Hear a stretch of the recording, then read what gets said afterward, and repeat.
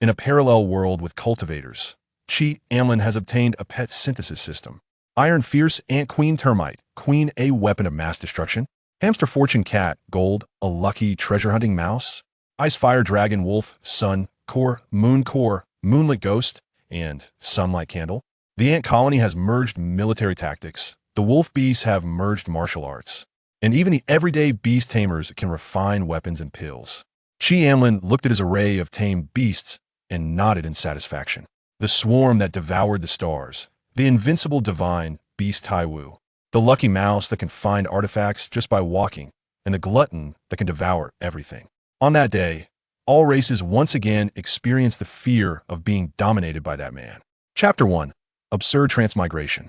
Binding System. Anlin groggily opened his eyes, mumbling indistinctly. What greeted his eyes was not the familiar ceiling, but a character panel resembling an online game. Host, Anlin. Occupation, none. Blood energy, 0. Hiss. I also can't eat mushrooms. Anlin mumbled, rubbing his eyes, trying to wake up, but no matter how much he rubbed, the character panel did not disappear. Forget it, doesn't matter. Anlin swayed and stood up. Although he had a hallucination in the morning and didn't know what he ate wrong. It seemed like he was fine for now that he glanced at his desk and froze. 1,000 ways to cultivate beasts. Which Shinib you put this on my desk? Beast evolution routes. This looks a bit familiar. Practical explanation of beast taming. Hiss. How to grow 10 centimeters. This one seems relatively normal. Last night, he passed by a barbecue stall and happened to see some punks harassing a sexy beauty. As a good youth of the 21st century, he approached with the idea of heroically saving the beauty, full of passion. Watching the punks leave, Anlin couldn't help but breathe a sigh of relief the rule of law saved him, or he would have had to face some consequences. The beauty gratefully added him on WeChat that he thought this incident would end perfectly, but unexpectedly, as he turned into a corner alley, a group of colorful young men surrounded him. I'm not fighting alone. Yes, I still have the power of bonds. It turned out that having love and justice as the protagonist doesn't guarantee a power-up in dangerous situations. Anlin sighed. It seemed he was beaten to death by this group of punks and then transmigrated to this magical world. The original host's memories were too chaotic, so Anlin only had a rough understanding and quickly accepted the reality of his transmigration. It was just a revival of spiritual energy, with many demonic beasts suddenly appearing in the world, an invasion from another world, and a crisis for humanity. So transmigration never happens in a peaceful era. Rubbing his messy hair, Anlin looked at the character interface again. He could understand the rest. After all, he had just obtained the golden key. But why was his occupation none? Anlin glanced at the stack of books on his shelf about beast taming. Did he study so much and not even qualify as a beast master? With another sigh, Anlin closed the character interface. The system had no manual or other pages. Not even a name. It was a complete 3.0 product, and he could only explore it slowly himself. The calendar on the wall showed it was the weekend. Listening to the noise outside, his family must have gone out for a stroll again, just in time for him to conduct an experiment. Anlin stroked his chin as a fantasy bookworm and a seasoned Shinibi patient. He knew about the types of golden fingers, which is why he could accept his transmigration so quickly. Generally speaking, systems have 2 upgrade methods: leveling up by defeating monsters or completing tasks. His system had nothing, but the term blood energy clearly suggested it was related to leveling up by defeating monsters. After getting dressed, Anlin went to his backyard, which had his exclusive pet zone, not only common mammals, but also many insects. The grass in the backyard was surrounded by a fence where several little white rabbits were eating cabbage from the trough. When they saw Anlin, they didn't run away. Instead, a few little rabbits even approached him. Who? Anlin let out a long breath, looking at the little white rabbits, silently repeating the identification. The next second, a message appeared before Anlin's eyes. Name, Little White Rabbit. Attribute, none. Level, none. Potential, none. A glimmer of joy flashed in his eyes, and Anlin nodded in satisfaction. It seemed his expectations were correct, and indeed this basic function was present. Then, let's try to see if he could obtain evolution points. Anlin looked at the nearest little white rabbit. He had raised these rabbits for a long time and had some feelings for them. Today they can eat vegetables. Tomorrow they can eat people. They can't be kept. Congratulations, host, for killing an ant and obtaining 0.01 blood energy. In the end, Anlin couldn't bring himself to kill the rabbits. He wasn't a pervert. If it were wild ones that threatened his life, he might be able to do it. Blood energy could indeed only be obtained by killing monsters. Anlin directly destroyed an ant nest, and obtained 24 points of blood energy. Congratulations, host, for obtaining blood energy. The system is officially activated. The next second, the system interface suddenly appeared. Unlike the expected array of dazzling functions, Anlin only saw a fusion interface. No store, no lottery. A message appeared in Anlin's mind and was quickly absorbed. Currently, the only function of blood energy seemed to be fusion. Fusion allows a beast to merge with anything, but the prerequisite is that the beast must be in a bound state. After fusion, the beast remains loyal to the host due to changes from blood energy. Exiting the system interface, Anlin excitedly walked into the small wooden house where he raised insects. Upon seeing the fusion option, Anlin thought of the redfoot fierce ant he raised in his memory. The quality of this redfoot fierce ant queen had already reached the middle grade of the mortal level. So, when Anlin bought it, it was just for observation and raising. He never thought about contracting it as his beast. But now, with the fusion function, he could obtain the loyalty of the redfoot fierce ant queen through fusion and directly contract it. Opening the ecological nest, Anlin sprayed some specialized anesthetic and began to search for the redfoot fierce ant queen. Due to a lack of nutrition, the worker ants produced by the redfoot fierce ant queen were only of ordinary insect level. After all, ants don't recognize a master. If they produced a mortal level beast, his backyard would be in trouble. Soon, Anlin found the redfoot fierce ant queen, which was slightly larger than ordinary worker ants and easy to identify. Name: redfoot fierce ant queen. Attribute: none. Potential: mortal level middle grade. The redfoot fierce ant is fierce, with strong mandibles and a venomous stinger, not skilled at using it, and has strong combat power, but the colony size is not large, with only dozens to hundreds in a nest. Anlin's ideal fusion was to merge the redfoot fierce ant queen with the termite queen to enhance the redfoot fierce ant queen's reproductive ability. However, he still needed to buy the termite queen, which he didn't have, so for now he would first fuse the redfoot fierce ant queen with something else to contract it. Chapter 110. Insights on the Great Way. To be on the safe side, Anlin took out a low-level healing pill and first synthesized it for Womuling. As for the synthesis time, he had money now, so he could spend it freely on such a trivial matter. After the synthesis, Womuling was no longer afraid of Anlin. Her tiny wings flapped vigorously, and her little face turned red, but in the end, she still couldn't take off. Gently poking Womuling's forehead with a finger, he casually flicked off the little luck that was climbing on his sleeve. Anlin closed his eyes and began to form a contract with Womuling. Soon, Anlin's spiritual power enveloped Womuling's spiritual core, and the next moment, a green crystal slowly appeared in Anlin's spiritual sea. A wave of comfort washed over him. For some reason, Anlin suddenly felt that his mastery over spiritual power had greatly increased. Anlin opened the system interface and looked at his task panel. Indeed, there was an additional item in the bond section: elemental affinity, able to adapt to all elements of spiritual power, increasing resistance to attacks of other attributes. Previously, when the bond with Xiaoya upgraded, Anlin had experienced some rejection in his body, and this time's contract seemed to have completely resolved that issue. After the contract was successful, Anlin looked at Womuling's skills. Skills: Healing Light, low-level spirit, summons light with healing functions, can heal certain injuries. Spirit Song, medium-level spirit, a song that alleviates fatigue, can relieve physical and mental exhaustion. Currently, Womuling only had 2 skills. Anlin thought for a moment and took out a pill-making book. This pill-making book was of the low level and was also a reward obtained in the War God Tower. Ding! Would you like to fuse Womuling with fire refining technique? Required blood energy: 50,000. Fusion success rate: 2. Fusion time: 5 hours. Fusion effect: learn the techniques in the pill-making book but cannot learn the pill-making method. It is recommended to fuse with fire attribute items first. Anlin was taken aback. What was this fusion effect? After the system's new update, there weren't any new functions. So it turned out to be here. As a healing beast, Anlin felt that fusing with fire attributes was not very suitable. After some thought, Anlin took out the reward Heavenly Tao illusion book that the system had given him earlier. Ding! Would you like to fuse Womuling with Heavenly Tao illusion book? Required blood energy: 5 million. Fusion success rate: 70. Fusion time: 1 hour. Fusion effect: obtain illusion techniques, gaining certain charm abilities and the ability to create illusions. This blood energy didn't even reach 1 original, and Anlin happily reduced the fusion time to 1 minute. Soon, Womuling successfully completed the fusion. Name: Illusory Sound Spirit. Attributes: Wood, Life, Illusion. Potential: top-level spirit. Skills: Slightly. Illusion: top-level spirit, constructs illusions on designated enemies. The stronger the mental power, the stronger the illusion control ability. Charm. Medium-level spirit, charms enemies, attracting their attention and putting them under control. Anlin thought for a moment. Since he couldn't refine pills, he would make it purely supportive. Able to heal allies and control enemies. The future evolution direction should add some group buff skills and some for weakening enemies. Rubbing the head of the illusory sound spirit, Anlin placed it on Xiaoya's back. At this time, the illusory sound spirit was still in its juvenile form. Its appearance would likely change as its strength increased.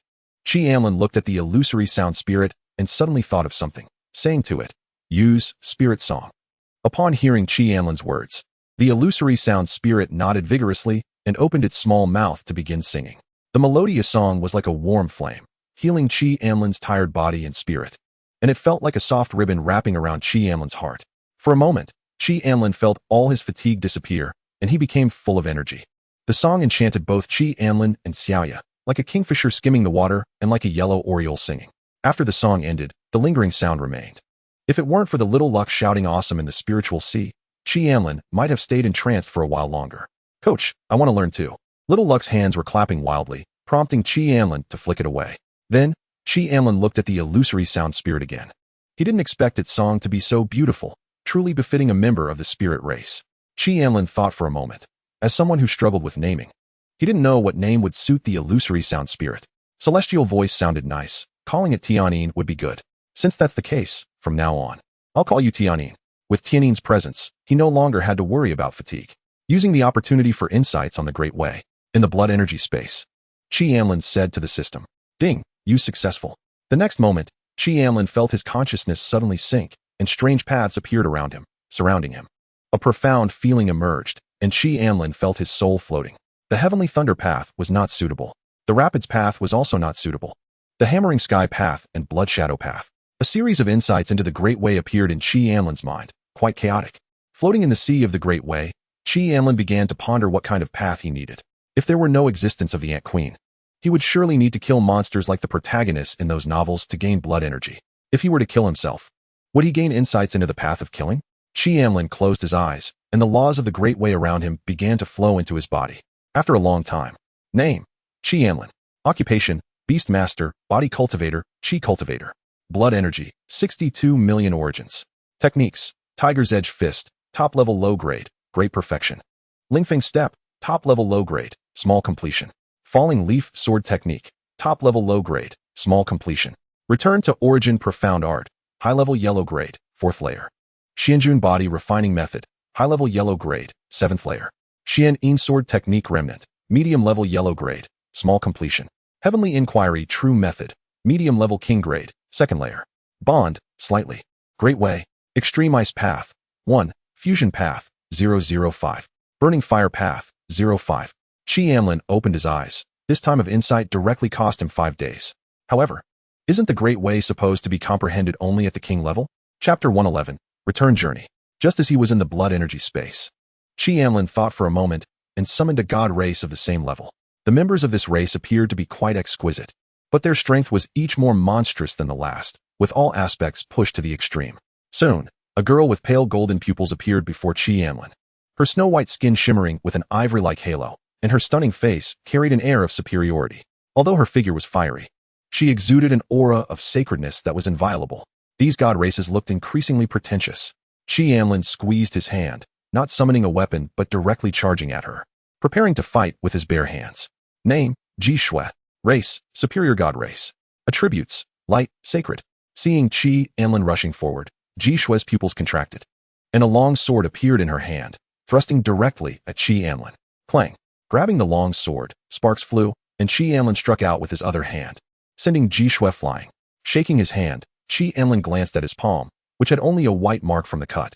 Is the defense so strong that even gods of the same realm can't break it? Anlin's lips curled slightly.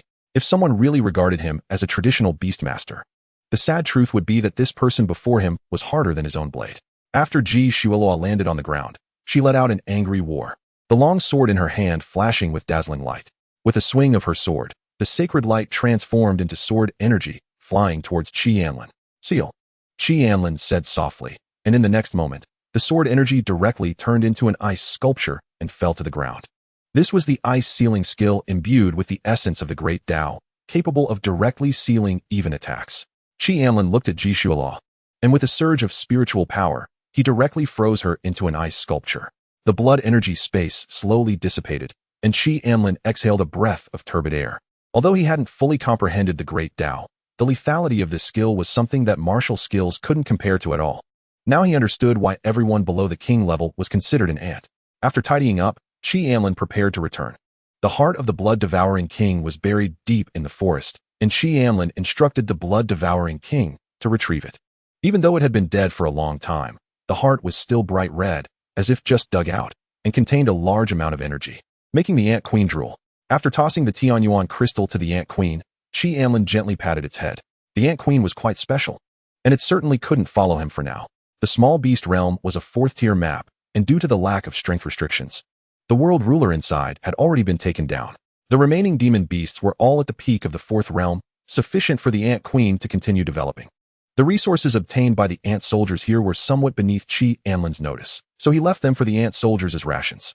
As for the mysterious and spiritual level resources, Qi Anlin let the ant queen keep them. These resources were excellent synthesis materials. At this moment, a flash of inspiration hit Qi Anlin, and he suddenly said to Xiaoya, "Xiaoya, if we directly synthesize the beast radar with the ant queen, it might just merge into her. But if we synthesize this beast radar with an ordinary demon beast first, and then feed it to the ant queen, could it allow the ant queen to use gene fusion and transfer this gene to the ant soldiers?" Hearing Qi Anlin's words, Xiaoya was momentarily stunned, then rolled her eyes at him. From Xiaoya's expression, Qi Anlin read a message. "I'm just a beast master. Why are you asking me? What I mean is, this could also be applied to other demon beasts. For example, if you cut off a bit of meat now, wouldn't it help the ant queen enhance her battle body's genes?" The more Qi Anlin spoke, the more excited he became. This meant he could obtain many ant soldiers with battle bodies. After discussing with Xiaoya for a long time, Qi Anlin obtained Xiaoya's blood and fed it to the ant queen. Although the ant queen now had a digestion pool, she still preferred to eat things with her mouth most of the time, as it allowed her to taste the flavor. Qi Anlin opened the ant queen's gene panel, and sure enough, as he expected, there were many new genes in the gene section. Ice Soul Battle Body, Heaven Burning Battle Body, Fusion of Ice Soul Battle Body. After acquiring the battle body, the combat power of the ant soldiers would not only see a significant increase, but would also possess a certain degree of cultivation ability. Considering the cultivation speed, the ant soldiers would definitely cultivate much faster than the ant queen. Fusion failed, please improve skills. The next second, a bucket of cold water was poured over Qi Anlin's head. It made sense. The skill level for gene extraction was only low-grade mysterious, so it was normal that it couldn't fuse with the battle body. Qi Anlin shook his head. Although the fusion failed, his direction was correct. As long as he improved this skill, he could fuse various battle bodies and create an army of ant soldiers exclusively with battle bodies. The road ahead was long and arduous. After trying for a while, Qi Anlin mounted the ice spirit griffin and prepared to return. This time, during his trip to the small beast realm, he didn't encounter many cultivators. Previously, Qi Anlin had specifically instructed the ant queen not to kill indiscriminately unless necessary. So most of the people who entered the forest were scared away. Moreover, since the nearby demon beasts had almost all been hunted down by the ant soldiers, this area became particularly barren, thus naturally deterring people from coming. After putting Xiaoxing and Tianin into his pocket, Qi Anlin rode the ice spirit griffin, allowing Xiaoya to follow him below. These cultivators were all first-realm cultivators. Upon sensing Xiaoya's aura, they were momentarily stunned and then raised their weapons with vigilance. However, Xiaoya didn't pay them any attention and simply soared past, which made these cultivators breathe a sigh of relief. As they got closer to the teleportation point, the number of cultivators increased. Once they reached this area, the human race could be considered completely safe. After all, with so many people watching, no one would dare to kill out of jealousy here. Qi Anlin descended from the high sky on the ice spirit griffin, disguising himself as an ordinary beastmaster. If he completely concealed his aura and wasn't sensed by the soldiers nearby, his beast would surely be attacked. Not all beastmasters had beast bags, so it was common for beasts to appear at teleportation points. Chapter 112, Need More Money. What kind of beast is this, with such good quality? Although Xiaoya was a battle body, most of the people here were second-realm cultivators, and even among the third realm, there were not many, so their perception wasn't very accurate. All ice attribute beasts, it seems they are also from noble families, yet they don't have beast bags? Young people, perhaps just wanting to show off. Who says having a beast bag means you have to put your beast inside? Although beast masters need the protection of their beasts, being so ostentatious is definitely just showing off. Qi Anlin glanced at the people around him, but said nothing and directly walked out of the passage. After returning to Blue Star, Qi Anlin took a deep breath of fresh air and headed to the nearest Lin city. Along the way, Anlin also saw many beast masters riding demon beasts. Due to his social anxiety, he left the original spot before these people got close. First was GGG. This guy tested well in talent and has already been admitted to a top university. If Anlin wasn't pre-selected, there should have been an exam 5 days ago. But after being pre-selected, those scores became unimportant. GGG, Shaolinzi, I met my first love these days. GGG, when I was 7, I caught a cicada, thinking I had caught the whole summer. When I was 16, I kissed her face, thinking I could be with her forever. Anlin sighed. Sure enough, cultivating is more reliable. Love is such a waste of time. GGG, now 2 years have passed, and we meet again. I thought we could rekindle our romance. But she told me that her ex-boyfriend needs to pay more. Finally, Anlin thought for a moment and sent a message to Hiroyun. Hiroyun's husband died at the hands of the blood-devouring king, so this news had to be conveyed to her. Due to the emergence of cult members in several prominent families, the security in Lin City had increased significantly. And the Tiger Battle King also began to clean up several prominent families, which caused everyone entering and exiting Lin City to undergo a scan. Upon learning of Anlin's identity, the guards at the entrance became very polite and even sent a few people to drive him to the Commerce Association. Once again arriving at the Golden Yuan Commerce Association, Anlin went directly to the 5th floor. Although his strength hadn't reached the 2nd realm, his identity was sufficient, so he wasn't restricted. Upon reaching the 5th floor, a saleswoman quickly approached him. May I ask what type of item you wish to purchase, sir? A mysterious beast bag. Although he didn't have many spirit stones on hand, Anlin had plenty of good items to sell, enough to purchase this beast bag. This was an attribute-less beast bag that could hold 5 beasts, had a spirit stone absorption effect, and included a healing formation, priced at only 500 third-tier spirit stones. This is a mid-grade beast pouch of the Xian level, which can hold 6 beast companions. It is fire attribute, and the environment inside is suitable for fire attribute monsters to live in, which is beneficial for the monsters themselves. It can also convert ordinary spirit stones into fire attribute spiritual energy. The price is relatively high, requiring 850 third-grade spirit stones. Finally, this is a high-grade beast pouch of the Xian level, which is attribute-less. It has a large space that can accommodate 8 beast companions. With the main companion area being a 3-room, 1-hall layout, priced at 1,200 third-grade spirit stones. Anlin's mouth twitched slightly as he thought. Have beast pouches evolved to this point? With such an environment, how could Pikachu still run around with Ash? While Anlin was pondering, a chubby figure rushed in from outside, dressed in a garment adorned with many jewels. Mr. Qi, I've finally found you. Jin Yuanbai gasped. He was a council member of the Jin Yuan Chamber of Commerce, and upon hearing that Anlin had come to the chamber, he rushed over immediately. For the chamber, attracting geniuses is a necessary process, especially someone like Anlin, a combat body. Jin Yuanbai himself did not have a high realm, but he was well informed. He had heard that Anlin had taken a king as his master after entering the military university. Feng Huojuan had not announced to the outside world that Anlin had become his disciple, but Jin Yuanbai speculated that Anlin's master must be of high status based on the rumors. Mr. Qi, you can go directly to the 6th floor to purchase goods. The 5th floor only sells to the public, and the quality can only be considered average. Only the 6th floor can be regarded as the treasures of our Jin Yuan Chamber of Commerce. Anlin glanced at Jin Yuanbai and roughly guessed his identity. Dealing with people is the most exhausting. It's fine, I'm just using it temporarily. Mr. Qi is looking to purchase a beast pouch, right? Our Jin Yuan Chamber of Commerce collaborates with the military university, so students can enjoy certain discounts when purchasing goods with their student wristbands. Jin Yuanbai continued. At this moment, Anlin had just been accepted by a king and was still in a phase of expansion. Directly recruiting him would require a great cost and may not guarantee success. Moreover, directly gifting a beast pouch to Anlin could be seen as a very proud move. Therefore, he took the liberty to offer Anlin a certain discount. Although it may not be cheaper than the military university credits, there is no other chamber that can offer lower prices than here. The military university credits must be earned by completing tasks.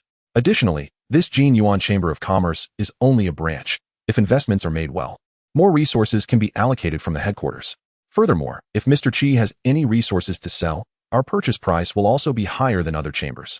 As Jin Yuanbai spoke, he had someone bring over better beast pouches. Soon, several more exquisite beast pouches appeared in front of Anlin, and their prices were quite appealing. Chapter 113, Returning to School. After selecting a beast pouch that could hold 8 beast companions, Anlin started looking for other items he needed on the tablet. First, he purchased a treasure map and a metal detector. He planned to use these to enhance Xiaoxing's treasure hunting abilities a bit. Next, he bought a large quantity of military equipment, such as rocket launchers, machine guns, electromagnetic cannons, grenades, etc. The military equipment could be synthesized for the monsters and fed to the ant queen to obtain genes, allowing the soldier ants to gain ranged attack capabilities. Subsequently, Anlin purchased some signal jammers. He was thinking about whether merging the signal jammers with the monsters' brains would transform them into mental power jammers. Following this, Anlin considered and bought some miscellaneous items like watches, phones, rings, etc. These could be used to change appearances. While continuing to browse on the tablet, Anlin bought some marine monster corpses, such as mantis shrimp, etc. Since there was no sea in the small beast world, Anlin could not obtain the genes of these monsters. Finally, Anlin searched for signal amplifiers. The genes of the Ant Queen were incredibly powerful, but there was no signal in the other world, making it impossible to communicate with teammates. They could only use some mother-son artifacts to find positions. After synthesizing a monster with communication functions, he could add the genes to the Ant Queen. Wait, Anlin suddenly crossed out this item. It was actually unnecessary. After thinking for a moment, Anlin began to communicate with the Ant Queen in the Sea of Consciousness. Based on the Ant Queen's feedback, Anlin learned that the connection between the Ant Queen and the soldier ants was also limited. If a soldier ant left this world for another different world, the Ant Queen would lose connection with it. However, if a new queen could be produced and sent to that world, the Ant Queen would reconnect with the soldier ants. Therefore, as long as the new queen could be distributed across various different worlds, he could create contact with teammates by giving them a soldier ant. However, this connection was one way, so it needed to be integrated with a phone. After purchasing these items, Anlin sold a large amount of resources obtained from the War God Tower and the spiritual herbs collected by the Ant Queen. This netted him 94th grade spirit stones. Subsequently, Anlin also sold some martial arts techniques obtained from the blood-devouring king. Most of these techniques were acquired after the blood-devouring king slaughtered other races, so Anlin could sell them with confidence. These martial arts techniques earned Anlin an additional 500 4th-grade spirit stones. Anlin planned to purchase breath-concealing treasures at the school, as the military university would not cheat students in this regard, and the prices were very low. After putting everything into his space ring, Anlin left Lin City and rode the Ice Spirit Griffin towards the military university. Tomorrow would be the start of the Blood Flame Secret Realm, and new students would also enroll tomorrow. Anlin felt a bit of anticipation. This would be his official enrollment. Fortunately, the saddle on the Ice Spirit Griffin had a windproof formation, making it feel like sitting on flat ground. Closing his eyes, Anlin entered the blood energy space to continue fighting, while Xiaoya, Xiaoxing, and Tianyin were also pulled into the blood energy space for training. At this time, the entrance to the military realm was crowded with people, with many parents bidding farewell to their children. Since those who entered the military university were all geniuses, their family backgrounds were not poor, so everyone had space rings, avoiding the situation of carrying large bags. Dazhuang, go to school and follow the teachers to practice. If you lack any resources, just let the family know. Xiaoyi, focus on cultivation after going to school. Don't always wander into different worlds with other boys. Jinshi, everyone in the military university is wealthy. You must build good relationships with your classmates to help sell our family's amber pigs. Everyone's clothing was quite peculiar. It was unclear what the tradition was. Alchemists wore white robes, while body cultivators dressed like wild men. Riding the Ice Spirit Griffin, Anlin directly entered the military realm. At this moment, the military realm was also very lively, with many students clustered together, waiting for seniors to issue their student wristbands. In the distance, first-grade monsters flew over, leading the students to their respective residential areas. Anlin rode the Ice Spirit Griffin and flew straight to his dormitory. At this time, outside another courtyard next to his, a huge monster was roaring. It was a dragon beast clad in metallic armor, with crimson eyes, around 20 meters long, and its strong limbs glimmered with a metallic sheen, looking quite impressive. Name, Shadow Black Steel Dragon. Attribute, Gold, Dark. Quality, Low Earth Grade. On top of the Shadow Black Steel Dragon, a man with distinctly sculpted features and a hint of cold handsomeness looked over at Anlin. Beastmaster? Anlin used his concealment ring to hide his strength at the mortal level.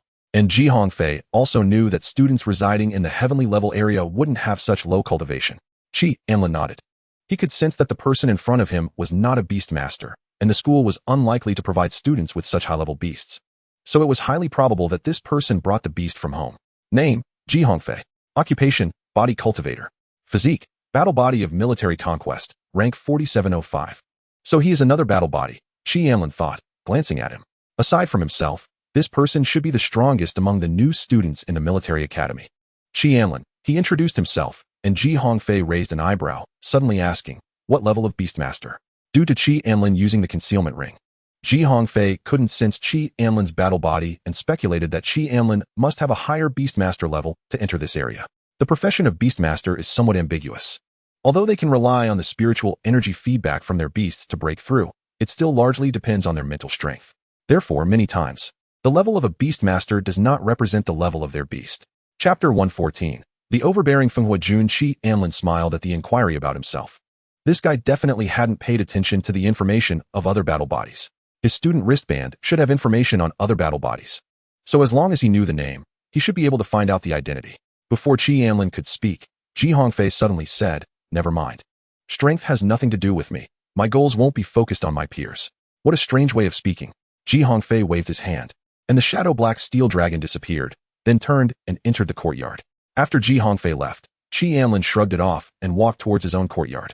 His long hair, like ink, fell over his light purple robe, and his pupils shimmered with purple light, giving him a somewhat unruly appearance, making Qi Anlin vaguely feel that this person might be a scoundrel. Name, MOU. Occupation, Qi Cultivator. Physique, Heavenly Thunder Battle Body, rank 8720. His sensing ability is quite strong. MOU smiled at Qi Anlin. Ignore that guy. He's just a self-important person, quite rude in speech, but he's not really bad. Actually quite upright. Qi Anlin nodded. Those powerful beings with high cultivation often refer to themselves as I because they have lived longer, calling themselves this seat, old man, and so on. However, young people nowadays, any normal person wouldn't use such terms. MOU's purple eyes flickered slightly, but that guy might take a fall this time. Brother Qi cleared the 30 floors of the War God Tower in one go. Although I don't know your specific strength, you should be the top new student. You're overestimating me. My cultivation isn't as high as Ji Hongfei's. Although Ji Hongfei hadn't revealed his name, it was written in the manual because he was a battle body. Brother Qi is being modest. The opening ceremony should start soon. Since we just happened to meet, why not go together? Qi Anlin glanced at MOU. This person seemed quite familiar and likely had plans to probe into Qi Anlin's background. However, since he wasn't very familiar with the school, it would be better to walk with him.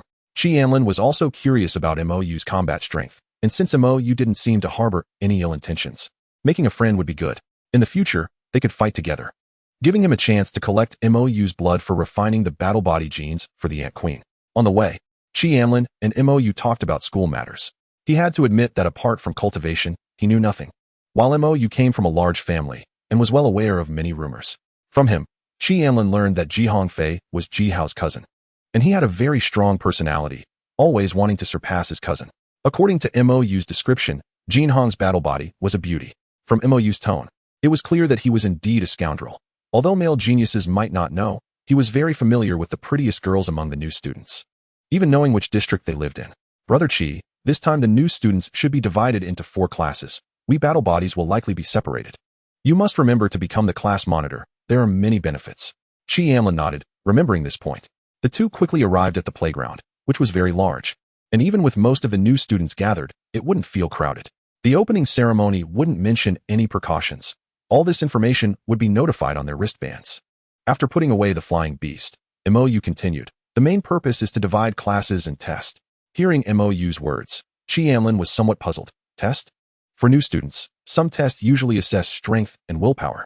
After the tests, the instructors would begin selecting their students, but Brother Qi need not worry. A hint of envy flashed in MOU's eyes. He also knew about Qi Anlin becoming Fenghua Jun's disciple. In the military academy, there were 2 Jun-level powerhouses. And since the principal needed to guard the entrance to the other world in Haiqing, only Fenghua Jun remained at the school. As for the Wang level, there were 20 kings in the military academy. That Ji Hongfei would likely become a disciple of the demon-subduing king. And although he wanted to become a disciple of the White Spirit King, their attributes were different, so the best choice would be the Thunder King. Fenghua Jun only had 2 students, one being Qi Anlin's sister and the other being Qi Anlin himself. Qi Shuiyue's strength was said to have reached the 4th level. With hopes of advancing to Wang before graduation, Qi Anlin continued talking with MOU, and at this moment, several figures appeared in the void. Fenghua Jun, how should we count your disciple later? Watermoon King asked somewhat helplessly. Count him as a body cultivator, but he also needs to summon his beast later. Fenghua Jun said lightly. This kid, I don't know how he cultivates. His previous strength was already quite monstrous. Now, I feel that he is just like Ji Hao when he first entered school. Fenghua Jun probed Qi Anlin's body among the new students. Only Ji Hongfei could break through his defenses. Others, even if they stood still for them to hit, would definitely not be able to hurt this kid. Moreover, how did another beast appear in the Sea of Mentality? The light clusters of the other beasts were also brighter, especially that wolf beast's light cluster. It even possessed a fire attribute. Feng Huajun looked at Qi Anlin as if he were a monster, cleared her throat, and shattered the mental power of the other kings, concealing Qi Anlin's sea of mentality. After the several kings' probing of Qi Anlin's mental strength was shattered, they didn't find it strange. Although Feng Huajun appeared very lazy, her personality was exceptionally fiery. Previously, a king from another world had tried to capture Qi Shiyue, who was training, and was directly beaten back to his lair by Feng Huajun. Even the monarch behind him was injured by her. Now, as Qi Anlin was Feng Huajun's disciple, his secrets were not something they could pry into. The quota for the Blood Flame secret realm will be given to Shao Qi's beast later. Water Moon King was taken aback, then widened his eyes to look at Feng Huajun, quickly saying, Feng Huajun, absolutely not. You know the Blood Flame secret realm, no worries. I'll go to the Golden Horn realm and kill a Wong level to add to it, Feng Huajun said decisively, leaving Water Moon King completely speechless. The surrounding kings fell silent. Although with Feng Huajun's strength, killing a king would basically take just 1 or 2 moves. She should also consider whether it would provoke a war between the Golden Horn clan and the human race. Chapter 115, Pressure. When the time reached 10 o'clock, several kings flew out. The students below saw the arrival of the kings and were instantly in an uproar. Although everyone came from decent backgrounds, even as descendants of noble families, kings were still legendary ancestors, and it was rare to see them in person. Feng Huajun continued to observe from the void below. If it weren't for Qi Anlin being in this group, she definitely wouldn't have come personally for a new student's opening ceremony. Suddenly, everyone closed their mouths and stopped discussing. According to the school's custom, we will conduct some assessments for you students. King Bailing looked around and saw everyone was serious, nodding in satisfaction. For the second round, we will create an illusion. This round tests your mindset and lays the foundation for facing inner demons in the future. The last round. After everyone passes the first 2 rounds, I will introduce it to you. By the way, Qi Anlin, you need to release all your beasts later. Now, everyone can prepare. Upon hearing King Bailing's words, the playground erupted again. A boy with a watermelon head said, Who is Qi Anlin? Why would a king personally call him out? Your news is really out of date. Qi Anlin is one of the 4 major battle bodies this year. I heard he's a triple profession practitioner. Someone nearby explained. Triple profession? I heard from my brother that this Qi Anlin even broke Senior Ji Hao's record. He cleared the 30th level of the Battle God Tower in one go. What is the Battle God Tower? The crowd debated, and at that moment, Ji Hongfei suddenly turned his head to look at the person who had spoken earlier. Shoo, this guy is also a battle body, and a military battle body at that. I heard he's also Ji Hao's cousin. We can't provoke him. At this time, a delicate girl wearing a blue and white knee-length skirt approached. Her fair skin complemented her beautiful features, and her long, silky hair draped over her shoulders, evoking memories of the moonlight encountered during youth. Sorry, classmate, the little general didn't mean to, she said apologetically, then shot a glare at Ji Hongfei, reproaching, Hongfei, pay attention. Seeing the girl come, Ji Hongfei frowned slightly and then coldly snorted, it's just that she's not as strong. Still talking. Ji Hongfei closed his mouth. On the other side, Qi Anlin, witnessing this dramatic scene, curiously said to Mou, what is up with that girl? She seems quite familiar with Ji Hongfei. Mou smiled and said, she's the Golden Rainbow battle body. I heard she and Ji Hongfei are childhood sweethearts. Childhood sweethearts? What new plot twist is this? But Brother Qi, is your main profession beast tamer? Personally, I suggest that the Ice Soul battle body focus on Qi cultivation. Qi Anlin nodded, understanding the reasoning. But he had a golden finger. Soon, 5 minutes passed, and King Bailing's voice rang out again. All right, everyone, stand still and prepare. If you can't hold on later, just squat down. Don't force it. Your seniors previously collapsed because they pushed themselves too hard. Squatting down would be fine since everyone was enduring pressure, and no one would have the heart to pay attention to others. However, if someone collapsed, it would be quite embarrassing. The pressure from body cultivators is the strongest, while the pressure from spirit refiners targets the mind, and Qi cultivators target the body and Dantian. Qi Anlin summoned Xiao Xing, Xiao Yin, and Tian Yin. As soon as Xiao Xing appeared, he was immediately overwhelmed by the pressure, collapsing to the ground and screaming frantically in the sea of consciousness. Big fool, help me. I'm going to be crushed. I see Tai Lao. I can't take it anymore, big fool. We'll meet again in the next life. Not only in the sea of consciousness, but Xiao Xing was also squeaking on the ground, his voice utterly miserable, causing those around him to look over despite the pressure. What a disgrace. Qi Anlin felt speechless. He indeed felt pressure, but for him, it was basically negligible. Above, Shueihua Wang was somewhat puzzled. Why was this mouse screaming so pathetically? His spiritual power flew over to sense the situation carefully. Logically, if a person couldn't hold on, they would just squat down, and the pressure would stop, let alone collapsing. The Tianyin seal itself had a certain detection function, so this pressure shouldn't be much for this mouse. He couldn't understand why it was so miserable. Compared to Xiaoxing, Tianyin was much more normal. Just hatched, Anlin hadn't trained it much yet, and due to its lack of experience, its little face was flushed, and its wings drooped down. Anlin reached out to pat Tianyin's head, feeling sorry for the little guy. As for Xiaoxing, he was quite relaxed. In the void, Feng Huijun noticed Anlin's ease and raised an eyebrow, sending a message to Shui Wang. Double the pressure on this guy. What about his scores? This kid will last longer than others even if the pressure is increased.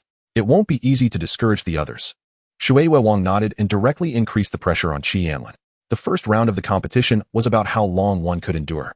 But this round was relatively fair as the pressure varied among different professions. Before long, someone on the playground squatted down unwillingly, their face flushed. Not daring to look at others, only sneaking glances to see if anyone else had squatted down. In the distance, Hongfei stared intently at Anlin, wanting to see what abilities this guy had to clear 30 levels. According to King Bailing, this guy was a beast tamer. Could it be? He looked at Xiaoxing, his pupils involuntarily constricting. Was this guy's beast a battle body? Chapter 116, The Middle Schooler Hongfei, a dual battle body. He didn't know Anlin was a battle body. In his eyes, besides cultivation, everything else was a waste of time. This was also why he didn't know that Anlin had cleared 30 levels. Dan Yunyao stood not far from Hongfei, looking in the direction of his gaze. He was also a battle body, identical to the beast tamer's battle body, so his realm would rise quickly. Little general, this is your formidable rival. Hearing Dan Yunyao's words, Hongfei raised an eyebrow. Rival? I am invincible. Who dares to be my rival? Dan Yunyao glanced at him disdainfully. Her childhood sweetheart was good in every aspect, except for being overly pretentious, while others had their childhood pretentious phases. Pointing at the sky and shouting, I will not let the heavens cover my eyes, Hongfei. Well, even now, if he were to do that, she wouldn't be surprised. He had been pretentious since childhood. For example, just a few days ago, she saw Hongfei with his back to her, saying, with the sun and moon in hand, I grasp the stars. There is no one like me in the world. All she could say was, 6. Meanwhile, beside Anlin, Mou was observing the female classmates. So many youthful and beautiful female university students, all wearing skirts. Hee. Mou looked at those fair thighs, nearly drooling. However, the next second, he felt a darkness in front of him and lost his vision entirely. In the sky, Shui Wang's mouth slightly curled up. This guy actually dared to be so blatant in front of so many kings. He was truly tired of living. Besides a few battle bodies, dozens of others also looked relaxed. Everyone was a talented individual. This level of pressure was nothing. Of course, the pressure everyone experienced was not from practitioners of the same realm, but from the maximum limits that ordinary practitioners could endure at their corresponding realms. In addition to the kings in the sky, some sky level, earth level, and mysterious level instructors also arrived at the playground to observe the students' performances. In the void, Feng Huijun was somewhat incredulous. She couldn't figure out how Anlin had trained. This wolf beast had actually derived a battle body. You should know that this dual battle body thing is something she has never seen before, even for her. The quality of that mouse has also improved significantly. And this kid's talent for nurturing spirits is surprisingly high. And then there are the spirits. Aren't spirits a separate race, unlike the demon and god races? How could they still form contracts as beast tamers? Ever since she took this disciple, she has been shocked too many times. Feng Huijun thought for a moment. Although spirits cannot become beasts, there are special circumstances. For example, a spirit can successfully form a contract only if it is willing to open its heart to a person and obey unconditionally, which effectively turns the spirit into a slave. Where did this kid get such charm? Feng Huijun looked at Anlin. This disciple is even more abnormal than Ji Hao and Qi Shuyue back then. She needs to cultivate him well. He has the potential to take over her position. If she could get another disciple of the king level, she wouldn't have to stay in this damned place every day. Feng Huijun decisively created a clone to stay behind, then tore open space and left the military realm directly. Anlin and the others continued to hold on, and the number of people standing on the playground gradually began to decrease. In the air, Shui Wang's eyelids twitched slightly, and he said with some confusion, Why do I have an ominous premonition? He looked over at Feng Huo. Although this guy's injuries had not fully healed, his external wounds were almost fine. Otherwise, he would definitely not be willing to show up. Could it be that this guy knows he was being set up before? That doesn't make sense. This guy has been tricked for so many years. He would have discovered it long ago. Speaking of which, Feng Huo really has a tough life, challenging other kings from different realms every day and constantly being tricked by himself, yet he still lives on stubbornly. His vitality is as tenacious as a little grass. That said, Shui Wang looked towards the void and breathed a sigh of relief. Feng Huojuan is still here. He was previously worried that Feng Huojuan would really kill a king for Qi Anlin. Compared to that, he prefers to exchange resources with other students who have slots. Kings can fight in the same realm, but if a higher-level cultivator intervenes, the opposing strong ones are no pushovers either. Moreover, the military realm also needs king-level strong ones to suppress it, so Feng Huojuan can only leave for a short time each time to avoid being discovered. His gaze turned to the students on the playground. I think Qi Anlin should continue to be a beast tamer. That wolf beast is a dual battle body, Fei Yuang said solemnly. As a king-level beast tamer, he naturally saw that the contracts formed by these beasts with Qi Anlin were life contracts. This kind of contract is not equal. If other beast tamers die, the beast will only suffer some damage and regain their freedom. However, if a beast dies, the beast tamer will also suffer backlash. But Qi Anlin's contract is different. It is much more intimate, as the beasts regard Qi Anlin as their closest person and obey unconditionally. Therefore, if a beast dies, Qi Anlin would suffer no harm at all. But if Qi Anlin dies, those beasts would die directly. Most importantly, the connection between the two would be even closer, which is why Qi Anlin receives so much spirit power feedback each time. And this kind of beast is also inseparable. As long as Qi Anlin disconnects from them, they will die. Even he envies this kind of contract and beast. I think this kid is quite good in physical cultivation. Bai Ling Wang reminded with a smile. Feng Huojuan is a Qi cultivator, but if he has to choose a main profession, it should be Feng Huojuan's concern. It has nothing to do with us. True. Fei Yuang sighed. If only he had gone to pick up Qi Anlin that day, he would have done everything to take Qi Anlin under his wing. However, if Feng Huojuan hadn't called him, he wouldn't have come out either. Sighing, originally checking Qi Anlin's nurturing spirit talent only required casually finding a nurturing spirit master. But Feng Huojuan was very good to her disciple, wanting the best of everything. She even specially found a king-level artifact master to forge a king-level battle armor for Qi Shuiyue.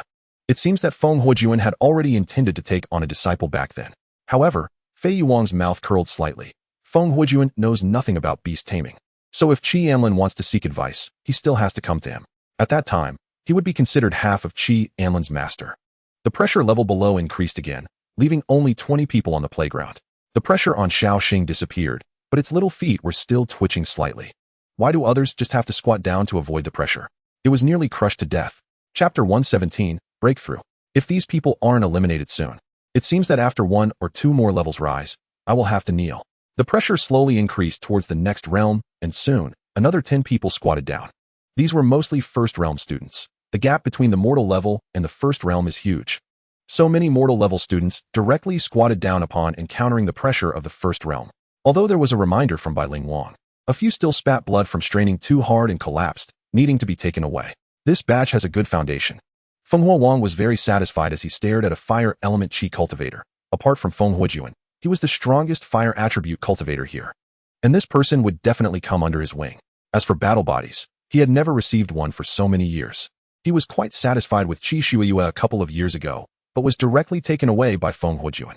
Meanwhile, Fumo Wang was focused on Ji Hongfei. Although this kid talks a bit wildly, his foundation is still quite good. Generally speaking, having one king come to the opening ceremony is already enough. But this time there are 4 battle bodies, causing many kings to come over, preparing to take the battle bodies as their disciples and inherit their mantle. 5 minutes passed, and a few more squatted down, leaving only 5 people on the field. The surrounding students squatted on the ground, discussing among themselves. Who is this person? Able to hold out until the end with the battle body? Her name is Chunyu. I've heard that her family is poor, and all her cultivation resources are earned by herself in the other world. If it weren't for this, she would probably be at the same level as Ji Hongfei by now. At this moment, Chunyu's mind was blank, and her spirit was somewhat dazed under the pressure. However, even so, she still gritted her teeth and held on, her tightly clenched fists dripping with blood, sharp nails digging into her palm. Opposite her, Mou's bones were also cracking. Chunyu? Mou heard the discussions around him. Even though he couldn't see with his eyes, he still sensed roughly where Chunyu was, then smiled helplessly and chose to squat down. In an instant, the surrounding people began to exclaim. They had always been instilled with the idea that the battle body is the strongest in the same realm. So it was quite normal for everyone to feel they couldn't compare to the battle body. But today, a girl who relied on herself to obtain cultivation resources actually surpassed the battle body. Hearing the exclamations around her, Chunyu struggled to look towards Mou's direction. Upon seeing Mou squatting on the ground, she breathed a sigh of relief and closed her eyes. In the next second, she could no longer bear the pressure on her body and fell directly. Just as she fell, lightning flickered around Mou, bursting forth with astonishing speed. When Chunyu hit the ground, He caught her body and gently laid her down. Shui Wang shot him a glance, then released the restrictions on MOU. Only 3 people and 1 beast remained on the field. I heard from the elders in my family that among this batch of battle bodies, there is a battle body beast that is also a battle body. No way. Among these battle bodies, aside from Anlin, who else is a beast tamer? The surrounding students all looked at him. Are you joking? The shock was too much, leaving them unsure where to start. As everyone was discussing, the pressure emanating from Xiao Yu increased another level. In an instant, Xiao Yu's fur began to fly wildly, and intense flames erupted, transforming him into a fire wolf. Almost being pressed down, Xiao Yu straightened up, let out a long howl, and the flames spread out, making a crackling sound. What? Several kings were taken aback because of the concealment of Feng Huajun. They could only vaguely sense that Xiao Yu had developed another battle form. But they didn't expect that the attributes of these 2 forms were actually opposite. The occurrence of dual battle forms had never appeared among humans, and now it was even a case of opposing attributes. How did this wolf beast manage to balance the spiritual power within? The few of them looked towards Fei Yu Wang and found that he was also in shock, which made them lose the desire to continue asking questions. In so many other worlds, there were countless demon beasts, so everyone was unaware of Xiao Yu's species. In fact, demon beasts did not have fixed evolutionary paths. Anything was possible. The increased pressure made Dan Yunyao unable to bear it any longer. After glancing at Ji Hongfei, she directly squatted down. There is no reason for this. He looked at Ji Hongfei, thinking that he had already been enhanced. His physical body was much stronger than other cultivators of the same realm. Could Ji Hongfei's physical body really be that strong? Ji Hongfei looked expressionlessly at Anlin. If it weren't for his legs shaking uncontrollably, one might think that this level of pressure was nothing to him. As the pressure grew stronger, Anlin gritted his teeth, enduring the pressure coming from all directions. His muscles were being deformed from the strain. The spiritual power within him began to repair the damage to his body, making his physical form even more indestructible. At this moment, the ground around Anlin cracked open, and an astonishing aura erupted from him. The barrier of his realm shattered like a flood breaking a dam, and Anlin's body straightened, causing the pressure on him to reduce significantly. He broke through. Chapter 118. Mouse, I can't express how happy I am. Interesting. This kid actually broke through. Fenghua Wang slapped Water Moon Wang's back forcefully and shouted. Flames erupted, and Water Moon Wang looked at him expressionlessly before smiling and saying, Fenghua, I heard that a fire attribute supreme treasure has appeared in the Wuyang realm. Just think about it. How precious a fire attribute secret treasure would be in a world full of oceans. Originally, I wanted to wait for you to recover before taking you. But now seeing Anlin reminds me of when you wanted to take Shuyue as your disciple, but were intercepted by Fenghua Junsai. It's not easy to have a fire attribute battle form. Upon hearing Water Moon Wang's words, Fenghua Wang snorted out a flame. Water Moon Wang, I've seen through your little tricks long ago. You just want to trick me into going to the Wuyang realm to help you seize treasures, right? White Spirit Wang looked over in surprise. Did Fenghua finally grow some brains? He actually saw through Water Moon Wang's scheme. You don't need to provoke me. Once I break through to the June level, I will definitely teach Fenghua June a lesson, so she knows who the strongest fire attribute cultivator in the army is. Water Moon Wang's mouth slightly curled up. This fool was indeed as she expected. Fenghua Wang's figure turned into a streak of flaming meteor and disappeared into the horizon. Fenghua June stepped out from the void, lightly flicked her hand, and said, this guy really doesn't know how to die. Water Moon Wang, make sure to teach MOU a good lesson later. Fenghua June continued, if you want to do someone a favor, you should considerably use character. Don't let her find out later, or it will be a case of losing more than you gain. After saying that, Fenghua June disappeared again. The commotion above went unnoticed by the students, who were all focused on Anlin, Xiao Yu, and Ji Hongfei, eager to see who the final victor would be. Ultimately, when the pressure on Ji Hongfei increased another level, Dan Yunyao suddenly made her move, wrapping herself and Ji Hongfei in golden light. The next second, information appeared on the students' wristbands, revealing the rankings for the first round, with Ji Hongfei's name listed second. As the golden light dissipated, Ji Hongfei maintained a cold expression, while Dan Yunyao smiled and comforted him. All right, little general, you still have injuries. What if you push too hard and your old wounds flare up? You really don't make it easy. Ji Hongfei's expression softened slightly as he looked at Anlin and loudly declared, for now, I'll let you be first for a while. In the next round, we will see who wins. The pressure on Anlin continued to increase, and after glancing at Anlin, Xiao Yu's flames disappeared, returning to a pure white state. It's normal for everyone to experience this test for the first time and not achieve ideal results. There's no need to be discouraged. The scores here only account for 25% of the final ranking. White Spirit Wang's gentle voice rang out again as her figure slowly descended towards the playground. In front of her, a green essence of life appeared. She reached out and gently tapped it. causing the essence to explode into light spots that flew towards all the students. All injuries caused by the pressure were completely healed, and even their strengths were further enhanced, leading to cheers from the students as they began to thank White Spirit Wong. Next to Chi Anlin, Mou whispered, "White Spirit Wong is so beautiful." Suddenly remembering something, he hurriedly closed his mouth. He really didn't know how to stay alive. With the king's hearing, even if he whispered, he would still be heard. Chi Anlin was cradling Xiao Xing, who seemed to be afraid of the next round, with her eyes closed as if she were asleep. Mou walked over and looked at the little star in Chi Anlin's hands, asking, "Is she asleep?" Chi Anlin shook his head and said, "She's pretending to sleep. This little one kicks her legs when she sleeps." At that moment, Xiao Xing kicked her legs suddenly, and Chi Anlin's mouth curved slightly as he pinched the back of her neck and lifted her up. "Little one, pretending to sleep in front of me. You don't kick your legs when you sleep, like a pig." Hearing Chi Anlin's words, Xiao Xing opened her eyes and angrily reached out her claws to grab Chi Anlin. After a brief struggle in the air, Xiao Xing gave up. Seeing Chi Anlin's actions, Mou laughed and said, "This little one is quite understanding. This kidney deficiency monster is indeed understanding." Xiao Xing roared in the sea of consciousness. "All right. Since you've woken up, get ready. The next round is an illusion." Huamu Ling wiggled her little feet, lying on Chi Anlin's hair. Upon hearing illusion, her little eyes sparkled as she raised her hand, indicating that she knew how to handle it. Mou's eyes lit up. "Brother Chi, where did you catch this spirit? Do you have a bigger one? I also want to be a beast master." Chi Anlin rolled his eyes at him, not bothering to respond. This guy was just. Mou and Chi Anlin continued their conversation, while across from them, Ji Hongfei crossed his arms over his chest and said in a deep voice, "So this is what defeat feels like." Dan Yunyao looked at Ji Hongfei with a smile. Although her childhood friend had always been a bit silly, over time, she found it quite cute, especially since this guy was saying such silly things with a cold face. It's okay, his beast is quite powerful, and he even apprenticed under Feng Huijun.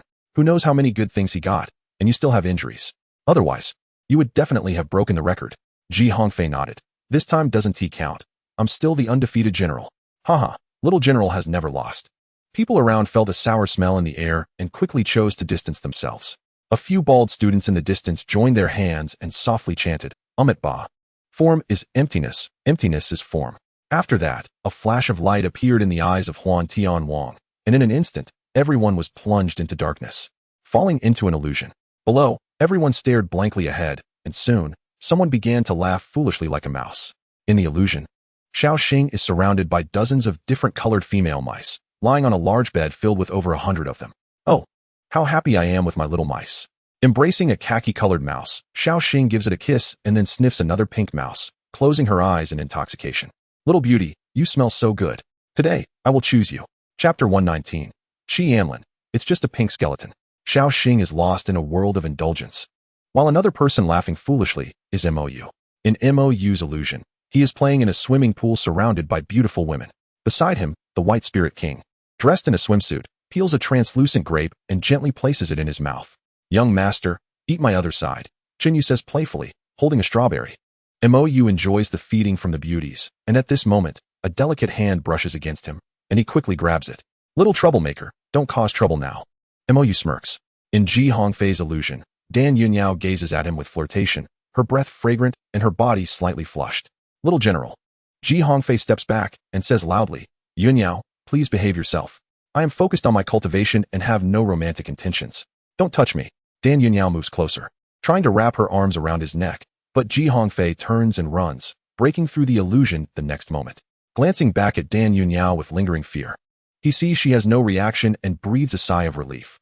After calming his racing heart, he looks towards Chi Anlin, who is eagerly observing everyone's reactions. Just moments ago, he fell into an illusion where countless beauties appeared around him. Many of them were the alien women he had defeated in the blood energy space, each more beautiful than the last. This startled Chi Anlin. After all, they were enemies. He decisively attacked, shattering the pink skeletons. This is why he became the first to escape the illusion. Now, among the 3 beast masters, except for Xiao Xing, the others have escaped their predicament. 5 minutes pass, and some people gradually break free from the illusion. In a group of monks, a somewhat inexperienced monk is awkwardly surrounded by several others. This monk is trapped in the illusion, mumbling, "Benefactress, I have broken my precepts." How embarrassing. Finally, the illusion is dispelled, and the remaining students awaken. Their eyes still a bit dazed. Mou slightly bows and gives Chi Anlin an awkward smile. It's hard for heroes to pass the beauty barrier. I didn't expect the school's test to be so difficult, making Brother Chi laugh. What beauty barrier? Chi Anlin's eyes widen, realizing what just happened. Chi Anlin feels frustrated. These alien women should move faster. The atmosphere on the playground becomes awkward as everyone exchanges glances. This situation is too socially mortifying. Dan Yunyao glances at Ji Hongfei, her face red. If she didn't know this wooden-headed guy wouldn't understand, she might have actually fallen for it. In that illusion, he even invited her to watch a movie. Dan Yunyao sighs. She had invited Ji Hongfei before, claiming it would relieve the pressure of cultivation and help him relax. So that day, she specifically bought 2 tickets for the back rows, while he bought a front row ticket to see better. On the playground, many students squat down chatting. After a while, the voice of the Illusion King resonates. Only by being single-minded can one achieve success in cultivation. If you can't resist such a small temptation, you won't accomplish great things in the future. MOU looks up and realizes the Illusion King is staring directly at him while saying this. MOU. The elder of your family has asked me to pay special attention to you. If you behave like this again, you will personally go to Tian Leia and meditate for 10 days. Hearing this, MOU straightens up and quickly nods. In the first round, Chi Anlin scored full marks for not being captivated by beauty. I hope you all remember that cultivation is still the priority. After evaluating the outstanding performances, the Illusion King raises his hand, and the light flickers. The next moment, everyone re-enters the illusion. The second illusion tests humanity. Chi Anlin opens his eyes and finds himself standing on a stone surrounded by a sea of blood. Absorb this blood, enter my demonic path, and become a king in a day, understanding the path of slaughter. Chi Anlin raises an eyebrow. Becoming a king in a day through such shortcuts would only make one the weakest among kings, right? Seeing Chi Anlin unmoved, the blood sea begins to churn, and soon, a head flies out, its face twisted and filled with fangs, like a monster. Kneel before me as your master, and you will surely become a lord. Chi Anlin glances at the head, his eyes flickering. What realm are you? Before I was injured, I was from the ancient realm of the demon race. So strong. Yet you were injured? I was ambushed and surrounded by several ancient realms.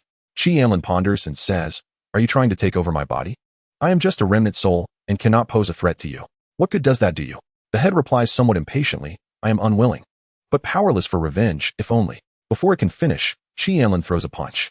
If you had the ability to take over my body, you wouldn't be talking so much. Inheriting the mantle? Who knows what side effects there are? This guy is also from the ancient realm, even as a remnant soul. Killing him should yield a lot of blood energy. He doesn't trust other things, but blood energy is always welcome. In the sky, the Illusion King is surprised to see Chi Anlin break the illusion so quickly. This speed is too fast. In this world, for the sake of becoming stronger, some people even kill their own relatives just to enhance their qualifications and practice demonic techniques. The temptation to become stronger is deadly for anyone. When a person is struggling for a mere ordinary level herb, if there is an opportunity to quickly reach the second or third realm, that person will likely accept without hesitation. This is why evil cults are becoming increasingly rampant, and there are more and more demonic cultivators. Few cultivators can resist temptation. However, this round of testing humanity is not just about the temptation of resources. At this moment, in Ji Hongfei's illusion, a tall man walks silently ahead, with a somewhat inexperienced Ji Hongfei following behind. Father, I don't understand. Hearing Ji Hongfei's words, Ji Chongqing stops. Don't understand? Is the mission really more important than family? Ji Hongfei clenches his fists, his eyes red, his voice trembling slightly. Yes. Ji Chongqing turns his head, his eyes as deep as a dark pool, showing no emotional fluctuations. Ji Hongfei, the mission represents everything. Ji Hongfei shudders slightly, gritting his teeth. If that day really comes, I will abandon you. If that is truly the case, then you have grown up. Chapter 120, Siege of the Body. Until one day, he sees a wanted list. And on that list is his sister, who has already died. His sister was a demonic cultivator. His father killed her with his own hands. Surrounding people gradually break free from the illusion, with some successfully escaping, while others fail and are kicked out. A large portion of the illusions involved sacrificing loved ones for a group or an entire nation. Listening to the discussions around him, Chi Anlin breathes a sigh of relief. Fortunately, he didn't encounter such a choice. Although saving the vast majority of people is the right thing to do for society, for himself, he would only save those he is closest to. However, what surprised everyone was that Ji Hongfei continued to stay in the illusion and did not exit. Dan Yunyao stood beside Ji Hongfei with some worry in her eyes, if it were due to cultivation resources that led to the indiscriminate killing of innocents. Ji Hongfei would definitely not be capable of such a thing. Her beautiful eyes were filled with concern, and she also knew about Ji Hongfei's sister's situation. Could it be that this trial? In the sky, the demon-suppressing king furrowed his brows. This kid has a heart demon. The heart demon is Ji Hao? The White Spirit King said, knowing that Ji Hongfei was Ji Hao's cousin, and that Ji Hongfei worked so hard to surpass Ji Hao. It could also be Ji Hongyue, said the Water Moon King. Back then, Ji Hongyue's fall into the demonic path dealt a huge blow to Ji Chongqing's branch. Sighs were heard as all the kings looked over. Soon after, the Fire King disappeared again. After this farce, the kings no longer continued to lament. Heart demons must be overcome by oneself. Outsiders cannot help. The Illusion Sky King dispelled everyone's illusions, and this time, the ranking showed that MOU was in first place. This guy was only interested in beautiful women and did not care much for other resources, even directly skipping over treasures as high as mountains in the illusion. Ji Hongfei, after coming out of the illusion, remained silent. After a while, the Illusion Sky King activated the illusion again. This trial was to face death directly. Anlin said this was something he was familiar with. Naturally, Anlin was the first to break free from the illusion. Facing such death, no matter how realistic, was not as intense as the experiences he had in the blood energy space, where he had died thousands of times. Soon, the 4 illusions ended, and the rankings appeared again on the wristbands. Due to Ji Hongfei's failure, Anlin's score exceeded him by a large margin. The White Spirit King flew into the air again and began explaining the rules of the third trial. In the third trial, we will solidify the playground for everyone to battle. The White Spirit King smiled and said, the rule of this trial is to be the last one standing, which means a free-for-all among the students. Of course, weapons and the beasts provided by families cannot be used. Only the beasts with which you have a contract can be used, and we will ensure everyone's safety. Finally, the score for the third trial accounts for 50% of the total. The top 50 students will receive a reward of 1,000 credits. The top 10 students will receive 5,000 credits and 1 spirit-level soul condensing pill. Those ranked in the top 5 will receive 10,000 credits and 1 spirit-level magical artifact. The third place will get 30,000 credits, 1 mystic-level golden essence pill, and 1 guidance opportunity from a king, along with 1 mystic-level magical artifact. The second place will get 50,000 credits, 1 earth-level purple spirit body shaping flower, 1 mystic-level earth core essence, 1 guidance opportunity from a king, and 1 earth-level magical artifact. The first place will receive 100,000 credits, 1 heaven-level cultivation method, 1 heaven-level magical artifact, 1 earth-level 9-leaf spirit mushroom, and 1 guidance opportunity from a monarch. Upon hearing these rewards, the playground erupted in excitement. Wow!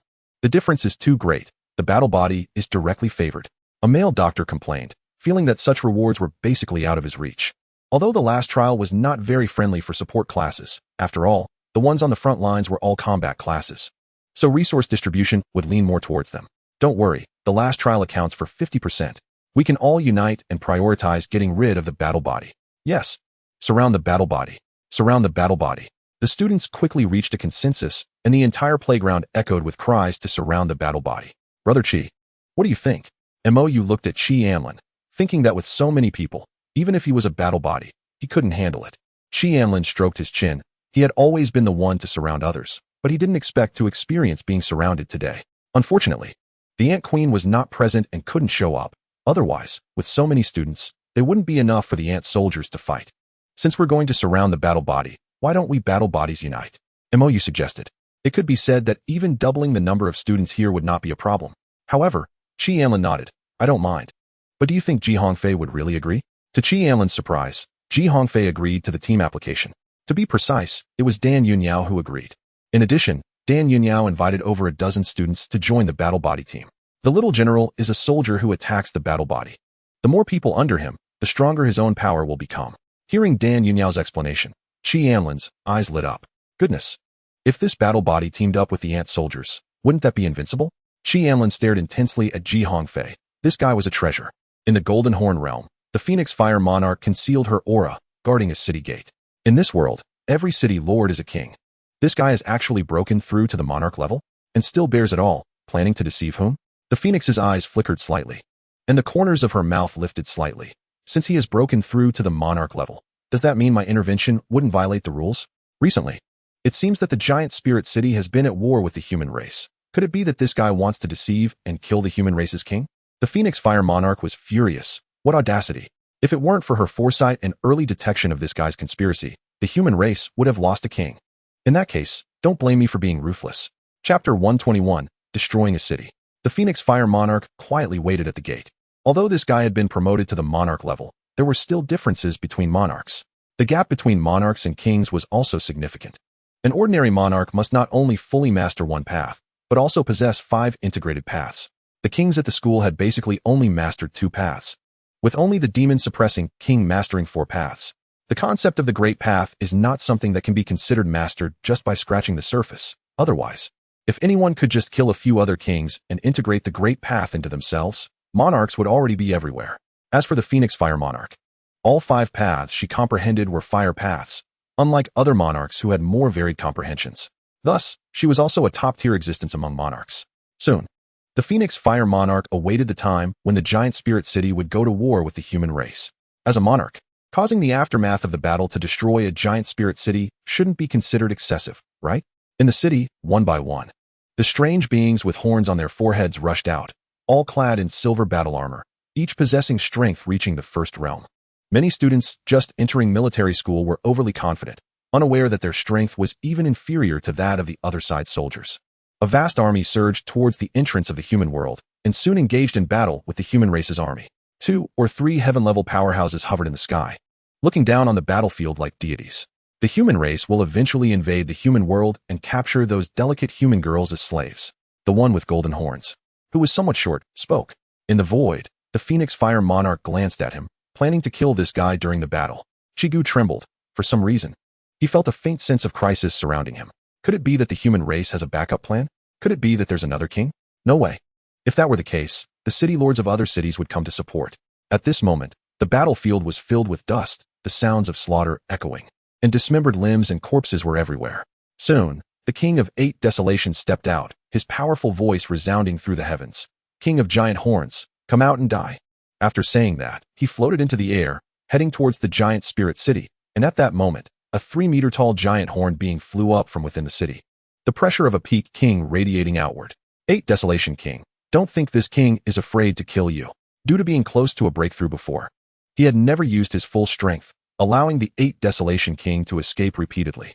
But now, having ascended to the monarch realm, did this guy really think he could escape from his hands?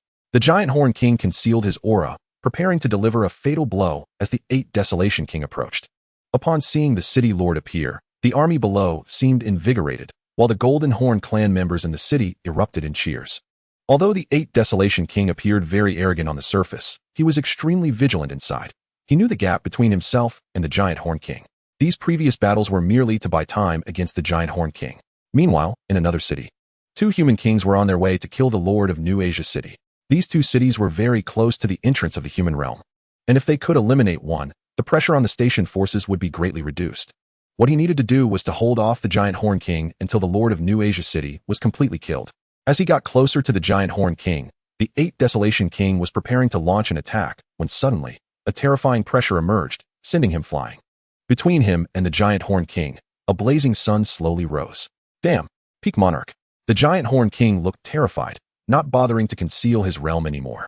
And the aura of the monarch realm erupted as he desperately flew towards the depths of the Golden Horn realm. Giant Horn King, you dare to hide your cultivation and attack our human kings. I, the Water Moon King, will today act on heaven's behalf and slay you here, roared the Phoenix Fire Lord. The sky was engulfed in flames, resembling the apocalypse, as the blazing sun flickered, directly consuming the fleeing Giant Horn King.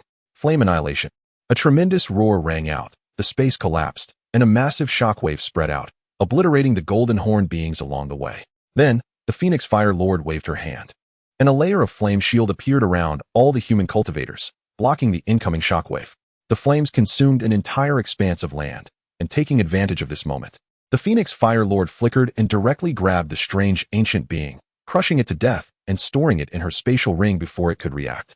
After the fire domain lasted for a minute, the Phoenix Fire Lord clenched her hand, and in an instant, all the flames danced towards her, entering her body. Almost done. If I burn a little longer, the Giant Spirit King will be completely incinerated, and then I still have to find a king. Although I didn't hunt down a king this time, capturing a monarch is still good. I can hang this guy's giant horn on my wall as decoration. And I will also be someone who has killed a monarch. The monarchs of the other world all have excellent survival skills, and only the Giant Horn King, who just broke through, could be killed instantly. Otherwise, if other monarchs arrived, I wouldn't be able to kill him. Grabbing the corpse of the Giant Horn King, the Phoenix Fire Lord turned and fled. If she didn't run now, she would be surrounded soon. Her figure vanished into the air, leaving behind a scorched land and a group of human cultivators. What just happened? I thought I was going to die. Where's the Giant Spirit City? It seems our monarch has acted. With such power, I thought I had entered hell just now. The crowd was astonished and still trembling with fear, not expecting the monarch to be so powerful, directly leveling a massive city and even protecting all the human cultivators. The 8 Desolation King floated in the air, dumbfounded as he looked at this area. If he sensed correctly, the Giant Horn King had already ascended to the monarch realm, and he was killed instantly? Surely, there would be monarchs or even greater powers appearing soon. At the same time, he felt it too fake. This meant that the treasures of Giant Spirit City had all been burned away. Furthermore, that was definitely the Phoenix Fire Lord. How did she come out? He quickly headed towards the base, his head still a bit dazed. Bolt! A terrifying roar resounded, shaking the very space. The 8 Desolation King jolted. Realizing this was definitely a monarch, auras rose one after another, and 5 monarchs flew over simultaneously. The Golden Horn realm was in chaos, and at this moment, Asai echoed, Golden Horn Ancient Emperor. This matter was caused by the Giant Horn King breaking the rules, and the Water Moon King retaliating against the monarch does not count as crossing the line. Chapter 122, Chaotic Battle. Tiangu, it's been many years, and you're still so shameless. The voice of the Golden Horn Ancient Emperor echoed in the space, carrying an undeniable authority that made the Golden Horn clan members kneel. The Golden Horn Ancient Emperor was also very angry. Did this guy take everyone for fools? A king retaliating against a monarch could be killed instantly? This fire attribute's spiritual power, was it emitted by the Water Moon King? I kindly reasoned with you, and you dare to insult me. Golden Horn, come out and have a showdown. The figure of the Tiangu Ancient Emperor suddenly appeared, and an attack flew towards the position of the Golden Horn clan monarch. Tiangu, you dare to attack a monarch. Golden light flickered, blocking the attack of the Tiangu Ancient Emperor and saving the Golden Horn clan monarch. Good dogs don't block the way. This guy stood in front of my attack, truly not respecting the authority of the Ancient Emperor. Tiangu, you seek death. A great battle was about to erupt as the 2 Ancient Emperors clashed, and in an instant, the space shattered, with many beings dying tragically. The Water Moon King was unaware of what was happening in the Golden Horn realm. He was keenly observing the chaotic battle below. Although every year there would be scenes of all students attacking the battle body, it was the first time such a large difference appeared. In Ji Hao's cohort, there were only 2 battle bodies, and although Ji Hao won in the end, he was also covered in injuries. This year, Qi Anlin's wolf beast was already invincible. Qi Anlin sat on the lawn at the back with Xiao Xing and Tian Yin, watching how Xiao Yu was killing everywhere. On the other side, 3 battle bodies were using dazzling martial skills to deal with the siege. Thunderbolt, Golden Light Wings. On Dan Yunyao's body, 2 golden wings appeared, making her dance like a nimble fairy on the battlefield, her wings resembling sickles as they sent the surrounding people flying. On the other side, a dozen students were attacking in an orderly fashion, and behind them, Ji Hongfei leaped up and punched the ground, instantly sending several students flying. Determination to break the formation.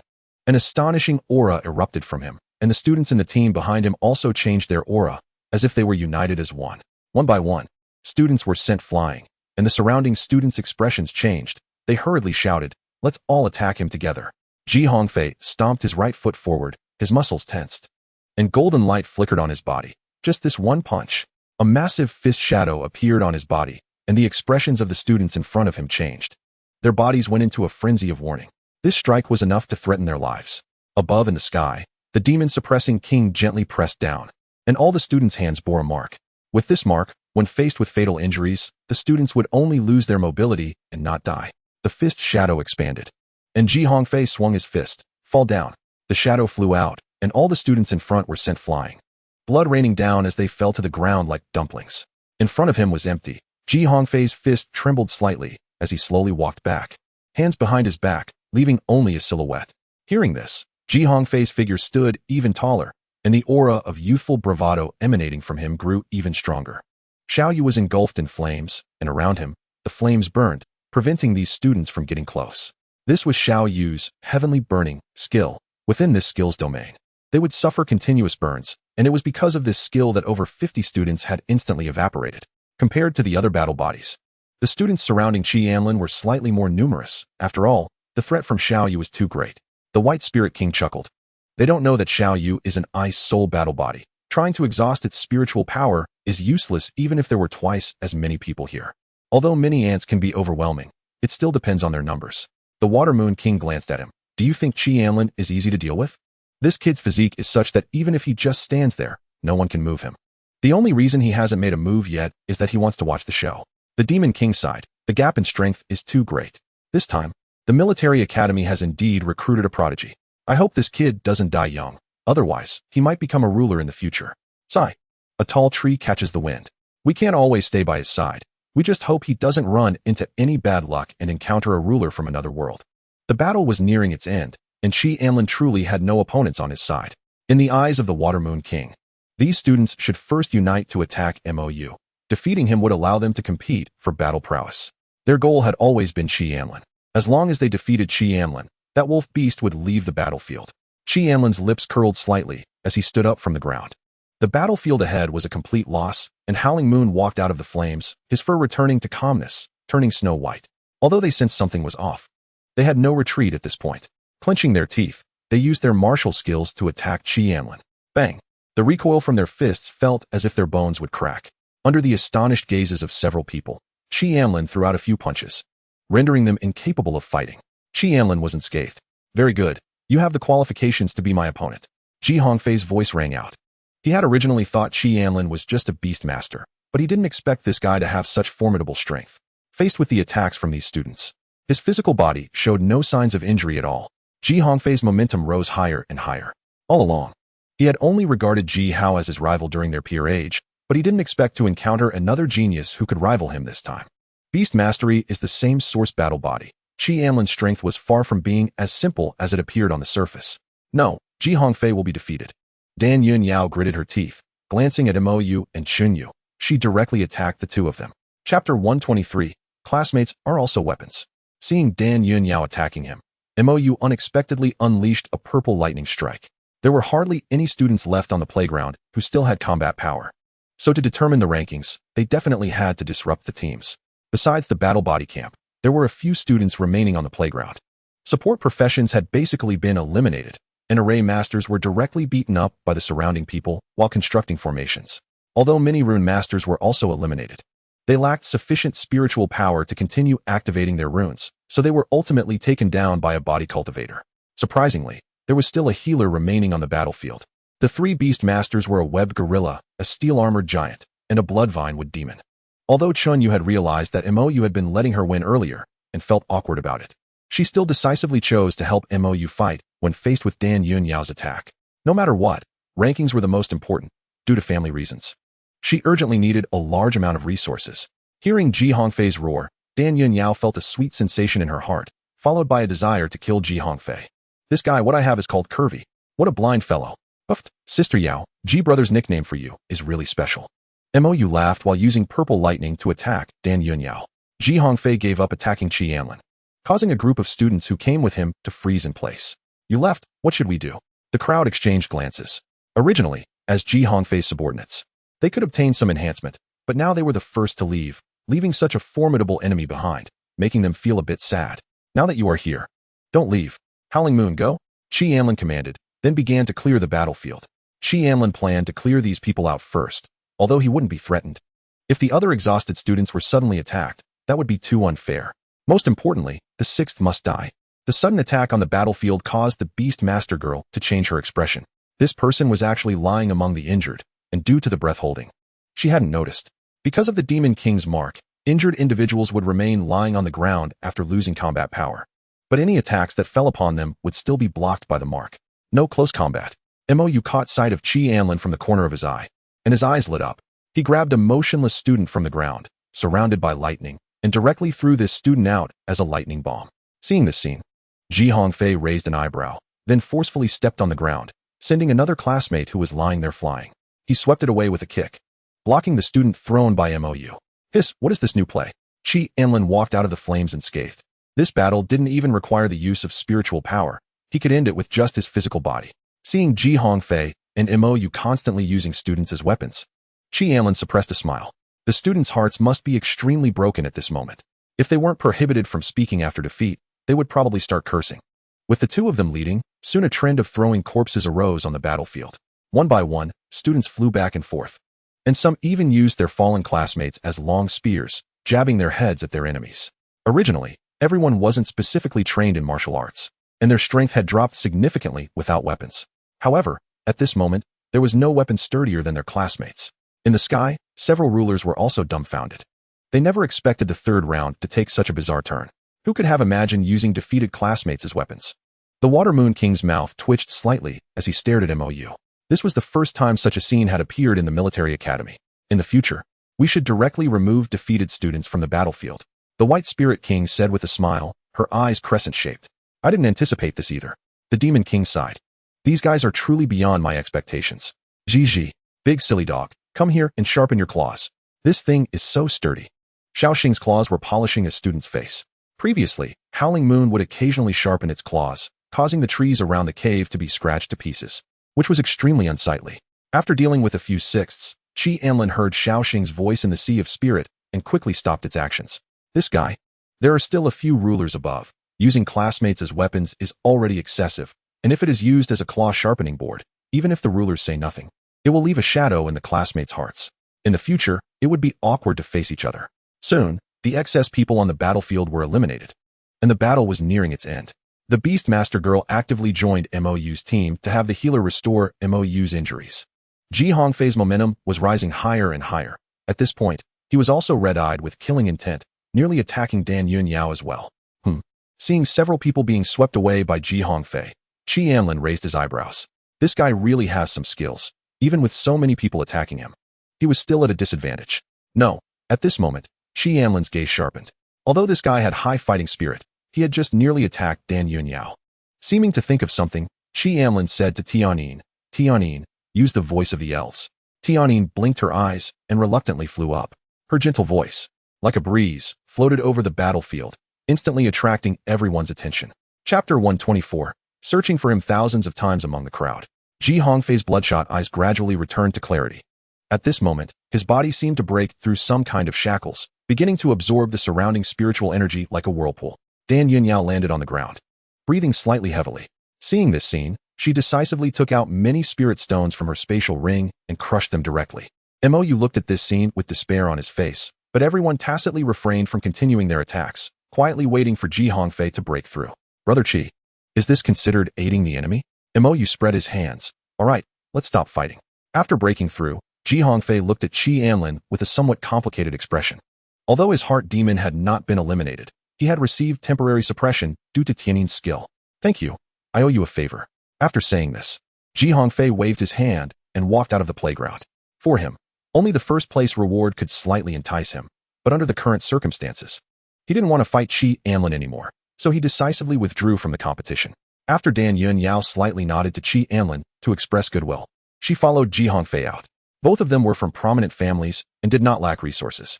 For a moment, only the pair of girls, MOU, Chunyu, and Anlin remained on the playground.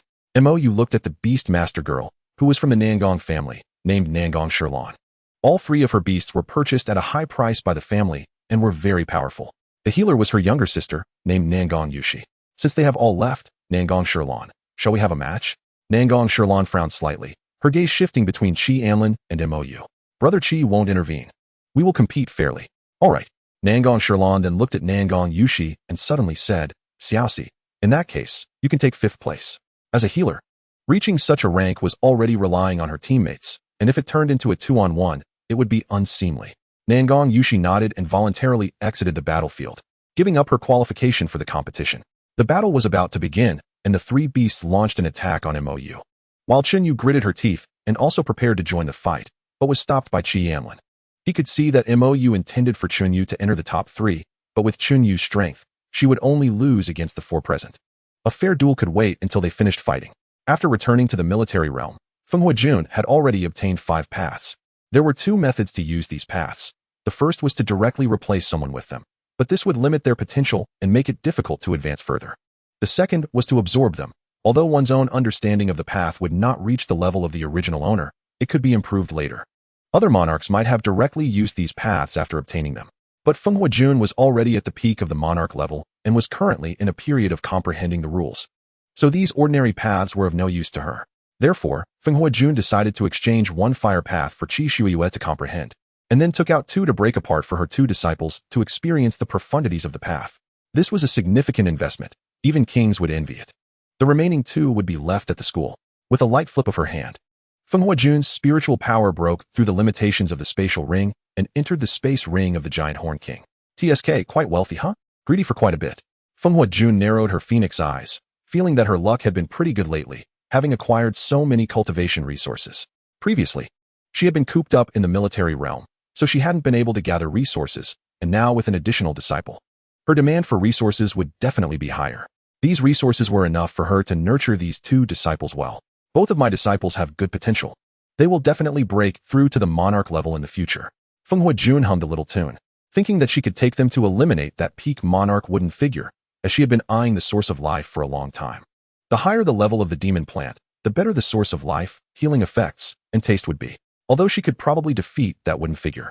If it self-destructed before dying, then the source of life would be lost.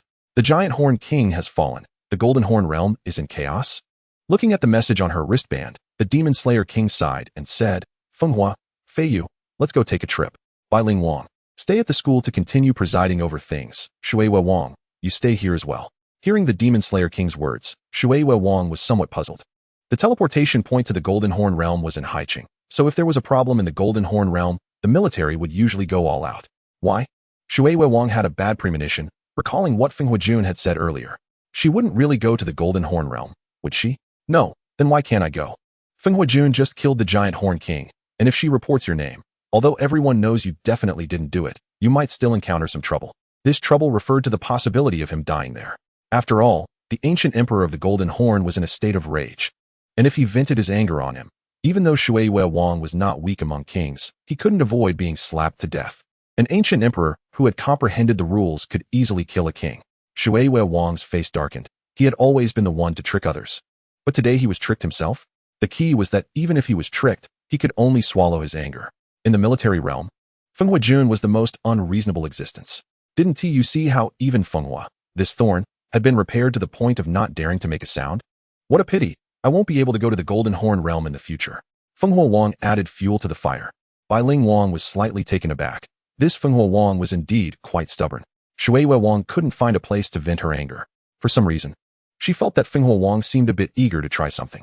Little Feng, how about you come to Peach City to find me tomorrow? Shuiwe Wang coughed lightly, then changed her voice to a very pure female tone. Bai Ling Wang was puzzled. What is this operation? Really disgusting. Looking at Fenghua Wang, Bai Ling Wang found that he seemed to be petrified. Lan Yu? Fenghua Wang's body trembled slightly, his tone filled with disbelief. For the past few months, he had been trying to find Lan Yu's whereabouts just to see her once. Yes, it's my alternate account. Shuiwe Wang nodded, revealing a scheming smile. This old guy was still learning to date online like a young person. As his close friend, she had to give him a good lesson to prevent him from getting scammed. Chapter 125. She Anlin. Teacher, I killed blood-devouring king. At this time, the battle on the playground was nearing its end. Mou, true to his battle body, defeated the 3 equally ranked beasts in the end. However, at this point, Mou's spiritual energy had been exhausted. The 3 beasts were covered in wounds, and Nangong Shirlan said nothing more, directly putting all of them into her beast bag before turning to leave. Mou looked at Qi Anlin and smiled. Brother Qi, I thought we would face Ji Hongfei together in the end, but it seems we were still short-sighted. Your strength is far beyond even Senior Ji Hao from the same period. Glancing at Qin Yu, Mou shook his head and directly gave up his qualification for the competition. Qi Anlin also told Xiaoya not to keep an eye on Qin Yu, while Qin Yu, who had been keeping her head down, looked at Mou as he left and suddenly said, Thank you. I will definitely repay you for these resources in the future. Her father had been injured by a beast in another world, and his condition had deteriorated for more than 10 years. Ordinary pills could not save him. So Qin Yu urgently needed resources to exchange for healing pills for her father. She was indeed very strong-willed. Reaching this level was the result of her repeatedly escaping death in the other world. But for her father, she had no choice but to accept Mou's kindness, silently remembering it in her heart. In the first 2 rounds, her performance was quite good, and this round carried a large weight in the overall score. So she ranked 3rd overall. The second place went to Dan Yunyao. Qi and Lin's score rightfully made him first. In fact, even if he allowed Qin Yu to become first in the final round, the final ranking wouldn't change. The rankings were announced on everyone's wristbands. Qin Yu, your reward for 3rd place, aside from the guidance from the king, has been exchanged for the Duanshu Dan, which is enough to heal your father's injuries. The gentle voice of the White Spirit King made Qin Yu's eyes turn red. Thank you, White Spirit King. Her voice trembled as she bowed deeply. The Duanshu Dan is a high-grade, earth-level pill, sufficient to heal her father's injuries. The White Spirit King nodded gently and continued, due to some unforeseen circumstances. The kings have temporarily left. In the meantime, They have provided me with a list of apprentices, which I will announce on your wristbands shortly. After speaking, the White Spirit King looked at Nangong Yushi. Yushi, are you willing to take me as your master? Although she was not a physician, she still possessed certain healing attributes, which made her very satisfied with Nangong Yushi. Hearing the White Spirit King's words, Nangong Yushi nodded repeatedly. Disciple pays respects to master. Meanwhile, on the playground, the mentors below the king level began to select their students. Guayun, your fist technique is quite good. Are you willing to come under my tutelage? Linhua, I am a mentor from the Qi Cultivation Academy. Master, please take care of me. Naturally, the battle body was sought after by multiple kings, and a few ordinary students also accepted the invitation to study under the kings. Many self-proclaimed geniuses ultimately found it tragic that the only ones extending an olive branch to them were some mysterious level mentors. At this moment, Qi Anlin appeared in a villa. His mind was still catching up when that familiar voice sounded. Little Qi, your strength has progressed quite rapidly. My vision is indeed good. Qi Anlin smiled. Although Feng Huijun gave off a strong sense of oppression, her personality was generally gentle. This was also why Qi Anlin had not seen Feng Huijun pressuring other kings. Otherwise, he certainly wouldn't think so. The counters in the villa were filled with snacks, making it hard for Qi Anlin to imagine this was the residence of a monarch. However, with your current strength, you can only complete the first task I give you. Work hard. Hearing Feng Huijun's words, Qi Anlin suddenly said, Master, if everything goes well, I should have completed the first 3 tasks. Feng Huijun had a look of disbelief on her face, and Qi Anlin continued, in the little beast realm. I encountered the critically injured Blood Devourer King and ultimately joined forces with beast tamers to kill it. Qi Anlin took out many techniques obtained from the Blood Devourer King and handed them to Feng Huijun. These techniques had already been imprinted in the blood energy space, and he could learn them at any time. Feng Huijun's mouth twitched slightly. How could she believe such a thing? Did you find the legacy left by the Blood Devourer King and want to trick me out of a task? Little Qi, you have quite the nerve. While still speaking, Qi Anlin suddenly took out a still-beating heart from his spatial ring and handed it to Feng Huijun. After saying that, the phantom disappeared, leaving Feng Huijun stunned in place. To make Feng Huijun believe that it was indeed he who killed the Blood Devourer King, Qi Anlin let the Blood Devourer King leave a trace of will on his heart. As for being untrustworthy, Qi Anlin didn't wait for Feng Huijun to ask and proactively explained, Master, previously I pretended to let the Blood Devourer King go to extract some information, which led to the Blood Devourer King harboring extreme resentment toward me. Qi Anlin took out a large book and handed it to Feng Huijun. These were all the pieces of information he had obtained from the Blood Devourer King, including secrets about the demon realm. Feng Huijun quickly recovered from her shock. Ever since breaking through to the monarch level, she had seldom experienced such a degree of emotional fluctuation. Opening the book, Feng Huijun went from so it is to a shocked expression, and then took out a token bearing the Phoenix insignia, beginning to transmit messages to certain individuals. From this book, she even learned about 10 heavenly-level cultivators who had defected to the demon realm, as well as 1 king. After completing all this, she looked at Qi Anlin and exhaled, Little Qi, you truly shocked me. She also believed that Qi Anlin personally killed the Blood Devourer King. Otherwise, how could the information be so specific? It couldn't be that the Blood Devourer King recorded it just before dying for the inheritor to see, right? However, this guy's will to survive is so strong. To stay alive, he really spills everything. But the information still needs to be verified. After all, the Blood Devourer King was only trying to survive, and what he said might not all be true. Well done. After completing the Blood Devourer King's task, your credits are enough to complete the first goal.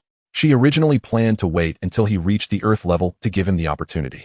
But she didn't expect this kid to complete the task so quickly. Not bad, not bad. Chapter 126. My disciple Anlin has the bearing of an ancient emperor. The more Feng Huijun looked at Qi Anlin, the more satisfied she became. She must spread this news to make those kings envious. Her disciple, only at the first level, had accomplished many things that kings could not. Not to mention, just these pieces of information were worth more than killing a king. Qi Anlin looked at Feng Huijun with anticipation. His sister had obtained king-level battle armor and weapons. Although your physical body is already quite monstrous, the Bloodflame Secret Realm can still provide you with significant enhancement. To ensure your beast can also gain entry to the Secret Realm, I just went to the Golden Horn Realm and killed a monarch. Qi Anlin nodded repeatedly, then realized something was off and widened his eyes. Killed a monarch? Qi Anlin was dumbfounded. What level of strength did his master possess? Killing a monarch and speaking about it so casually, as if she had just killed a chicken. Then, Qi Anlin felt a bit moved. To ensure that his beast could also gain a spot, his master actually went to another world to kill a monarch.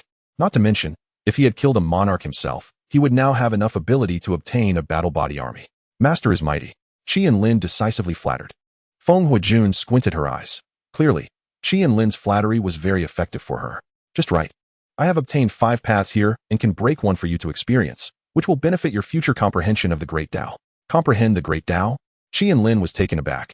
He was quite familiar with this. Immediately, he condensed an ice block, although it was just an ice block. It was harder than many ordinary metals and carried a mysterious feeling. This brought even greater shock to Feng Huijun. What was she seeing?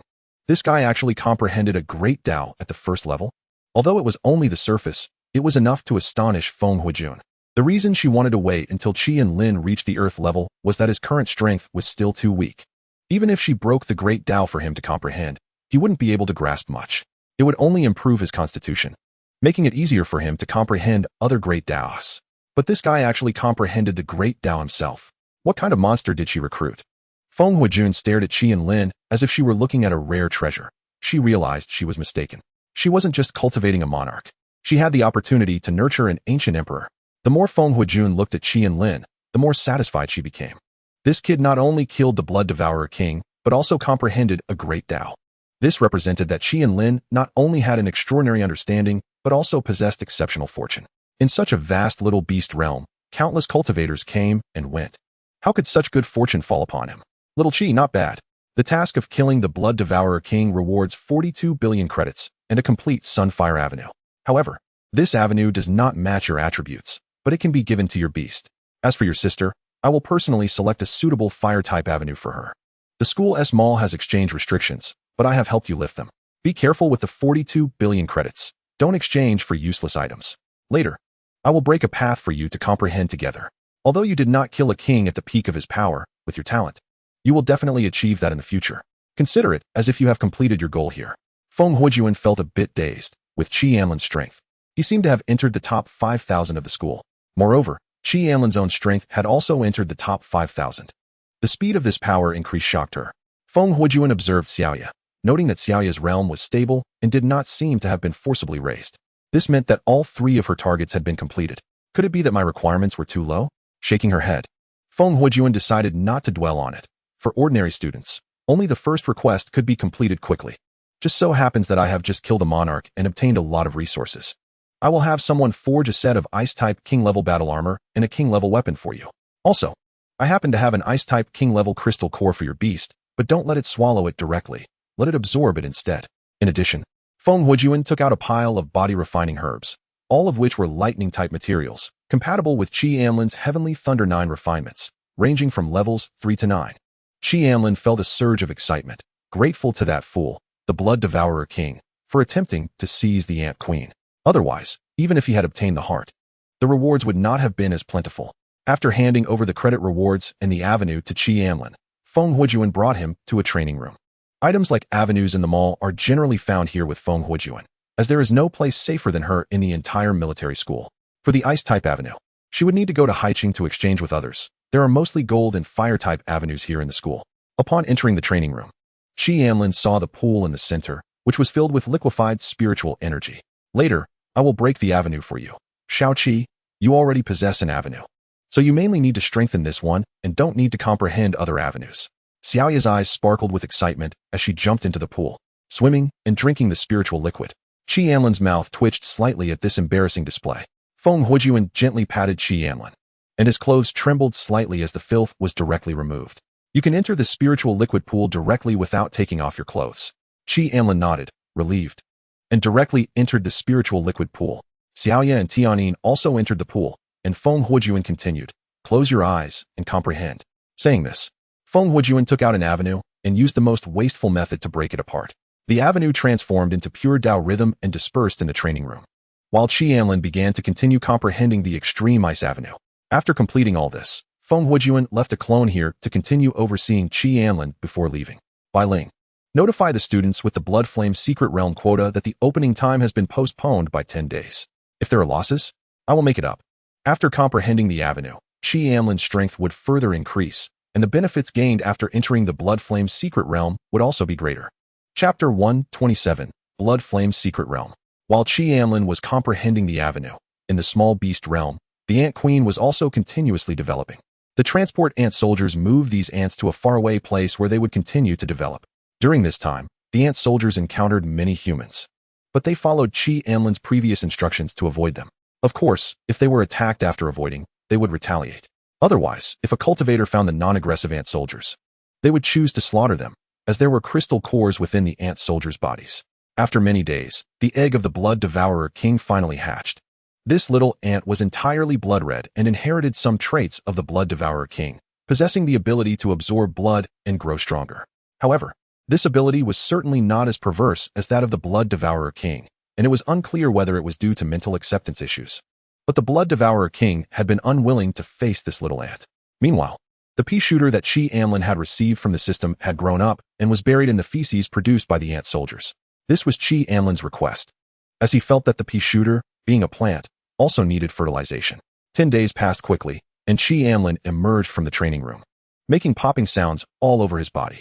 As for Xiaoya, she was just one step away from breaking through and would soon advance to the second realm. Qi Anlin opened his attribute panel, and at that moment, the section for avenues had seen a significant increase. Avenue, Extreme Ice Avenue, 10. Fusion Avenue, 2. Burning Fire Avenue, 4. After comprehending the Extreme Ice Avenue to level 10, Qi Anlin even felt that his freezing ability was stronger than Xiaoya's. Unfortunately, this avenue cannot be shared. Otherwise, this 10 avenue would have significantly boosted Xiaoya. This time of comprehension only helped Xiaoya better understand the avenue. She could not exploit the system to comprehend the avenue like Qi Anlin. This was precisely why Feng Huojuan was so shocked, as even to absorb an avenue, one must have heavenly level cultivation. Qi Anlin was the first to comprehend an avenue at the first realm stage. Even if Qi Shuyue reached the earth level, she had just begun to comprehend her own avenue. Beside them, Feng Huojuan's clone saw that Qi Anlin had finished his comprehension and eagerly asked, "How was the improvement? Use your spiritual power on me." The avenue was quite special, so she didn't know how much Qi Anlin had improved when he wasn't using it. Hearing this, Qi Anlin nodded and condensed an ice spike in front of him, sending it flying towards Feng Huojuan. Catching the ice spike, Feng Huojuan nodded in satisfaction. The improvement is good. Recently, make sure to master the avenue and learn how to use it in battle. Since you finished your closed-door training, it's time to open the Blood Flame Secret Realm. After forwarding the information about the Blood Flame Secret Realm to Qi Anlin, Feng Huojuan's main body arrived, tore open the space, and led Qi Anlin and his beasts to the entrance of the Blood Flame Secret Realm. At this moment, at the entrance, about 50 young people were waiting for the secret realm to open. Among them were even some mysterious level students, most of whom were body cultivators. Hongfei was also in the group. Upon seeing Qi Anlin arrive, he nodded slightly in acknowledgement, crossed his arms, and gazed into the distance. When everyone saw Feng Huojuan arrive, they all bowed respectfully. After Feng Huojuan's gaze swept over the crowd, she waved her hand and handed 4 tokens to Qi Anlin. Then she formed hand seals, and suddenly, a beam of blood light broke through the sky, shaking the space. The gate to the Blood Flame Secret Realm had opened, and those holding tokens could enter. As soon as the words fell, everyone rushed into the Blood Flame Secret Realm without hesitation. Qi Anlin thanked Feng Huojuan and followed his beasts into the Blood Flame Secret Realm. Passing through the spatial rift, Qi Anlin entered the Blood Flame Secret Realm, and what appeared before him was a sea of crimson, which limited his vision. In the Blood Flame Secret Realm, there would be creatures called blood spirits. Killing them would yield blood flames, which would attach to the body and enhance one's physique. These blood spirits also had combat abilities, and the higher the quality of the blood spirits, the better the body refining effect. The reason everyone is so eager to enter the Blood Flame Secret Realm is to compete for the blood spirit. Qi Anlin looked around. In this secret realm, not only was vision restricted, but even spiritual power could not penetrate the blood flames. After thinking for a moment, Qi Anlin took out the beast radar, only to find that it displayed only his few tamed beasts. Wasn't the blood spirit considered a beast? Qi Anlin sighed, realizing he could only guess blindly. However, this blood mist was indeed a good thing. It could restrict spiritual power and vision. After some thought, Qi Anlin used blood energy synthesis on Tianyin. Ding. The difference between the tamed beast and the fusion object is too great. Fusion failed. Huh. Qi Anlin raised an eyebrow and used identification on the blood mist. Name, God-avoiding mist. Quality, ancient grade low quality. Description, a substance produced after the fall of the ancient emperor, containing the rule power of the ancient emperor. The mist can shield all probes below the ancient emperor level. Ancient emperor? Qi Anlin was taken aback. This thing was produced after the fall of the ancient emperor? Although he had never seen an ancient emperor, it was known that even the aftermath of a battle between heavenly-level powerhouses nearly destroyed Zhao County. If a heavenly-level powerhouse were to exert their full strength, destroying a city would not be difficult. Moreover, his master could even tear space apart in front of him. So the power of an ancient emperor goes without saying. No wonder the beast radar was useless. It turned out to be blocked. With this in mind, Anlin decided not to look for shortcuts anymore and would rely on his instincts to find the blood spirit. Riding on Xiaoya's back, Anlin explored forward. And at this moment, the little treasure mouse, Xiaoxing, suddenly poked at Anlin's belly button. Hey, it's me, the treasure mouse. I sense something valuable. Pulling Xiaoxing out of his clothes, Anlin's eyes lit up. He had almost forgotten that he had a treasure-hunting mouse. Since the little beast realm's activity range had almost been fully explored by the Ant Queen, and there were no hidden treasures in the military camp, Anlin had nearly forgotten that Xiaoxing had this function. But now, this little guy finally came in handy. Following Xiaoxing's guidance, Anlin soon encountered the first blood spirit. So this is what a blood spirit looks like. Anlin looked at the enlarged blood droplet in front of him and wondered how it attacked people. Did it poke with its sharp tip? Chapter 128, The Blood of the Ancient Emperor. Name, Blood Spirit. Quality, yellow grade, high quality. Description, a being formed from the blood after the fall of the ancient emperor, possessing strong body refining effects. The blood of the ancient emperor can become a living being? Anlin inhaled sharply. He thought of an earlier legend where after Pangu's death, his body transformed into all things in the world. If that's true, then what realm was Pangu at? However, it seems there is no such saying in this world about Pangu creating the heavens and the earth. Anlin shook his head, not thinking too much about it, and ordered Xiaoya to attack the blood spirit. Although Xiaoya's combat power was strong, its physical body was still a bit weak. So this time, Anlin mainly focused on enhancing Xiaoya's physique. As for Xiaoxing and Tianyin, they weren't considered attacking-type tamed beasts, so their demand in this regard was much lower. When Xiaoya attacked the blood spirit, long blood whips appeared on the blood spirit's body, striking towards Xiaoya. Xiaoya's ice spikes pierced through the blood spirit, turning it into a honeycomb. However, it soon returned to its original state. This thing had a certain recovery ability and had to be completely worn down to be killed. In the end, under Xiaoya's attacks, the blood spirit collapsed, transforming into a pool of blood, which then flew towards Xiaoya. The blood entered Xiaoya's body, rapidly strengthening its physique. Just this pool of blood enhanced Xiaoya's physique by about 5%. It was unknown how many more blood spirits were in this area. According to the information from the wristband, every time the Blood Flame's secret realm opened, the military would fill it with many beast corpses as a supplement. The powerful blood spirits inside would assimilate these bloods into blood spirits. The blood of a king was naturally the best, and Lord Fenghua was quite generous, thinking that since he had made an exception, he could just kill a king to fill it up. However, later on, they ended up killing a monarch. So the school brought a king's corpse to fill it, as the monarch's corpse had other uses. Guided by Xiaoxing, Anlin quickly found several more blood spirits, eventually letting Xiaoya kill them. Xiaoya's physique quickly strengthened by 50%, and this enhancement made Xiaoya feel as if it was on the verge of a breakthrough. After finding a safe area for Xiaoya to break through, Anlin upgraded Xiaoxing's treasure hunting skill to low-grade mysterious, allowing Xiaoxing's search range to be more accurate. Hongfei was walking through the Blood Flame's secret realm, holding a spear, piercing through a blood spirit in front of him.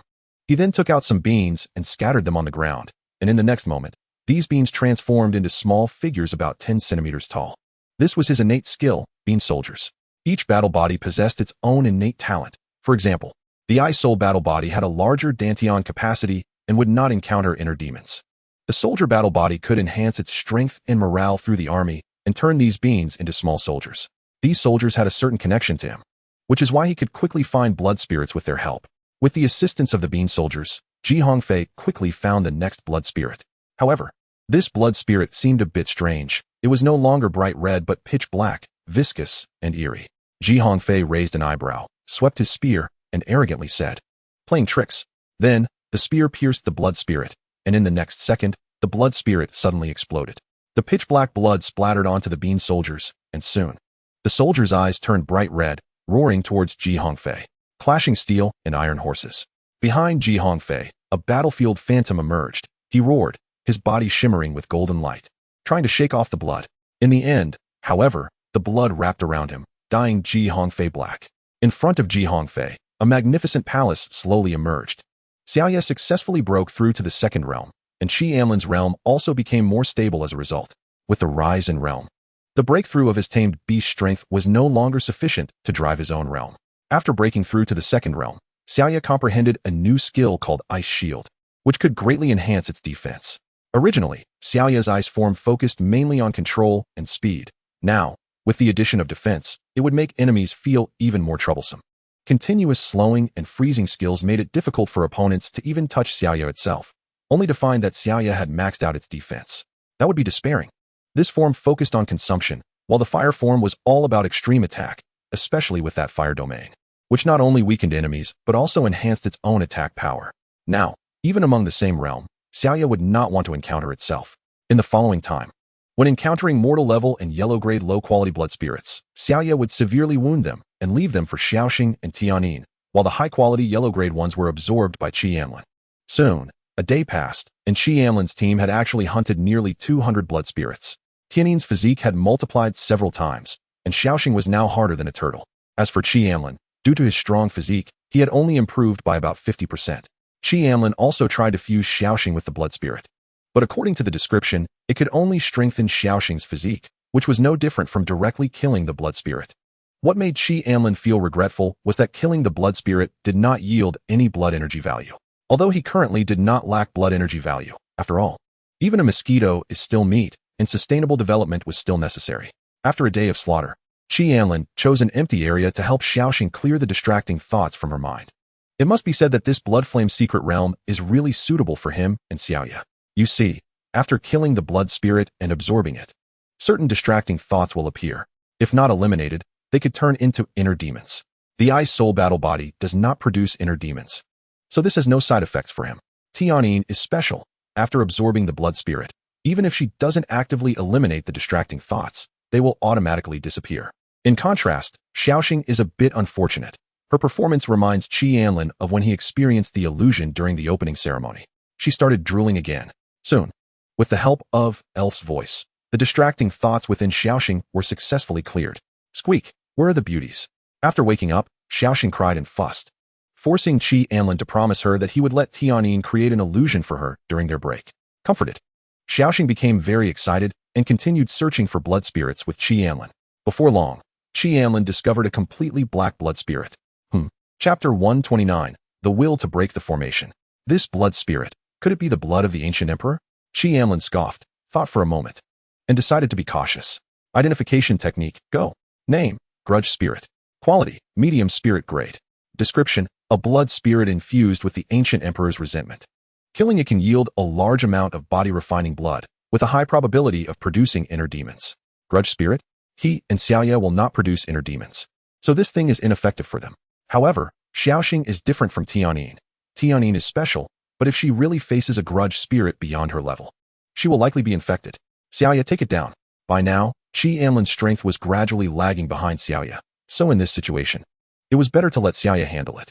Xiaoya let out a long howl, flames swirling around her, directly transforming into the burning heaven form. The strength of the grudge spirit exceeded that of Xiaoya, yet Xiaoya's fighting spirit soared, showing no fear of the grudge spirit's attacks. Directly using burning heaven to unleash the domain of fire. The grudge spirit roared in pain as it was scorched by the flames, while Xiaoya used an explosive flame skill, sending out 10 fireballs resembling the scorching sun, striking the grudge spirit. Black tentacles suddenly shot out from the grudge spirit, transforming into sharp scythes as they approached Xiaoya. With fire flickering in her eyes, flames gathered under Xiaoya's feet, increasing her evasion speed. A few scythes grazed Xiaoya's body, causing blood to spatter. Yet Xiaoya seemed unfazed by the pain, using her flaming claws to slash open the grudge spirit's body. A minute passed, and Xiaoya sustained several injuries. But her attacks became even fiercer, shattering the grudge spirit time and again, wearing down its recovery ability. The longer the battle lasted, the stronger Xiaoya became. Her strength had increased by 20%. Additionally, due to the indomitable skill, each time she was attacked, her combat power would rise, making it so that the more injuries she sustained, the stronger her attack became. 3 minutes passed, and Xiaoya's injuries continued to accumulate, while the grudge spirit lost its ability to recover. After being shattered once again, it turned into a pool of blood flowing towards Xiaoya. The blood was absorbed by Xiaoya, rapidly enhancing her physique and visibly healing her injuries. This grudge spirit surprisingly increased Xiaoya's defense by 50%, leaving Qi Anlin astonished. This is truly a good item. Now that Xiaoya's physique has been enhanced, ordinary blood spirits can only increase it by 5%. And this grudge spirit is equivalent to 10 blood spirits. Qi Anlin's eyes sparkled as he looked towards the magnificent palace, thinking that the grudge spirits must be abundant here. Hongfei, stand up. You are a soldier's battle body. You are a general. A general does not allow weakness. In a vague memory, his stern father said expressionlessly, dodging the rapidly flying stones time and again. Hongfei bore many bruises and was knocked down repeatedly, only to stand up again and again, training day and night just to keep up with his cousin's pace. Xiaofei, you've been hurt again. Dad is really strict with you. You're so young. His sister's gentle voice rang out, her slightly cool fingers gently massaging Hongfei's strained muscles. Xiaofei, this is tiring, right? Tomorrow, I'll take you to the amusement park for fun. Rest? This is the golden period for cultivation. If he doesn't lay a solid foundation, he can only disgrace the identity of a battle body in the future. Sorry, Xiaofei, I can't take you to the amusement park. I'm sorry. Failure? Hongfei, remember, you are a general. You can only win. You cannot lose. Xiaofei, I can't take it anymore. I want to take you away. Entertainment is a distraction from ambition. It is shameful. Happiness is unserious. It is shameful. Having needs is not strong. It is shameful. If something can't be done, it must be due to lack of effort. And lack of effort is also shameful. In such a life, he couldn't withdraw, and in the day-to-day routine, he was branded with an indelible mark. People became tools to achieve goals, rather than the goals themselves. In a scarlet space, Hongfei was enveloped by a giant heart. It was time to let everything go. Why live so heavily? It was also time for you to go crazy. In his ears, a voice like a demon whispered, hooking his soul, plunging him into the abyss. Xiaofei, I will definitely help you break free from all this. I am your sister. No matter what, I will bear it. His sister was really foolish. Xiaofei's cultivation was almost surpassing hers. Tears streamed down his face as Hongfei looked at his father's tall figure, gritting his teeth, fingers digging into his palm. Father, I don't understand. Is the mission really more important than family? Evil must be eradicated. Bad people do not deserve sympathy, but family is different. A letter with delicate handwriting emitted a faint glow around Hongfei. Xiaofei, I once again failed to fulfill my promise to you. Xiaofei, you are still just a child. You should be more energetic. Xiaofei, don't worry. Your sister will always watch over you. When you're scared, just look up at the sky. The brightest star is your sister. Starlight danced on the envelope, driving away the dark energy surrounding Hongfei. Sister, it's cloudy today. I can't see the stars or the moon. The starlight dispelled the dark energy, and Hongfei slowly opened his eyes. Before him, a shadow as dark as an abyss emerged. What was hidden was the eye, not the heart. Hongfei looked at the shadow before him, the figure shrouded in black mist solidifying. In his heart, his sister was always gentle and kind, always the person closest to him. Because of this, his sister could never become his inner demon. The shadow appeared. It was another Hongfei, one filled with inferiority and cowardice. My inner demon is only my weak self. If it weren't for my past weakness, my sister wouldn't have gone astray. Around Hongfei, phantoms emerged, each one a weaker version of himself. The envelope transformed into starlight, disappearing into the space. Hongfei lowered his eyelids. And then his somewhat bent spine slowly straightened.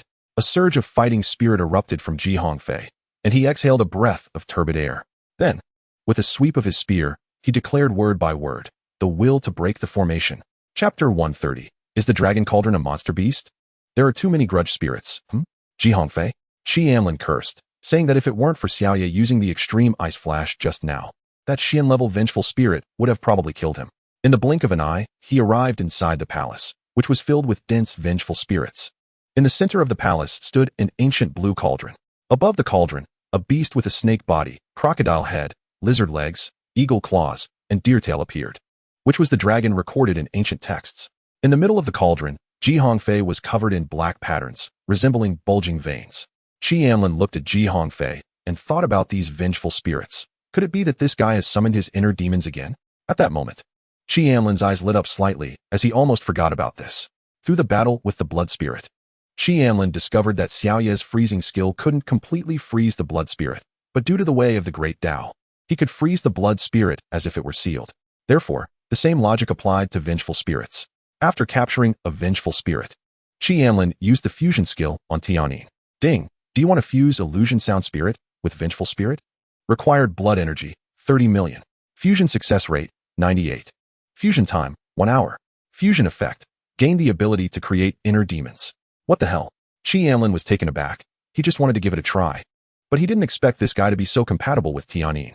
Although it was only a mortal level, due to its compatibility and inherent special qualities, the blood energy reached 30 million, but fortunately, it didn't even reach one primordial point. After decisively choosing to fuse, Anlin used blood energy to shorten the fusion time to 30 seconds. The vengeful spirits in the palace were unaware of the disappearance of their companion. They would not act excessively aside from attacking intruders, as these beings lacked intelligence and only acted on instinct. Soon, Tianyin completed the fusion and emerged from the blood cocoon. At this moment, Tianyin had grown. From her initial appearance of a 4 or 5-year-old, she suddenly transformed into a 13-year-old girl. The edges of her wings emitted a faint white light and developed a seductive purple hue, while a black dress appeared on her. And her youthful yet stunning face bore a hint of mischief, resembling a runaway princess. Name: Tianhuan Spirit. Attributes: Wood, Life, Illusion. Potential: Mid-level Xian. Skills: Illusion, Spirit level Supreme. Constructs illusions targeting specified enemies. The stronger the mental power, the stronger the illusion controllability. Charm: Spirit level Mid. Charms enemies, attracting their attention and putting them under control. Healing Light: Spirit level Low. Summons healing light with the ability to choose teammates. Can heal certain injuries. Spirit Song: Spirit level Supreme. A song that alleviates fatigue. Can relieve physical and mental exhaustion, and can dispel celestial demons. The stronger the ability, the better the effect of dispelling celestial demons. Demon Sound: A targeted skill that can sing to multiple selected targets. For those not selected by the skill, they will hear the spirit song. Can awaken the enemy's inner demons and produce negative effects on them. This skill, Anlin had recently used various items to fuse with his 3-headed beasts, but the success rates were not very high, so he hadn't wasted blood energy. Yet this trip to the Bloodflame secret realm allowed Tianyin to acquire such a divine skill. Anlin thought for a moment. If during battle, Tianyin suddenly summoned the enemy's inner demons, the scene would be explosive. Just look at how invincible Hongfei was in the chaos before, only to be tormented into such a state after encountering his inner demons. Tianyin flew to the top of Anlin's head, comfortably resting there. She preferred being on his head to staying in the beast pouch. Ding ding dong. Tianyin's melodious voice rang out, and Anlin quickly grasped her meaning. Tianyin, are you saying you can lure these vengeful spirits over? Tianyin nodded vigorously on Anlin's head. Ding ding dong. They will see you as a companion? Anlin pondered and looked towards the cauldron in the distance. For some reason, it seemed to have been activated, beginning to emit golden light. Tianyin, wait a moment. You fly over and put this thing into the ring. Then that guy, you have seen him before. Later use the concealment ring to cover him up and bring him over. For safety's sake, Anlin used identification on the cauldron. Name: Dragon Cauldron. Attributes: Gold, Fire. Potential: Mid-level Tian. Description: A new creature forcibly refined by the Infernal Emperor using an ancient dragon, shaped like a cauldron, which can serve as an evolvable spirit tool in a certain sense. This thing is a demon beast? Anlin's eyes widened. Isn't this his 5th beast? Xiaoya rolled her eyes at Anlin, then quietly called out to Tianyin. Tianyin nodded vigorously. Ding ding dong. Then, Tianyin flapped her wings and flew towards the Dragon Cauldron, while the vengeful spirits below remained motionless, like lifeless objects. Flying onto the Dragon Cauldron, Tianyin's eyes curved into crescents as she gently patted the cauldron, seemingly communicating. Ding ding dong. The Dragon Cauldron trembled slightly, emitting an ethereal sound, like an old man in his twilight years. Ding ding dong. Buzz. It was unclear what method Tianyin used, but the Dragon Cauldron entered the beast pouch without any resistance. Hongfei landed on the ground, at which point all the surrounding vengeful spirits suddenly turned and roared as they surged together. The vengeful spirits fused together, growing larger and gradually transforming into a bizarre giant. Ding ding dong. Tianyin tilted her head, then grabbed Hongfei by the collar and began to sing, flying while singing. Chapter 131, Summoning the Phoenix Fire Lord. In the world of inner demons, Hongfei roared angrily as he struck down several inner demons. His front was piled with the corpses of inner demons, and all he could see was a sea of darkness. Exhaustion began to show on Hongfei's face, yet the spear in his hand continued to dance tirelessly, piercing through one inner demon after another. At that moment, a familiar song sounded. An array of light appeared before Hongfei, illuminating the world of inner demons. Will to fight. Hongfei forcefully stomped the ground, scattering a handful of beans, and in the next moment, a troop of bean soldiers stood up. Kill. Hundreds of bean soldiers roared in unison, and Hongfei's momentum soared higher and higher, with a sweep of his spear. The inner demons in front were instantly severed at the waist. Man can conquer heaven. Behind Hongfei, a phantom appeared, resembling a war god, howling to the heavens. Amidst the swirling song, the inner demons melted away in pain, while the bright light grew larger, warm, and full of hope. The phantom thrust out a spear, and instantly, all the inner demons in front turned to ashes, as Hongfei gritted his teeth and charged forward, reaching for the bright light. The sinister black patterns slowly disappeared, and Hongfei suddenly opened his eyes, gasping for breath. At that moment, he was floating in midair, looking down at his collar, where a palm-sized spirit was struggling to flap its tiny wings. Jia Hongfei gently reached out and grabbed the little sprite, bringing it down to the ground. Feeling the terrifying pressure behind him, Jia Hongfei turned his head and saw a pitch-black slime. The slime was enormous, nearly 10 meters tall, and its body almost touched the top of the palace. Jia Hongfei's pupils constricted as he suddenly spotted the distant Xiaoya. Gritting his teeth, he threw the tianyin in his hand toward Xiaoya. Then, a long spear appeared in his hand, the spear radiating a faint golden light, with a 5-clawed golden dragon coiling around it. Under Jia Hongfei's control, the dragon suddenly opened its eyes wide. Allah! Anlin caught the tianyin, his expression serious as he looked at the monster formed by the fusion of the vengeful spirits. Name: Vengeful Spirit. Quality: low-grade monarch. Description: a blood spirit imbued with the resentment of an ancient emperor, containing a large amount of ancient royal blood. Killing it will yield a large amount of body-refining blood. Note: the immense resentment will affect the user's will. Please use with caution. After the vengeful spirits of an entire palace fused together, this terrifying power was beyond what he could handle. Anlin noticed that a Dao crystal suddenly appeared in Jia Hongfei's hand, seemingly to buy Anlin some time to escape. Wait! Anlin shouted. The monarch-level Dao crystal was of no use against this vengeful spirit that had already reached the monarch level. It would only waste the crystal. Anlin flipped his hand, and a crystal resembling a phoenix appeared. It's decided, Master. After infusing spiritual power into the Dao crystal, Anlin threw it out, and in almost an instant, a fiery figure appeared. Who dares to touch my disciple? The avatar of Fenghua Jun manifested, angrily scanning the surroundings before locking onto the giant vengeful spirit. Oh, ancient royal blood? Is this the Blood Flame secret realm? There are monarch-level blood spirits in the Blood Flame secret realm? Fenghua Jun was delighted. This was a good find. He didn't expect this kid to have such good fortune, actually finding a palace in the Blood Flame secret realm, with such rich bloodlines of blood spirits inside. Roar! The vengeful spirit split open a gap and let out an ear-splitting roar. Don't make noise, Xiaoki. You can't absorb this thing for now. I'll compress it into a crystal for you to absorb slowly. Don't be greedy at once, or you'll easily be influenced by the will of the ancient emperor. Fenghua Jun's jade hand reached toward the giant vengeful spirit, which seemed to encounter something extremely terrifying and let out a piercing shriek. The next moment, flames engulfed it.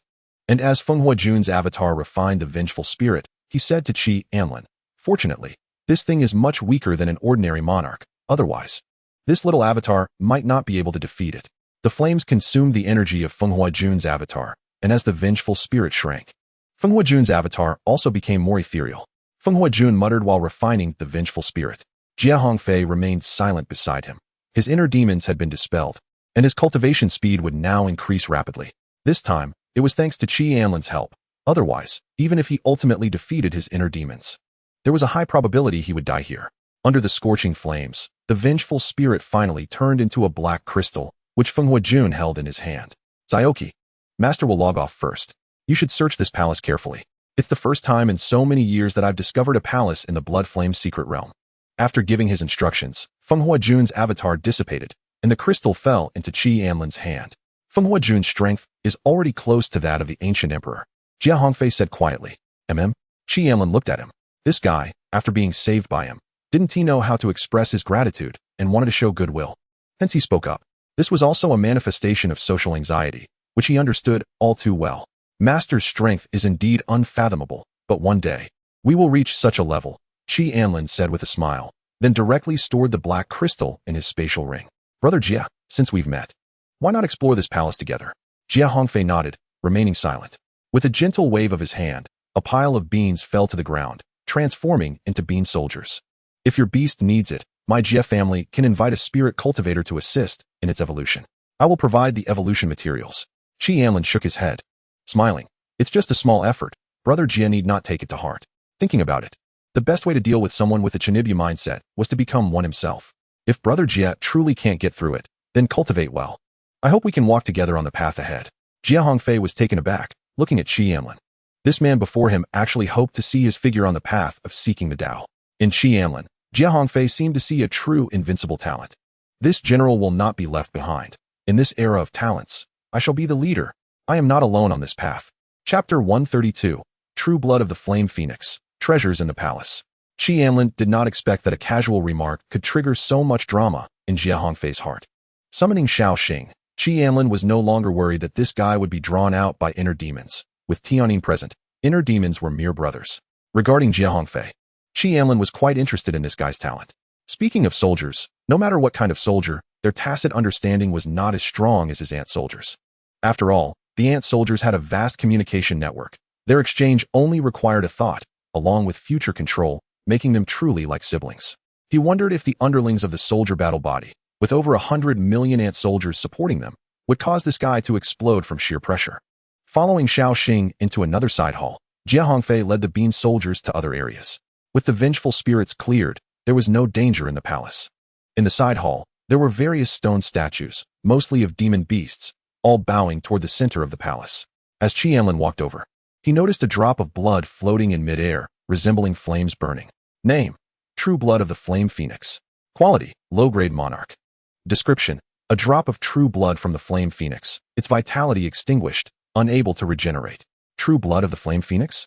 Anlin raised his eyebrows, instinctively wanting to fuse it for his beast. Then he sighed deeply. Low-grade Monarch items aren't something I can just fuse with my head. I simply don't have that much blood. Just right. Since his sister was the Flame Phoenix battle body, this true blood should be very beneficial for her. After thinking about it, Anlin directly stored it in his spatial ring. Then, Anlin looked at the surrounding stone statues. These statues were lifelike and obviously valuable. Name: Green Flame Sparrow, Petrified. Quality: Low-grade Celestial. Description: a demon beast whose physical body is completely petrified, with spiritual energy nearly depleted and soul dissipated. Overall, this item now only had ornamental value. Anlin rubbed his chin, wondering if this thing could be awakened again by merging with the souls of other demon beasts. He thought of trying it with the ant soldiers. Although he would have absolute loyalty from the demon beasts after merging them, they wouldn't be his own beasts. So he couldn't establish a spiritual connection with them. If he turned these demon beasts into ant soldiers, he could build a spiritual connection with the ant queen and potentially turn them into a new group of ant soldiers with potential. This point could reference blood-devouring king. Anlin collected all the stone statues and then began to communicate with the ant queen.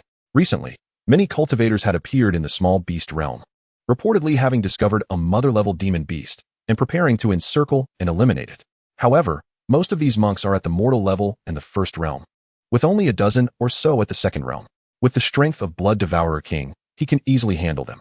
It's just that the prey has decreased recently. If Blood Devourer King is given enough blood, breaking through to the king realm quickly wouldn't be a problem. After all, the Blood Devourer King before the seizing of the body was also a standout among kings, having already comprehended the Great Tao. And now the foundation of the Great Tao has reappeared in his body. The egg of Blood Devourer King has hatched. Anlin was stunned and carefully inquired about the situation. He was quite interested in this egg. According to the Ant Queen's description, this little guy can absorb blood to become stronger, and he initially thought it was just a bit stronger than an ordinary ant soldier. What the Ant Queen didn't expect was that after this little guy absorbed a certain amount of blood, it actually split open. That's right. It split open and transformed into two blood-colored ants. This ability made the Ant Queen envious. If she could also split, she could eat double the food in the future. One mouthful of food was still not enough. Split open? Anlin was stunned. This thing can still divide. It would be best if it was in another world that is not under human jurisdiction, so even if discovered, it could be dealt with directly. Unlike in the beast realm. After understanding Yi's situation, Anlin arrived at the next area, which seemed to be a place where the ancient emperor practiced, with a meditation mat on the ground. Name: Tao Comprehension Mat. Quality: Low-grade Heavenly. Description: a mat transformed into a magical tool due to the ancient emperor's long-term cultivation, which can enhance the user's comprehension and cultivation speed. The lower the realm, the greater the enhancement. Good stuff, I'll take it. Anlin collected everything in the room into his spatial ring, and at that moment, a crystal fell to the ground. Anlin was stunned. Why couldn't this thing fit in? Name: World Core. Quality: High-grade Earth. Description: the world core of an Earth-level world, a key item for constructing the world. World Core? Anlin's eyes lit up. The Ant Queen has a small world. This thing should be given to her. However, the Ant Queen's small world has nothing in it and is not suitable for long-term habitation. After adding this world core, that small world should become more complete. He tossed the world core to little Xing and said, "This thing is worth 100 little female mice. Take good care of it. Don't take it out before we leave, and if you keep it safe, I'll reward you with a few little female mice." Little Xing was initially prepared to toss it aside, but when she heard Anlin say this, her body instantly straightened. Then, she stuffed the world core into her mouth. Feeling a sense of bravery, nodding vigorously with a determined expression, Just keep it safe. Don't eat it.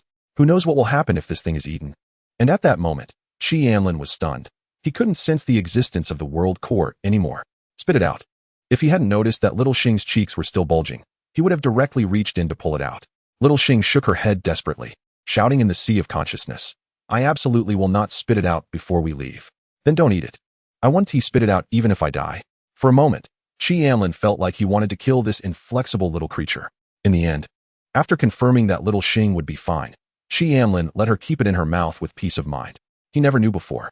But now he realized that the thing in Little Xing's mouth felt as if it had merged with her, completely unnoticeable. This is indeed a good way to hide things. In the future, if there are treasures that cannot be stored in the spatial ring, just stuff them in Little Xing's mouth. Should I fuse a pelican gene into this little creature? Anlin stroked his chin, pondering as he looked at Little Xing. It would be best to fuse a spatial ring too. Could that create a Dora Mouse dream? Chapter 133, Medicinal Field. Allowing Little Xing to continue holding the world core, Anlin proceeded to the next palace. As soon as he entered the palace, he smelled a rich medicinal fragrance, and upon looking around, he found the ground covered with spiritual herbs. The floor of the palace was covered with a layer of scarlet blood mud, and these spiritual herbs were able to maintain their spiritual power because of this blood mud. Each spiritual herb emitted a faint halo, and Anlin walked towards a frost blue mushroom and used identification on it. Name: Frost Flower Mushroom. Attribute: Ice. Quality: Middle Grade Profound. Description: a spiritual herb that has absorbed the blood of the ancient emperor, possessing certain body-refining abilities. This was just the outermost spiritual herb. Anlin looked towards the deepest part, where a spiritual herb resembled a small qilin, planted on a large piece of spirit stone. Name: 9-turn qilin grass. Attribute: 5 elements. Quality: Middle Grade Monarch. Description: a spiritual herb containing a large amount of ancient emperor's blood. Consuming it will give birth to 5 elemental attributes. Anlin touched his brow, thinking that luck is such that whoever uses it up first leaves. With so many spiritual herbs, has he looted the home of an ancient emperor? Originally, there would be significant restrictions on these things, such as the world core. If someone moved it, the death and annihilation formation in the palace would directly erase it. However, due to the slumber of the prison emperor's consciousness, these formations couldn't activate and remained on standby. Xiaoya, let us hurry and collect these things. Anlin became a bit anxious. There are so many good things in this palace. Nothing has happened yet. But if blood spirits or vengeful spirits from other areas come over later, he might have to retreat. After all, there is no second Dao Crystal of Phoenix Fire Monarch. It would be great if the Ant Queen were here. With so many ant soldiers helping, collecting these spiritual herbs would only take a few minutes. Ding! Tianyin tilted her head and suddenly waved her little hand, starting to sing. The scene became quite magnificent, with treasure lights soaring, and the herbs gathering together like a small hill. Generally speaking, spiritual herbs of a certain quality possess their own consciousness, and the prison emperor erased the spiritual intelligence of these herbs to prevent them from escaping or self-destructing, resulting in them behaving like weeds, mechanically absorbing nutrients. Tianyin's elfin voice not only eliminates mental demons, but can also communicate with plants, allowing them to gain intelligence, as if picking up great cabbages. Anlin collected various rare spiritual herbs into the spatial ring and carefully observed. The lowest level spiritual herb here was actually of profound grade. While Anlin continuously collected spiritual herbs, Little Xing jumped to the core area, tilted her head, and with some effort, pulled out a green crystal. The next second, a rich life force emerged, and Anlin's head instantly turned, his pupils constricting involuntarily. The spot where the green crystal was pulled out left a large indentation. Like just squeezing out a blackhead, a green liquid, radiating with light, flowed out, containing an incredibly strong life force, even far exceeding the source of life that the school previously provided to Anlin. Name: Source of Life. Attribute: Wood Life. Quality: Middle Grade King.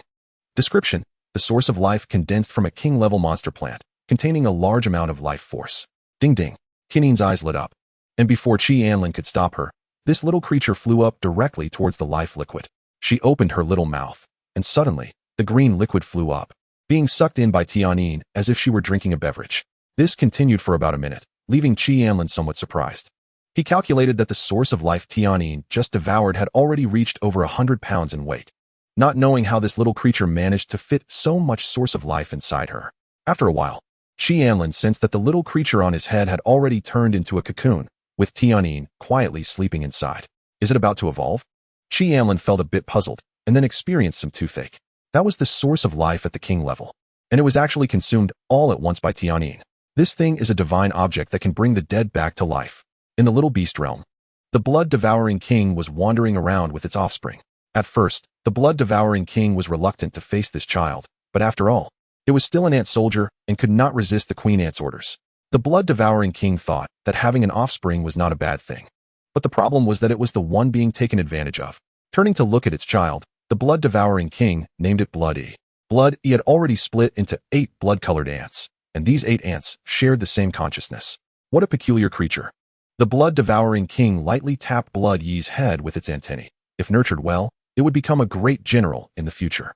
The blood-devouring king began to search for nutritious magical beasts for the queen ant.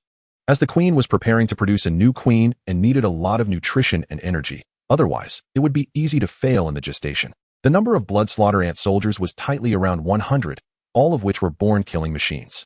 With the help of so many ant soldiers, the blood-devouring king finally discovered a ruin related to the previous world master of the Little Beast realm.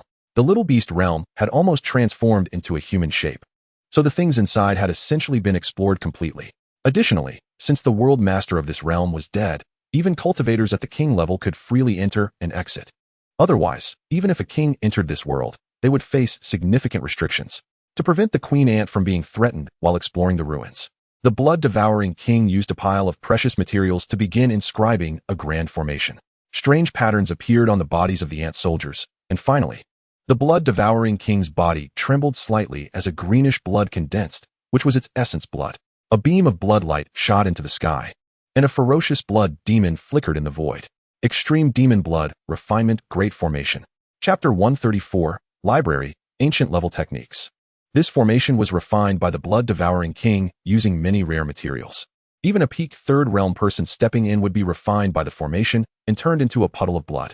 Moreover, there were thousands of second realm souls within the formation that could attach themselves to the ant soldiers, temporarily boosting their strength to the second realm. Although eventually the ant soldiers would be rendered useless, they were consumables after all. The blood-devouring king also taught the queen ant other techniques, such as blood sacrifice great method, where fallen ant soldiers could voluntarily sacrifice all their spiritual energy and soul to living ant soldiers, enhancing their combat power. This way, the more fallen ant soldiers there were, the stronger the remaining ones became. Another technique was life-severing technique, which consumed life force to fight, temporarily increasing strength by 1 or 2 times. However, the queen ant just tilted her head, telling this special child not to transmit any strange things to disturb her sleep. The blood-devouring king found this odd. Logically speaking, the queen ant's mental power was so strong, and she used military tactics and formations. Her mind shouldn't be so dull. After merging, the blood-devouring king had immense respect for Anlin, and after witnessing the laws, it viewed Anlin as a being above ancient emperors. The reason it looked relatively weak now should be that it was wandering in the human world. With the still sleeping Tianyin, Anlin walked towards the next palace. Upon arriving at the next palace, Anlin saw Hongfei flipping through techniques. This palace was a library, with shelves full of techniques and martial skills. However, each technique had a faint protective shield over it, which needed to be shattered before the techniques inside could be obtained. Hongfei looked at Anlin, nodded slightly in acknowledgement, and said, "Brother Qi, the techniques here have restrictions. Some require strength to break the protective shield, while others need to attract with one's own blood."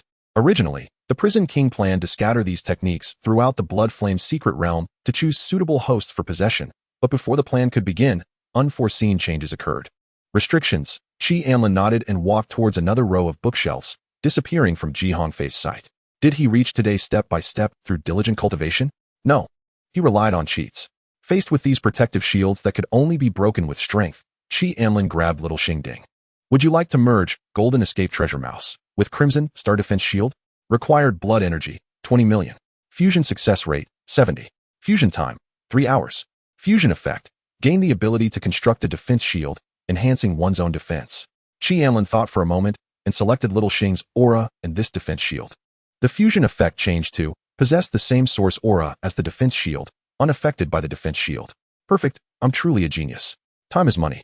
Anlin spent several million blood energy to shorten the fusion time to a few seconds.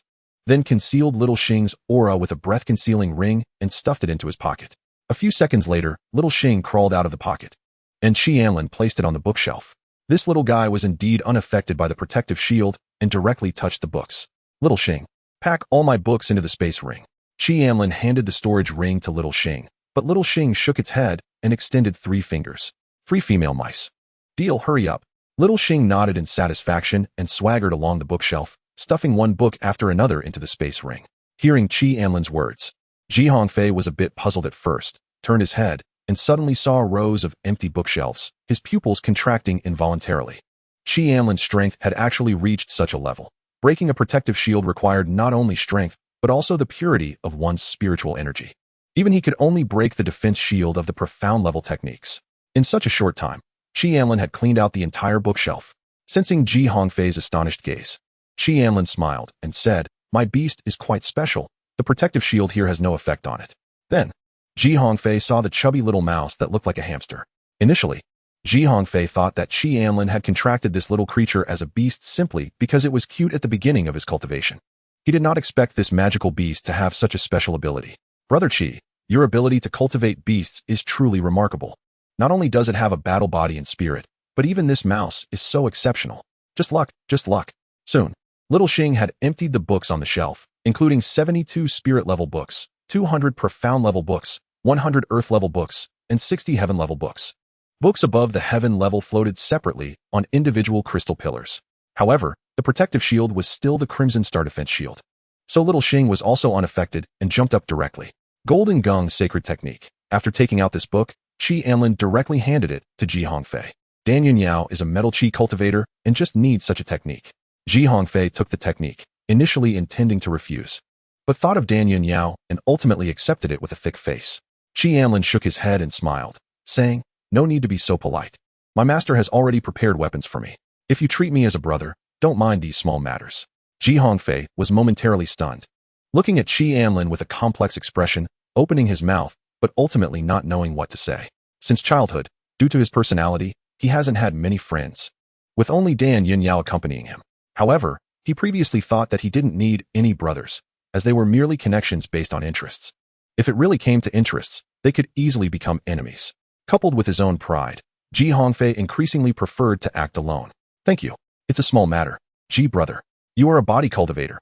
Take a look at these cultivation techniques and martial skills to see if any suit you." Qi Anlin continued to gather books from the library. Initially, he planned to share some of these books with Ji Hongfei, but Ji Hongfei firmly refused. If it weren't for Qi Anlin, he probably wouldn't have been able to obtain suitable king-level techniques, as the Bloodflame Secret Realm's opening time was limited. Qi Anlin didn't insist further. Although he couldn't learn all these techniques, trading them for resources or using them for beast synthesis was an excellent choice. After giving Ji Hongfei 3 king-level books, Qi Anlin still had 12 left. Truly, this was the accumulation of the ancient emperor. Qi Anlin looked up at the remaining jade pillars, on top of which were 3 lord-level books, as well as the ancient-level technique floating above the final giant pillar. Chapter 135, 3-Claw Golden Dragon Bones, Mysterious Blood Sea. Heavenly Demon 9 Resolutions. This was a low-grade lord-level cultivation technique. Qi Anlin glanced at the introduction. This thing required the blood sacrifice of living beings to enhance strength. Definitely a demonic cultivation technique. Techniques like this, while precious, would be destroyed without hesitation by certain righteous figures. For Qi Anlin, however, this could be given to Blood Devourer King without affecting him. In the small beast realm, the human race was considered the demonic path for the beasts. Thus, he felt that definitions need not be so rigid. Killing many humans, or even sacrificing a city's worth of lives was truly unforgivable. However, if it was merely killing foreign races, that was acceptable. In reality, those who practiced demonic cultivation were often unpredictable and easily prone to violence, which is why demonic cultivation techniques were banned, even among their own kind. They could not control their bloodthirsty desires. Blood Devourer King was different. This fellow had dual control from both the system and the Ant Queen. So no matter how bloodthirsty he became, he wouldn't betray. Qi Anlin might not be able to stop Blood Devourer King from killing, but the Ant Queen had complete control over him, which was why Blood Devourer King could be forced to lay eggs without resistance. After letting Shaoxing take this technique, Qi Anlin looked at the next one. As for Ji Hongfei beside him, he didn't look at the content. Ji Hongfei had no idea what this technique was, as he didn't have the identification ability. The few techniques given to Ji Hongfei were briefly skimmed through by Qi Anlin and recorded into the blood energy space. So even if he wanted to pass them on to others, he could directly transcribe the techniques. Heavenly Sky Pill Recipe. This was a lord-level alchemy book, which could drive alchemists crazy. It's worth noting that alchemists find it much harder to improve than combat professions. A lord-level alchemist could summon several lord-level fighters at any time. Even the ancient emperor would have to show some respect. Qi Anlin discreetly stored the alchemy book in his spatial ring. Although he didn't have this profession, he had recently found his long-lost beast control Dragon Cauldron, which could refine pills on its own. Using a cauldron to refine medicine was certainly more familiar than using his body. Perhaps he could even turn the Dragon Cauldron into a weaponsmith. And then he would have nearly all major professions covered. Xiao Yu excelled in combat, whether in one-on-one or group situations, exhibiting strong suppression. The Ant Queen, on the other hand, primarily relied on overwhelming numbers, and since she could construct formations on the ant soldiers, Qi Anlin thought of adding a talisman master ability to the Ant Queen, transforming the ant soldiers into talismans. Perhaps he could combine formations and talismans to create a sustainable ant soldier. This way, Xiaoxing could, like today, ignore the protective shield to collect treasures. And with the 100 treasure bag, emptying the treasury would become a piece of cake. As for Tianyin, not only did she possess healing skills, but she could also attract inner demons. Qi Anlin planned to use some recently acquired resources to exchange for some auxiliary skill beasts to synthesize for Tianyin. Ideally, they would provide overall enhancement skills, adding buffs to allies and debuffs to enemies during battles. Moreover, since Tianyin was innately close to plants, he could integrate some books required by spirit plant masters for her, and then plant them in the Ant Queen's small world to produce spirit herbs for the Dragon Cauldron's cultivation. Qi Anlin felt that his future was bright. As for the remaining techniques, Hongfei didn't look again. Given his personality, accepting the king-level techniques offered by Qi Anlin already made him owe a huge favor. He had no intention of taking the remaining lord-level techniques, even if they were highly valuable. Qi Anlin looked at the next book, which was also a martial skill. 3 Realms Flame Sword Manual. Fire Attribute Martial Skills. Qi Anlin stored it in his spatial ring. This could be used to conceal his identity. His fire attribute battle body had not been exposed, and Qi Anlin thought that when he ventured into the other world in the future, he could change his identity. After all, given his uniqueness, he would eventually be seen as a thorn in the side by the other world. He didn't want to end up like in novels, where stepping out the door meant being hunted by the whole world. Therefore, he would not reveal his fire attribute. Without using beast control and ice attributes, he could change his appearance, and no one would know he was Qi Anlin. Heavenly Martial Sun Erosion Scroll. This technique contained fire attributes.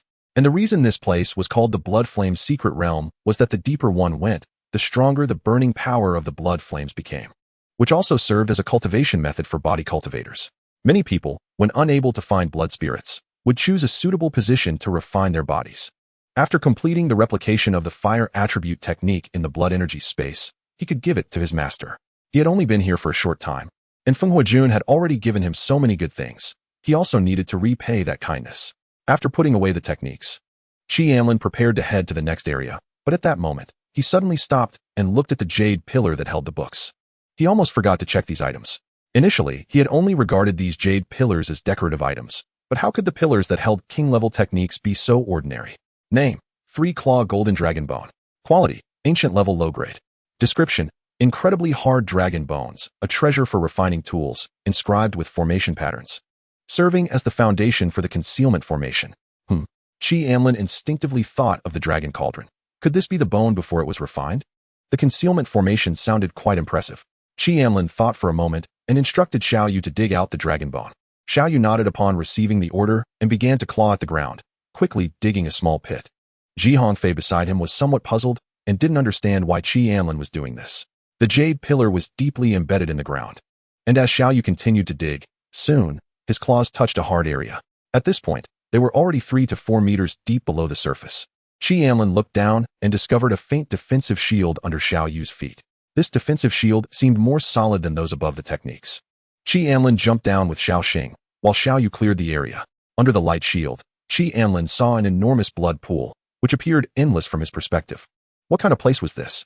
Qi Anlin felt that something was off here, and then looked at the ground beside the blood pool.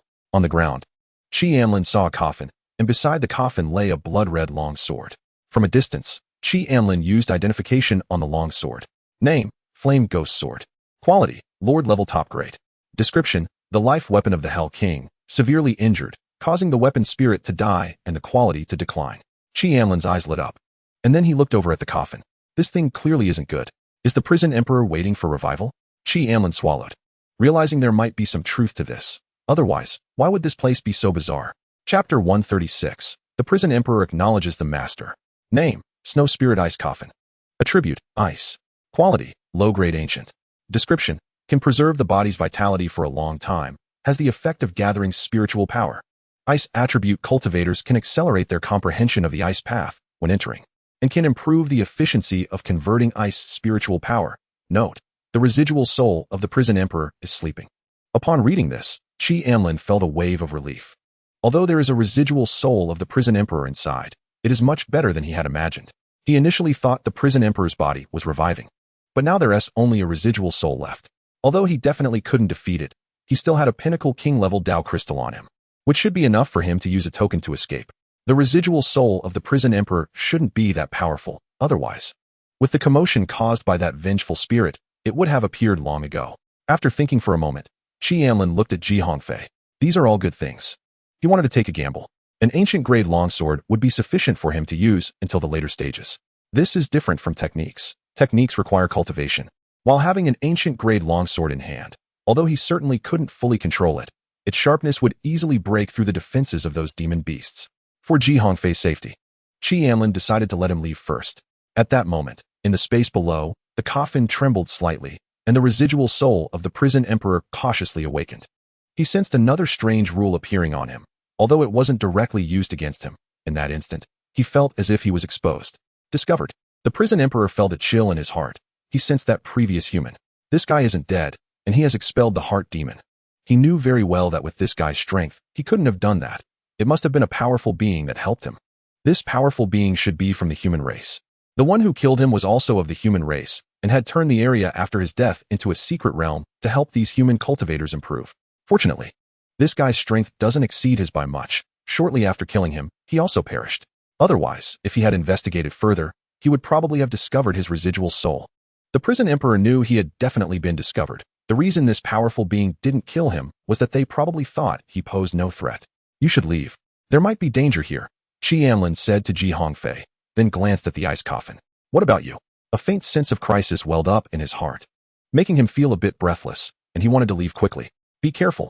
He scanned Anlin's body. This was also a battle body, but with low strength. Easily dealt with. Then he observed the other beast tamers.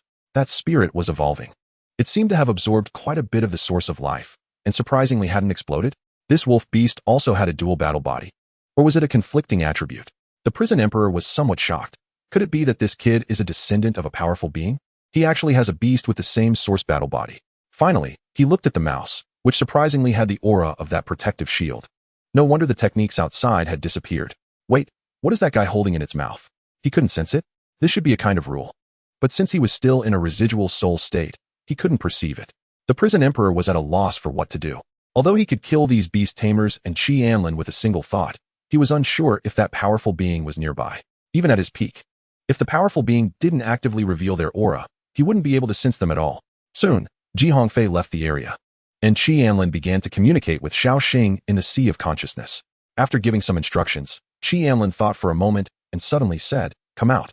He decided to bluff him first. Anlin adjusted his breathing, pretending to know the Prison Emperor was still there, even convincing himself. The next moment, the residual soul of the Prison Emperor appeared directly. What the hell? Anlin's expression showed no surprise, but inside, he was panicking. This guy really woke up. Meanwhile, the Prison Emperor was frantically roaring in his mind, thinking, what is he doing? This is a powerful being. At the moment Anlin spoke, countless thoughts flashed through his mind, quickly piecing together the whole story. These beast tamers had signed life contracts, unconditionally offering everything. Moreover, this person before him only had a single realm cultivation, yet had contracted for beast tamers, coupled with this physique that far exceeded the same realm. The vast and abundant sea of consciousness, and the diverse attributes of the beast tamers, this must be a hidden powerful being. And what he saw were all things the powerful being wanted him to see. The residual soul of the Prison Emperor trembled slightly. These were the wicked interests of a powerful being. My lord, I am just a residual soul. I didn't know that battle body was your descendant. Please forgive me. The Prison Emperor said humbly, feeling the terror of death more as he reached this realm, which is why he had hidden for so long, always wanting to revive. Huh. Anlin felt his face stiffen in shock, momentarily unable to show any expression. Seeing Anlin staring at him expressionlessly, the Prison Emperor became even more panicked. My lord, I am willing to sign a life and death contract. I will never be a threat to you. Huh. Anlin remained expressionless, realizing this guy thought he was a hidden powerful being. Although he didn't know why, Anlin felt the need to play along, to solidify his identity. Anlin merely smiled faintly, then flames erupted from his body, transforming directly into the burning heaven battle body. He was confident that his hidden attributes wouldn't be discovered, and by doing this, it would definitely make the Prison Emperor think he was hiding even more. The Prison Emperor's body shook. All doubts disappeared. This ability to freely transform battle bodies was undoubtedly that of a powerful being, something he hadn't noticed before. Without any hesitation, a strange blood-colored character flew out from the residual soul of the Prison Emperor, heading toward Anlin.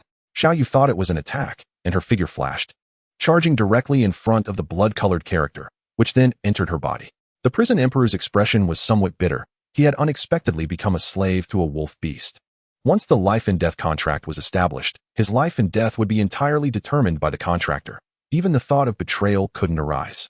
Anlin was startled and quickly hugged Xiao Yu, who soon described her feelings in Anlin's sea of consciousness. She could now command the Prison Emperor at will, and the Prison Emperor's life and death were in her thoughts. Chapter 137, A Fantastical Experience. What kind of fantastical experience is this? Anlin was somewhat confused. Who am I, where am I, and what am I doing? He had merely bluffed casually, and as a result, an ancient emperor's residual soul appeared, easily acknowledging Xiao Yu as its master. Anlin looked at the ancient emperor's residual soul floating before him and gave Xiao Xing a light tap on the head. Does it hurt? Xiao Xing was nearly brought to tears, covering her head and looking at Anlin with a puffed-up expression, as if to say, "You're done for." The next second, Xiao Xing burst into laughter, leaning her head closer as if inviting him to do it again. Now that the ancient emperor had acknowledged Xiao Yu as its master, Anlin had no more concerns and directly began to discuss with the two beast tamers. What kind of bizarre luck is this, to encounter such a good thing?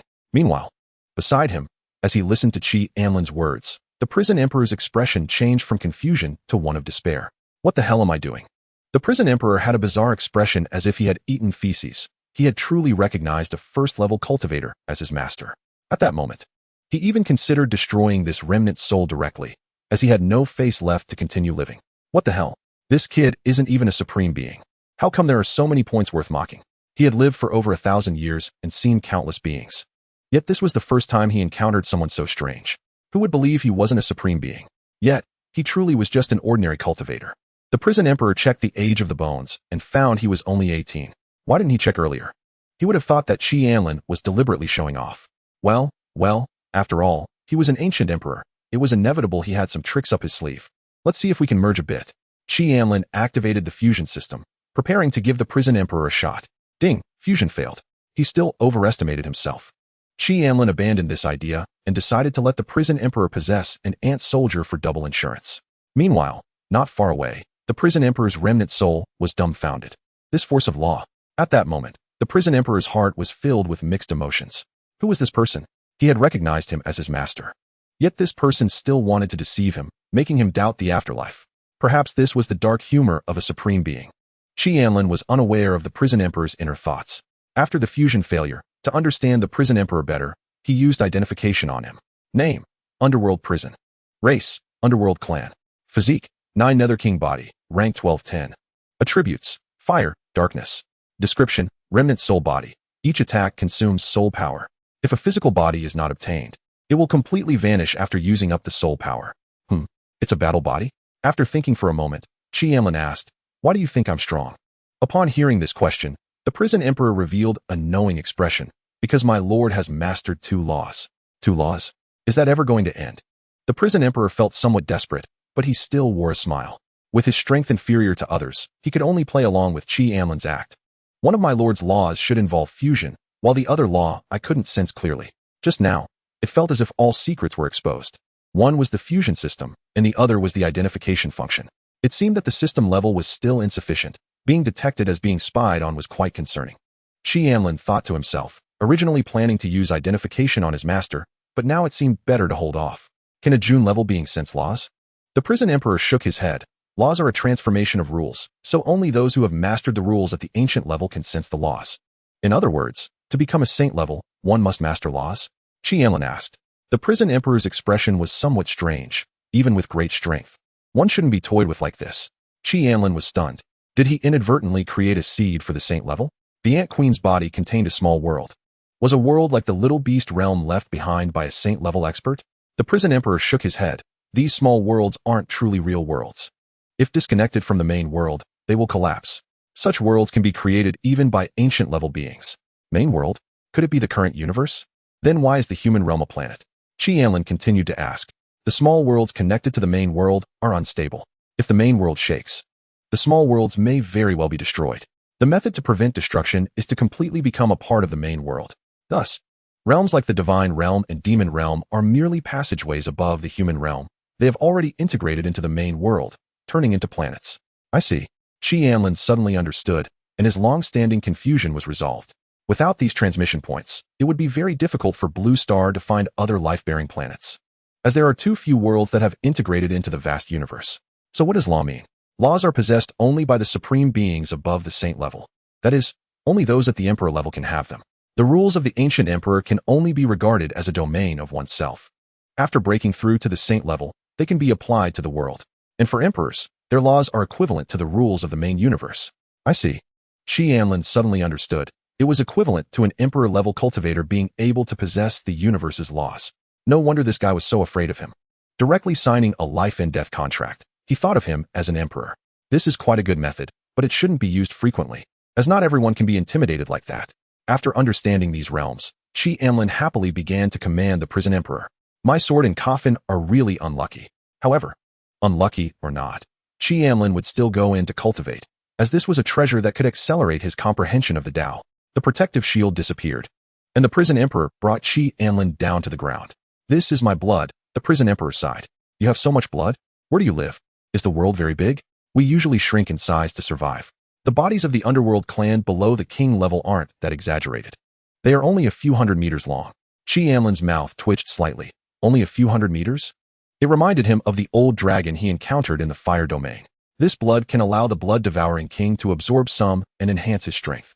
After that, he would still synthesize a suitable body for the prison emperor, giving him 2 special ant soldiers. Anlin decided to name this type of ant soldier the Ant Clan Hero. One day, he would turn all those opposing him from the king-level alien races into ant soldiers. Chapter 138, The Shame of the Ancient Emperor Tiangu. By the way, has this place never been discovered by other students? Anlin asked in confusion. This was just the outer area of the Blood Flame secret realm, and the burning ability of the Blood Flame wasn't very strong. The prison emperor explained. The prison hall had been hiding deep within the Blood Flame secret realm, and due to the concealment formation, it had never been discovered before. He also thought that possessing a battle body after sensing the military power wasn't bad, but he never expected to encounter Anlin after the prison hall was transmitted over. Now not only had his secrets been completely swept away, but he himself had also become a slave to this beast. The prison emperor sighed deeply, and Anlin continued. The Blood Flame secret realm has a limited opening time since it was created from your corpse. Is there a way to come and go freely? Well, there's no escaping. The prison emperor reluctantly waved his hand, and a dark golden token flew over. This has a transmission point for the Blood Flame secret realm, allowing free entry and exit. However, after use, the token will remain at the original spot and will be transported back to its original location once you leave the Blood Flame secret realm. Good stuff. Does this mean I can transport items into the Blood Flame secret realm at any time? Is there only one? Anlin asked. Yes, my lord.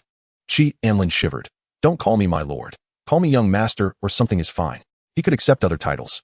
But having an old man who didn't know how long he had lived call him my lord felt really strange. Yes, young master. After chatting with the prison emperor for a while longer, Anlin prepared to leave and continue tempering his body. At that moment, he suddenly remembered that there was still a blood pool here. Why not use this blood to refine his body? After mentioning it to the prison emperor, he replied with a strange expression, My lord, this blood spirit contains the power of rules, so it can enhance one's physique after being killed. It is considered refined. The blood in the blood pool, however, is ancient emperor blood that hasn't been transformed. If an ordinary person enters, they could be instantly obliterated by the power of the ancient emperor within. Although he didn't know why this lord was so into the act, he could only agree with the strange preferences of a strong being. Good heavens, that means such a vast sea of blood can't be used for body refinement. However, there are always ways that people come up with. Searching for blood spirits one by one is too exhausting. Isn't the prison emperor still here? Then you go find the blood spirits that match my realm, control them, and let me kill them. The prison emperor hesitated for a moment, though he didn't fully understand. He still did as instructed. Under his summoning, a group of low-grade yellow and spiritual blood spirits rushed towards the palace area. Soon, the palace was filled with blood spirits, each floating in the air, waiting for Anlin to slaughter them. Anlin nodded in satisfaction. With so many blood spirits, He needed to go into seclusion for another round of cultivation. By the way, leave some blood spirits for my friend so he can improve his strength. I'm going to enter seclusion, and don't let anyone enter this area. The prison emperor nodded, summoned some yellow-grade blood spirits, and headed towards Hongfei's direction. I wonder what the fun of acting like this is. Golden Horn, we will fight again another day. In the Golden Horn realm, the scene was devastated. With creatures in the distance wailing, a truly tragic sight. Dust filled the air, and the surrounding area of 100 miles had been flattened. Even a magnificent royal city had turned to dust, with its lord's flesh and blood completely obliterated. This was merely the aftermath of the ancient emperor's battle.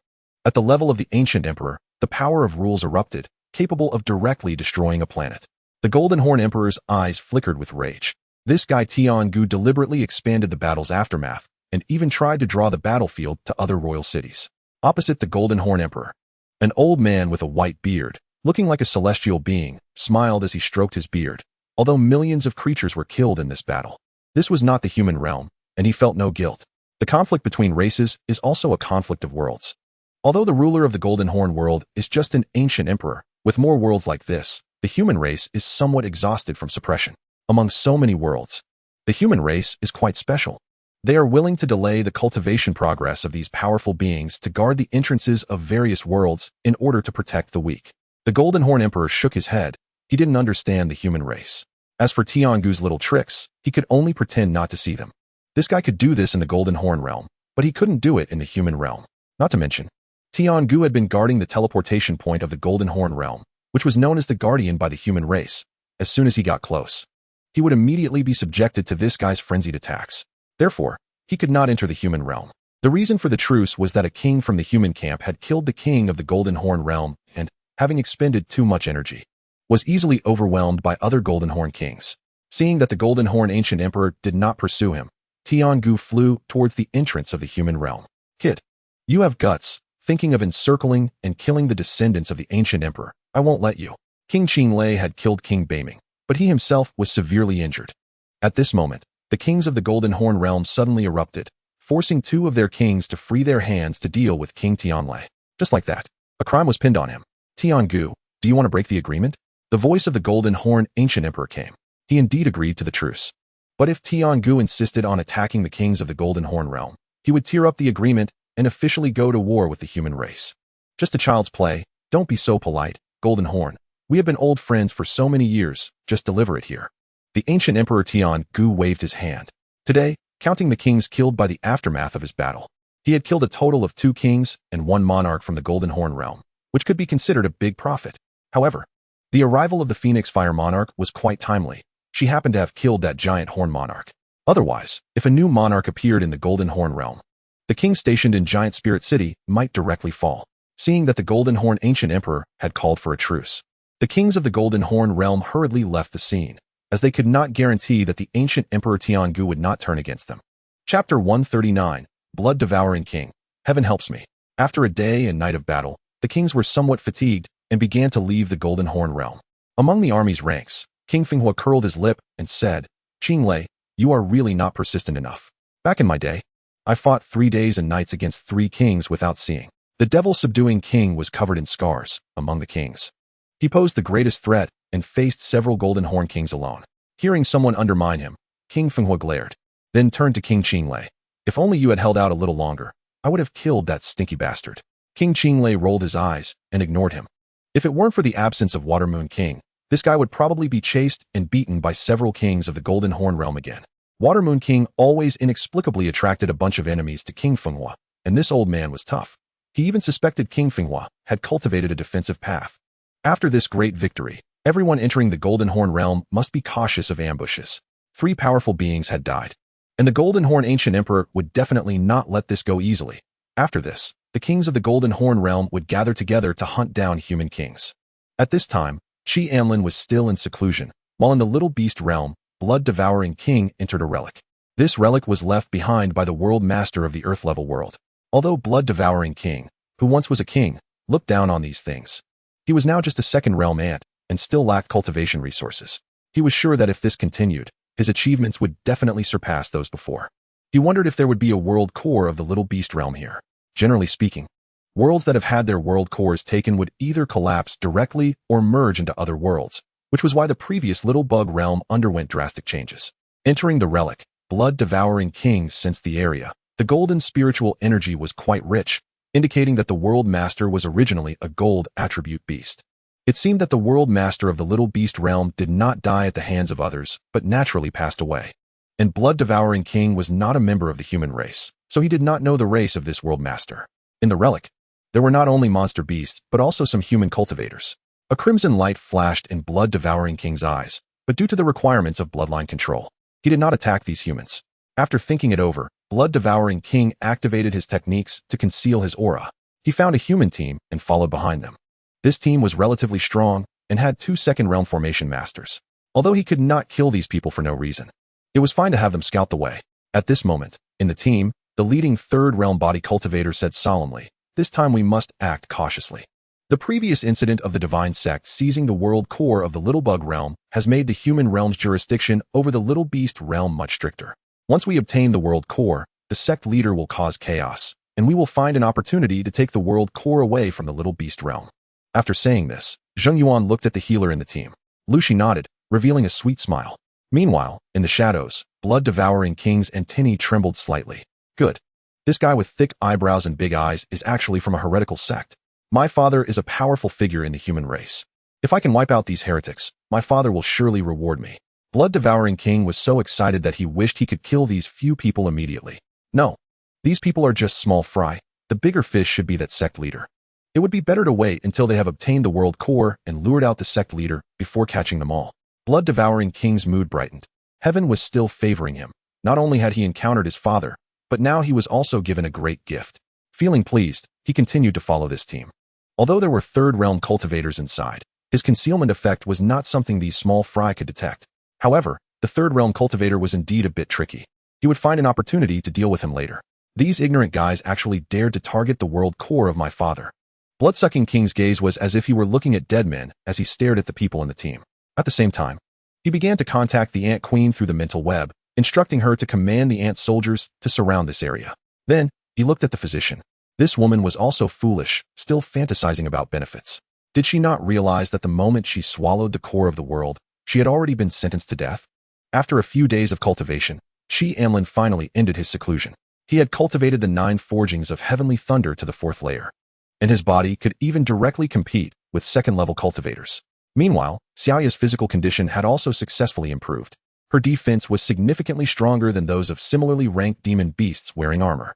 It could be said that Xiaoya was now a fully maxed-out physical assassin.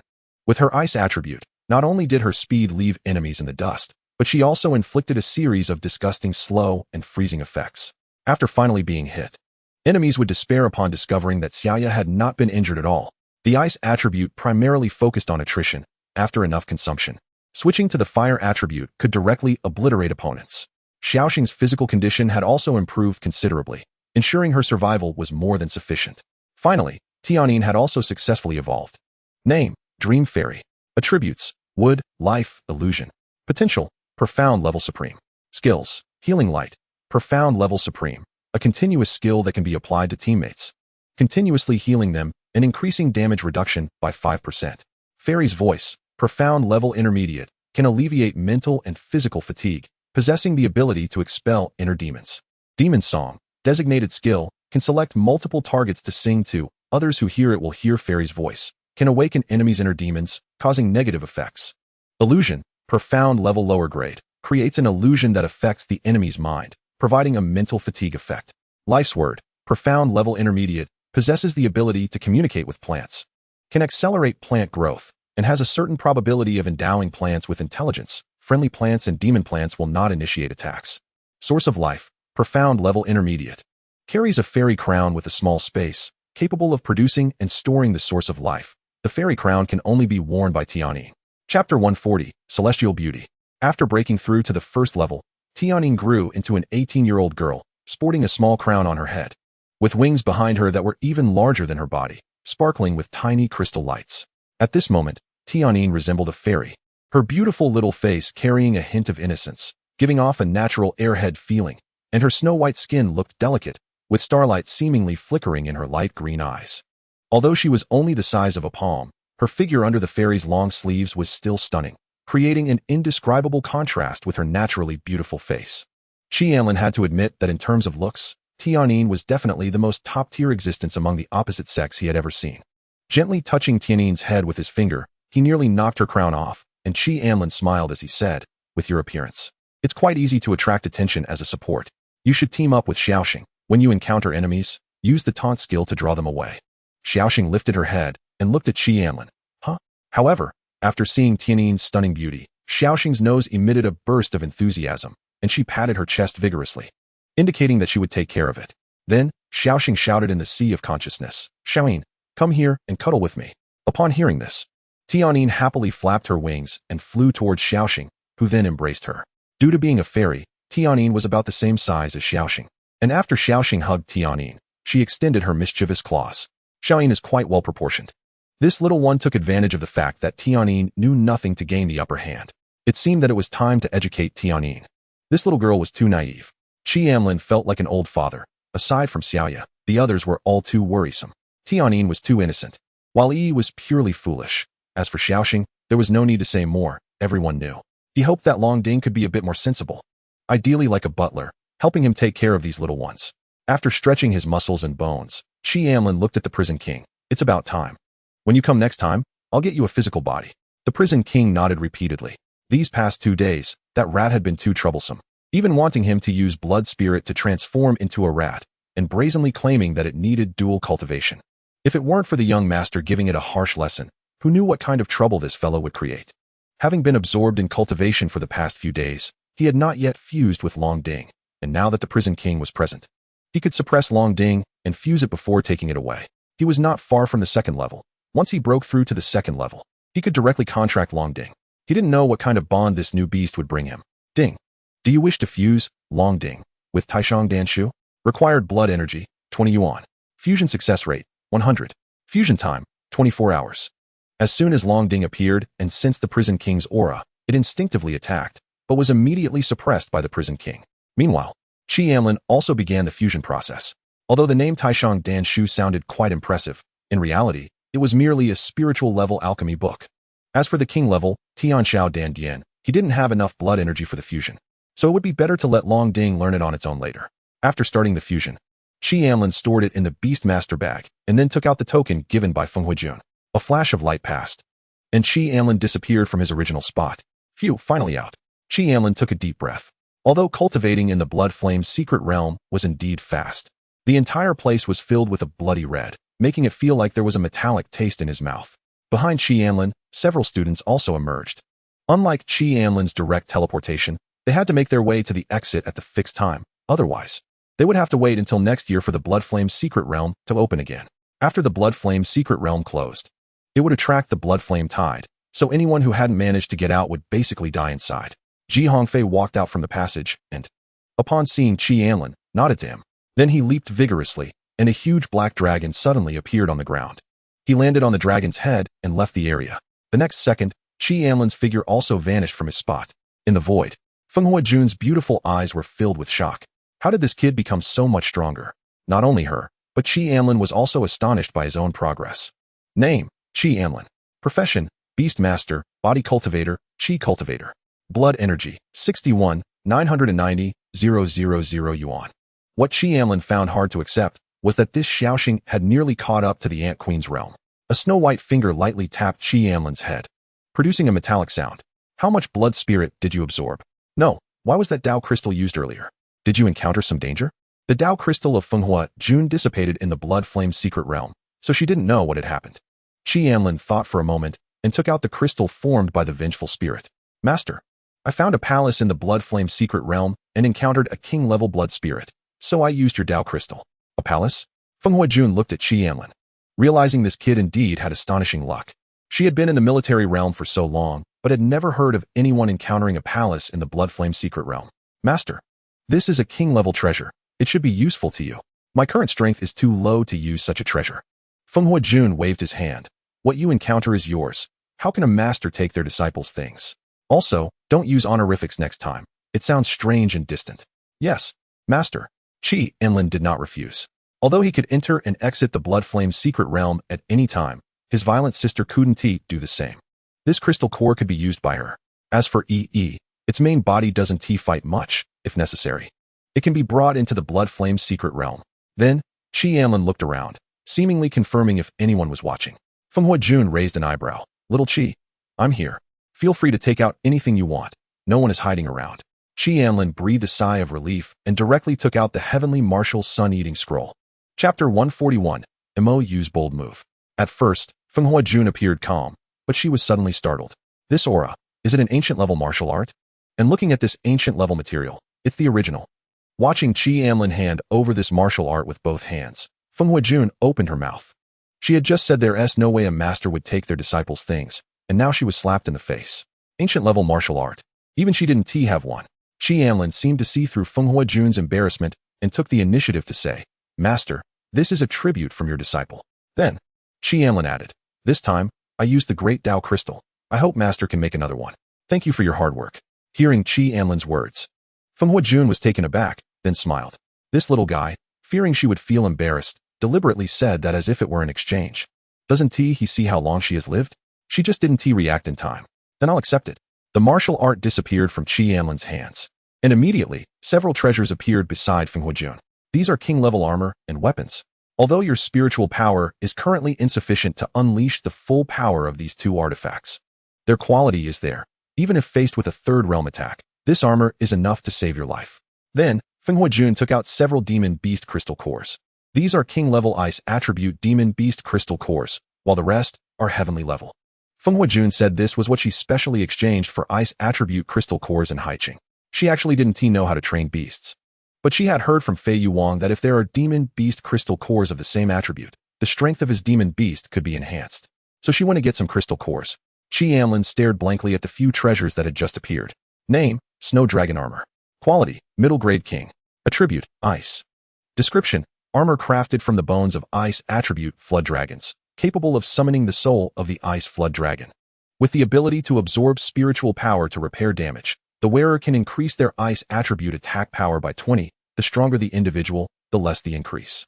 Name, Frost Blossom Sword. Quality, Lower Grade King. Attribute, Ice.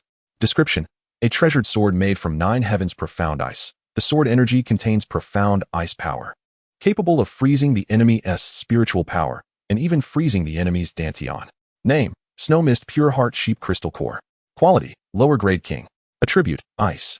This series of Ice Attribute treasures is not easy to find, so Feng Huajun must have put in a lot of effort. Let us recognize the master first. The Ice Attribute Martial Art. I will have someone look for it and hand it to you once it is found. Feng Huajun, after receiving the ancient level martial art, was eager to practice it, and after handing all the treasures to Qi Anlin, her aura exploded, and in the next moment, a great Tao crystal appeared in her hand. After Qi Anlin recognized the treasures one by one, he nodded. You must be feeling bored in the Blood Flame secret realm. I met 2 senior sisters at school. Do you want to go drinking together tonight? Qi Anlin shook his head. Focus on your cultivation. The new student competition is about to begin. And you'll have to fight then. After saying that, Qi Anlin took out the thunder-piercing clear formula. Mou was stunned for a moment. Then a look of ecstasy appeared on his face. Brother Qi, you are truly my good brother. You even prepared a thunder attribute martial art for me. All right. No need to be polite. By the way, have we been divided into classes now? The 4 battle bodies have been separated. Now there are 4 classes. Brother Qi is in class 1, Ji Hongfei is in class 2, I'm in class 3, and Dan Yunyao is in class 4. At this time, a look of envy appeared on Mou's face. Class 4 is entirely a girls' class. Many beautiful female classmates are in class 4. Qi Anlin nodded. The position of class leader represented a lot. As he was a disciple of Feng Huajun, he couldn't lose face for the master. Riding on Mou's mount, Qi Anlin quickly arrived at the teaching building. During normal times, teachers would uniformly explain martial skills, martial arts, and many things about the other world, but basically, in the second half of the semester, the time spent on tasks would exceed that of classes. Qi Anlin entered the classroom. Speaking of which, in this life, it was his first time stepping into a university classroom. The teacher on the stage this time was a ground-level beast master, specializing in explaining the types of demon beasts, their weaknesses, and how to identify their quality. The surrounding area was filled with students. This was due to the upcoming election for class leader. And this was also the first time all students came to class since the start of school.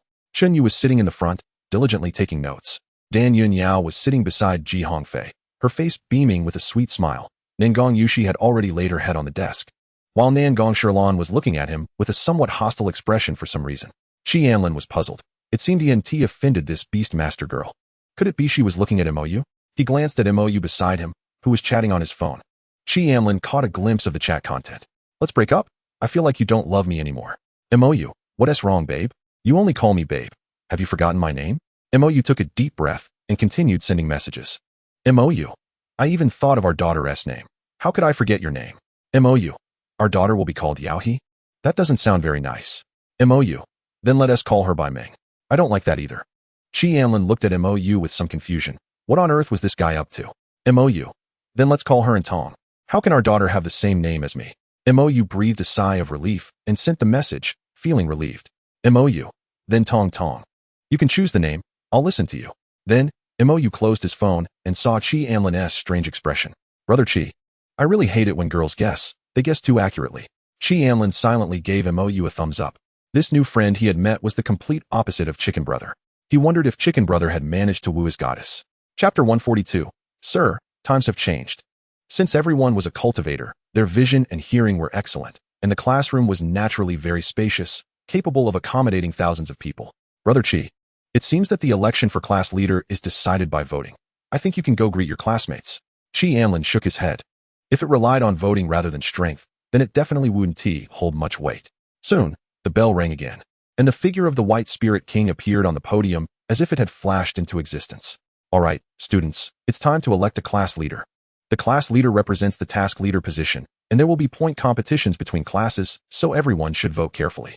Next, everyone can check their wristbands and choose who to vote for on the wristband. As soon as the White Spirit King finished speaking, a huge holographic projection appeared on the podium. The students quickly opened the projection, and suddenly, the atmosphere in the classroom turned somewhat punk. There are two candidates for the class leader of Class 1. The first is Chi Anlin, and the second is Yuan Shi, who is a soil attribute Chi cultivator. The candidates for Class 2 are Ji Hongfei and Tu Ji. The candidates for Class 3 are MOU and Nangong Shirlan. The candidates for Class 4 are Dan Yunyao, Qinyu, and Yu Shui.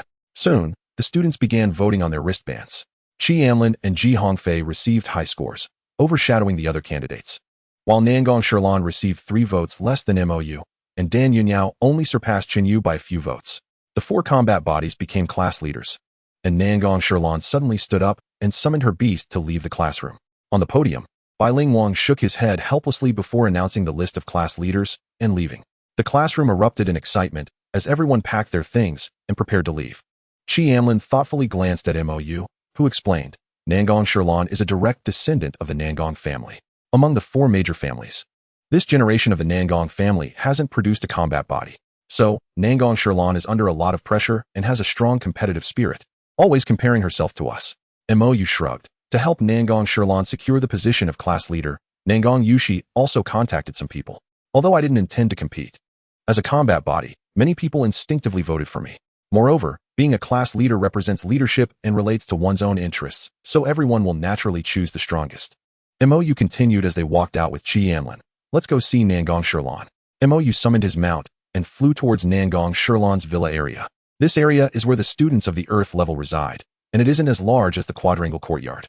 Soon, Chi Anlin spotted Nangong Shirlan. At this moment, her eyes were still red, and upon seeing MOU arrive, she quickly turned her back, preparing to enter the house. Is there something bothering you, Shirlan? Why not share it with the class leader?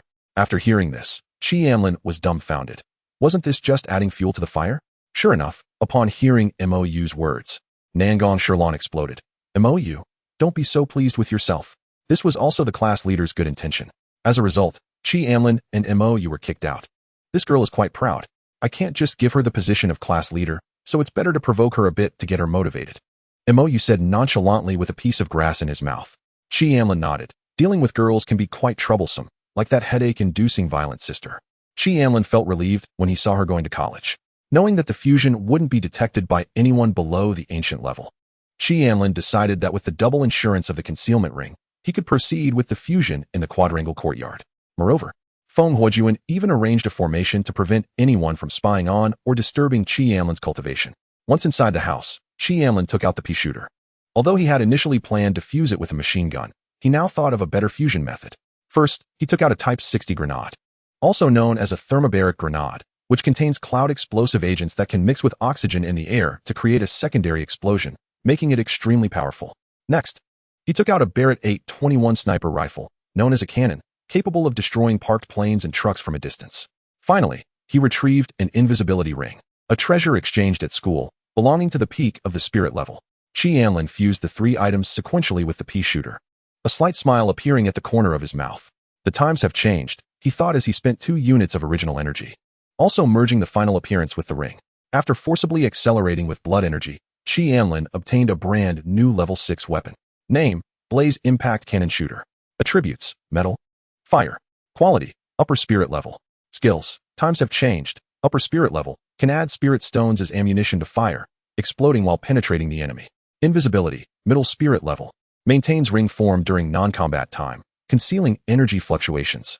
A ring with flame patterns appeared, and Anlin put it on his hand, then gently patted it.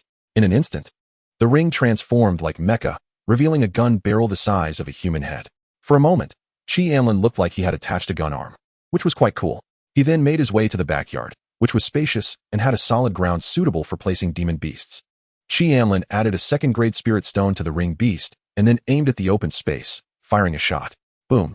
A massive fireball erupted from the gun barrel, creating a shockwave 2 meters in diameter and producing an explosive sound. After firing this shot, the gun barrel of the ring beast felt slightly warm. Anlin estimated that, given the ring beast's endurance, it could only fire 4 shots. That was enough. The power of this thing was still somewhat terrifying. 7 feet away, the gun is fast. Within 7 feet, the gun is both fast and accurate. Chapter 143, 2 Special Skills. After fusing a transformable ring, Anlin was satisfied and wore it as an accessory. He then pondered for a moment and started tinkering again, taking out the signal jammer. Anlin released a trace of spiritual power and then fused it again with the Blaze Impact Cannon Shooter. This time, Anlin chose to fuse for capability. The success rate was 70, and this time the blood energy required was surprisingly high, reaching an astonishing 1 million original energy. So expensive? Anlin looked at the fusion effect, which had the ability to interfere with spiritual power, providing protection against spiritual probing. Anlin's eyes widened. He was determined to use this 1 million original energy. After choosing to start the fusion, Anlin stored it in the beast space, intending to give the genes to the Ant Queen after the fusion was complete. This way, the Ant Queen's ant soldiers would not only have the ability to interfere with spiritual power, but could also allow the Ant Queen to transform into a ring. Just thinking about it made him excited. Subsequently, Anlin fused it with a tiger armored ant soldier, with the direction of fusion being bloodline, making this demon beast a descendant of the Ant Queen. It would also gain blood energy feedback from the enemies it killed. After that, Anlin brought out Xiaoxing. The military's delivery speed was very fast. He had just exchanged credits for a kangaroo-type demon beast, and it arrived at the door in less than 5 minutes. After selecting the kangaroo's pouch for fusion with Xiaoxing, Anlin took out the space ring and performed a second fusion. The fusion result was an additional pouch with storage space, costing Anlin 500 original energy and blood energy. After tidying everything up, Anlin entered the blood energy space, preparing to train Tianyin and Xiaoya well. Although Xiaoya was currently very strong in combat power in the blood energy space, as long as the spiritual power was completely exhausted, it could directly die and restart. So in a sense, the blood energy space could quickly enhance the skill proficiency of the demon beasts. Anlin planned to have Xiaoya use Extreme Ice Flash for 2 hours. Tomorrow, the school would have the class leaders lead their classmates to complete tasks, and he wanted to take this opportunity to adapt to the enhanced combat power to avoid insufficient control. Blood Devouring King turned into a cloud of blood mist, following behind the team. In the second realm, he had already used Blood Escape technique. Along the way, Blood Devouring King helped the group dismantle traps set by the cult, preventing casualties and making the journey unusually smooth for the group. This is the Blood Devourer King fearing the failure of the mission and not being able to fish out the cult leader. Although he is certain that he won't be able to defeat it after catching this big fish, the Blood Devourer King thinks he can run towards the forest. That area is somewhat special, containing the power of rules, which suppresses anyone who enters to the mortal level. Moreover, this forest has already transformed into the shape of ant soldiers. Even if the person lured over is at the monarch level, he has no need to be afraid. A monarch suppressed to the mortal level, even if they can still use the power of the Great Tao, is still fundamentally at the mortal level and would have to kneel before thousands of ant soldiers if he cannot lure the leader out, and this leader's identity is exposed. With his father's strength, he can cross space and crush the leader with ease. The Blood Devourer King is somewhat excited. He feels that his next chance to evolve is right in front of him. After practicing for a night, Anlin left the blood energy space. For some reason, Anlin felt that his comprehension had improved significantly lately, and his speed in practicing martial skills had increased. To prepare for the mission, Anlin specifically practiced a low-grade sword technique, while the Monarch-level sword technique was of the fire attribute, which he wouldn't need for this mission for now. A few beast tamers had already finished merging, and Anlin began to check their attributes one by one. First, there was the Dragon Cauldron, which had been placed in Anlin's beast taming bag. After the successful merge, he could now communicate normally with the Dragon Cauldron. Name: Dragon Cauldron. Attributes: Metal, Fire. Potential: Mid-grade Heavenly. Skills: Alchemy. Low-grade Earth. Can refine Heavenly Soul Pills, Great Sun Flame Pills, Chi Condensation Pills, Wind Extreme Pills. Dragon Flame. Mid-grade Heavenly. A unique flame of the Golden Dragon clan, containing destructive dragon might that can intimidate souls, with extremely high temperature. The Dragon Cauldron buzzed and vibrated, and Anlin sighed. He would have to wait until the second realm to contract a new beast, so he wasn't quite sure what the Dragon Cauldron was saying now. The potential hadn't changed, but the Dragon Cauldron had learned all the pill recipes from the alchemy book. Name: Void-Seeking Treasure Mouse. Attributes: Metal, Space. Potential: Low-grade Earth. Skills: Special. Has a pocket with carrying space on its belly, can store special items, such as world cores, etc. The potential of the Little Luck had directly crossed into the Earth grade, surpassing the Howling Moon. With this special skill, if he encounters special items like the world core that cannot be stored in spatial rings in the future, he can have Little Luck take care of them. Anlin was very satisfied with the improvement of Little Luck, and after checking Little Luck, he finally identified the Flame Shock Cannon Shooter. At this moment, the Flame Shock Cannon Shooter lay quietly on the ground, resembling an ordinary wristband. Anlin could not sense any life fluctuations from it. Moreover, when Anlin scanned it with his mental power, he found that this thing seemed to have fused with the stone. If he hadn't seen it with his own eyes, he would have thought this wristband was made of stone. After putting the wristband on, the Flame Shock Cannon Shooter immediately transformed back into his own aura. Name: Ink Phantom. Potential: Mid-grade Earth. Attributes: Metal, Fire. Skills: Mental Interference. Special: Can shield and alter returning mental power, transforming its aura to match the area it comes into contact with. Immune to any mental probing. Note: Mental interference ends during an attack. The form can be observed. After the merge, the name of this wristband became somewhat stylish.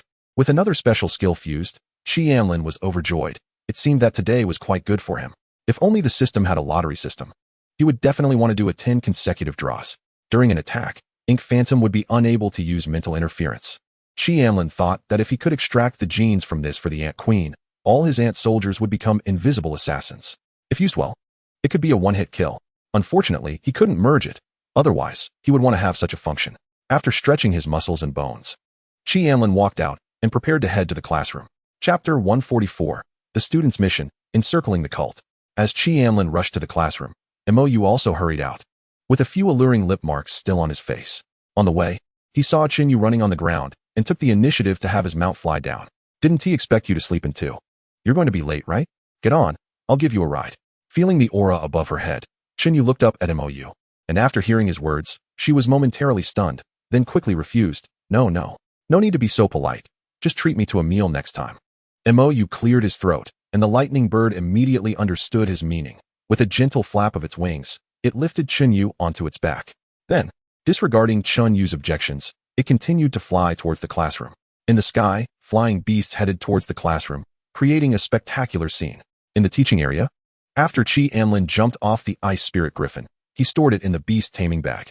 Students entered the classroom one after another. Anlin casually found a remote spot to sit down, and soon after, Hongfei walked into the classroom with a blank expression. Upon seeing Anlin, he hesitated for a moment, but ultimately sat down next to him. Dan Yunyao stormed in from outside, feeling furious. Hongfei, this straight guy, had hinted so many times, yet he just wouldn't come over to pick her up. After sitting next to Hongfei, Dan Yunyao greeted Anlin and began to complain about Hongfei. Then, Anlin saw Mou and Chinyu walking in from the door, instantly feeling a sense of watching a rich kid and a well-behaved girl from a poor background in a romance. Youth is wonderful. In his previous life, Anlin had also thought about having a passionate romance after entering university, holding hands while strolling on the playground in the evening, eating together in the cafeteria, and using his girlfriend's scholarship to pay for his retake fees. But now it seems, how can romance be as satisfying as cultivation? Women only hinder one's progress. After parting with Chinyu, Mou sat down in the spot next to Anlin. As soon as he sat down, Mou excitedly started chatting with Chi Anlin. Brother Chi, this mission should have something to do with you. Huh. Hearing this, Chi Anlin was somewhat puzzled. Brother Chi was once hunted by the cult during the college entrance examination, and this time, the school has found the cult's lair and is preparing to encircle it. Our task is to deal with some small fries, but the school is targeting the main force. And we also need to rely on our strength to find the subcult's camp. Chi Anlin nodded, giving Mou a meaningful glance. Although Mou appeared to be a rich kid, today he hadn't even wiped off the lipstick marks on his face. Many of his actions were inconsistent with his character. Who would have the free time to investigate the matter of being hunted? He even seemed to know the details of most of the school's geniuses very clearly. Then I must exert myself this time. I almost died at the hands of those cultists before. Upon hearing Chi Anlin's words, a glimmer flashed in Ji Hongfei's eyes. And inexplicably, a fighting spirit emerged within him. This sudden fighting spirit left both Chi Anlin and Mou somewhat bewildered, and for a moment, they didn't know what to say. At that moment, the White Spirit King once again appeared on the podium, lightly coughing, and the classroom immediately fell silent. This mission is the first task since everyone started school, and this task will be conducted on a points system, divided into team points and individual points. Task teams are divided into 4 groups, led by the class leaders. I hope everyone will follow the team leader's commands well. The White Spirit King glanced at the 4 class leaders, who seemed to get along well, unlike previous year's battle bodies, such as the class of Qi Shuyue, where they were almost at each other's throats. The team scores determine how many resources each class receives, while individual points depend on your performance in battles and reconnaissance. Everyone can rest assured that in this mission, there won't be cultivators far beyond your strength, and the Water Moon King will protect you in secret. However, be aware that if you are killed by low-level cultivators, the Water Moon King will not intervene, so don't think that having a king around means you can act recklessly. Don't let a single mission lead to no contributions in the other world and end up dying at the hands of a cult. After the White Spirit King finished speaking, he left the scene, allowing the other mentors to come up and prepare to lead the students to Lin City. The students were abuzz with discussion, some excited and others worried. Could there really be fatalities in this mission? No way. The White Spirit King wouldn't joke about that. Who would have thought that the military academy would be so strict? Aren't we geniuses? What if we accidentally die? The human race would lose a few geniuses. What? Are you scared? Why are you so timid? Why not cultivate a supportive profession instead of being a body cultivator? I'm just worried. In the battle team, Mou said, Brother Chi, this time we are opponents in the mission, so we can't work together. Although he didn't care much about the resources, he represented a class and had to put in some effort. Chi Anlin nodded, with the Water Moon King accompanying them. He wouldn't need to use the ants to help him find people this time. Relying on Shaoxing would be enough. Deep down, Chi Anlin felt a bit excited. Could this be the legendary university team building? After completing the mission, they could stroll around the little beast realm. He heard that the blood-devouring king had recently found a powerful relic and was preparing a surprise for himself. Soon, the mentors led the large group to depart, taking a plane to Lin province. This operation was secretive and wouldn't attract attention. As for whether the thousands of students entering Lin province would be discovered, with so many cultivators in a city, 1,000 newcomers wouldn't even cause a ripple. To ensure the mission's concealment, each group would go to different areas to stay. To help the students successfully complete this mission, each received a disguise pill. Mou transformed himself into a somewhat similar handsome guy, while Chi Anlin turned into an ordinary middle-aged man, plain-looking, the kind that would disappear into the crowd. With an hour left before the mission started, everyone began discussing tactics in their respective group chats. Since all the students at the military academy were geniuses and quite proud, everyone wanted to act independently. Chi Anlin sighed, feeling a bit of a headache as his classmates in the chat were particularly excited, as if they could single-handedly wipe out a cult branch. It seemed that this mission would definitely result in a few casualties. Chapter 145, The Colorful Students. As Chi Anlin expected, most first-time mission students chose to scout for information alone, with only a few asking what they should do. In the city where his team was located, there were a total of 5 small gathering points for the cult. After thinking, Chi Anlin privately messaged these people. Cult members usually don't differ much from normal people and can be investigated by tracing unexplained funds. Generally speaking, those who join cults fall into 3 categories. The first are those who harbor resentment against the human race and want it effect. The second are those who lack resources and are tempted by profit. And the third are those who have been brainwashed or raised from childhood to be part of it. This last type is easier to find. Most cults in Lin province serve the Feather Clan, so as long as you insult the Feather Clan, these brainwashed fanatics will likely show some flaws. After all, in their eyes, the Feather Clan is supreme. Chi Anlin planned to have these students investigate those who suddenly became wealthy recently, as they would likely yield some results. However, he didn't hold out too much hope for them, mainly relying on Shaoxing. After discussing, Anlin took Shaoxing out of his beast pouch. Although these cults weren't treasures, with Shaoxing's luck attribute, they should be able to find something while wandering around. Anlin's greatest reliance was the identification system. If it was a cult, relevant information would appear in the identification description. On the other side, Mou walked along the street with a gentle smile. Although he seemed somewhat careless on the surface, his peripheral vision was keenly watching someone. The reason he chose to wander here was that he knew there was an underground black market nearby. The person Mou was watching exuded a recently broken through aura. Although he looked a bit rough, his clothing was extraordinary, and he even had several magical artifacts. His hands were rough with calluses, and there were some scratches on his right arm. Mou silently observed this person, mentally noting, his vital energy is weak, and his body has long lacked nutrition. It's difficult for spiritual energy to nourish his physique. This guy also had a strong scent of cheap women's perfume, and his gaze was unfocused. Likely just finishing something.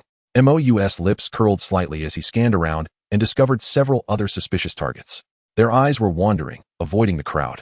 Walking with a slight hunch, lacking confidence, and their clothing was somewhat feminine. Clearly a henpecked husband who had just cheated. With such a short skirt and a pear-shaped figure, he could get a contact number. In the sky, the Water Moon King watched the students' performances and couldn't help but sigh. In the past, new student missions mostly involved hunting some monsters in other realms or exploring ruins. This time, they happened to discover the Feather Cult's camp. So the new student mission was changed on the spot. Searching for traces of cults was not a simple task for these geniuses. After all, they hadn't received systematic training, and their previous lives were mostly spent on cultivation and study. So facing this situation, they became a chaotic mess. The few individuals he focused on were performing rather poorly. Anlin was wandering around with a mouse, then steadfastly chose a passerby to secretly follow. Unsure of what this guy's reliance was, Mou observed near the black market and did indeed find someone resembling a cult member.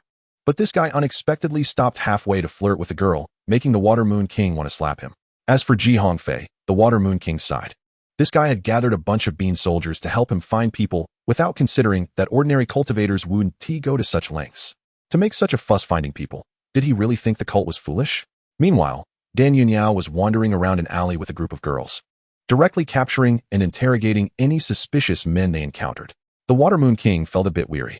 If no students found real cult members today, the Water Moon King would give each team leader information about a cult member, allowing them to gather information about the cult's main base through these individuals. At this moment, Anlin was following a young cultivator closely. Name: Caillou. Profession: alchemist. Introduction: member of the Feather Cult. Mediocre qualifications: frail. Anlin stealthily followed this person into an apartment, then slipped in just as the door closed. Who are you? As soon as the words were out, Anlin quickly covered his mouth and summoned Tianyin. Tianyin used the illusion to ask for the location of the cult's base.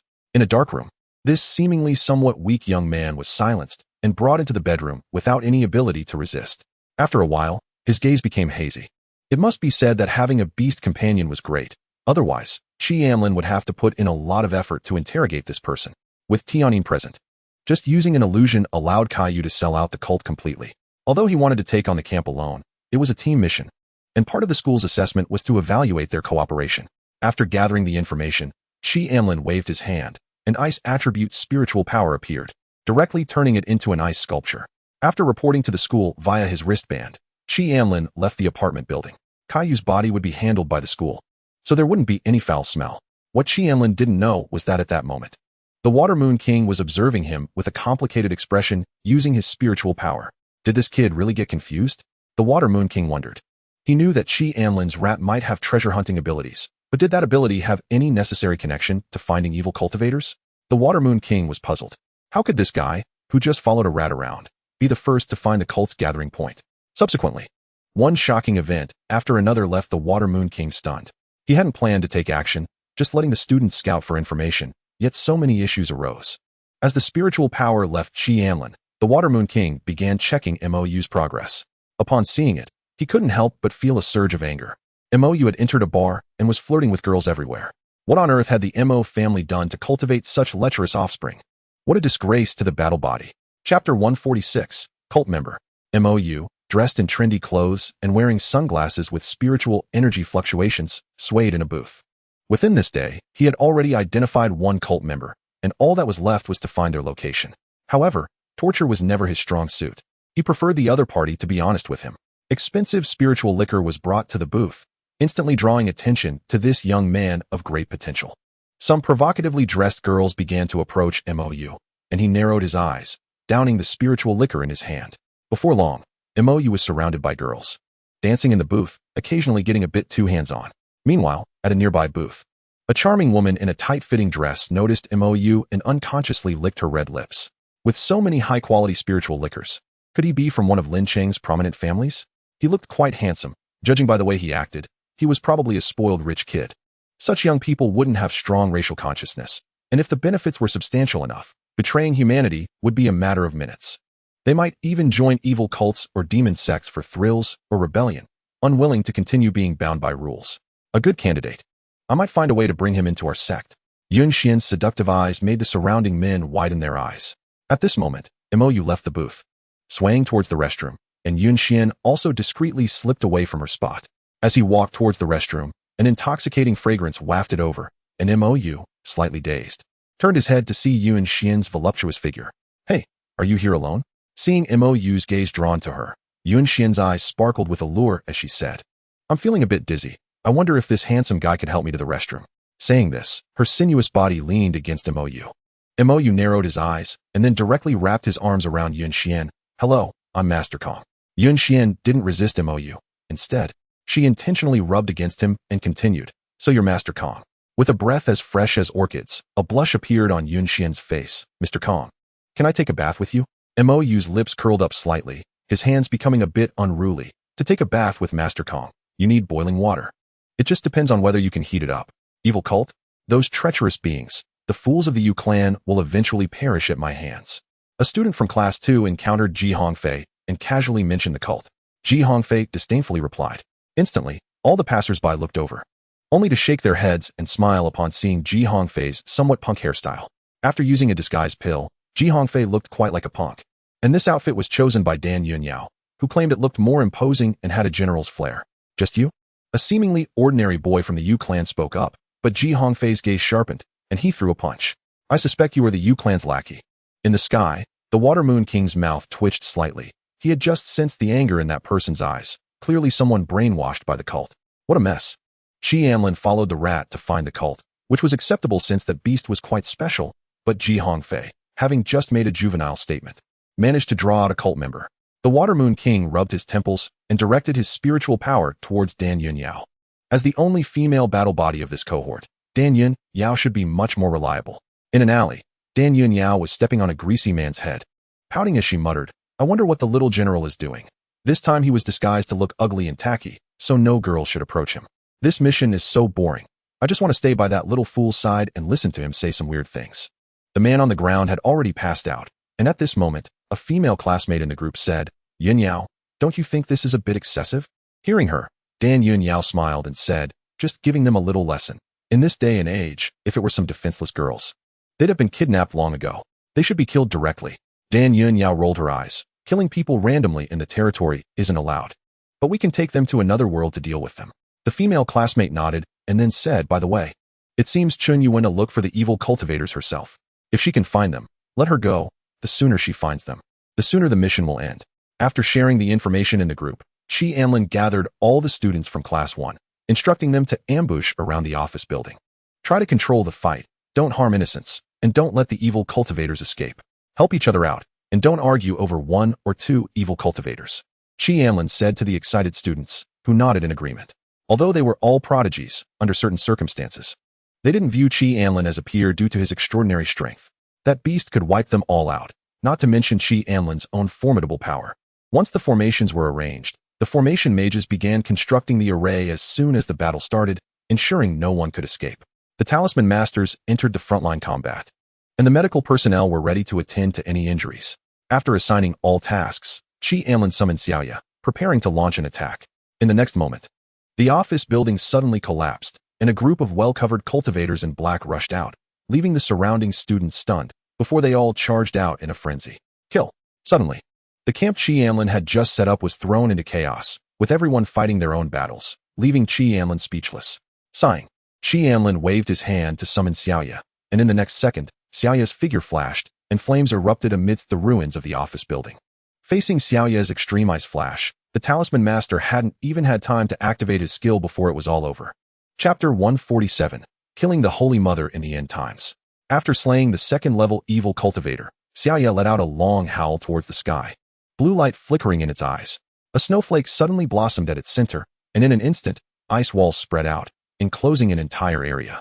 Such a large-scale ice wall directly drained Xiaoya's spiritual power, and an ice-blue moon mark appeared on its forehead, filling it with spiritual energy. Damn, it's a second-level Beastmaster. Quickly kill him. An evil cultivator rushed out from the ruins. Seeing the ice walls surrounding the area, despair overcame him. Bang! Kill them. The students of the military academy were instantly delighted. They were initially afraid that these people would scatter and flee, but with Xiaoya's ice walls, it was like catching turtles in a jar. One by one, students with combat professions charged out, unleashing various attributes of spiritual energy bombardments, creating a spectacular scene. Exploding pills. A alchemist pinched 4 fiery red pills between his fingers, exerted a slight force, and hurled them towards the evil cultivators. Suddenly, deafening explosions rang out as flames engulfed several evil cultivators, who let out wails of despair. Most of these evil cultivators were desperate, having reached a bottleneck in their cultivation. After joining the cult, they gained some resources, forcefully elevated their realms, resulting in unstable foundations, making it impossible to compete with the military academy's geniuses, leading to continuous defeats. However, not all students were so brave. Many were hesitant to kill, fighting with fear, and even showing signs of being suppressed when facing evil cultivators of the same realm. Anlin shook his head. The school was also training these students, so he didn't take the monsters for himself. A second-level evil cultivator leader had already granted him a significant number of points. Meanwhile, several first-level body cultivators in the evil cultivator team huddled together. Huang-san, you and Huang-er attract the firepower of those beast masters, while we take down those beast masters. A fierce glint flashed in Huang Yi's eyes.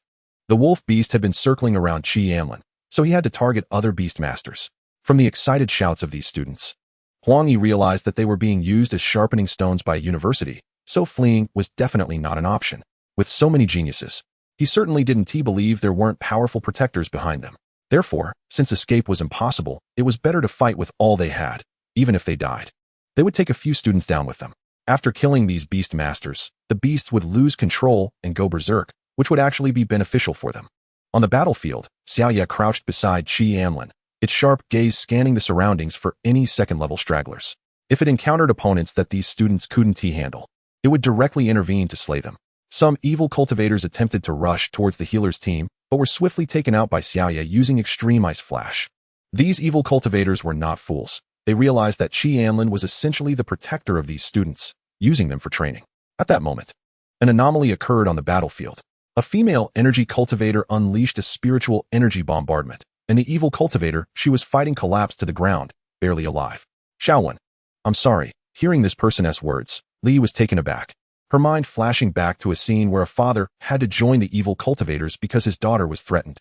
A flicker of sympathy crossed her face as she put down her long sword and walked over. She had never liked fighting, and her family had put in a lot of effort to train her, just so she could endure these bloody scenes without vomiting. But when it came to killing, Li was still very fearful, so during battles, she mostly relied on spiritual energy bombardments rather than attacking with her longsword, afraid of seeing blood. Li stepped forward and took out a pill from her spatial ring. Xiaowen, is she your daughter? A hint of joy flashed in Zhuangxing's eyes, and he nodded laboriously. Amid the chaos, no one noticed this scene, and after apologizing with a hint of guilt, Li fed the pill to Zhuangxing. After taking the pill, Zhuangxing's injuries began to heal rapidly, and Li breathed a sigh of relief. Just as she was thinking about how to safely escort him out, Zhuangxing's hand suddenly lunged towards her chest. The strength of a body cultivator was beyond what Li could counter, especially at such close range. This strike pierced through Li's chest and emerged from her back. With her heart destroyed, Li wore a look of disbelief on her face. A nearby student, seeing this, gasped and opened his mouth to shout, but was caught off guard by the enemy, who swiftly severed his arm with a knife. He had long noticed the wristbands on each student's hand and realized that Anlin was the combat body that had emerged from Lin province. So all the students here were from the military academy. Moreover, Anlin's appearance had been altered, with many young people on the scene looking unusually handsome, leading him to conclude that these individuals had used disguising items.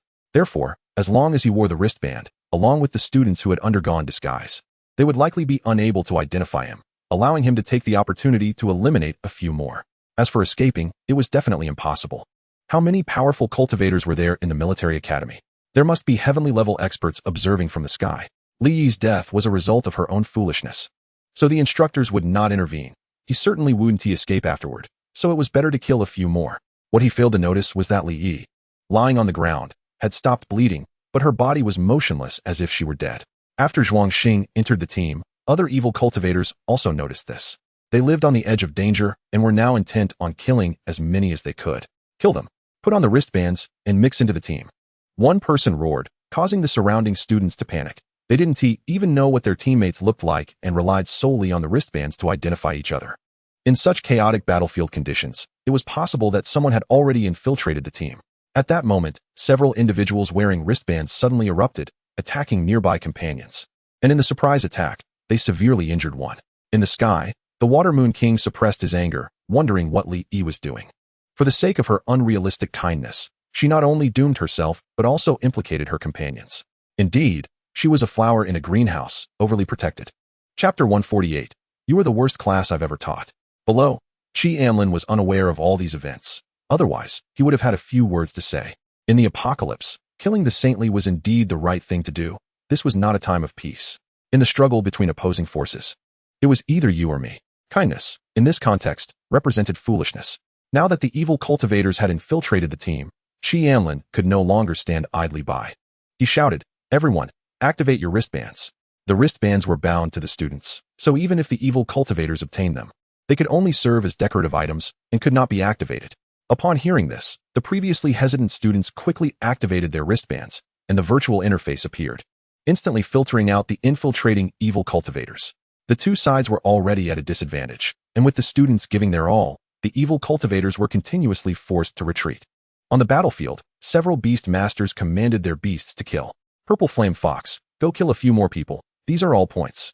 Gu Ping directed his beasts to slay, feeling neither fear nor disgust. After a moment's thought, he looked at the fire crystal pig beside him. You go too. These people are about to be wiped out. If we don't hurry, we won't get any points. The fire crystal pig obeyed its master's command and charged towards the evil cultivators ahead. At that moment, several evil cultivators exchanged glances, and after the fire crystal pig engaged in battle with one of them, they simultaneously charged towards Gu Ping. Not every beast master had Anlin's monstrous strength. Under the siege of 4, Gu Yu was struck by a large blade, blood gushing out, creating a particularly gruesome scene. The three-headed beast lost its contract. Its eyes turned red, and it pounced towards the people around.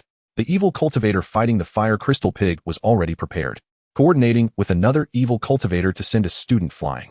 In an instant, the three-headed beasts engaged in battle with the students.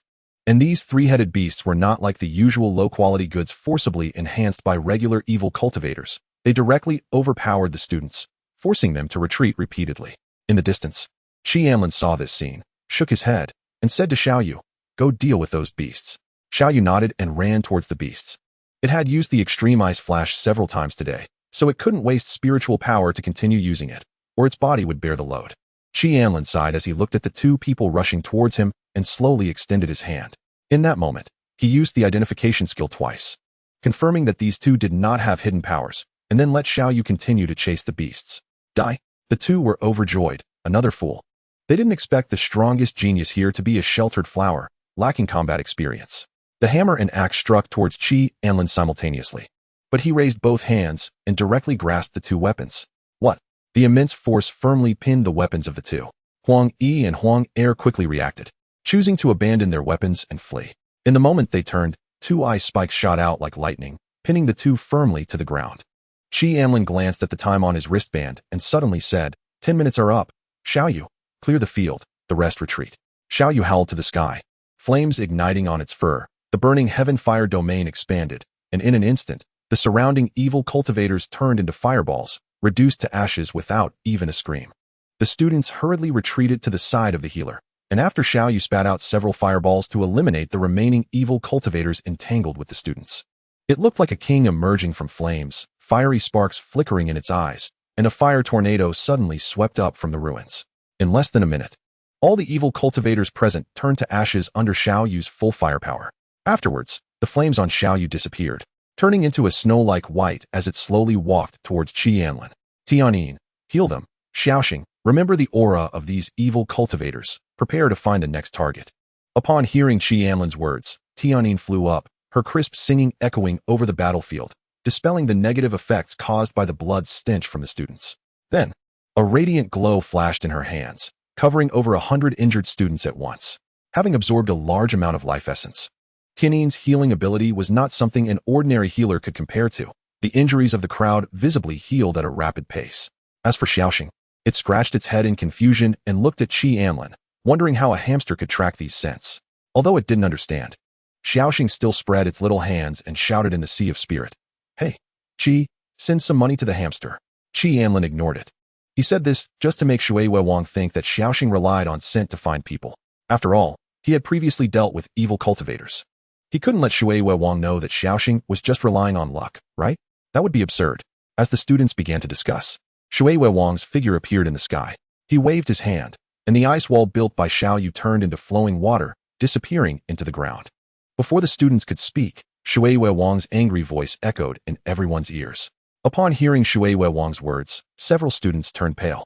They had become familiar with each other over the past few days and had become friends, just for a school task. Friends who had played together yesterday had turned into cold corpses. Teacher Shui Weiwang, I don't understand. Why were you right there, but didn't help Li Yi? Is the mission more important than a student's life? A girl said, her eyes red. Save her. The fools on the battlefield, pitying their opponents, not only caused their own deaths, but also dragged others down. Li's family raised such fools, and even if they die, it's a waste. Shui Weiwang's usual scholarly demeanor dissipated, and his aura frightened the students. This task, apart from Qi Anlin, everyone loses 10 points for performance. The battle was a disarray. If it weren't for Qi Anlin wrapping things up, the fight would have dragged on for over half an hour. You are the worst class I have ever taught. If Qi Anlin hadn't stopped those evil cultivators, based on your performance, don't even think about destroying the gathering point. In the end, the surrounding residents would have been implicated. Shui Weiwang's anger continued. Look at what you are all doing. The healer just swaggered at the back waiting for the injured. If the evil cultivators had been stronger, none of the healers here would have escaped. And that beastmaster, don't you know how weak you are? Letting the defensive beast guarding you leave. Do you really think all evil cultivators are soft persimmons? After saying this, Shui Weiwang's figure disappeared from the space, and several students' bodies were taken away. After Shui Weiwang disappeared, the students looked at each other, and the joy of victory vanished, leaving them questioning life. This is what you call a teacher watching students go to their deaths. A formation master suddenly said. After saying this, he looked up at the sky, noticing that Shui Weiwang was no longer present, and breathed a sigh of relief. Because it wasn't just the battle body in danger. If it were the battle body, Shui Weiwang would definitely have intervened. Yuan sure scoffed. If it had been Qi Anlin in danger just now, Shui Weiwang would have stepped in long ago. Hearing this, the girl who sought justice for Li Yi stood up again, but this time her target shifted to Qi Anlin. Your beast has special skills. You clearly could have saved Li Yi just now. Why didn't you take action? Qi Anlin found himself being scrutinized and was somewhat puzzled, raising a question mark. Moreover, if you had acted earlier to kill these evil cultivators, Li Yi would not have lost her life. Qi Anlin chuckled. He had just communicated with Xiao Yu in the Sea of Spirit and knew that the girl had indeed been foolish. I think you should understand. I am just your class leader, not your nanny. Qi Anlin said with a smile, not angry at all. I can indeed destroy an evil cult branch by myself. But that is not your merit. Li Yi's death is due to her underestimating these evil cultivators. Excessive kindness is foolish. He had always been regarded as a freak, previously labeled as useless, and looked down upon by classmates. Although he had only crossed over, he was still influenced by those past memories. He had always been very solitary, with only GGG as a friend, so when it came to college cliques, he preferred to go solo. This time, he could have ended the battle early but held back, fearing his companions wouldn't gain experience, so he waited 10 minutes to take action. He disdained engaging in scheming and arguing. It was merely a waste of time. Qi Anlin, how can you speak to your classmates like this as the class leader? Another student voiced. Qi Anlin sighed. He felt it was more comfortable dealing with Mou and Ji Hongfei, because, for various reasons, most people harbored some resentment towards battle bodies. In Xiao Yu's eyes, a flicker of firelight shone, and Qi Anlin gently patted its leg, saying, in that case, I will withdraw from the team. Qi Anlin exerted a little force, leaping onto Xiao Yu's back. Tianyin flapped its wings a couple of times before quickly flying to the top of Qi Anlin's head. At that moment, Xiaoxing pressed its left paw against its right paw, with some difficulty showing a middle finger. Upon noticing that Xiaoya was about to leave, it hurriedly hugged Xiaoya's hind leg, and then turned its head to stick out its tongue. However, due to the passive skill Invisible Me, no one noticed it. On the other side, the Water Moon King placed several corpses down and began to heal them. Soon, everyone woke up. Before they could speak, the Water Moon King said. You all have made various mistakes even after military training, especially Li Yi. Mercy towards the enemy on the battlefield is cruelty to yourself. Once fully awake, everyone lowered their heads in shame, and the Water Moon King continued, you are expelled. Do not go to the front line in the future, or find a second-rate university to attend. Upon hearing this, everyone was stunned, and the Water Moon King continued, I will talk to your families. Also, you must not spread this news. You will need to sign a contract later. The military academy has death quotas, originally, having signed a death agreement. The Water Moon King was not obliged to save them. Such people would harm others even if they went to battle. Before the war started, the Water Moon King had made it clear that he would not help when encountering enemies of the same realm, but now that he had helped, he definitely couldn't let other students know. After all, if they thought someone would save them, they wouldn't give their all. Although these students were indeed young and needed multiple experiences, time would not wait for them. The situation of the human race was not optimistic. So the various academies would not sow dangerous seeds just because they were young. In this world, making mistakes is unforgivable, as everyone cannot bear greater mistakes. After forcefully having these crying students taken away, the Water Moon King turned his attention back to the battlefield and then saw Anlin in conflict with others. What is going on? The Water Moon King felt a headache. He had thought Anlin would be angry and even take action, as young people nowadays are often hot-headed. But to his surprise, Anlin directly left the group and went solo. What is this?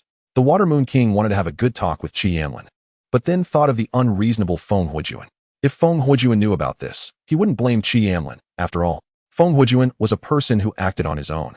After thinking for a moment, the Water Moon King tried to send a message to Anlin's sister, as he couldn't manage it himself. Otherwise, if Feng Huojuan came out and thought he wasn't supporting Anlin, he would definitely not distinguish right from wrong and would confront him. After relaying this matter to Shuyue, the Water Moon King was surprised to find that Shuyue was actually online. Water Moon, it's like this. Anlin has isolated the whole class and is going solo. Shuyue, do they dare to target my brother? Senior Water Moon, where are you now? The Water Moon King crushed his phone in frustration, taking a deep breath. Why are all the people from this family like this? While the Water Moon King was questioning life, Anlin, who had left the group, felt particularly relaxed. Many people regarded exploiting themselves as a virtue, but he felt this only counted as mental exhaustion. He did not want to live in the eyes of others or be defined by their moral standards. His father, Hongfei, had rarely intervened in his decisions, often reminding him that if he meddled in his life, he wouldn't be living purely for himself. His father always hoped he would be himself and made him understand that one must be responsible for their choices. He did not want to empathize with the feelings of those unrelated to him. Gradually, a slight realization emerged in Anlin's heart. I am just myself. Those with rich inner worlds can walk alone as if among the crowd. A mysterious feeling appeared in Anlin's body, and the spiritual energy within him surged wildly, gathering around him to form a spiritual energy storm that roared around him. What? The Water Moon King was bewildered. How did this kid suddenly find his path while running? What cultivation level does he have? Without time to be shocked, he waved his hand to create a thick barrier around Anlin and then took out many spiritual stones, shattering them. Anlin's body was like a parched rice field, crazily absorbing the surrounding spiritual energy at a speed that even the Water Moon King found unbelievable. What kind of great path has this kid comprehended? The Water Moon King suppressed his shock and observed Anlin with some confusion. Generally, Royal Realm cultivators comprehend paths related to their attributes. For example, he comprehended the tidal path. Some Royal Realm cultivators comprehend paths related to their weapons, such as sword or spear paths. However, the great path that Anlin comprehended was something he could not perceive at the moment, having no attributes or weapon path feelings. A special great path? The corners of the Water Moon King's mouth twitched slightly. This guy not only had an epiphany, but also rapidly comprehended a great path, and his own strength would be enhanced. This was the first time he had seen such a monstrous genius. Chapter 150, The Great Path of True Self, Defying Heaven's Attributes. While Anlin comprehended the great path, Mou was entangled with Yunxian. At this moment, Yunxian had completely fallen under Mou's sweet talk. Darling, no matter what I become, will you still love me? Yunxian lay in Mou's arms, her slender fingers drawing circles on his chest. Of course. Mou chuckled lightly, narrowing his eyes at Yunxian. The tenderness in his gaze nearly melted Yunxian. Subsequently, Yunxian confessed everything to Mou, and Mou circled around to inquire about the location of the cult. After exhaling a breath of stale air, Mou stood up, putting on his bathrobe, with purple lightning crackling around him. To extract information, he didn't hesitate to sell his looks. I am truly a good class leader. Mou squinted his eyes. Yunxian, unable to resist the temptation of benefits, ultimately joined the cult, so he pretended to be a member of a clan, promising her wealth and glory. Plus, with a little sweet talk, he even gave Yun Xian a magical artifact. He didn't need to pretend to be a wealthy heir. He originally was one. Yun Xian was a bit confused. Mo Jun, what are you saying? Then she suddenly realized, her eyes widening as she looked at Mou. In an instant, the terrifying purple lightning surged toward her. Mou, my passionate horse. How about it? Ji Hongfei entered a room, casually asking. Don't worry, boss. I've extracted everything. A shifty-eyed student said with a grin. That cultist was a coward. He confessed everything after just the 3rd level of torture. Good. Gather all the students and let's flatten this cult together. Ji Hongfei waved his hand, dramatically lifting his robe as he strode toward the door. Yang Shu's mouth twitched slightly. Although this boss was powerful and generous in action, his childishness made it hard to criticize. By the way, where did you get that cloak? And why are you wearing a theatrical general's armor? In a large room, a group of beautiful girls was snacking on sunflower seeds. In the middle of them was a woman from the cult. Ha ha, your military academy's gossip is really interesting. Did Mo you really add every girl? Dan Yunyao chuckled. That's not all. He even added me and asked if I wanted to go drink tonight. My little general nearly went to find him with a gun. Xiaohua chuckled. Oh Yunyao, you keep talking about your little general, but I don't even know who he is. Yet he has you so concerned. Let us not talk about that for now. Is your branch master really such a beast? He actually likes little boys. Yes, we all know her preferences. It has been proven that gossip is what can quickly unite girls. Because of gossip, this evil cultivator has reformed. As for whether she pretended to reform upon seeing the military arriving, thinking the evil cult was hopeless, that remains unknown. In that little beast realm, Blood-Devouring King was excitedly watching this group of evil cultivators. They really had some capability, actually finding the world core. Blood-Devouring King felt a little elated. He had already thought about it. He would present this world core to his mother. Although his father didn't know what level it was, he was definitely no longer interested in the world core of this 4th grade world, while his mother possessed an undeveloped world. Presenting the world core to her would make her world even more perfect. So, this required his father to take action. Blood-Devouring King had already imagined the scene when his father made his move. This little branch master would be easily destroyed in the palm of his hand. Subsequently, his thoughts drifted further away. He remembered that several human cultivators had previously sought refuge with him. He wondered if he could find them. After all, aside from his father, all human cultivators looked alike, and he hadn't taken the time to remember them properly before. Now he regretted it. He needed to find an opportunity to locate them and hand them over to his father. Meanwhile, in the team, Lucy was also very excited. After obtaining the world core and handing it over to the master, the elders of the Yu clan would reward her with countless cultivation resources, which would be much faster than doing tasks at Linda. For the sake of those cultivation resources, she had previously gone to the other world every day, risking her life multiple times, and now, having just joined the evil cult, she had already obtained cultivation resources to break through to the 2nd realm. At that moment, outside the little beast realm, a one-armed old man stood in the sky. For these 2 world cores, he had been lurking for over a decade, even killing his own child to prove his innocence. After obtaining this world core, the elders of the Yu clan would transform his bloodline, making him a true member of the Yu clan. This way, not only would his lifespan greatly increase, but he could also strive for a monarch's realm. In this barren land, there was no 2nd king-level peak. This world core was practically within reach. Ouyang Sanqiang was staring intently at the exit of the little beast realm.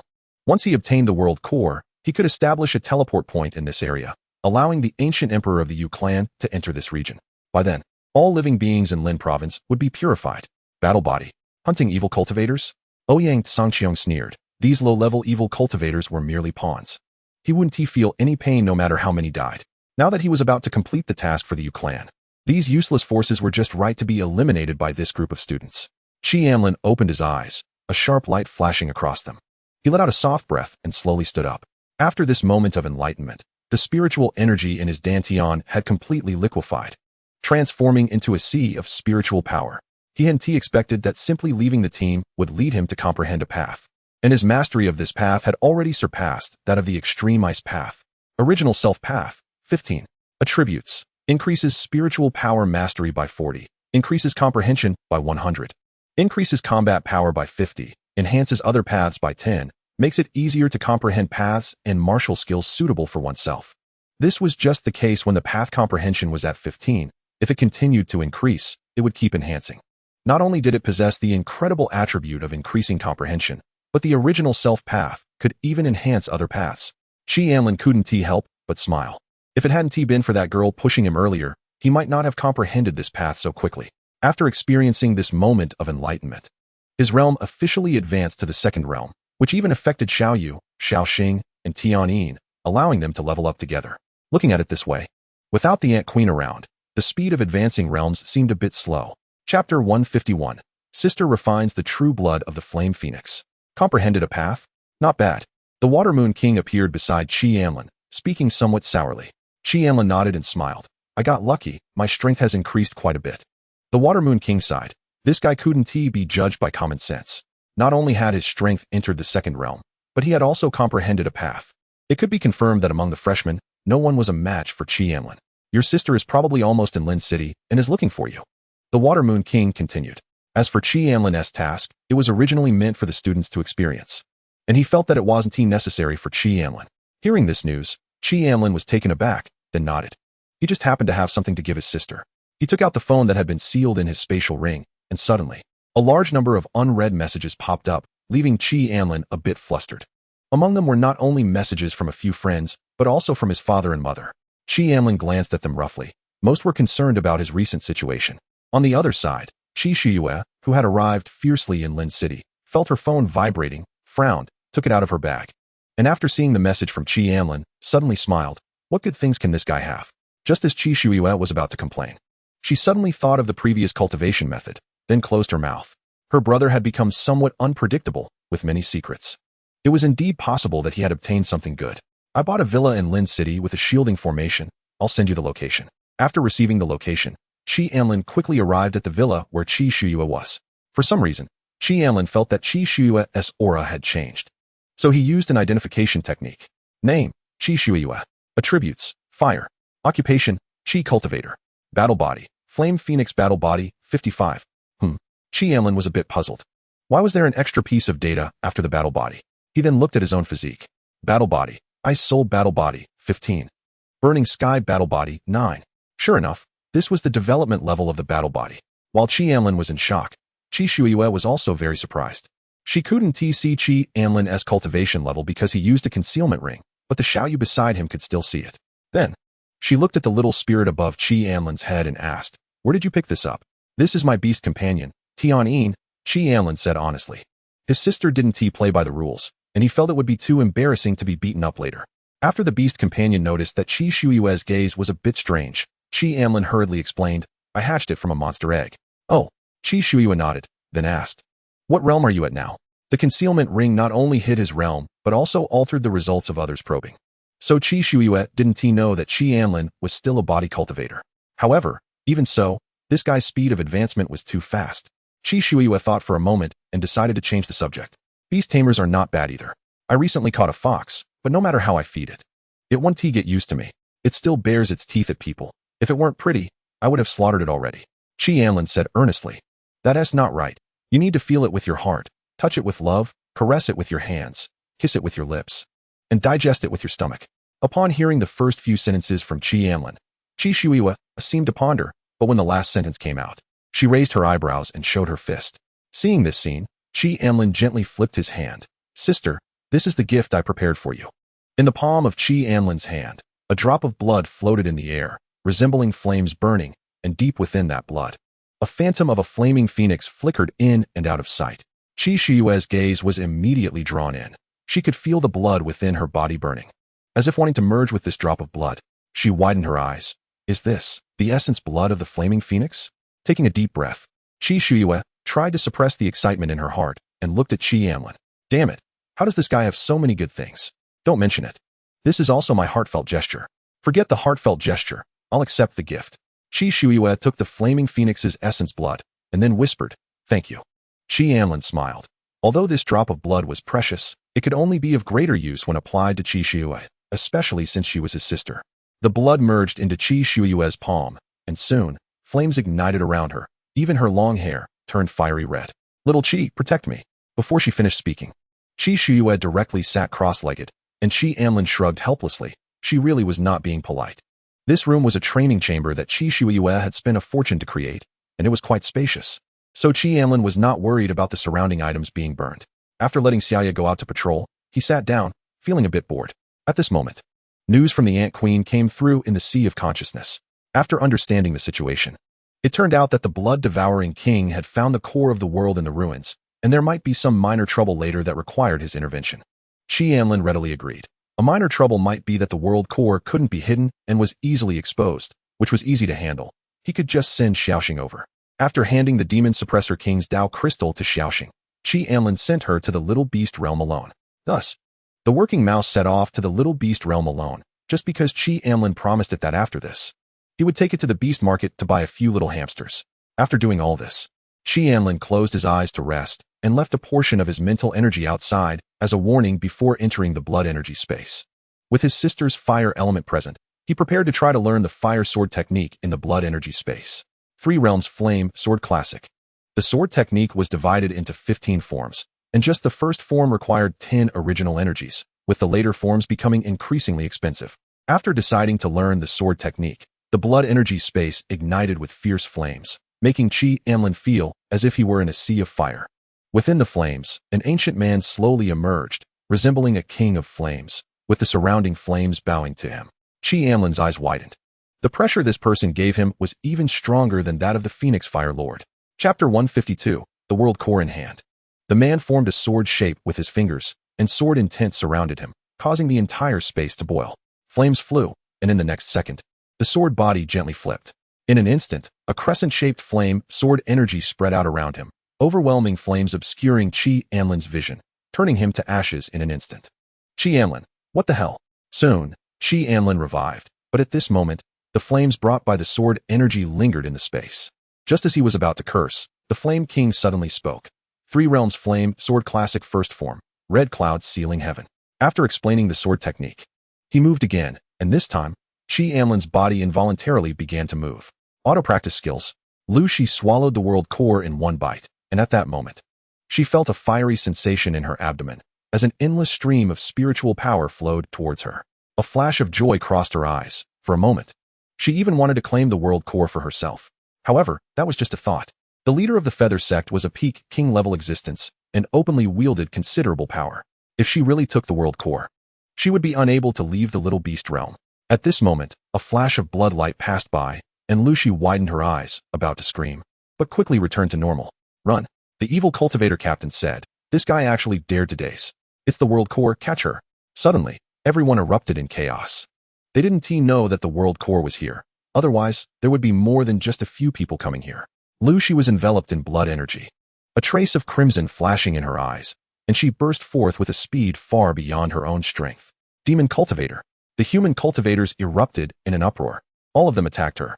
According to human rules, regardless of the situation, encountering a demon cultivator meant they had to strike to kill. Damn it. The evil cultivator leader was stunned. Lucy actually practiced demonic cultivation techniques, which was troublesome. This fool actually exposed herself. He immediately acted to block these people. But soon he was pierced by several weapons, and the 3 Realms cultivators also intervened. What he didn't know was that Lucy displayed the aura of a demon cultivator because, in that fleeting moment, the blood-devouring king had already transformed her into his blood puppet. This blood puppet technique effectively turned Lucy into his avatar, completely under the control of the blood-devouring king. The reason for doing this was, of course, to create a bigger commotion. Otherwise, he feared there wouldn't be enough evil cultivators attracted. Meanwhile, outside the Little Beast realm, Ouyang Sanqiong's expression changed, and after cursing the fool in his heart, he rushed into the Little Beast realm. The moment he entered the Little Beast realm, he encountered the Tiger Battle King, Zhan. Master, the core of the Little Beast realm has been taken. Quickly seal the exit. Sensing Ouyang Sanqiong's arrival, the Tiger Battle King roared angrily. In the next second, Ouyang Changchun's muscles bulged, and the remaining hand slammed towards the Tiger Battle King. Golden light flashed, and several golden long swords flew out around the Tiger Battle King, transforming into a giant shield in front of him to block Ouyang Sanqiong's attack. The giant shield cracked slightly, and in the next second, it exploded, turning into numerous golden daggers that spun around, surrounding Ouyang Sanqiong. Metal Storm. In the center of the storm, Ouyang Sanqiong's body was continuously struck by daggers, leaving behind white scars. Zhan, how did you know my identity? Ouyang Sanqiong calmed down, his murky eyes looking at the Tiger Battle King. The Tiger Battle King hovered in the air, his eyes flashing with sorrow. Master, you are getting old. Your lifespan is nearing its end. With your personality, you certainly won't sit idly by. The Tiger Battle King sighed. He understood this teacher he had spent so much time with too well. I understand now. Ouyang Sanqiong lowered his eyelids, then burst forth with momentum, directly breaking through the surrounding metal storm. The peak ruler he mentioned was the Phoenix Fire Lord. Hearing that the Phoenix Fire Lord had slain a ruler-level powerhouse, he spent all his savings to obtain that perfect Tao for his teacher. Qizhan, being timid is not your style. Ouyang Sanqiong smiled, not caring about his words. If breaking through to the ruler level were that easy, he wouldn't have ended up in this situation. Is there a ruler fighting? Shui Yuang suddenly turned his head, looking towards the Little Beast Realm. The Little Beast Realm was only a 4th-tier world and could not withstand battles at the ruler level. There was a vague trend of rupture at this moment. Shui Yuang immediately set aside his work and flew towards the Little Beast Realm. If the Little Beast Realm shattered, all the cultivators still within would be torn apart by the spatial turbulence. Inside the Little Beast Realm, the Tiger Battle King also realized this. A flash of golden light appeared in his eyes, and the flying golden shards transformed into a giant sword in the air, stabbing towards Ouyang Sanqiong with terrifying might. Ouyang Sanqiong's muscles swelled again, unexpectedly managing to grasp the tip of the giant sword with his bare hands. But his body was forced to retreat by the terrifying power of the sword. This was exactly what he wanted. There were more than just him left in the royal realm of the Feather Sect. As for Lu Shi, someone would naturally come to assist her later. At this moment, at the entrance of the Little Beast Realm, a small yellow mouse watched the continuously shattering spatial passage, scratching its head. Can I still get in? Then it looked at the fragments of space, its eyes brightening. Oh, I found something delicious. After thinking for a moment, it decided to eat those things that looked like potato chips first. As for completing the mission, what a joke. Eating is far more important than any mission. The effect of luck influences choices, not disloyalty. Moreover, that deceitful thing promised so many female mice, but it hasn't seen a single one yet. Little Xing hopped happily toward the spatial fragments and cheerfully stuffed them into its mouth. As Little Xing devoured the spatial fragments, Blood-devouring King controlled Lu Shi to run toward the forest. It had already sensed the fluctuations of a battle between royal-level powerhouses, and the rest was up to its father. Soon, it received the support of the ant soldiers, and Lu Shi successfully entered the forest. Upon reaching the Ant Queen's side, Lu Shi directly transformed into a pool of blood. If Blood-devouring King did not lift this blood puppet technique, Lu Shi would collapse on her own later. After all, those who directly swallowed the world's core had no chance of survival. The world's core was not something to be used like that. It required inheriting the will of the world and becoming the master of the world. Only fools would directly swallow the world's core. Blood-devouring King excitedly handed the world's core to the Ant Queen and was about to tell her how to refine it when the Ant Queen suddenly opened her bloody maw and swallowed the world's core whole. Blood-devouring King. Oh no, Mother actually swallowed the world's core directly. Chapter 153. May the human race have peace for all eternity. Seeing the Ant Queen swallow the world's core, Blood-devouring King was so scared that his soul almost left his body.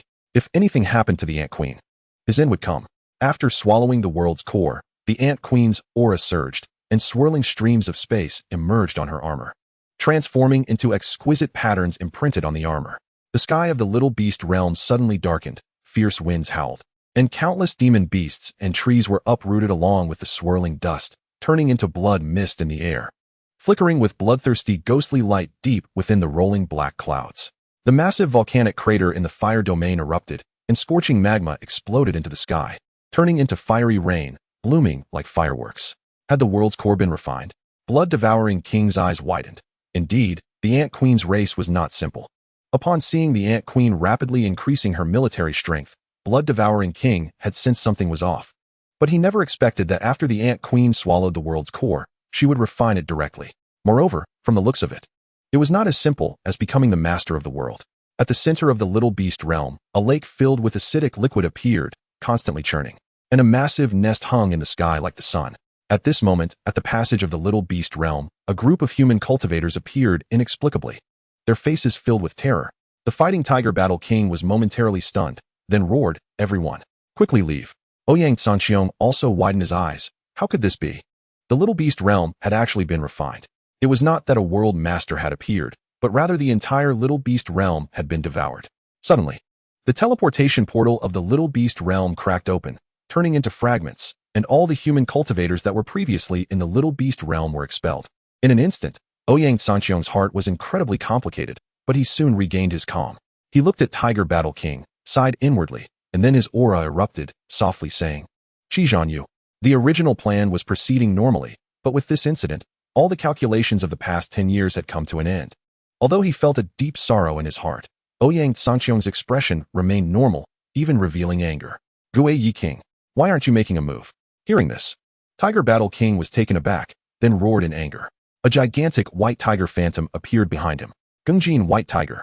He never expected that among the 5 great kings of Lin City, 3 had actually betrayed him. Now that Snow Fox King was not in Lin Province, he could only barely hold off Ouyang Sanqiong alone. If another Gui Yi King came, the figure of Gui Yi King appeared, a smile on his face, showing no significant emotional fluctuation despite the mission's failure. However, he glanced at Ouyang Sanqiong and shook his head. As Qizhan's heart turned to ashes, suddenly, 10 water dragons surged up from the ground, surrounding the battlefield, and the ground suddenly darkened, revealing a massive water sphere. In the center of the water sphere, a bright moon hung. Qizhan, look at your controlled Lin province. It's like a hornet's nest, full of holes. Water Moon King smirked slightly.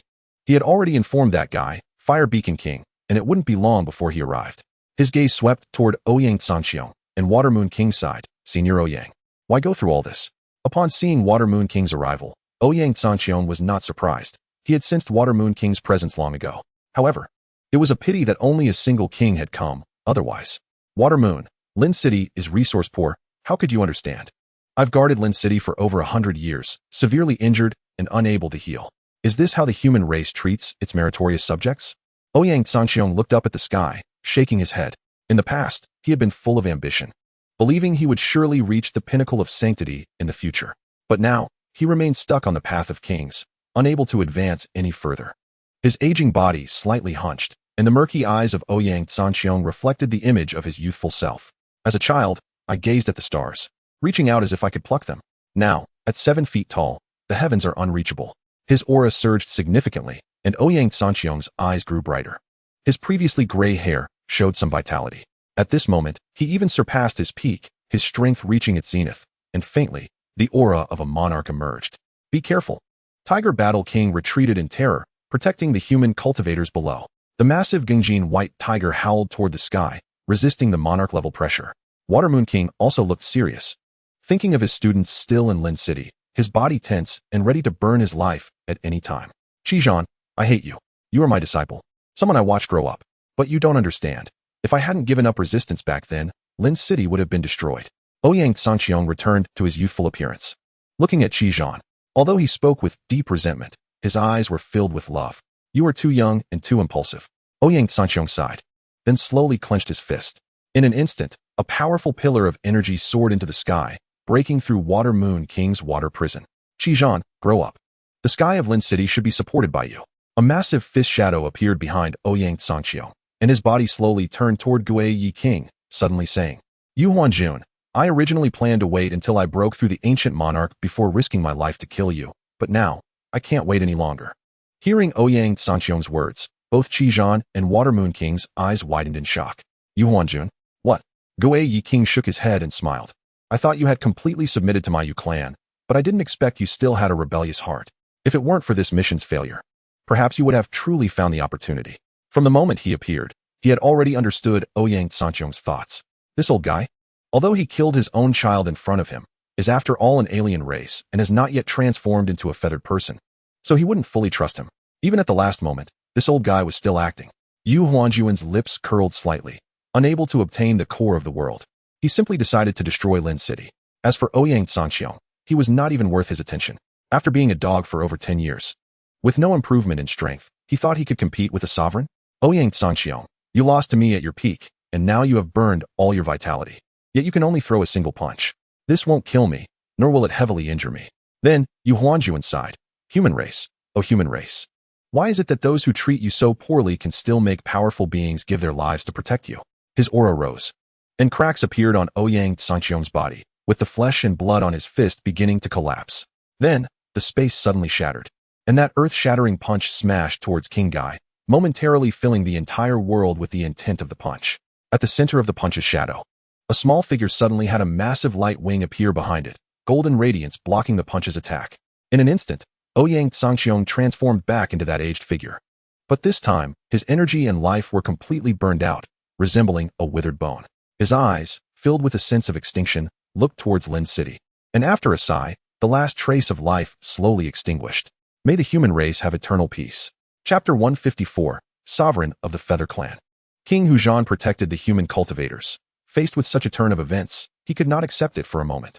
Master.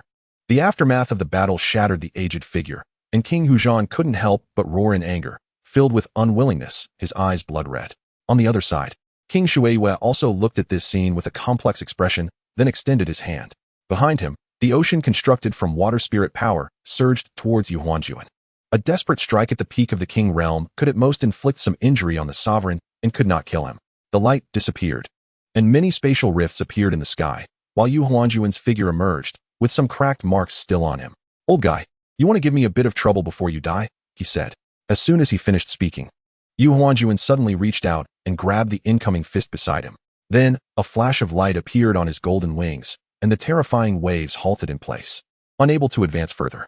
I originally wanted to establish a teleportation point for my feather realm in Lin City, but since it has failed, there is no longer a need for Lin City to exist, Yu Huanjuan said lightly, throwing King Hujan heavily to the ground.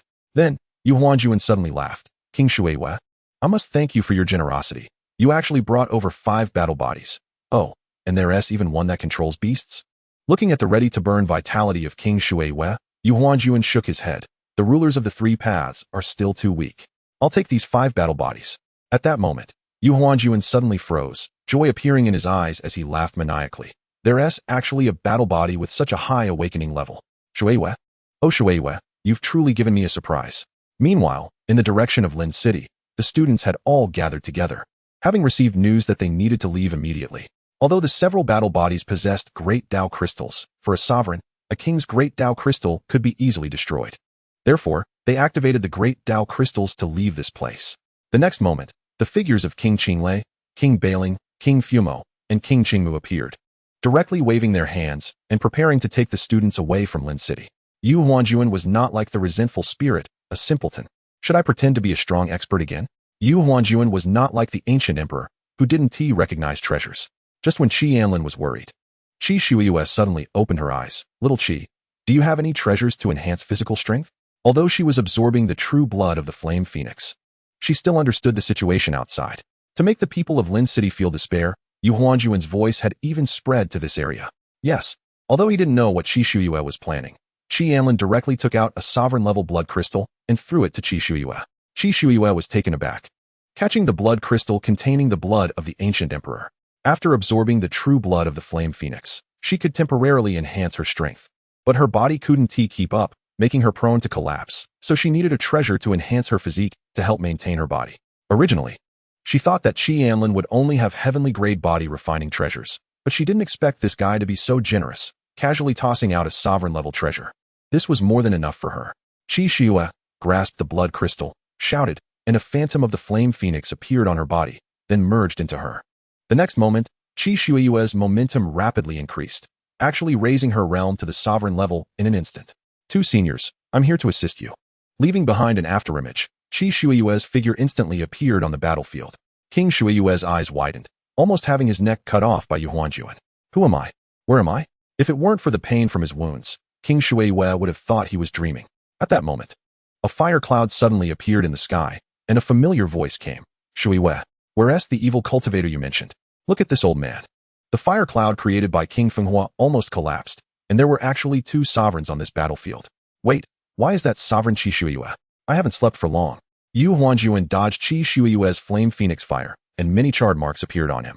He initially intended to escape, but seemed to sense something and suddenly stopped. How could a sovereign forcefully enhanced by external power compare to a true sovereign?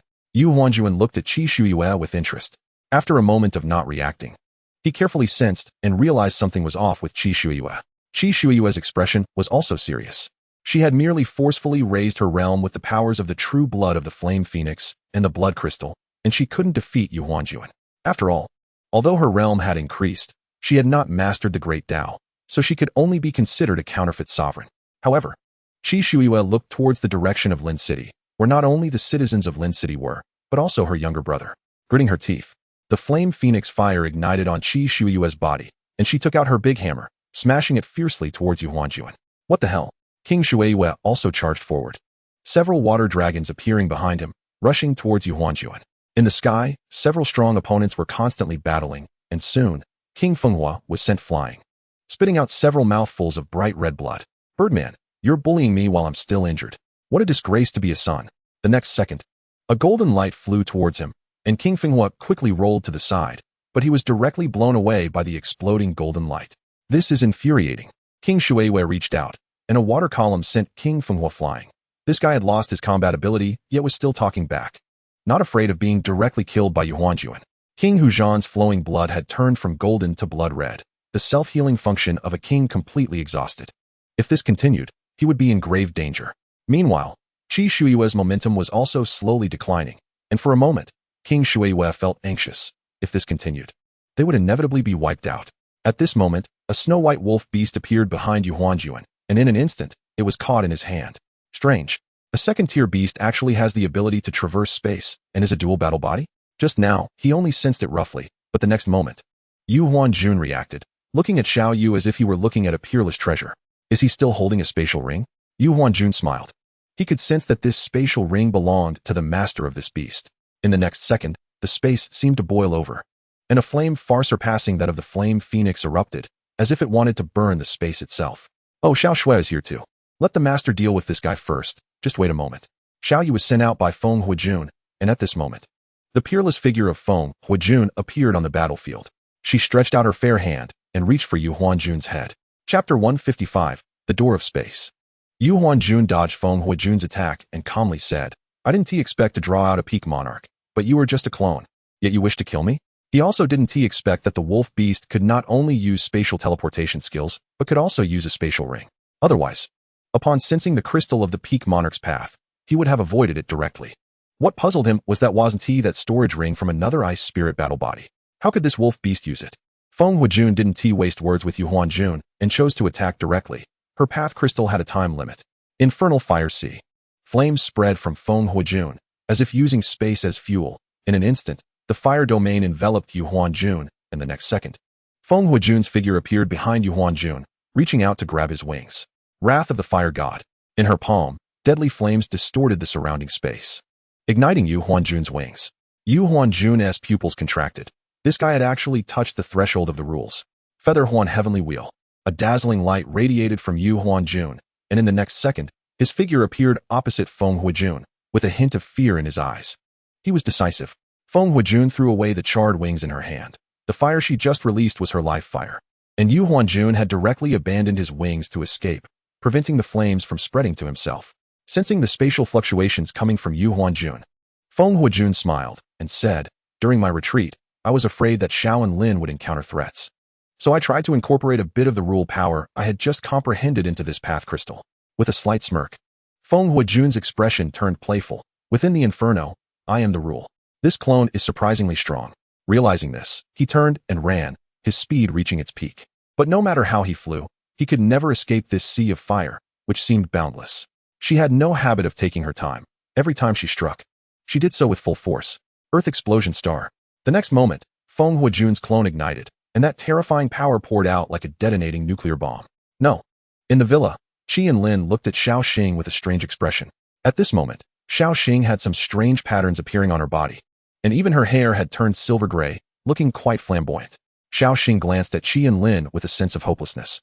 Her fur was too conspicuous and wouldn't be liked by Mother Rat. Little Pool, kill me, quickly. I, the mouse, don't want to live anymore. However, to confirm Xiao Xing's physical condition, Qi and Lin still used a wave of appraisal. Name, Void-Seeking Treasure Mouse. Attributes, Gold, Space. Potential, Low-Grade Earth. Skills, Slightly.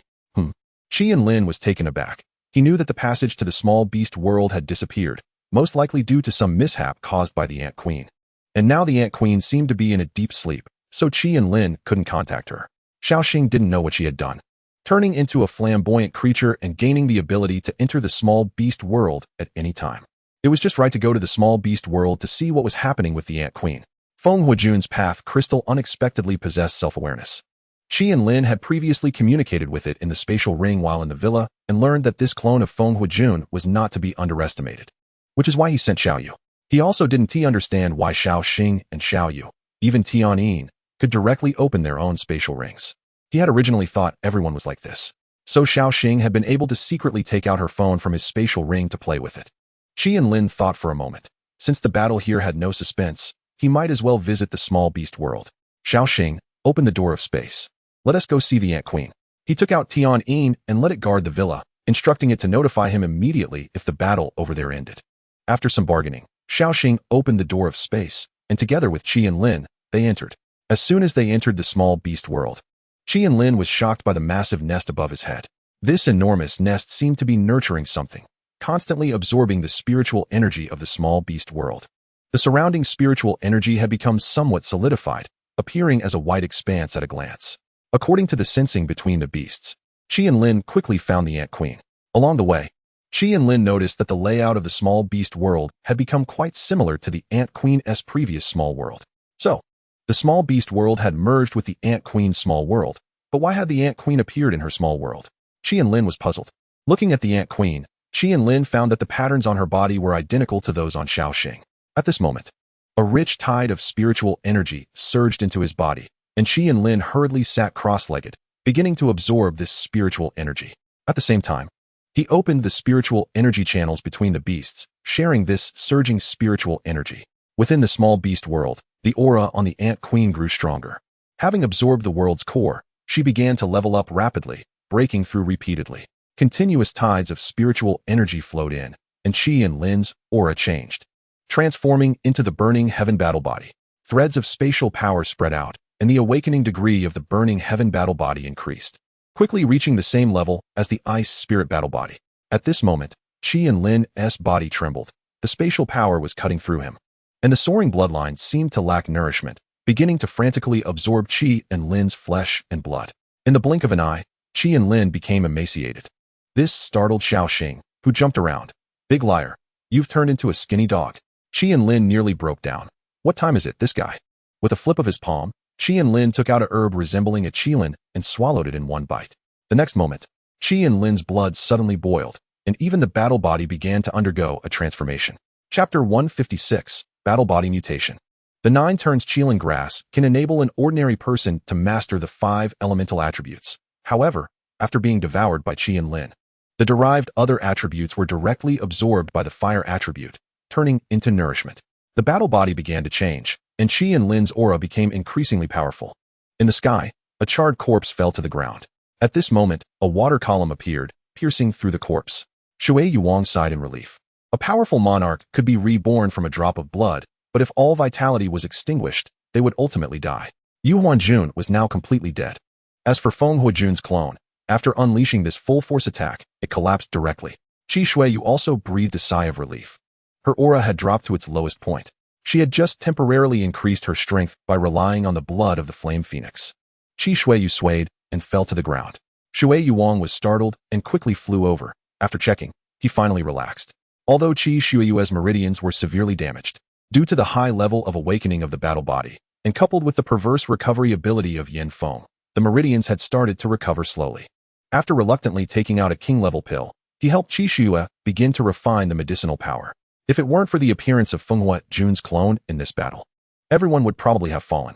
However, it seems that Feng Huajun's strength has improved further. The previous Feng Huajun couldn't use a clone to kill a monarch.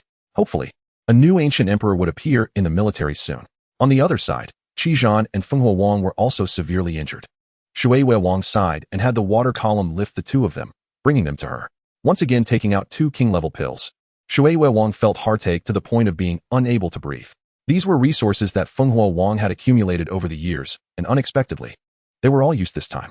Even for a king-level alchemist, it was very difficult to refine king-level pills. After all, such pills had already formed down marks, and the king-level materials required to refine them were astronomical. Once the injuries of the 3 stabilized, Shui Wang looked in the direction of Lin Sheng and couldn't help but be shocked. Where is Qi Anlin?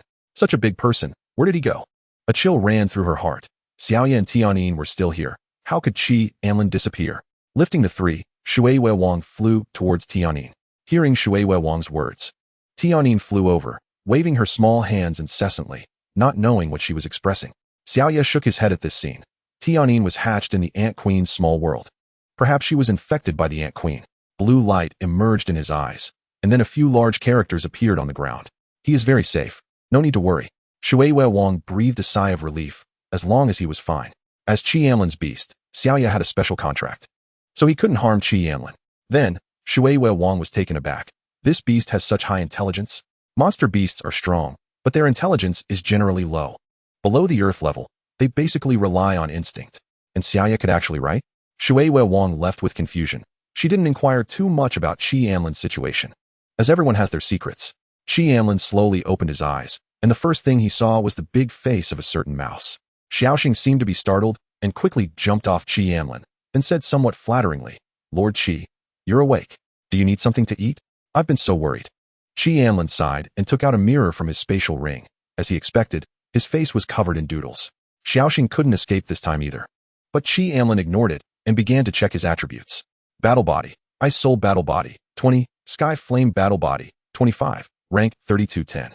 The Burning Heaven Battle Body underwent a mutation, transforming into the Sky Flame Battle Body. At this point, Qi Anlin's battle power in flame form could completely crush the Ice Soul Battle Body form.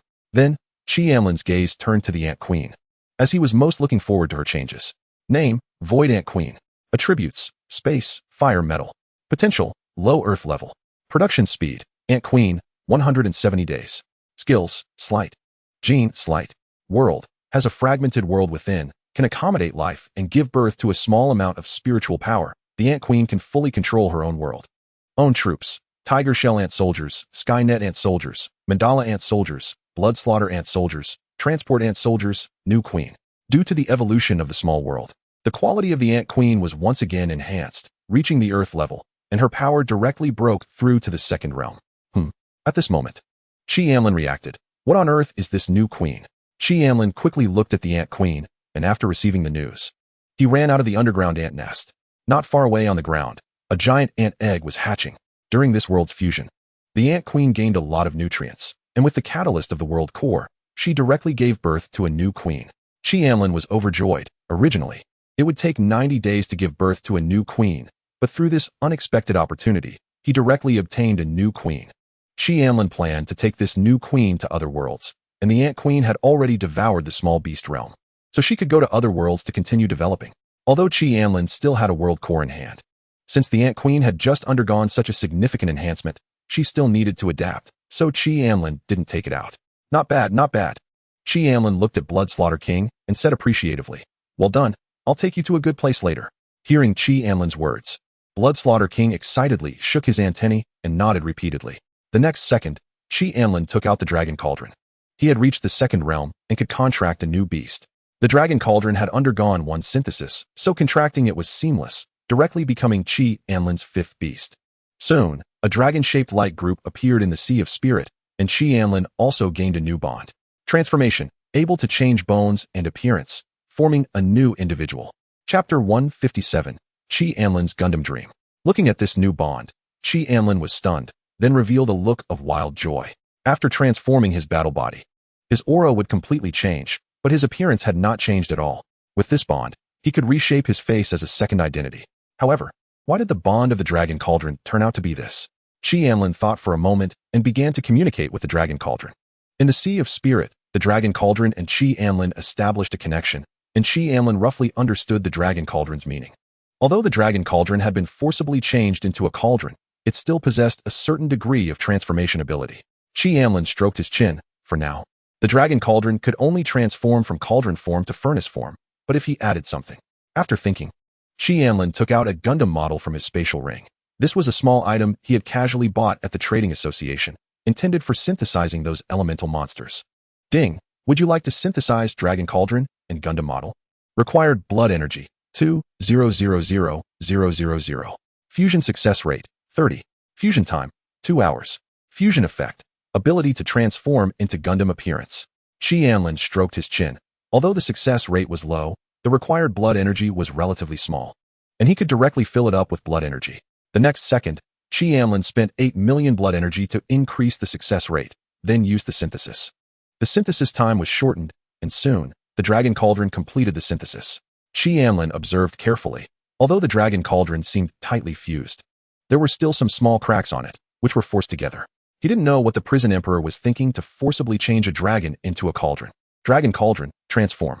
Upon hearing Qi Anlin's words, the cauldron on the ground buzzed, then suddenly expanded to a height of 10 meters. The next moment, the body of the Dragon Cauldron began to disassemble and reassemble. Its 4 limbs twisted into arms, and sharp spines appeared all over its body. Soon, a fire-red mech appeared in Anlin's view. The huge mech had a solid and imposing exterior, with a metallic sheen flowing over its fire-red shell. The two massive dragon wings spread out behind it, and the sharp blade on its left arm glinted coldly. Anlin gasped, "This is truly awesome." Just as Anlin was admiring this mech, the Dragon Cauldron suddenly buzzed in the sea of spirit, and Anlin was stunned. Then joyfully exclaimed, "It even has this function?" According to the description of the Dragon Ding, Anlin can merge with it for control, and after the fusion, the mech's power will be enhanced. Suddenly, the chest of the mech opened up, and Anlin lightly exerted force with his foot to leap inside. The mech closed up, and at that moment, Anlin's mind became clear. The Dragon Ding even shared its vision with him. In the next second, Anlin clenched his fist. He could fully control the mech. The ground exploded, creating a hemispherical pit, and Anlin spread his dragon wings behind him, flying straight up. This flight didn't feel like riding a demon beast. Anlin felt that merging with the Dragon Ding was indeed the wisest choice. After playing for a while, Anlin detached from the Dragon Ding, then took out some herbs and placed them in the Ant Queen's small world. These were materials for the Dragon Ding to practice with, and once he became a bit more proficient, he would try higher quality pills. Initially, he could only use the beast control bag to store demon beasts, but now that Xiaoxing and the Ant Queen's small world were connected, it meant he was carrying a small world with him. Subsequently, Anlin took off the bracelet. Mo Huan had the ability to block mental power. But if integrated into the ant soldiers, the cost of production would definitely be enormous, so Anlin thought he could weaken it appropriately. He took a piece of Mo Huan's leaf meat and fed it to the Ant Queen. Soon, Anlin opened the Ant Queen's gene panel and suddenly discovered that the selection for the Mo Huan gene was actually black. The gene extraction skills level was too low to fuse with this gene. Anlin shook his head and thought it could wait for later. Although he had a lot of blood energy now, raising this skill to the heavenly level was simply impossible. After having the Ant Queen continue producing ant soldiers, Anlin thought it was time to leave this place. However, this mission was relatively simple, just hunting down the remnants of the evil cult. After confirming that there was no one in the villa, Anlin had Xiaoxing open a spatial door and left the Ant Queen's small world. At this moment, in the villa, Anlin's figure suddenly appeared, startling Tianyin. After realizing it was Anlin, Tianyin patted her chest and then flew to the top of Anlin's head. After moving around a bit, Anlin mounted Xiaoyu, preparing to find the main force to regroup. In this world, Anlin thought he could set up in the Golden Horn realm of Haiqing, which was relatively close to him and in opposition to him, allowing him to produce some ordinary ants as scouts. After crossing several streets, Anlin found a place blocked by warning barriers, surrounded by special operations practitioners standing guard. After showing his bracelet, Anlin was allowed into the area, riding Xiaoyu deeper inside. He saw destroyed buildings everywhere, with ruins all around. The destruction capability of the practitioners was terrifying, but fortunately, ordinary people had already been evacuated. Otherwise, this battle would have resulted in heavy casualties. At this moment, deep in the battlefield, Missouri was surrounded by purple lightning, and, battered and bruised, he threw a priest away like a dead dog, gasping for breath and saying, "Finally clean this area." This was a peak practitioner of the First Realm, who could only meet his end under the siege of many students. Clapping his hands, Mo saw Anlin riding Xiaoyu approaching from a distance, and he happily said, "Brother, you're just in time." Anlin held an auxiliary-type spirit, which was much more effective than these physicians. Anlin leaped off Xiaoyu, looked at the injured Mo, and shook his head, letting Tianyin fly out to treat him. Where are the others? Chapter 158, Dragon Ding Alchemy, Premium Pills. Being in the same class as Anlin, who was such a freak, was truly demoralizing. After treating Mo, Tianyin flew up again, starting to heal other injured classmates. Mo picked up the priest from the ground. The priest of the Feather Sect looked as if he had been brainwashed, thinking until the moment of his death that the Feather God would come to take him away. After thinking for a moment, Mo joked, "Brother, do you think that after the priest dies, is it a promotion or a demotion?" Hearing Mo's words, Anlin glanced at the priest, nodded thoughtfully. He remembered that in his previous life, it depended on whether the priest had used promotion tools on little boys while alive. At the moment Anlin said this, the surroundings fell silent, and everyone looked at him with strange expressions. Mo nearly choked on his own water, coughed a couple of times, and said to Anlin, "Brother, now is a real name system online. I hope you can cherish your account and not get 404 D." At this time on the battlefield, one evil cultivator after another was frozen into ice sculptures. Because of this battle, the interactions among students became more harmonious, no longer as unfamiliar as at the beginning of school. Anlin took Mo to find Hongfei. To him, these two battle bodies were relatively easy to get along with. Although Mou was a scumbag, he didn't have any bad intentions. Hongfei was sitting on the ground, receiving treatment from Tianyin. After hearing Mou's words, he looked at Anlin. Anlin thought for a moment, nodded. Since coming to this world, he had been practicing and fighting every day, indeed not relaxing at all. There were quite a few beauties in the bar, but Mou really disliked those. That kind of atmosphere filled with debauchery was indeed hard to bear, so let's go for skewers at night. Hearing Mou's words, Anlin was somewhat puzzled and turned his head, only to find Yu not far away, closing the eyes of the evil cultivators, and instantly understood. Mou, actually your reputation is already ruined, no need to hide anything. Mou shook his head, sat down heavily on the ground. There are also gluttonous monks among the monks. As the saying goes, wine and meat pass through the intestines, but the Buddha remains in the heart. I actually have some understanding of what the Buddha said. Anlin also sat down. The battle was over, and the next step was to wait for the army to clean up the scene. What understanding? Mou looked nervously at Yu's direction, then whispered, according to Ohm's law, multiply both sides of the equation simultaneously. Seeing Anlin and Hongfei's puzzled expressions, Mou proudly declared, so form is emptiness. Anlin, Hongfei, brother, let this master attain nirvana. Above in the sky, King Shuiwa looked over and noticed the three talking together, a slight smile appearing at the corners of his mouth. Being young is truly wonderful. After all, they're just a bunch of kids. He then sighed heavily, wondering how long such peaceful days could last. That evening, Anlin and the others went for skewers. And Anlin even took out the monkey wine he had stored in the spatial ring. None of them used spiritual power to expel the drunkenness. They all got drunk to the point of oblivion. The next day, Shuiwa led the military academy students back on a flight.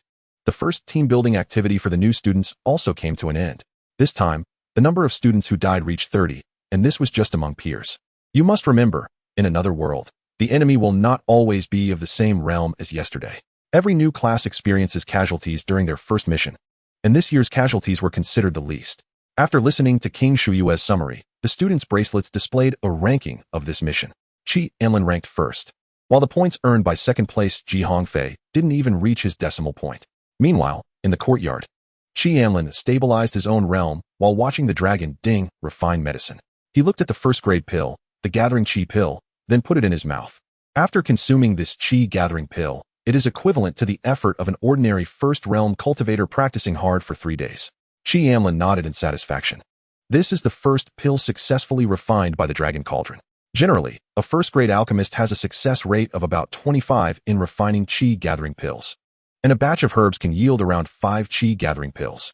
In front of Anlin, there were over 100 Qi gathering pills, and the last few pills resembled glass beads, emanating a faint halo. Name: Qi gathering pill. Level: yellow grade. Quality: supreme. Description: a pill that perfectly merges medicinal power, allowing for the consumption of 10 pills per month, with a potency 3 times that of ordinary Qi gathering pills. Pills cannot be consumed frequently. The more one eats ordinary Qi gathering pills, the weaker the effect becomes. Generally, such pills can only be consumed 5 times a month, and one must wait for the drug resistance to dissipate before consuming them again. Of course, one could continue to eat them, but the benefits would be minimal. This supreme quality Qi gathering pill typically appears once or twice in each batch refined by the Dragon Cauldron.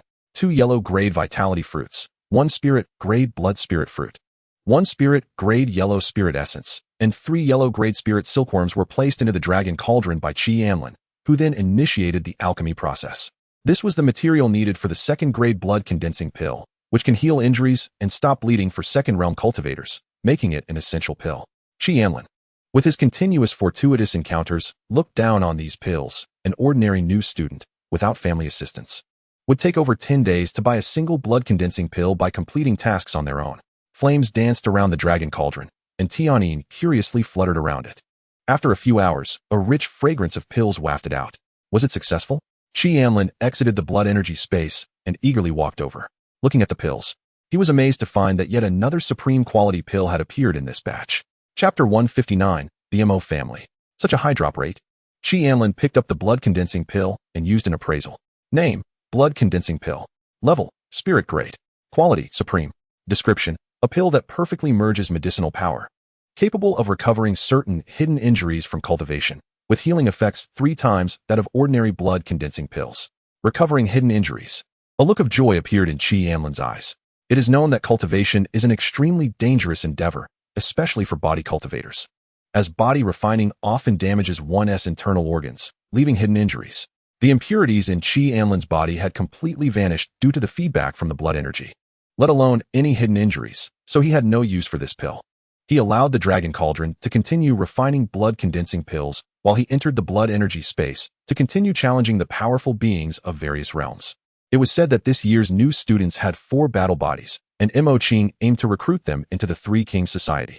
In a courtyard within the academy, Mo Qing nodded and said, Mo Yang, and that kid Mo, you have also entered the military academy. That, just a guy hollowed out by wine and lust, thinking he can compete with the young clan leader. Mo Yang thought for a moment, a slight smirk appearing. Ever since his parents died in battle, that guy has turned into a useless person. If it weren't for a fortuitous encounter, he probably wouldn't have even reached the first realm by now. Forget it, Mo Qing. Gather some old students to suppress the arrogance of this year's new students. I heard that a guy named Anlin has even broken Jihao's record. He must have quite a bit of resources. A shadow flickered in Mo Yang's eyes. These 4 battle bodies have good connections. Mo Qing, be clean with your actions. Don't let anyone catch any evidence. Mo Qing nodded and suddenly said, that Ji Hongfei is Jihao's cousin. You know the Ji family is protective of their own. And that Dan Yunyao is said to be very favored by the Dan family's ancestor. As for Anlin, he is not only the brother of Shuyue, but also a disciple of Feng Huijun. Mo Yang's expression changed unpredictably. If it were ordinary battle bodies, they could suppress them and recruit them into the Three Kings Society, but the forces behind these battle bodies were immense. Shuyue is manageable if she makes a move. The Three Kings Society isn't easy to mess with. Mo Yang thought of Feng Huijun and felt a twinge of fear. When Shuyue first arrived at the military academy, she was also heavily suppressed, but Feng Huijun did not follow the rules, allowing the Fire King to deal with the leading figures. Moreover, their families would not offend a peak monarch for their sake. Let's see how it goes. At this moment, in Mo's courtyard, many wine bottles were piled up at his feet. Beside him, a few small wildcats were basking in the sun on the ground, continuously purring. Just then, a knocking sound came from the courtyard door. Mo suddenly turned his head, his gaze solidifying. Then he returned to his drunken demeanor and staggered over. Outside the door, a bottle of pills stood quietly on the ground, with a note pressed underneath it. Mo looked around, but saw no one. Then a purple lightning bolt appeared in his hand, tentatively striking the glass bottle. Seeing nothing happened, Mo stepped forward to pick up the bottle and note. Opening the note, he saw the delicate handwriting of a girl. At the bottom right corner, the name Chunyu was written. Mo was taken aback. Then a slight smile appeared. This young master doesn't lack this little pill of yours. Not far outside the courtyard, Chunyu was hiding behind a tree. Seeing Mo accept the pills, she sighed in relief. Just as she was about to leave, she saw a giant red eagle appear in the sky. After hesitating for a moment, Chunyu crouched down, concealing her aura. The red eagle landed, and 2 students in white robes jumped down, heading straight for the courtyard door, kicking it open. Seeing their aggressive approach, Chunyu's eyes widened, preparing to go out, but then she realized they were both second realm cultivators. She bit her lip, took out her wristband, and began messaging Dan Yunyao. After sending the message, Chunyu lightly bit her lip, jumped down from the tree, and ran toward Mo's courtyard. In the next moment, 2 figures appeared. Mo's pupils constricted. Then he drunkenly said, Mo Yin, Mo Shou, why did you 2 come uninvited? Just in time. Let us sit down and have a drink. The short, rat-eyed Mo Yin snorted coldly. Mo de Gongzi really has a lot of face, coming to the military academy without visiting family, and now we have to come in person. Mo smiled and said, busy with affairs, but what exactly brings you 2 here? Mo Yin was somewhat annoyed and was about to speak when Mo Shou interjected. Why waste words on this waste? Mo took a swig from the wine bottle and laughed. Life and death are fleeting. Why bother with that? It's better to save some money and buy a couple of pots of wine. Mo Yin sneered. A waste is a waste, only knowing how to drink. Heh, just a thing born of a mother but not raised by one. How could there be any sense of kinship? At that moment, Chunyu, who had just entered, heard these words and clenched her fists. She wanted to speak but didn't know what to say. In her anger, her spiritual power surged, and a huge vine appeared on the ground, blocking Mo Yin and Mo Shou. Mo's pupils constricted, and he immediately spoke. Chunyu, this is our family matter. Don't meddle. Seeing Chunyu's arrival, Mo Shou's mouth curled up slightly. New lover? Not bad looking, but attacking a senior breaks the rules. Mo Yin stepped forward as well. Fortunately, I have a record. Mo, this woman dares to act against us, according to school rules. I challenge her to a life and death battle. In the military academy, combat can only occur if both parties agree, or it can be a life and death battle. Otherwise, the attacker will face severe penalties. Of course, The attack party can also directly challenge the attacker to a life-and-death battle or agree to a private settlement to offset the severe penalties. Mo Yan's lips curled slightly. After all, Mo was a member of the Mo family and also a battle body. The two of them couldn't act directly and could only provoke each other with words. Given Mo's temperament, no matter how much they said, it would be useless. So they specifically waited for Chinyu to come and deliver medicine before visiting. Chapter 160, Qi Anlin's Rage. The people beside Mo had long been investigated. Mo's gaze instantly turned cold as he activated his powers, directly blocking Chinyu, while inwardly sighing, this silly girl, how could she act directly? Although Chinyu's intention was merely to block them, the moment the vines rose, Mo Yan stepped forward. Chinyu felt a bit flustered. Seeing Mo blocking her and was about to act, she quickly stopped Mo, shaking her head repeatedly. I accept the school's punishment, Chinyu understood. The two had not failed to notice her earlier. They were waiting for her to act. She bit her lip, preparing to refuse this life-and-death battle. Although the school's punishment was severe, with Mo Yan's cultivation level, if she wanted a life-and-death battle, it would be certain death for her. At that moment, a familiar voice rang out, and all four turned their heads. Mo, you didn't call me to drink? Have we grown distant? Qi Anlin rode in slowly on his mount, Howling Moon. Upon seeing Mo Yan, he exclaimed in surprise, why does this person look so much like a rat? Mo brother, how do you know such a bizarre-looking friend? Hearing Qi Anlin's words, Mo Yan clenched his fists but did not explode in anger. Qi Anlin had a strong background. But even if he took the initiative to attack, Feng Huijuan would suppress the public opinion. Just as he took a step forward, he heard a loud squeak. Looking down to see a hamster screaming on the ground. It was crying out while waving 3 fingers. Mo Yan was stunned. He was a second-realm cultivator. Yet he hadn't felt this first-realm mouse at his feet at all. Mo and Chunyu were shocked by Qi Anlin's actions. They knew that Xiaoxing was Qi Anlin's beast, but no one had noticed its presence just now. Mo Yan still didn't know he had been tricked. But since he had already stepped on it, his expression hardened, thinking to crush the little hamster underfoot. However, the next second, a pure white wolf beast appeared before him, sending him flying. Qi Anlin's face was filled with coldness as he angrily said, "You want to kill my beast? Howling Moon, kill him." Upon hearing this, Howling Moon immediately acted, lunging at Mo Yan on the ground, who was startled and scrambled to escape. Not far away, Mo Shou frowned, about to speak, when his attention was suddenly drawn to the silver gray-haired hamster, which was looking at him with disdain and even gave him the middle finger. For some reason, Mo Shou felt a surge of anger he couldn't suppress. He waved his hand and summoned several monster beasts. Kill it. Xiaoxing used the skill. What are you looking at? At this point, Qi Anlin couldn't sit still anymore and shouted even more angrily. Such audacity. Howling Moon. Take care of this guy too. Howling Moon nodded in response, its pupils suddenly igniting with flames, transforming into its burning sky battle body form. It let out a roar, and the flame domain expanded, surrounding both the beast and Mo Yan. Mo Yu sighed. Sorry, Brother Qi, for dragging you into this. He then looked at Chunyu and lightly sighed. Don't be so reckless in the future. After Mo Yan died, Chunyu's punishment would be of no consequence, which was an unwritten rule. This rule primarily prohibited students from fighting each other to prevent internal strife or abuse of privileges, hence the punishments were severe. However, some disputes at school still had to be resolved by the students themselves. If strong individuals bullied students from the military academy, the kings of the military academy were not to be trifled with. Chunyu obediently nodded, realizing that if it weren't for Qi Anlin this time, she would have faced the school's punishment. Mo family members? Doesn't concern you, right? Mo Yu shook his head. Just enemies, but Brother Qi. Howling Moon. Stop playing around, speed it up. The next moment, blazing flames erupted from Howling Moon, and its sharp claws directly sliced through Mo Yan's throat. Then instantly transformed into ice form, appearing behind Mo Shou and biting through his neck. Kill Mo Shou, gain 10 million blood energy. The two died instantly. And Qi Anlin didn't mind at all, not even raising an eyebrow. He said to Mo Yu, you two are here, just in time. I refined a few pills.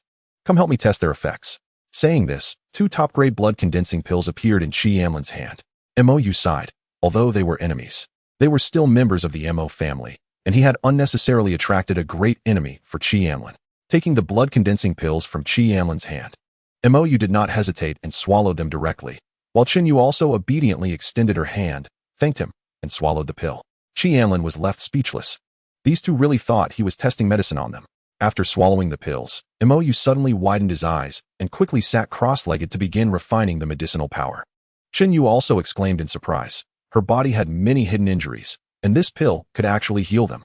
Looking at the two sitting cross-legged, Qi Anlin shook his head and then signaled Xiaoxing with his eyes.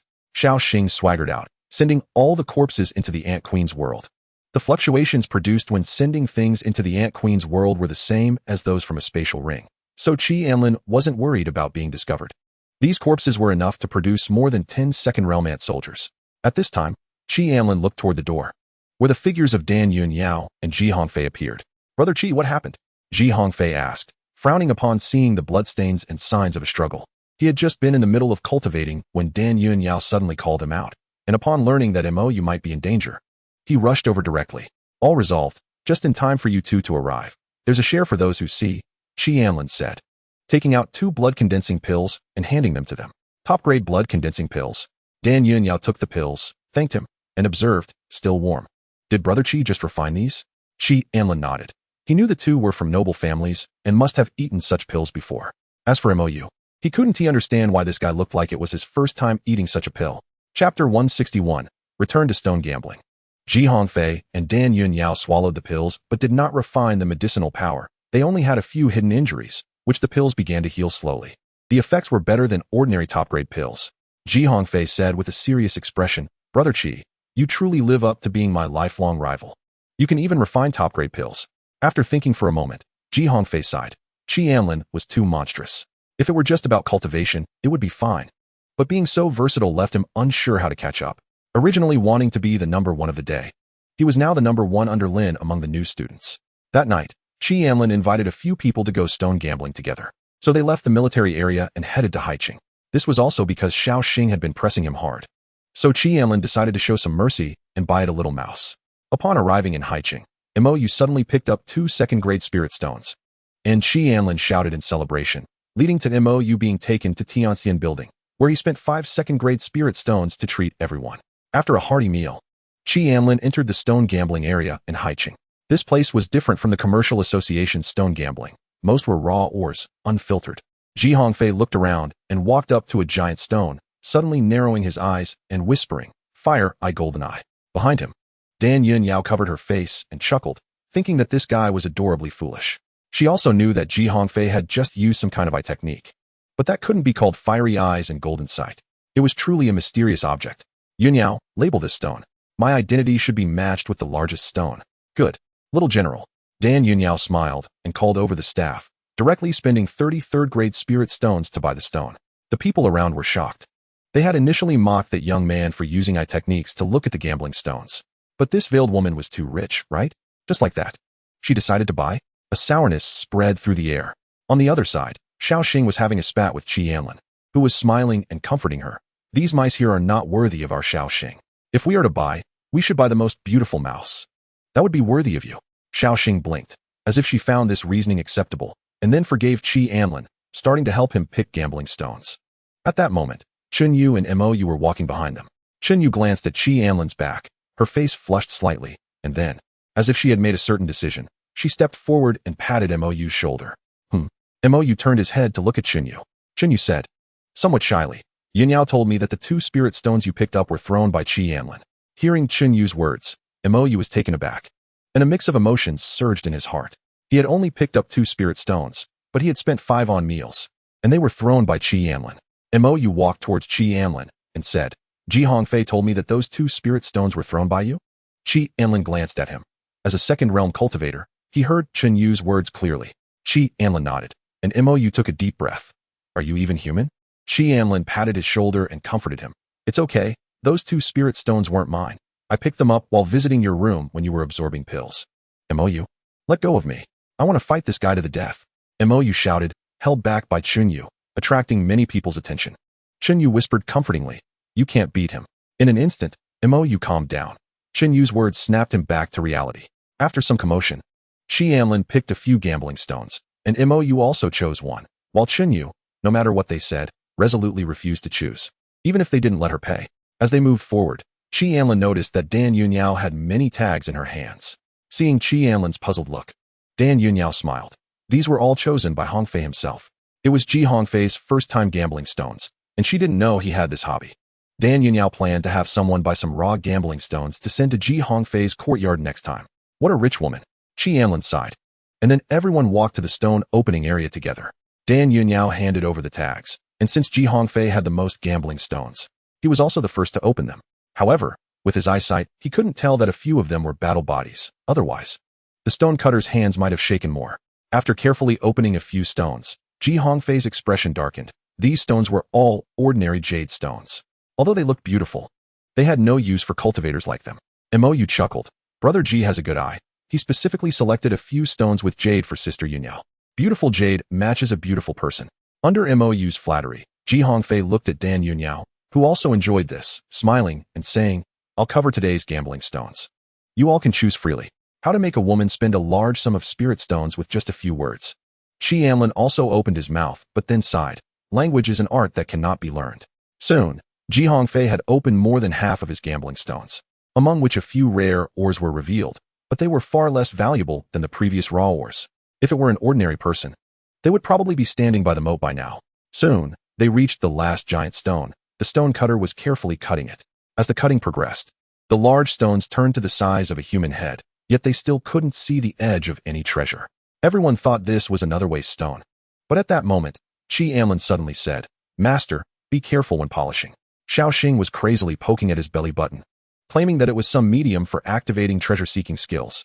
Anlin wouldn't believe a word of what she said. The stone cutter was taken aback, having reached this point.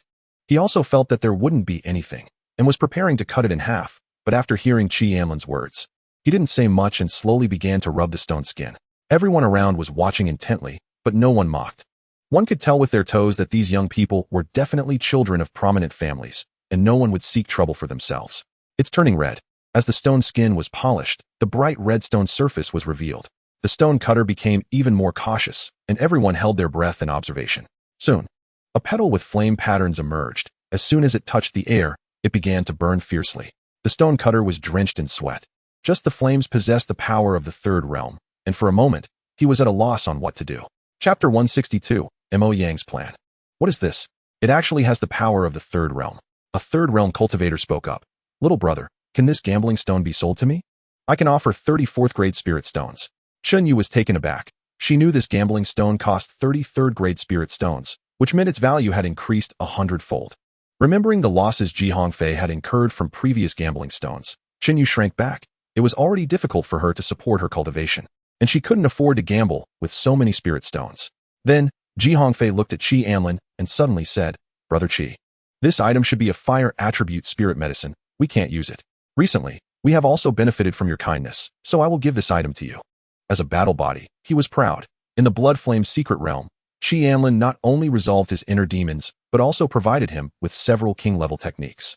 Although he also had such techniques, they were king-level, and even kings wouldn't mind having more. It just so happened that this time something good was opened. Anlin's beast control could also be converted to fire attribute, which could be considered a small return of favor. Mou's expression was strange. Hongfei's dragon was of earth-level quality, and if anyone else said it, he definitely wouldn't believe they had that capability, but Anlin seemed a bit mystical, making him feel it was true. Hongfei was also taken aback, then nodded. Thank you, Brother Qi. The few of them were chatting, while that third-realm cultivator gritted his teeth. He was also a fire attribute cultivator and could sense the preciousness of this treasure. If he obtained it, his cultivation would surely increase, and he might even have the chance to break through to the earth level in the future. He looked deeply at these few people, feeling helpless. They clearly weren't short of money, and they were also students from a military academy. He sighed, preparing to leave, but at that moment, a body cultivator beside him suddenly whispered, How about collaborating? Shursan was taken aback, then asked, What do you mean? This body cultivator was only at the second realm. Shursan frowned, wondering if this guy was thinking of robbing him. We just went through a big battle, and none of us have king-level Dao crystals. I have a way to lure them outside the city, and you can attack and kill them. Yinong said in a deep voice. Afterwards, you can go to the Golden Horn Realm for refuge. The Golden Horn Realm will also provide you with plenty of resources, enough to support you until you reach the heavenly level. Shursan's pupils constricted as he looked at Yinong. This person was from an evil cult. However, Shursan thought about his own cultivation and the numerous times he had gone to other realms for resources, escaping death multiple times. He had had enough of this kind of life. But he wasn't a fool for someone to make such a deal with the Golden Horn Realm. He whispered, This year's battle body? Yinong nodded, and Shursan continued, How do I know that after killing the battle body, I won't become your discarded pawn? Instead of provoking a group of kings, a mere 3-realm cultivator doesn't mean much to you, right? Don't worry, if you kill these few people. It will definitely provoke the wrath of the military, but the ancient emperor of the Golden Horn will surely protect you. Yinong's lips curled up slightly. If you don't die, Feng Huajun will definitely come out of seclusion. When Feng Huajun gets angry and heads to the Golden Horn realm, it will disrupt the rules. And the ancient emperor of the Golden Horn can seek external support to eliminate the military. Then he suddenly said, 1 heavenly level fire spirit medicine. Otherwise I will expose this matter. Without this opportunity, the military will be even more cautious in the future. Yinong nodded. Of course, the deposit is available. After we leave here, I will give it to you. However, I have one request. A sinister killing intent flashed in Yinong's eyes as he whispered. Regardless of success or failure, you must kill that Thunder System gas cultivator. Good. At this moment, within the military realm, Mo Yang was sitting in a chair, brewing a pot of spiritual tea. Qi Anlin's actions are hard to win over. I have bribed one of Mou's lovers, and they will leave the city tonight. Mo Yang nodded, saying, those who dare to kill us don't take the Three Kings Society seriously at all. His eyes flickered slightly, and he added, but this guy already possesses a second realm beast master. I heard his own strength is also unfamiliar, so he probably has some hidden abilities. He needs to be eliminated quickly. Sitting beside him, Mo Qing smiled and said, I have already found a pawn that has no connection with us at all. But do you really plan to provoke a war? Mo Yang shook his head. This is the young master's order. Qi Anlin is not that easy to kill. And Mou has recently grown stronger. This guy has always acted like a rich playboy. He probably knows that his parents were schemed against and died. If he is smart, he should just be the young master's dog or continue to be a useless person, then the young master might let him go. Mo Yang's lips curled up slightly. Does he think that by entering the military and befriending a few battle body friends, he can fight against us? In the Mo family, the young master is everything. Even if he is also a battle body, he is just a pawn. Mo Qing also laughed. The collateral branch dares to compete with the young master. They don't even consider their own status. Success or failure is still a battle body. Mo Yang shook his head and continued, it's fine. If San can kill Qi Anlin this time, then we will proceed according to the previous plan. If they manage to escape, Mo Qing, you take people to eliminate San and rescue them. Mo Yang brewed tea, gently blowing on it before continuing. Qi Anlin must be eliminated. How is the investigation you were tasked with? Qi Anlin's parents are involved in something big. We can't move against them. But I've heard he has a friend named Ji, and I've already sent someone to capture him. The spiritual tea was refreshing, and a cold light flickered in Mo Yang's eyes. To move against the Mo family, even if it's just 2 dogs, they must pay a price. Qi Anlin's performance is too extraordinary and difficult to control. The military cannot allow a second Jihao to appear. At this moment, outside the military, several members of the Mo family quietly departed, taking flying demon beasts towards Golden City. Meanwhile, within Golden University, Ji was arguing with his classmates. Opposite him was a Beastmaster. Do you know how to write the word death? The Beastmaster's forehead bulged with veins as he took a deep breath. Ji took out a piece of paper and wrote 2 characters, Evil Dagger. Chapter 163, 7-Leaf Fire Essence Lotus. In Haicheng, Qi Anlin and others continued to open stones, unaware of everything that was happening. The stone gambling site had changed its staff and continued to cut stones. But it was extremely difficult to open stones under the burning flames. Qi Anlin had already used identification the moment the petals emerged, so he accepted the spirit medicine without hesitation. Name, 7-Leaf Fire Essence Lotus. Quality, Heavenly Level Middle Grade. Attribute, Fire. Description, an extremely rare medicinal material with a large amount of fire origin. This 7-Leaf Fire Essence Lotus is one of the main materials for the Great Sun Flame Fire Pill, and Qi Anlin currently just lacks this medicinal material. According to the records in the pill book, the Great Sun Flame Fire Pill is extremely difficult to refine. It can enhance the cultivation of fire system cultivators for 10 years and is a divine medicine for fire system cultivators. There is even a certain chance it can allow heavenly level powerhouses to comprehend a trace of the Tao. However, with Long Ding's current cultivation, it should be impossible to refine it. Soon, the 7-Leaf Fire Essence Lotus was completely separated, and the stone opening cultivator gently handed it to Qi Anlin. Young master, do you have any thoughts on selling this item? Qi Anlin shook his head, pretending to open his spatial ring, but actually had Xiaoxing send it into the Ant Queen's world. He planned to have Tianyin see if she could cultivate this 7-Leaf Fire Essence Lotus in the Ant Queen's small world, as this item is extremely rare, and it would be difficult to find a second one if the pill refining fails. The Ant Queen's small world still has a fire domain, where the 7-Leaf Fire Essence Lotus can be planted. At this point, Ji Hongfei's stones had all been opened, and it was Mou's turn to open a few stones. Half of Mou's stones were empty, while the other half contained various treasures. Overall, it was still a profit. Among these treasures, Mou also opened a blue long sword, but its appearance was rather feminine. So he picked up the spiritual level long sword and suddenly threw it to Chunyu. For those who see it, Yu was startled and reflexively caught the long sword. Then quickly shook her head as if it were hot. I don't want it. I don't want it. Keep it. We don't lack these. But you lack some weapons for self-defense, Dan Yunyao said with a smile, then winked at Mou. Yu was taken aback, then said, Pooh, pooh, pooh. Immediately, all four looked at her, and Yu lowered her head, saying, I can't take your things for free. Mou smiled, thinking how cute this little girl was. It's not for free. If you hadn't stood up for me today, I wouldn't have given you this sword. After speaking, Mou winked. We are friends, and friends should help each other. Don't refuse. This sword looks so gentle. If I use it myself, others will laugh at me. In the end, under Mou's insistence, Yu accepted the sword and promised she would return it. After Mou finished opening his stones, Anlin handed over his label and smiled. I will take these stones with me, not opening them here. Moreover, if this matter spreads, it could be dangerous. He is only at the second realm now. Having treasures could lead to trouble, making it inconvenient to go anywhere. The staff was taken aback, then nodded. This was within the allowed range, but required a 5 handling fee. After placing several stones into the Ant Queen's world, Anlin said to the others, let's go. The group exchanged glances. Since Anlin wasn't opening stones here, could it be that he found some treasure? However, these gambling stones are quite special. Spiritual sense cannot penetrate them.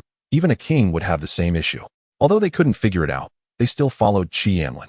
At this moment, Mou's phone lit up, with the note reading 168:36, materialistic.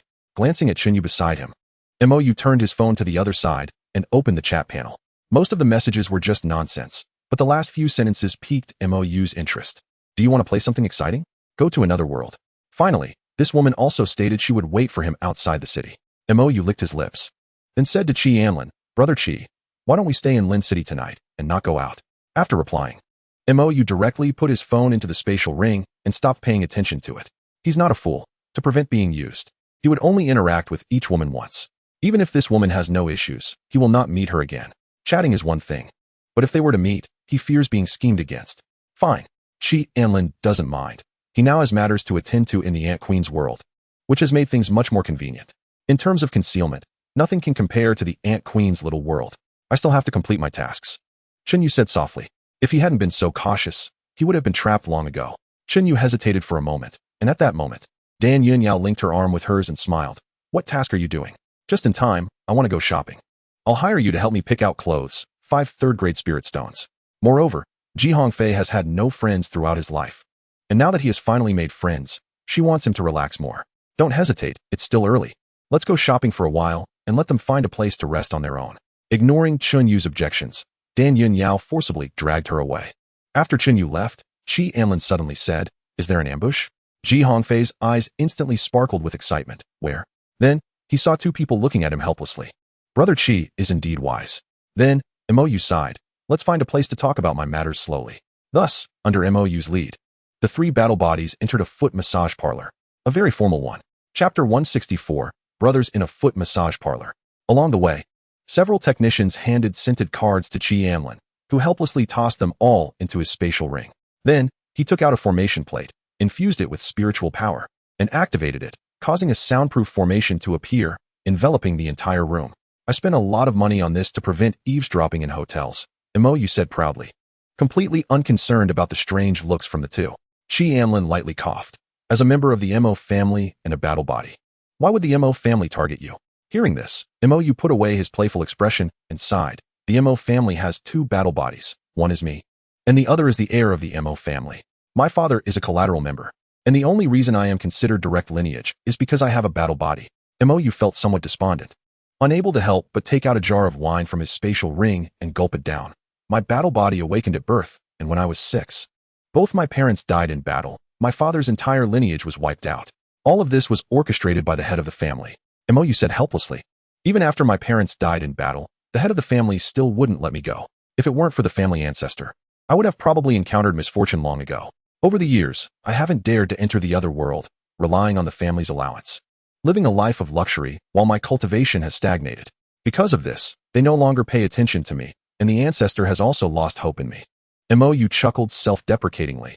Even if he told the ancestor about these matters, what use would it be? Mo Wentian is the Huang Lei battle body, with talents far surpassing Jihao.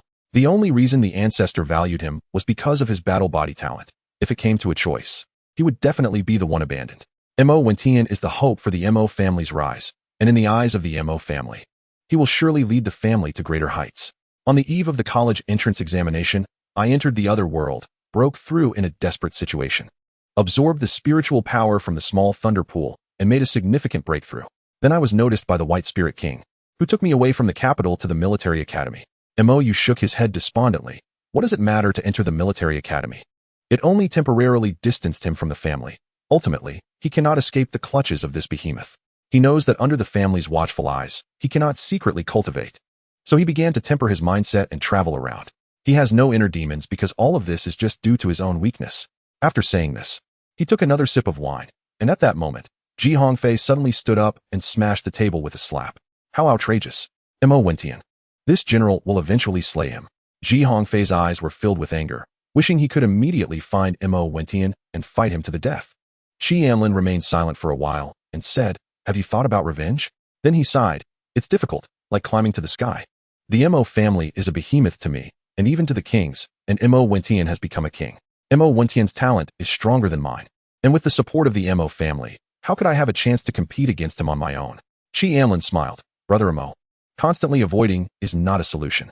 Mo glanced at Anlin, fell silent for a moment, and slowly lowered his head. Avoiding is ineffective, but it can bring temporary pleasure. Anlin stood up, patted his shoulder, and squinted. "I'll help you." Mo suddenly looked up at Anlin. There was no pity in Anlin's eyes, only support and trust.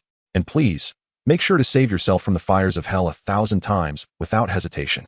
For some reason, Mo felt as if he were in that small dark box, encountering the hand that was pulling him. Tears welled up in his eyes. Mo opened his mouth, about to say something, when Ji Hongfei, carrying the two, waved his hand and shouted, "This general." Just as he finished the 3 words, Ji Hongfei wanted to say something ambitious, but his mind went blank. He opened his mouth, unsure how to continue. At this moment, both Mo and Anlin laughed. This guy Ji Hongfei always knows how to ruin the atmosphere. Then, in the foot massage parlor's room, the 3 soaked their feet, raised their drinks, and swore an oath to heaven, promising to share both hardships and blessings. In Ji Hongfei's words, heroes from all over the world gather here today. We do not seek to be born on the same day, in the same month, or in the same year. Outside Haicheng, a group of people lay in ambush in a valley, hiding their presence as if they had merged with the environment. It was already 1 in the morning. Let alone Mo, they hadn't even seen a single hair. "Yichin, didn't you say Mo had agreed to the terms?" Yinong said coldly. They had been waiting in this place for 6 hours. Yichin was also a bit flustered, taking out her phone. "He's quite lecherous. He'll definitely come. Maybe he's currently with some woman, but let's wait." Before she finished speaking, Yinong slapped her head, causing it to explode, red and white matter splattering everywhere. He wiped his hands lightly, his eyes filled with killing intent. "He's playing us. I've heard this kid has been getting close to that Shinyu recently. Sure-san, go to Jing County and kill that woman's father." Sure-san nodded, fear evident in his eyes. Yinong was actually a heavenly-level cultivator.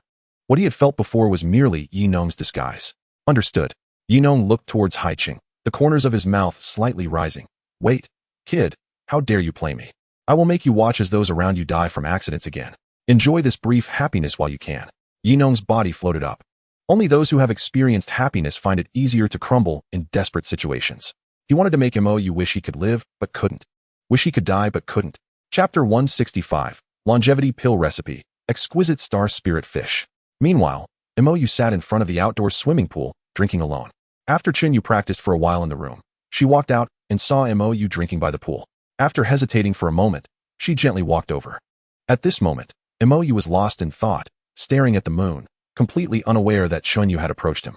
"Are you worried about something?" Chinyu said softly, waking Mo from his daze. Mo's eyes flashed with purple light.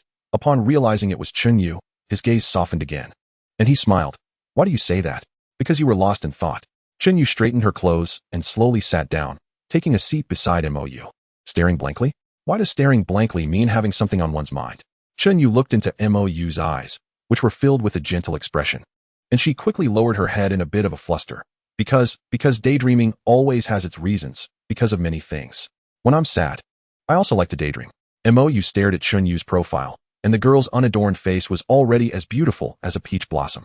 Chunyu didn't dare to look at Mo and continued to speak to herself. "But I won't daydream now. Daydreaming wastes a lot of practice time." As if realizing she had said something wrong, Chunyu explained, "It's not that I'm saying you're wasting time. I just hope you can be a little happier." After saying that, Chinyu seemed to realize something and stretched out her hand. Suddenly, a green vine emerged from the ground, gently twisting in the breeze. Seeing the girl's clumsy demeanor, Imoyu smiled and said, "Thank you." He felt a bit dazed. That long-lost sense of familiarity always stirred some bittersweet memories. "Why are you helping me? They are 2 second-stage cultivators. Aren't you afraid?" Chinyu was taken aback for a moment, and the green vines dancing in the wind also paused. After hesitating for a while, she said seriously, "Because you are a good person." "Imo, you didn't expect to be labeled as a good person for no reason." Hearing Imoyu's laughter, Chinyu also smiled slightly and continued, "Because of you. I was able to treat my dad in advance, and now life has improved." "Imoyu, thank you." In Imoyu's pupils, Chinyu's smile was imprinted. He squinted slightly and said in a voice only he could hear, "I should be the one to thank you. How could there be 2 people in the world so alike and yet so pure?" Imoyu shook his head and looked at Chinyu, who appeared somewhat dazed. Feeling a bit mischievous, "Let's tease her a bit. Chinyu, I have something to tell you." "Huh, what is it?" For some reason, Chinyu felt a bit shy. "You mustn't tell anyone." Chinyu turned her head and looked at Imoyu's slightly raised corner of his mouth, which had a somewhat mischievous look. She bit her lip and whispered like a mosquito, "Okay, let's talk quietly and not tell anyone." After a while, Imoyu didn't say anything. A hint of a smile appeared in his eyes. This silly girl had fallen for it. Chinyu lowered her head, her ears turning a bit red. "Is it too quiet? I can't hear anything." Imoyu was stunned, looking at the girl's flushed face, and couldn't help but feel a bit infatuated. In the villa, Anlin summoned Xiao Yu to stand guard, then entered the Ant Queen's little world. Now, it was his turn to open the treasure. Anlin couldn't wait to rub his hands together, picked up a piece of gambling stone, and began to cut it carefully. Soon, the gambling stone was cut open, revealing a sheet of paper in front of Anlin. It's paper again. Anlin directly used identification on it. Name, Shoyuan Dan Danfong. Quality, low-grade king level. Description, king level Shoyuan Dan, can increase lifespan by 50 years, can only be taken 3 times in a lifetime. Wow. Anlin directly swore. Wang-level cultivators can live for 500 years, while only upon reaching Earth level do cultivators' lifespans begin to increase. The formula for the longevity pill is undoubtedly a lifeline for those who face their impending doom but cannot break through. As long as it is used well, he can win over quite a few of those old, immortal monsters. Of course, if not used properly, I might be targeted by many people who want to imprison me. Anlin took a deep breath. This recipe represents endless wealth. You should know that the longevity pill has long been extinct. So those cultivators whose life expectancy is nearing its end have no choice but to venture into some extremely dangerous worlds or secret realms in search of precious spiritual herbs. Those herbs must at least be of the monarch level to extend life even a little. Anlin was extremely excited. The first gamble stone brought him good fortune. After replicating the recipe for the longevity pill several times, Anlin handed the original paper to Long Ding for him to study on his own. He also took a look and found that this thing might be too difficult and too precious, requiring astronomical amounts of blood energy that he couldn't afford at the moment. So he could only let Long Ding learn by himself first. Subsequently, Anlin began to open the second gamble stone. He had asked Xiaoxing to select 5 stones that resonated the strongest. From the second gamble stone, Anlin obtained a sealed fish, and after taking it out, he was surprised to find that the fish still had life in it. Name, Star Spirit Fish. Quality, Earth grade low quality. Description, a special species of fish that lives in the Starry Sea. Consuming it has the effect of cleansing the marrow, due to its extreme difficulty in reproduction. Its numbers are scarce. The fish meat is exceptionally delicious, making it a rare treasure. Anlin was momentarily stunned. His first thought upon seeing the description was to raise it and cultivate it well. However, he sadly discovered that there was only one fish, and it was male. Anlin sighed. A fish could only satisfy his cravings. Even washing the marrow wouldn't achieve its maximum effect. However, at that moment, a flash of inspiration struck him. The Star Spirit fish could wash the marrow, was delicious, and was extremely difficult to breed. So, if its genes were fused with the Ant Queen, wouldn't the ant soldiers born from that be? Anlin's eyes widened, and without hesitation, he directly took a scale from the fish and fed it to the drooling Ant Queen behind him. The next moment, Anlin excitedly opened the gene fusion. How many original blood energies would it yield? Anlin felt a darkness before his eyes. The reason he had gained so much blood energy before was because he was lucky enough to pick up the spoils from killing a dragon. However, he currently had no way to synthesize it for the Ant Queen. Nevertheless, there was a reason for its high value. The Star Spirit fish was so rare and of Earth-level quality. After thinking for a moment, Anlin decided to try the effects of this fish and see if it was worth merging for himself. Flames appeared in his hand, quickly roasting the fish meat. And Anlin tentatively took a bite. In an instant, The delicious flavor burst on his taste buds. Soon after, Anlin devoured the entire fish, even crunching the bones. Chapter 166, Swallowing the Sky Beast Egg. Just the taste of this fish made him willing to spend that blood energy. He wondered if the merged ant soldiers could possess this flavor. The fish meat quickly transformed into pure spiritual energy in his stomach, surging towards his limbs. Anlin sensed that this was similar to the feedback from using 100 origin points. For him, it was somewhat optional, but for others, such as his beast companions, the enhancement was significant. Even the Ant Queen could eat and grow simultaneously, improving her qualifications. In the Ant Queen's small world, there were quite a few high-level demon beasts, the original residents of the small beast realm. After being devoured in the small beast realm, they became trapped in a jar. The Ant Queen had swallowed quite a few demon beasts, all converted into ant soldiers. And Anlin also requested that the Ant Queen leave a pair from each demon beast group for synthesis purposes. With so many ant soldiers, plus the formation's enhancement, they could overwhelm a 4-boundary demon beast. Recently, Blood-Devouring King had also reached the peak of the second realm, and Anlin planned to take him to the Blood Flame secret realm soon, and conveniently get an ant for the Prison Emperor to seize, so that the Prison Emperor could also become his fighting force. Anlin rubbed his chin. Speaking of which, he could also have the Prison Emperor lay an egg. The blood anomaly born from Blood-Devouring King surprisingly had the ability to split, and as long as one individual remained, it could continue to split, meaning every clone was the original. Shaking his head, Anlin took out the third gambling stone and began to cut it. Soon, a metallic block shimmering with starlight appeared before Anlin. Name: Starry Essence Gold. Quality: Ancient Intermediate. Introduction: the incredibly hard metal can even withstand attacks from monarchs, making it the best choice for forging weapons. Another treasure has emerged, and Anlin is extremely excited. This item is actually of ancient grade. However, he feels a bit regretful because it's only a small piece. Not to mention using it to forge a sword. Even crafting a dagger would be quite difficult. After thinking for a moment, Anlin concealed this item in the chest area of his battle armor. He can't protect his head, but his heart is just fine. Then, he eagerly opened the next gambling stone. This time, Anlin uncovered a golden melon seed, paused for a moment, and used appraisal. Name: Golden Melon Seed. Quality: Low-grade spirit level. Introduction: a melon seed that has a great allure to rodents. As soon as the seed appeared, Xiaoxing ran over, quickly jumping onto Anlin's hand, then bit the seed. Mine. Yours.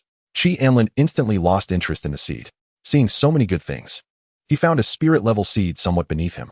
After collecting the seed, Xiaoxing curiously sniffed Anlin's hand. Then her expression changed drastically. Did you go there? Xiaoxing immediately showed a look of disdain. She detected the cheap perfume of many women on Anlin's hand. Anlin was left speechless. Where did this guy learn such words? He flicked Xiaoxing away and explained, being too outstanding will always attract some women. But I've already rid myself of those vulgar interests. Although he didn't have to explain to Xiaoxing, if he didn't, who knows how she would embellish his character in front of Tianyin and the others. After landing on the ground, Xiaoxing heard Anlin's words and was stunned as if struck by lightning. Memories of her experiences with Anlin surged in her mind. And combined with her recent experiences, her brain went blank. It's over, little Qi likes men. After giving Anlin a deep look, Xiaoxing left in a daze. She couldn't accept this. Anlin was unaware of Xiaoxing's thoughts as he took out the last gambling stone, rubbed his hands together, and began to cut the stone. This time, as soon as Anlin cut off a small piece of stone skin, a dazzling light flashed out, causing him to squint. What is this? Anlin's hand cutting the stone became more cautious. The treasures he opened before did not emit such brilliance. As the stone skin fell away, a glowing egg soon appeared before Anlin. Name: Sky-Swallowing Beast Egg. Quality: Mid-grade King level. Attribute: Chaos. Introduction: a monster living in the void, feeding on all things. The powerful Sky-Swallowing Beast can even swallow stars. The name Sky-Swallowing Beast sounds quite domineering. Anlin held the egg and walked over to the Ant Queen, saying, take good care of this egg, and don't let any creatures touch it. The Ant Queen nodded dumbly, then placed the egg under her. Also, you absolutely cannot eat this egg, and neither can the other ants. In terms of safety, there is no one safer than the Ant Queen, aside from Xiaoxing, who has the ability to teleport here. Others could never find the teleportation point to this world. The only concern is that the Ant Queen might get tempted to eat the egg. Around him, apart from Xiaoya, everyone else leaned towards being supportive beast companions, and the Ant Queen must not be exposed. Therefore, he also needed new combat power. After opening all 5 gambling stones, Anlin was in a good mood. Although these treasures could not be immediately redeemed, they had great potential and were the foundation for stepping into the king realm in the future. Anlin then found Blood Devourer King, preparing to take him to the Blood Flame's secret realm. Blood Devourer King was also excited. His father's reward was finally coming. As for the new body for the prison emperor, Anlin contemplated for a moment and turned his gaze to the blood-colored little ant. The prison emperor would not betray him, and among the ant soldiers, the most special ones were Blood Devourer King and Blood Abnormal. It certainly wouldn't work to use Blood Devourer King as the new body for the prison emperor. But Blood Abnormal's uniqueness lies not only in its ability to split, but also in the fact that all its individuals are controlled by the same consciousness and soul. Thus, Blood Abnormal must have a certain level of intelligence to maximize its effectiveness. Blood Devourer King. Shortly you will have a new companion, just like before.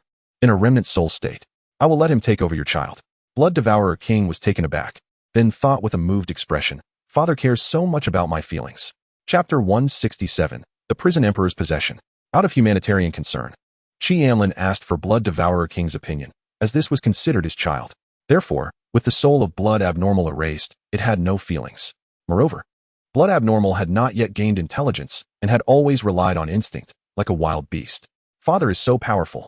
The new friend he introduced must not be below the king level. Such a person taking over Blood Abnormal would effectively become its child. Having a powerful being above the king level as a child is something to be excited about. Seeing that Blood Devourer King had no objections, Anlin gathered all the Blood Abnormal and had them lie on Blood Devourer King's body, then took out the prison emperor's token and began the teleportation. At this moment, in the Blood Flame's secret realm, the remnant soul state of the prison emperor seemed to sense something and trembled slightly. Soon, the Blood Flame's secret realm began to shake. And before long, Anlin's figure appeared beside the prison emperor. Young master, the prison emperor said respectfully upon seeing Anlin. Anlin nodded slightly in acknowledgement. And beside him, Blood Devourer King's body trembled slightly. He was actually an ancient emperor. The friend father found for himself is actually an ancient emperor. Blood Devourer King was very excited. Even though he was a genius of the demon realm, whether he could become a monarch in the future was still uncertain. An ancient emperor, however, is a ruler in any place. He had never even had the opportunity to meet an ancient emperor before. In the demon realm, ancient emperors are the masters of various levels of hell. Ordinary king levels are like ants to them. The demon realm is not as harmonious as the human realm. If an ancient emperor took a liking to his talent, he might even be directly devoured. Just thinking about such a powerful ancient emperor ultimately becoming his child made Blood Devourer King unable to contain his excitement. Prison Emperor, this is the body I found for you to possess. Anlin pointed at Blood Abnormal and said. The prison emperor was slightly taken aback. Weren't these just ordinary ant beasts? Their quality didn't even reach the king level. However, he dared not oppose Anlin's words and immediately said, Thank you, young master, for your concern. Then, he carefully observed Blood Abnormal and was surprised to find that these ants were actually one entity. This meant that if he possessed one ant, he could directly control all the ants. What a peculiar monster. The prison emperor's eyes lit up. This ant beast was equivalent to the seed of a monarch.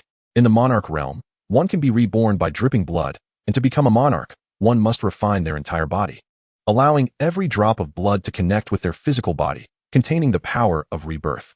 The individuals split from Blood Abnormal are equivalent to the blood of a monarch. Although their potential is lower, the prison emperor is confident he can enhance it. Seeing the prison emperor's excited expression, Anlin was momentarily stunned. Ancient emperors are well-traveled. Could it be they had never seen similar monsters? But this was just the descendant of Blood Devourer King. After the prison emperor interacted with Blood Abnormal, he respectfully said a word to Anlin and immediately began the possession. The prison emperor's soul began to merge into Blood Abnormal's body, quickly devouring Blood Abnormal's original soul. And the incredibly powerful soul began to split, entering the bodies of every Blood Abnormal. As the prison emperor began to seize control, Anlin turned to Blood Devourer King and said, The sea of blood behind you is the blood of the ancient emperor. You can devour a portion of it, but you must also stabilize your own realm. Don't rush and cause instability in your foundation. Blood Devourer King nodded repeatedly. The moment it entered the Blood Flame's secret realm, it sensed this sea of blood, and its body involuntarily stirred with excitement. The fact that the Father Emperor bestowed such precious ancient emperor blood upon it deeply moved Blood Devourer King. It had to grow quickly to show gratitude for the Father's kindness. Blood Devourer King jumped into the sea of blood and began to devour it frantically. In less than 10 minutes, its aura suddenly changed, directly stepping into the third realm. Remembering Anlin's instructions, Blood Devourer King didn't forcefully use the blood to enhance its strength, but instead began to consolidate its realm. Within that small ant body, A terrifying bloodline power was drawn by the ancient emperor blood, and Blood Devourer King's body began to slowly transform, with its surface blood-colored armor becoming thicker. An hour passed, and the prison emperor finally completed the possession, successfully merging with blood abnormality. At that moment of fusion, he felt the connection between himself and Blood Devourer King, as well as the respect for the Ant Queen within the bloodline.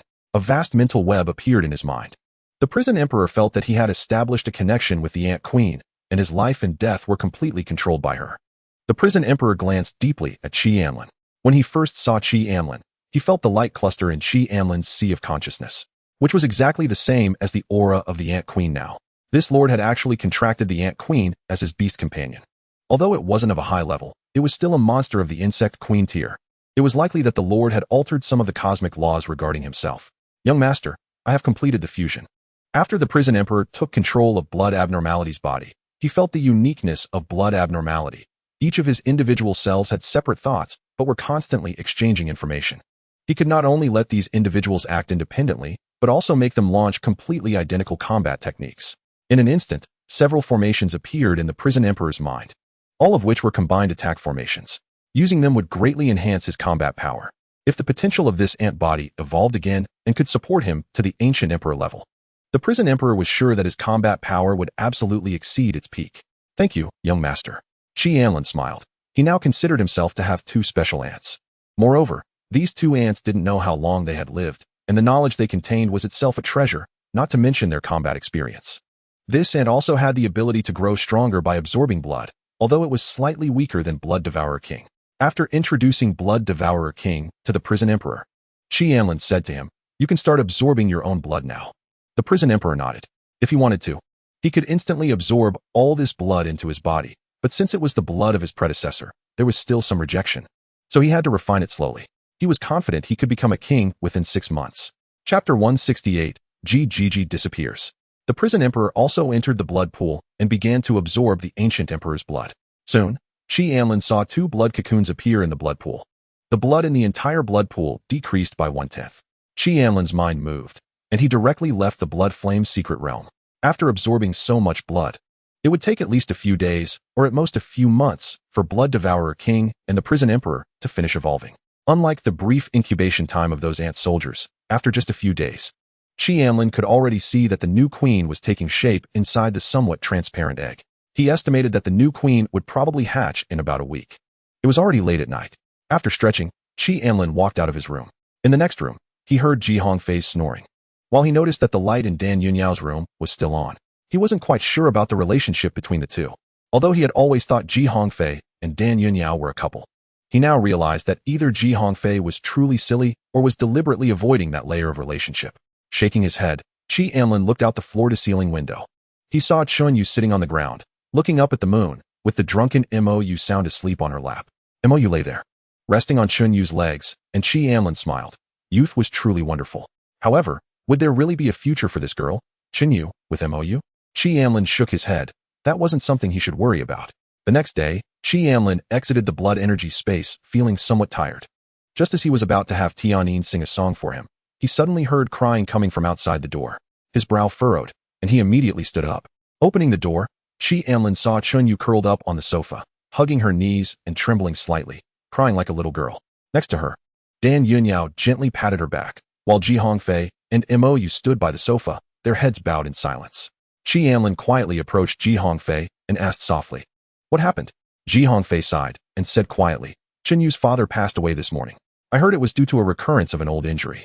Anlin was taken aback. A recurrence of an old injury? How could that be? The school's king had promised to treat Chunyu's father's injuries. How could there still be a recurrence? Thinking of a certain possibility, Anlin looked at Mou, and at that moment, he noticed Mou had an expressionless face, seemingly unaffected by Chunyu's father's death. A trace of doubt flashed in Anlin's eyes, and Mou gently shook his head at him. Then, Anlin thoughtfully looked at Chunyu and sighed. Compared to them, only Chunyu had no background, so if someone was targeting their families, Chunyu's father would definitely be in trouble. But would Mou really not foresee such a situation? Anlin thought for a moment, and then feigned an angry expression, taking out his phone to contact his family. Although he had Feng Huijun backing him, Anlin was still uncertain whether the Mo family would target his family. However, according to what Mou said, The MO family members at the military university had previously suppressed Qi Shuyue, but after being beaten up by the Flame King, they became more obedient. For safety's sake, Qi Anlin messaged his father and, upon learning that his father was currently with his mother's family, he breathed a sigh of relief. He had heard his sister mention that the Liu family's residence was in a small world, considered a hidden family. He hadn't learned much more, as it would be strange for anyone to suddenly emerge as a family. Just as Qi Anlin was about to turn off his phone, he saw a message from Gigi's father. Little Qi, Gigi has gone missing. Upon seeing this message, Qi Anlin's pupils constricted, and his aura suddenly erupted. Dan Yunyao was comforting Qinyu in the living room, while Mou and Ji Hongfei followed Qi Anlin into the room. I'm sorry, I've implicated you all. Mou's eyes were filled with self-blame. It's not your fault. The one responsible for all this is the Mo family. It has nothing to do with you.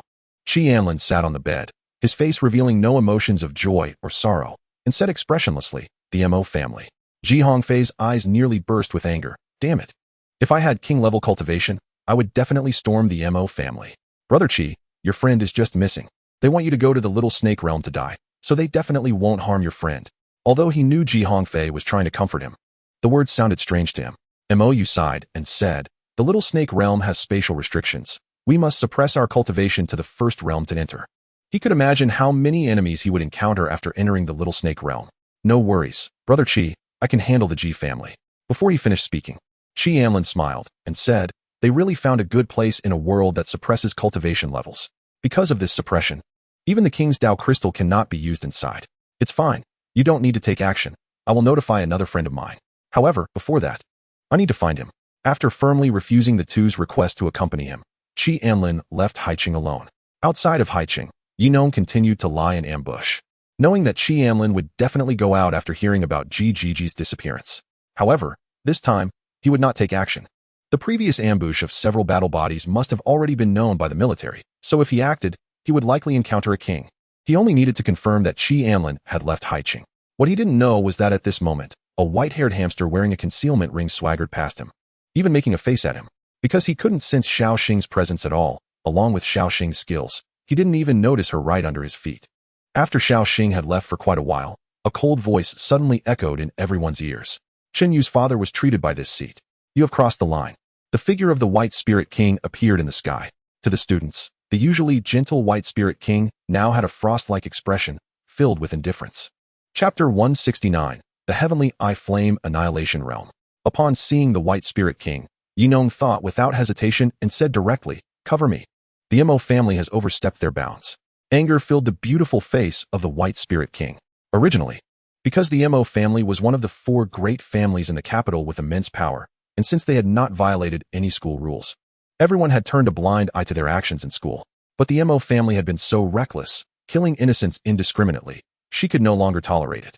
The ice sculpture on the ground shattered, and from afar, a voice echoed, the family has been too lenient, which has embarrassed the White Spirit King. Those involved in this matter will have their heads delivered to the military. The White Spirit King suddenly turned her head. In the sky, snowflakes blossomed. But the owner of that voice had already vanished. In the Mo family, a man about 27 or 28 years old lay with 2 enchanting young women in his arms. A red lightning bolt marked the center of his forehead, his collar slightly open, eyes deep, and a hint of a smile on his extraordinarily handsome face. Young Master Wentian, Yinong is dead, and the White Spirit King has stepped in to take Chunyu as her disciple. Mo Wentian's eyes flickered slightly, and he smiled. Since the White Spirit King has intervened, I will no longer pursue the matter of Chunyu. At this moment, one of the young women with azure eyes said sweetly, Young Master, he's just a disciple of a king, with your strength. Are you still afraid of this White Spirit King?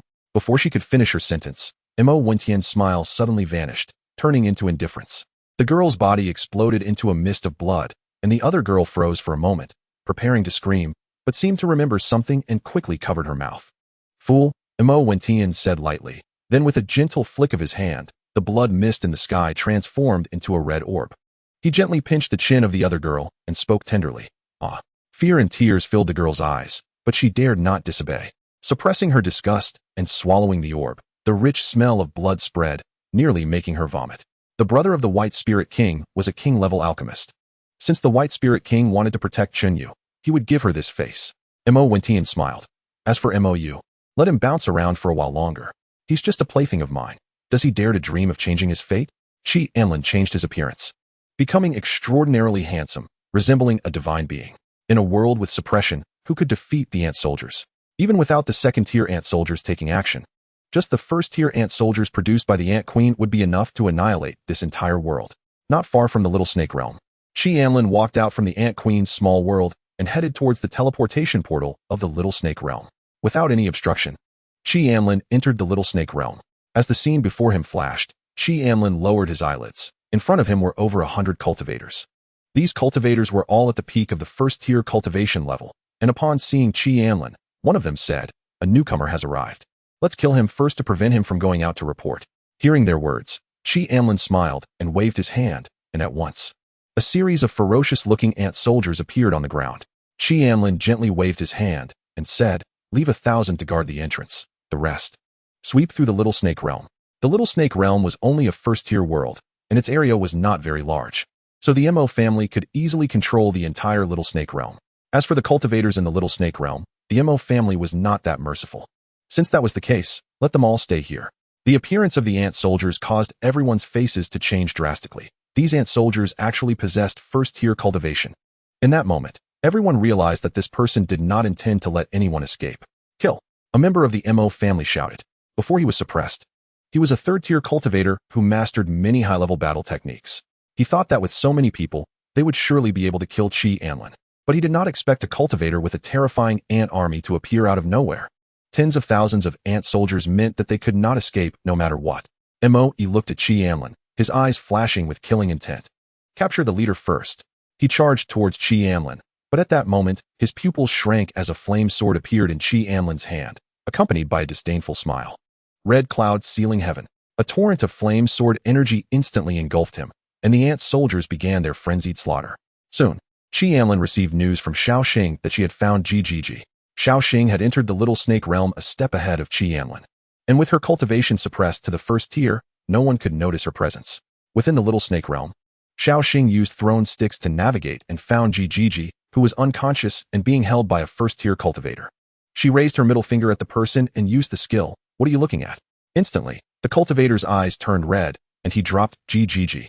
Charging towards Xiaoxing then activated the skill, "Can't catch me."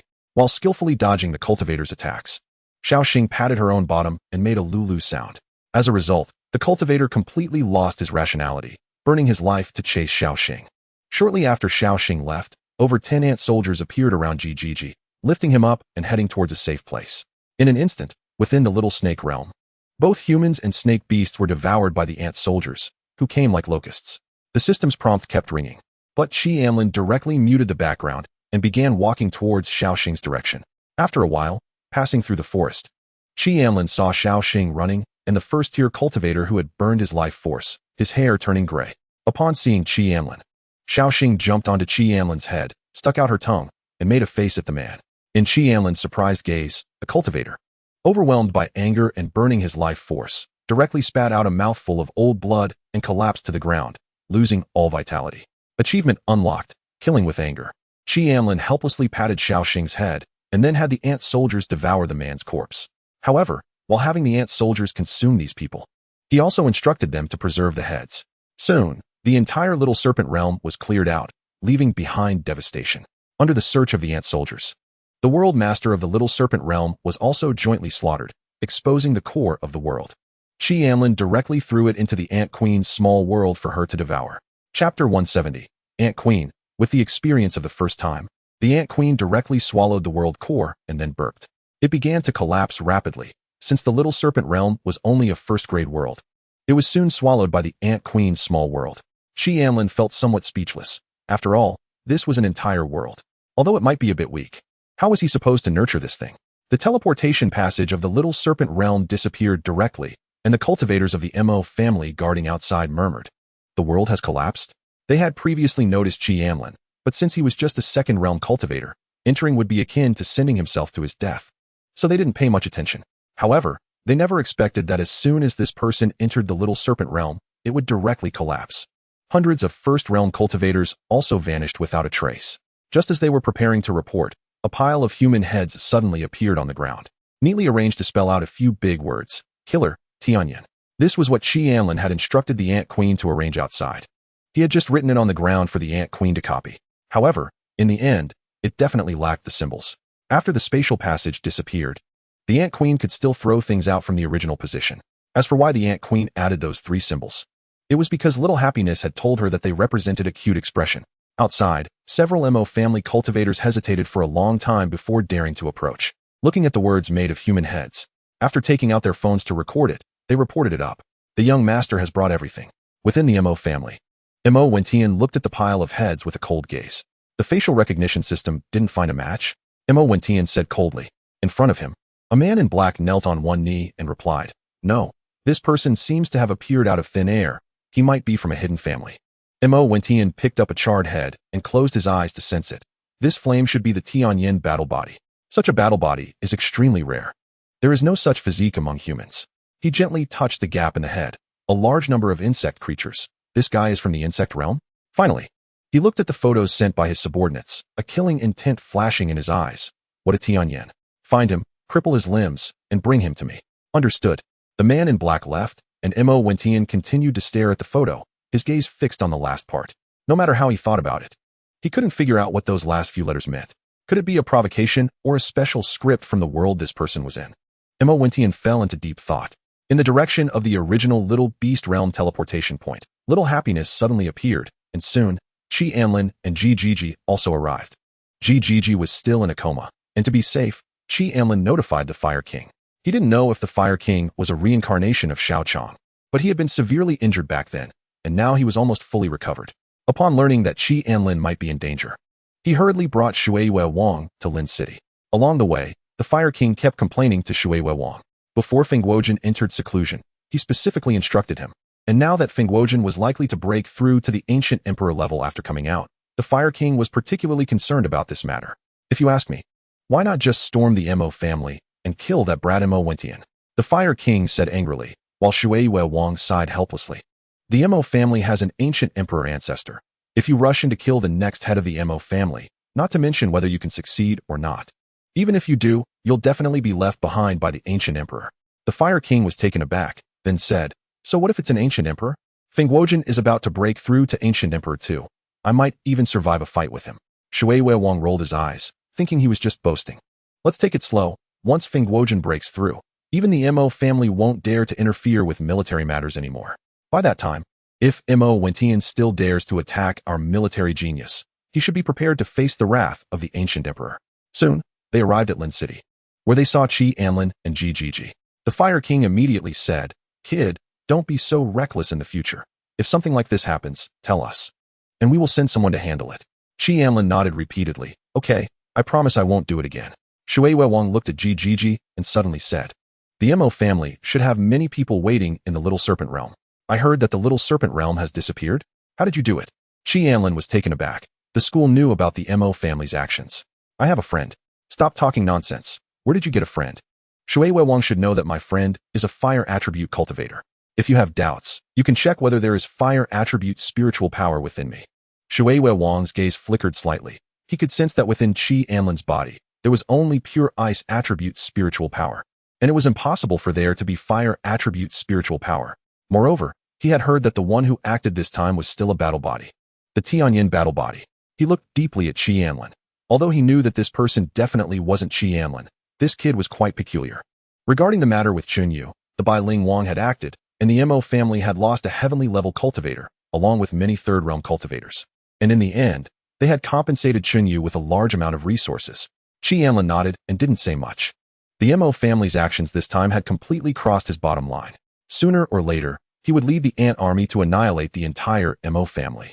Therefore, both Chi Anlin and Chi Shue were detained within the military realm, forbidden from going outside. Once Feng Guozhen successfully broke through, all problems would be directly resolved. Thus, the entire military was put on lockdown, entering a state of alert. Even the upper echelon sent an ancient emperor to guard Haicheng to prevent any accidents. Chapter 171, New Queen successfully hatched. In the courtyard, Chi Anlin placed Gigi in the side room and continued to refine pills with the Dragon Cauldron. With his current cultivation, he couldn't take action against the Mo family, and since the military was in a state of full alert, he didn't run around.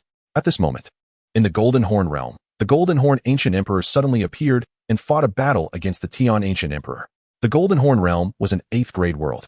with the highest cultivation being the Golden Horn Ancient Emperor. Currently, he was the only ancient emperor in the entire Golden Horn realm. If Fingwogen broke through, the entire Golden Horn realm could be completely lost. Therefore, at this point, the Golden Horn Ancient Emperor was also panicking. If he were the World Master, he could defeat the two ancient emperors on his home turf. But because the stronger the world, the harder it is to have a World Master. The Golden Horn realm had remained without a master to this day.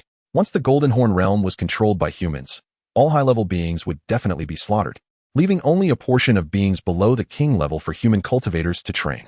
Ha ha ha, old man, you finally have your day? In the past, it was always the Tian Ancient who initiated wars, and the Golden Horn Ancient Emperor only dared to engage in small actions behind the scenes. Now seeing the Golden Horn Ancient Emperor so anxious, the Tian Ancient was also very pleased. Outside the military realm, a human ancient emperor stood with his hands behind his back, guarding the military's teleportation point. Since the previous headmaster of the military was severely injured and died, nearly 50 years had passed without the birth of an ancient emperor. This time, he needed to guard against the ancient emperor of the Tian Horn clan. The Golden Horn realm was formed by the fall of a holy-level powerhouse of the Tian Horn clan. So the Golden Horn clan actually had a certain connection with the Tian Horn clan. In the side room, Gigi jolted awake and, upon seeing the unfamiliar environment, immediately stood up. At this moment, Anlin suddenly walked in through the door, awake. Upon seeing Anlin, Gigi let out a sigh of relief. I thought I was kidnapped. How did I end up here? You were indeed kidnapped, but fortunately, my friends have dealt with those people. Gigi blinked and then said angrily, that villain actually dared to have someone kidnap me. After inquiring about the situation, Anlin sent a message through his wristband to inform the king of Jinda. Although incidents like this were common and the school couldn't manage them all, if there was solid evidence, harming a classmate was a serious crime. The air was filled with a strong smell of urine, which puzzled Anlin. But he didn't use his mental power to check. At that moment, Gigi suddenly said, I just did something big. What? This guy just woke up, right? Gigi said seriously, I wet the bed. Get lost. As a friend, Anlin felt that Gigi would have no shortage of trouble in the future. But due to his lack of talent, it would be difficult for Gigi to protect himself in such situations. Therefore, Anlin decided to synthesize a beast with better talent for Gigi. Although Gigi wasn't a beast master, any monster synthesized by him would remain loyal forever, regardless of whether a contract was established. Additionally, Anlin prepared 50 top-grade Qi gathering pills and 5 top-grade blood condensation pills for Gigi. For the non-top-grade pills, he prepared 3 times the amount. However, the immunity to physical attacks was quite suitable for Gigi. After thinking for a moment, Anlin infused several movement techniques into the Frost War Soul and then fused it with a large number of Shadow and Wind attribute treasures. After spending a full 1,000 yuan, Anlin obtained the transformed Frost War Soul. Name: Wind King. Quality: mid-level profound. Attributes: Shadow Wind. Description: Elemental form beast. Able to merge into the night. With the ice attribute completely replaced, Anlin looked at the black mist before him and nodded in satisfaction. After synthesizing Wind King, Anlin received a message from the Ant Queen, and after a shiver, he hurried toward the center of the world. The originally flat plains of the small beast realm had turned blood red, and even the vegetation had been completely devoured, resembling an abandoned land. Not only did the Ant Queen need energy to produce ant soldiers, but the remaining ant soldiers in the world also required nutrition. Therefore, everything edible in the Ant Queen's small world, whether ores or vegetation, had been completely swept clean. After crossing the plains, Anlin quickly approached the bottom of the massive nest. At this moment, beneath the nest, the huge new queen egg was shaking at a high frequency, and cracks began to appear on the thick egg wall. Before long, a sharp long leg pierced through the egg wall. In the next second, the remaining 7 long legs tore through the egg wall, and a giant insect beast suddenly jumped out. Unlike the new queen resembled a mantis, appearing particularly ferocious and looking much less clumsy than instead exuding aggression. Name: Void Ant New Queen. Quality: mid-level earth. Attributes: gold, space. Production time: slightly half the speed of and EE's level upgrade does not affect the new queen. Constitution: Demon Spirit Battle Body, rank 4102. Skills: Production: Deterrence, Bloodline Control, Demon Spirit Transformation, low-level earth, increases attack speed by 100%, gains 20% attack rebound ability. Attack inflicts bleeding effect. Demon Blood Resonance, low-level earth, produces ant soldiers with demon blood. When using demon blood resonance, gains overall buff, ant soldiers enter a berserk mode, increasing damage by 20. Note: after using demon blood resonance, ant soldiers will enter a 3-day weakness period, food consumption rate increases by 10. Absorption, mid-level Earth. Can absorb energy from ant soldiers for its own use. Genetics, slightly.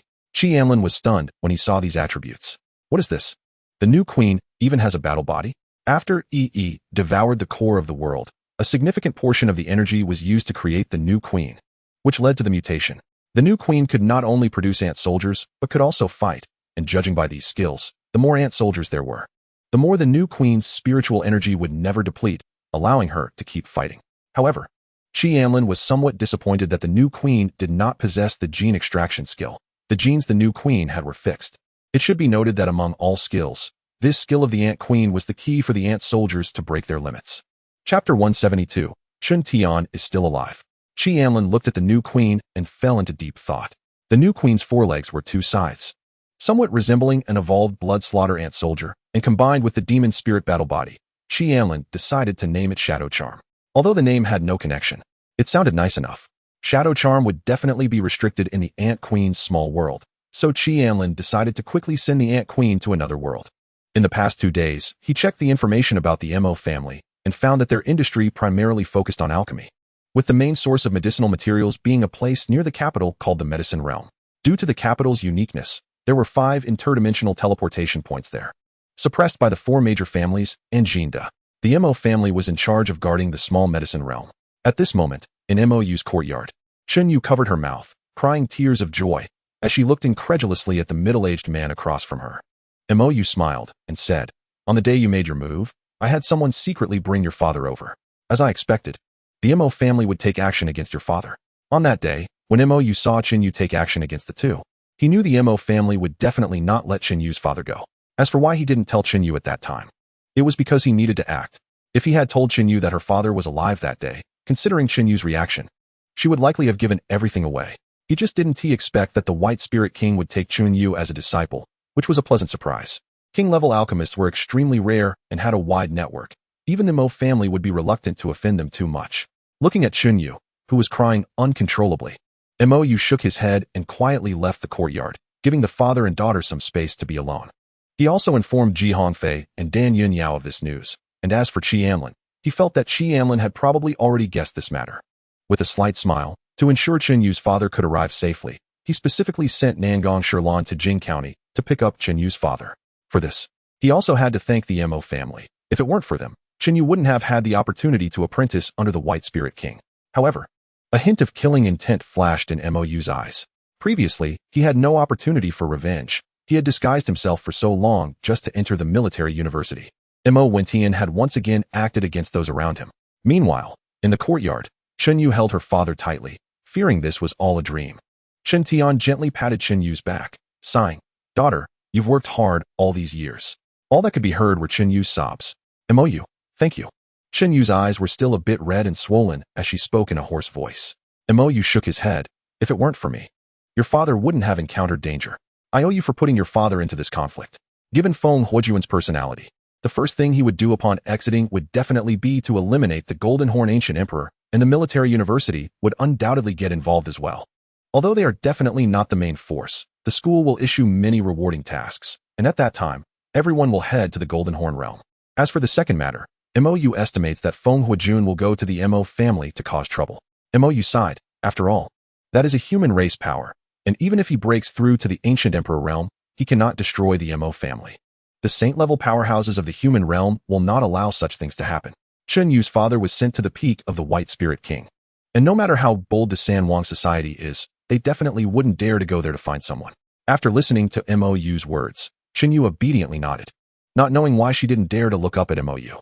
After standing up, she softly said, "Then I'll leave." Then, she quickly fled. Mou shook his head, a faint smile appearing on his lips. Then the purple lightning in his hand circled around the spirit medicine on the chair like a whip. And with a gentle pull, it flew into his hand. "Silly girl, I don't lack this little thing from you." Taking out a flower pot from his spatial ring, Mou carefully buried the spirit medicine, then muttered to himself, "Brother Chi's beast is a fairy. It should be able to save this spirit medicine, right?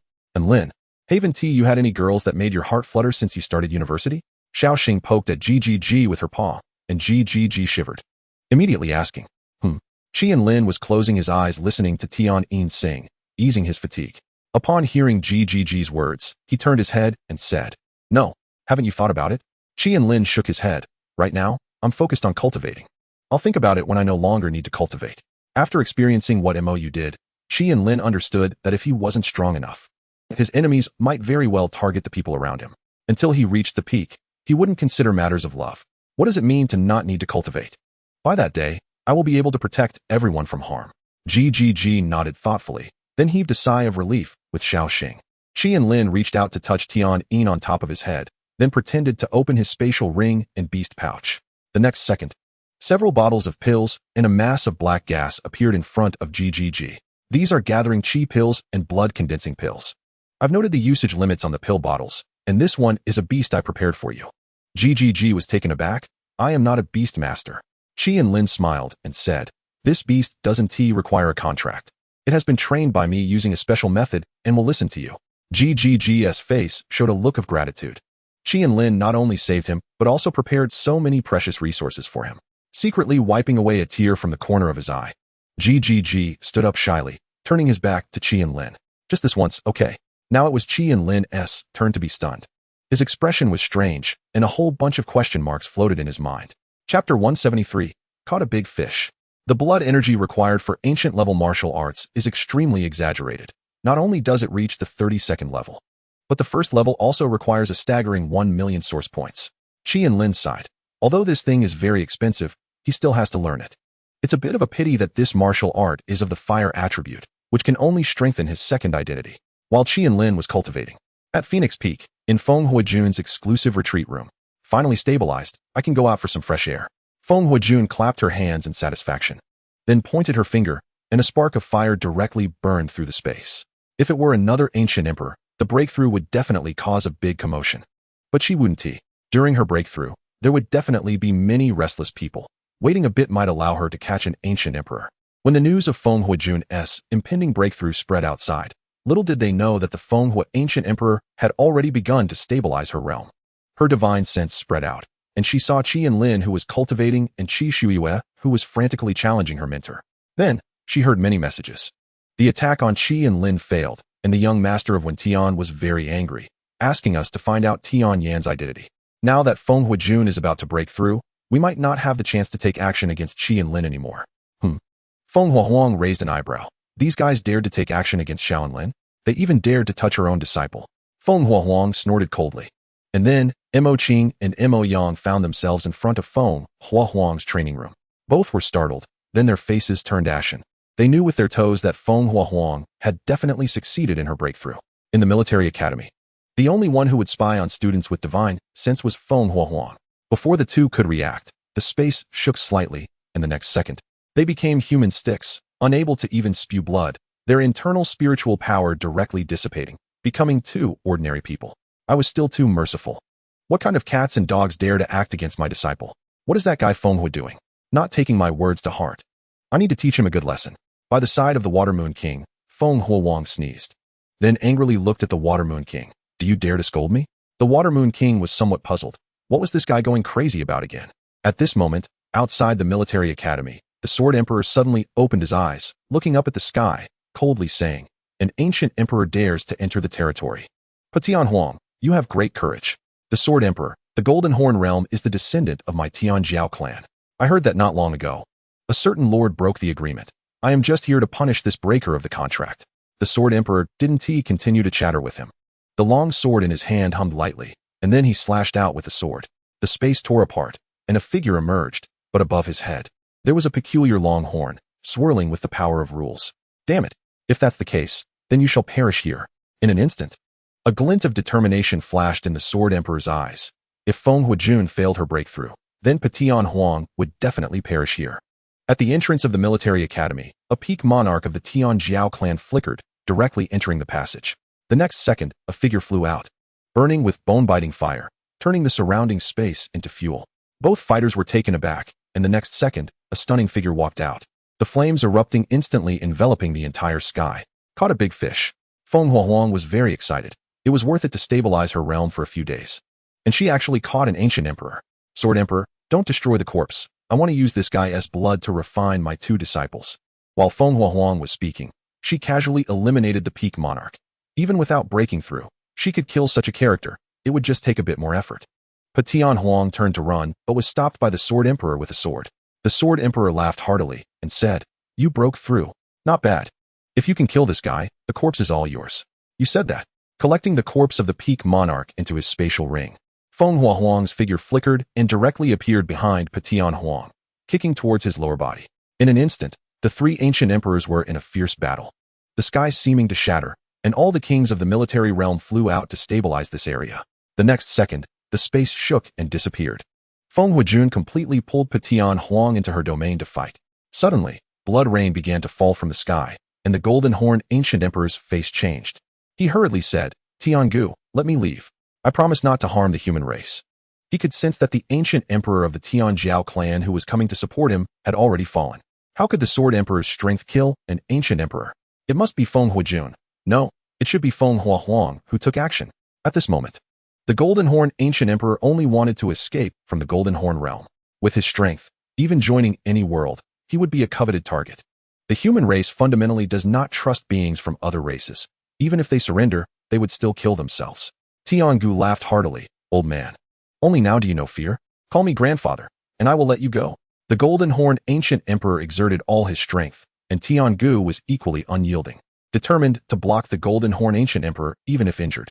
As the auras of the two ancient emperors drew closer, the Golden Horn Ancient Emperor felt the threat of death and could no longer care about his pride. Grimacing, he squeezed out through gritted teeth, "Grandfather." Tiangu laughed even more happily. This old turtle was afraid of death. Otherwise, he would have already waged war against Haiqing. "Good, listen to grandfather. Stay well in the Golden Horn realm and wait for the adults to deal with you." The Golden Horn Ancient Emperor's eyes were bloodshot with rage. Although he knew Tiangu was the shame of the ancient emperors and his words were always nonsense, he clung to even a glimmer of hope. The next moment, the Sword Emperor and the Phoenix Fire Emperor's auras appeared in the Golden Horn realm, both slightly injured. Upon seeing Tiangu, they immediately said, "End it quickly." The Phoenix Fire Emperor directly unleashed her domain, while the Sword Emperor swept his sword and struck out. Tiangu had long awaited this moment. In an instant, he exhausted all his spiritual energy and, like a deity, punched out. Chapter 174, The Fall of Two Emperors. Facing the siege of three ancient emperors, the Golden Horn Emperor ultimately met his demise. Tears welled up in Tiangu's eyes. After so many years, he finally killed this beast.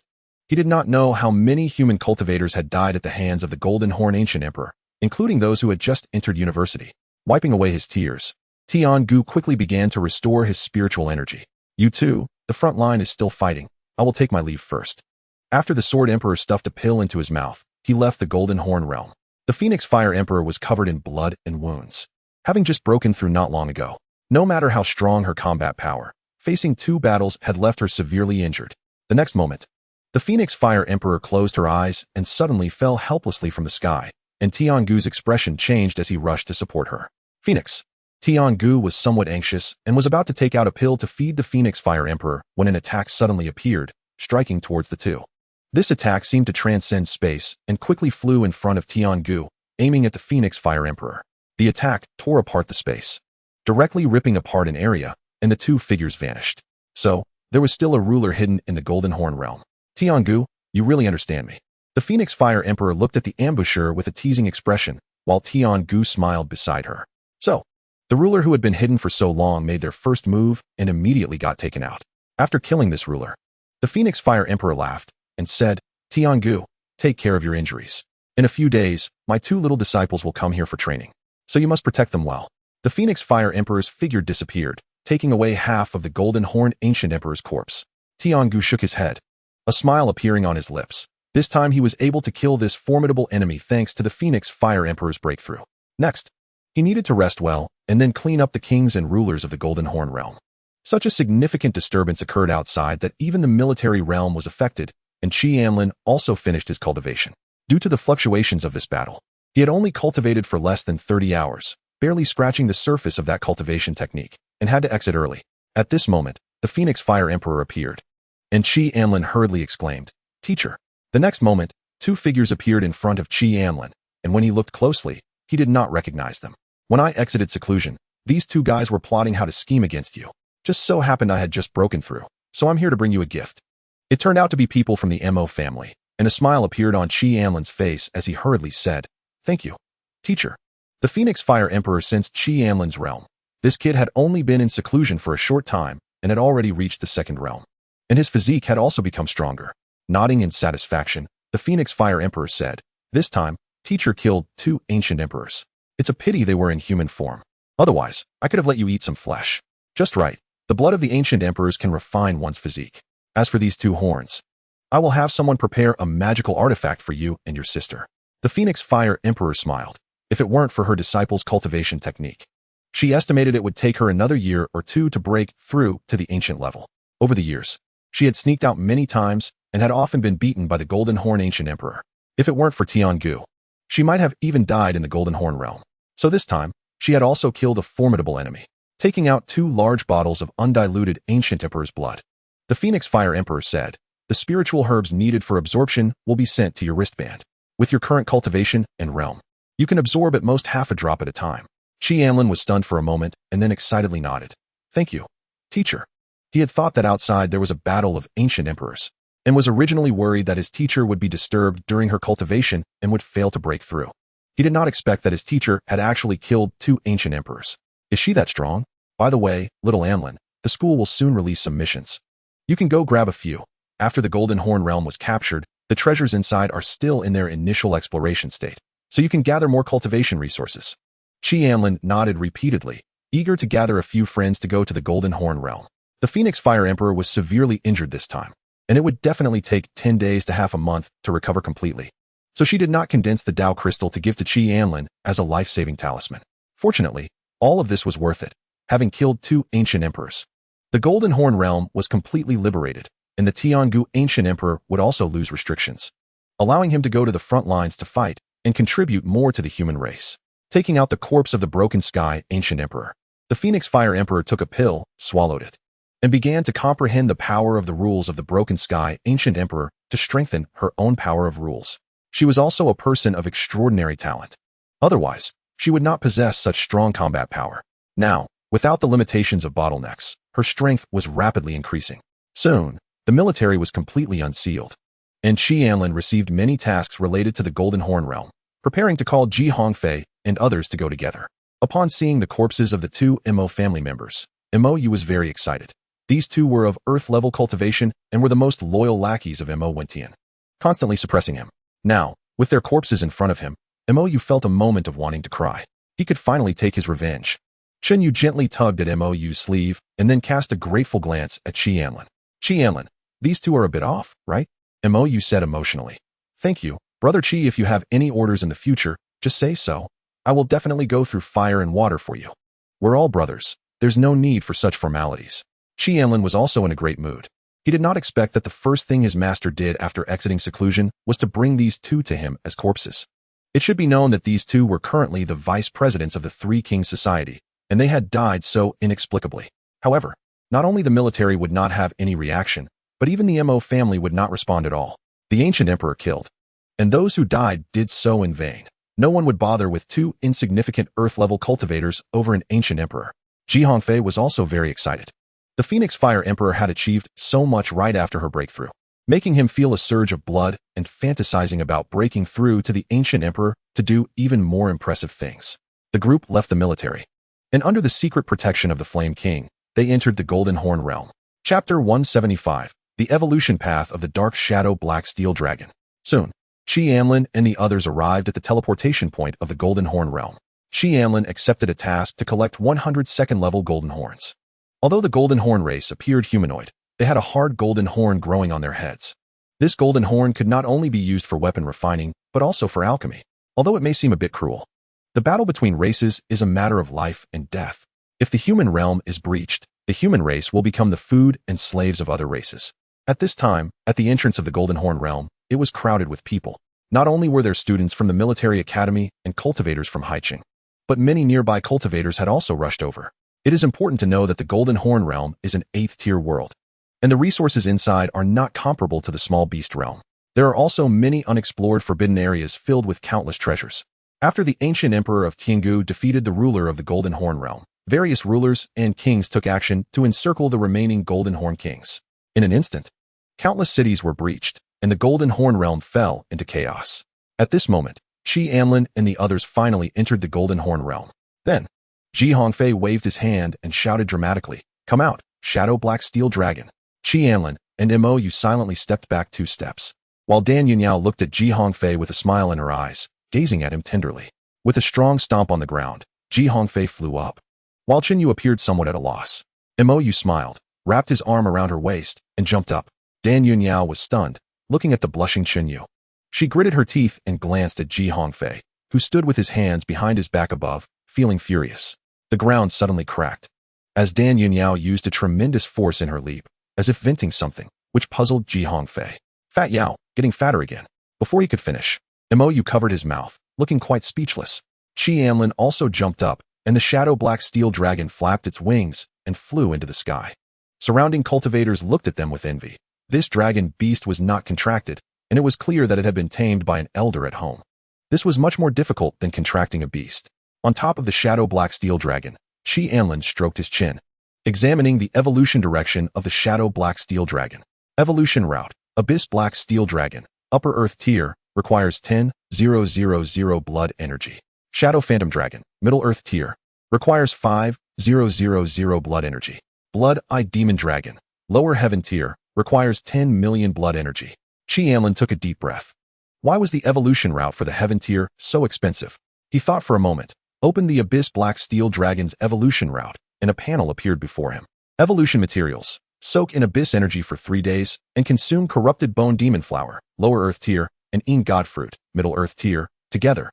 And feed 300 Life Source, Lower Earth Tier. Evolution prerequisite: the demon beast must reach the 3rd realm. The synthesized Abyss Black Steel Dragon has stronger defense and possesses Corrupting Dragon Breath, which can confuse enemies. Brother G, do you remember the request I promised you before? Anlin suddenly said, and Hongfei was taken aback. Brother Chi, didn't you say? Anlin nodded, then knelt on one knee, gently stroking the dragon scales of the Shadow Black Steel Dragon, closing his eyes as if sensing something. Then he stood up, walked around on the back of the Shadow Black Steel Dragon, and even climbed to its head to check its teeth. After pretending for about an hour, Anlin said, "With the Abyss." Hongfei was stunned. His family had also invited someone to check the evolution materials needed for the Shadow Black Steel Dragon. And only the Een God Fruit was the same, while the remaining materials were extremely expensive. After several attempts, the Shadow Black Steel Dragon had not evolved. In her mind, she was analyzing the efficacy of these spiritual herbs. The Corrupted Bone Demon Flower and Life Source counteracted each other, but with the moderation of Abyss energy, they could barely be absorbed together. The nurturing master the G family hired used a large amount of rare dark attribute herbs, and in the end, not only was the evolution unsuccessful, but it also made the Shadow Black Steel Dragon's temperament very irritable. This dragon beast's father was the contracted beast of a certain elder from the family, plus some special restraints, so the Shadow Black Steel Dragon would not betray. Yu was a bit confused. She hadn't even heard of these materials. The group started chatting again, and Mou glanced at the cultivators below who were collecting spiritual herbs and said, "The Golden Horn realm is rich in resources. The place we are going this time is near Destiny City, where the city lord has been killed by King Yunfeng. Destiny City is currently in chaos. We can look for the treasure vault of King Destiny while killing the Golden Horn tribe members. To the west of Destiny City, there is a king-level ruin. And next to the king-level ruin, there is a peculiar lake that can block the mental probing of king-level cultivators and is filled with corrosive properties. There are some precious fish species with low cultivation, but their effects are very unique and can replace many alchemy materials." Mou took out several fishing rods and said, "This is the silk I specifically exchanged for with points at school, made into 6 fishing rods. Leaving one as a backup. The rest of us can go fishing together." Anlin didn't know why, but Mou had been restricted by the Mo family and still had such powerful information gathering abilities. With Mou's capability, things would be much easier otherwise. If he came to the Golden Horn realm, he would definitely be aimlessly following Shaoxing around, looking for resources with a stick to point the way. That would waste time and lack purpose, and he wouldn't even know what he would encounter. Hongfei nodded. "I was thinking the same." Dan Yunyao smiled slightly, and then said, "I brought many talismans. If we encounter danger, everyone can activate the Heavenly Escape Talisman, which can instantly teleport 100 miles away. And this is the Invisibility Talisman." In the astonished gazes of the others, Dan Yunyao took out a large pile of talismans, making Anlin exclaim, "It's great to have money." In the Dan family, Dan Yunyao was the most favored junior by the family ancestor and had everything she wanted. Anlin thought for a moment and also took out a pile of pills. "These are the pills my friend gave me. This Xian Yuan pill can restore spiritual energy, and the Pajong pill can. In the past few days, Qi Anlin had also confessed to the others that the pills were not refined by him, but by that friend. According to Qi Anlin, the two possessed a mother-child spatial ring, which was extremely precious, allowing for the remote transmission of resources, and even among rulers, very few people could possess it. Although they were skeptical, Qi Anlin indeed did not have the fire attribute and could not refine pills. It was impossible to say that these pills were refined by Xiaoyu, right? How could a demon beast refine pills? Chapter 176, Treasure Hunting in Destiny City.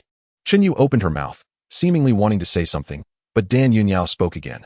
Please, no one should refuse. Wealth is just an external thing.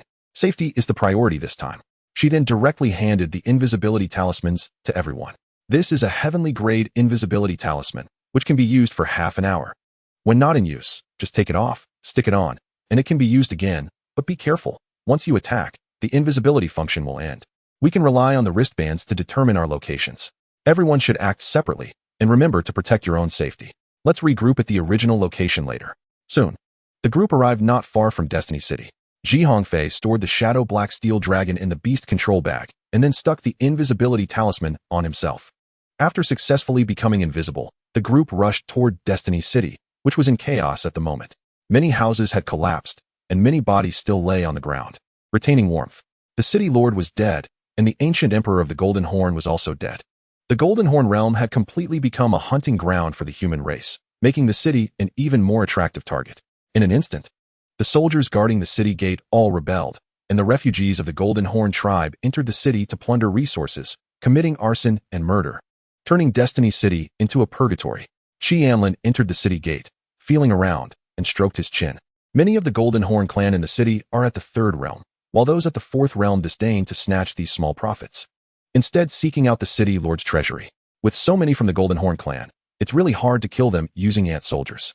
Qi Anlin decided to deploy some ant soldiers at a certain location in the Golden Horn realm to help himself harvest blood energy. The ant soldiers can continue to survive here.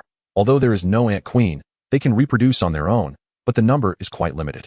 Killing second realm demon beasts yields about 500 to 1,000 units of blood energy. And the second realm demon beasts in the entire small beast realm provided Qi Anlin with a total of 1 million units. What Qi Anlin is concerned about now is not how much the ant soldiers can produce each day, but where the nutrition will come from. This time, he and his companions should have powerful protectors behind them. So Qi Anlin did not immediately release the ant soldiers, but instead started wandering around the city. With the invisibility talisman attached to him, he became completely invisible, so Xiaoxing is still inside Qi Anlin's clothes. Otherwise, if the invisibility talisman is used, he would have to take off all his clothes. Following Xiaoxing's guidance, Qi Anlin wandered through the city, occasionally dodging the Golden Horn clansmen who were fighting among themselves to avoid being attacked, which would lead to the failure of the invisibility talisman. In this other world, no one cares how young or talented you are. If you happen to encounter a stronger Golden Horn clansman, it would only mean death. Qi Anlin wasn't too sure if anyone was secretly protecting him, so he had to prepare for the worst. Ahead on the street, blood stained the stone steps. A female Golden Horn clansman was curled up in despair, holding a baby in her arms. At that moment, a mortal-level Golden Horn man with a green glint in his eyes walked up and dragged the Golden Horn woman away. The baby's cries echoed, accompanied by the woman's desperate voice. Qi Anlin shook his head and continued searching for the location of the treasure. Even without various races, humans would still kill each other. There are still wars in ordinary times, let alone in the world of cultivation. Some might witness this scene and act ruthlessly, but among their group, even Chun Yu wouldn't step in to help. Once they intervene, not only would they expose themselves, but they could also implicate their teammates. Although the Golden Horn clansmen are currently killing each other, if a human were to appear, all the Golden Horn clansmen would surely unite against the human. Following Xiaoxing's guidance, Qi Anlin found a pharmacy. The spiritual herbs inside had been completely looted, and the counter was smashed to pieces. After communicating with Xiaoxing in the Sea of Consciousness, Qi Anlin quickly found a box in a hidden compartment on the ground. He directly stored the box in the Ant Queen's world and continued searching for the treasury. The invisibility talisman only lasts half an hour, so he couldn't afford to waste time. Mo Yu was walking on the street, occasionally taking the opportunity to collect the corpses on the ground. Although the horns of the Golden Horn clan are valuable, under normal circumstances, they wouldn't take these horns. This gave Mo Yu a chance to pick up some scraps. The reason for coming here to search for the treasury was not just for scavenging, but also for training and resource acquisition. Even if he didn't get anything from the treasury, This little bit wouldn't even be enough to exchange for an invisibility talisman. Dan Yunyao is really rich. However, while Dan Yunyao is wealthy, Mou is not. Recently, he hasn't dared to collect his family's salary, resulting in zero income. While collecting the corpses, Mou was also observing his surroundings to avoid being discovered. At this time, Ji Hongfei had already entered the city lord's mansion, where there were several Fourth Realm Golden Horn clansmen, so he didn't have the opportunity to use his ability to summon soldiers. Suddenly, he raised an eyebrow and looked at a stone wall not far away. For some reason, he felt something was drawing him there. Without hesitation, Ji Hongfei walked over.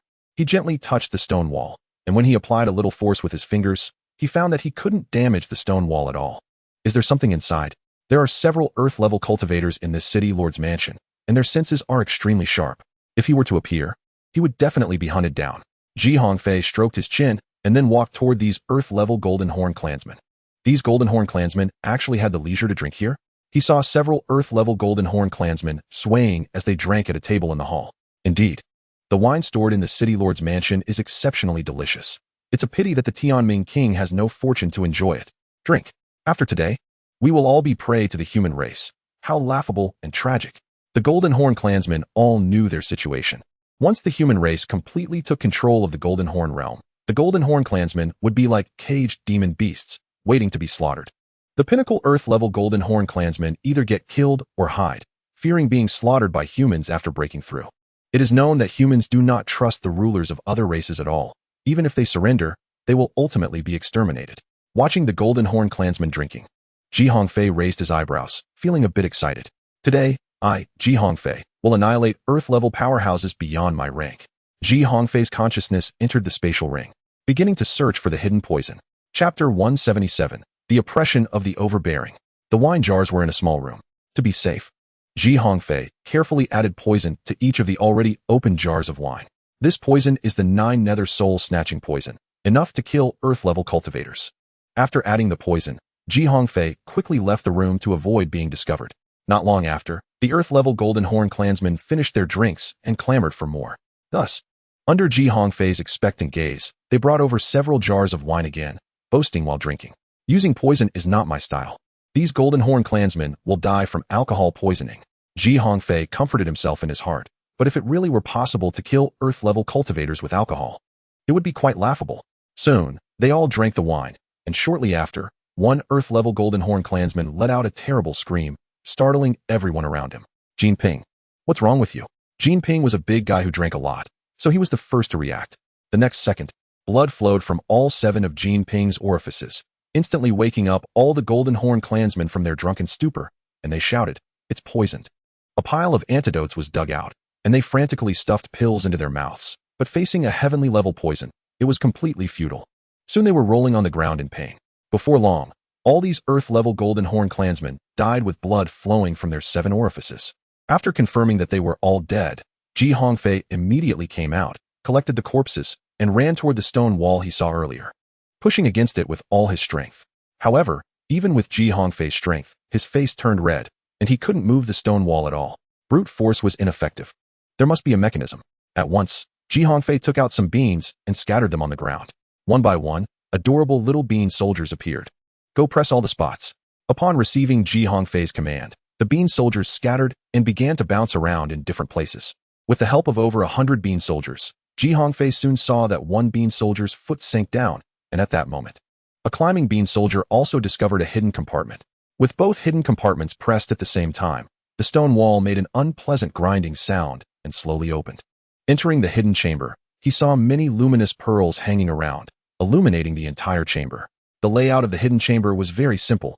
Looking around, on both sides of the chamber, rows of armor stood ominously, shimmering with a cold light, clearly not ordinary items. In the center of the hidden chamber, there was a battle flag, and Ji Hongfei walked over and picked it up. Why is the treasure connected to me only of yellow-grade quality? Ji Hongfei was somewhat puzzled. Although the quality of this item was not high, it was still a battle flag, which matched his identity as a general very well. After thinking for a moment, Ji Hongfei directly placed it into his space ring. He then looked at the armor and said, "This can be used for my troops. I'll take it." After that, he also stored the armor in his space ring.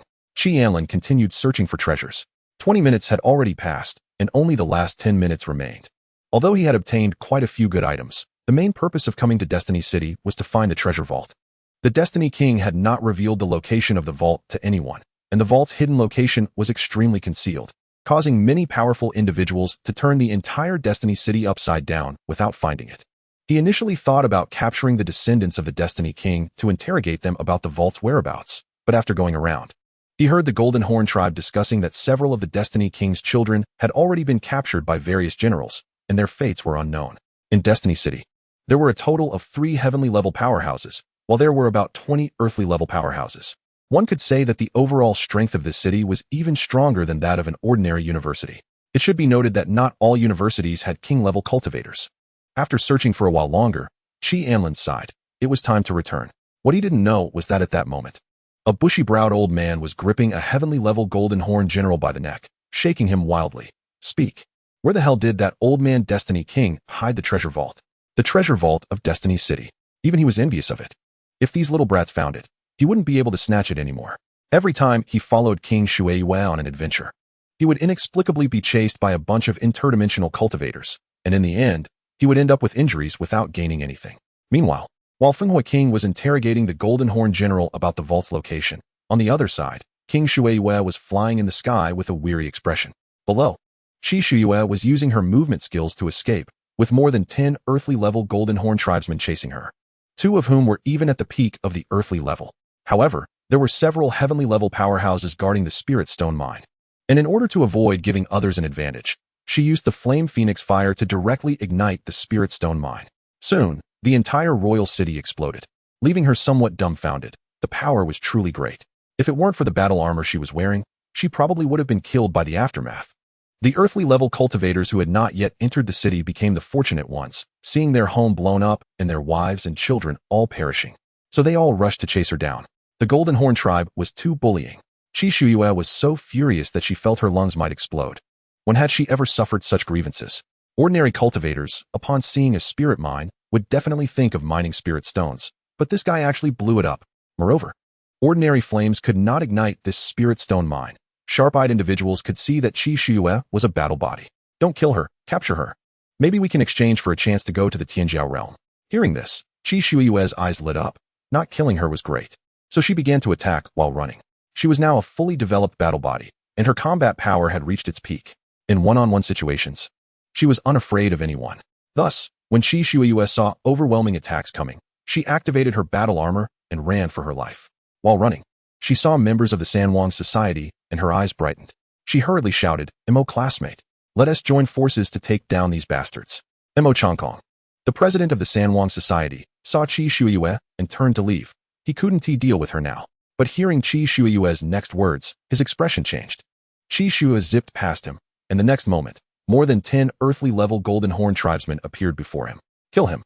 There's not a single good thing among the human race. One earthly-level Golden Horn tribesman said as he initiated the attack. It was a joke. She was already at odds with Mo Changkong, having been bullied by the Sanwang Society since she entered school. Mo Changkong had already reached the peak of the 4th realm. Even if he couldn't win, he could escape. It was a pity, though. She had heard that recently, the Sanwang Society was still looking for trouble with Anlin. Shuei snorted coldly. She would definitely challenge the Sanwang Society sooner or later. As time passed, Anlin had unknowingly gotten used to Xiaoxing's quirks and even found it somewhat comfortable. He took Xiaoxing out, and at that moment, Hongfei and the others also appeared. "How's the harvest?" Anlin asked with a smile. Mo flaunted his space ring and said, "I collected quite a few corpses of the Golden Horn tribe. Our mission should be complete." Hongfei said, "I found a flag, but it's only of yellow quality and a bunch of armor." After speaking, Hongfei took it out. "This battle flag, for some reason, has an attraction to me, but unfortunately, the quality is too low." Attraction to Hongfei? Anlin was somewhat puzzled, then started appraising the item. Name: Battle God Flag. Quality: low-grade heavenly, sealed. Description: possesses the accompanying spiritual weapon Tianhao armor, which can greatly enhance the combat power of the troops. The battle flag boosts morale, condenses the army's spirit, and reduces the negative effects suffered by the troops. Anlin stroked his chin and said, "Brother G, this battle flag is in a sealed state, and its quality is low-grade heavenly. It's part of a set with that armor." Hongfei was taken aback. How did he not notice it was sealed? But I also don't know how to unseal it. "Brother G, you can refine it first, and then try to unseal it." All right. Hongfei still trusted Anlin a lot, nodded.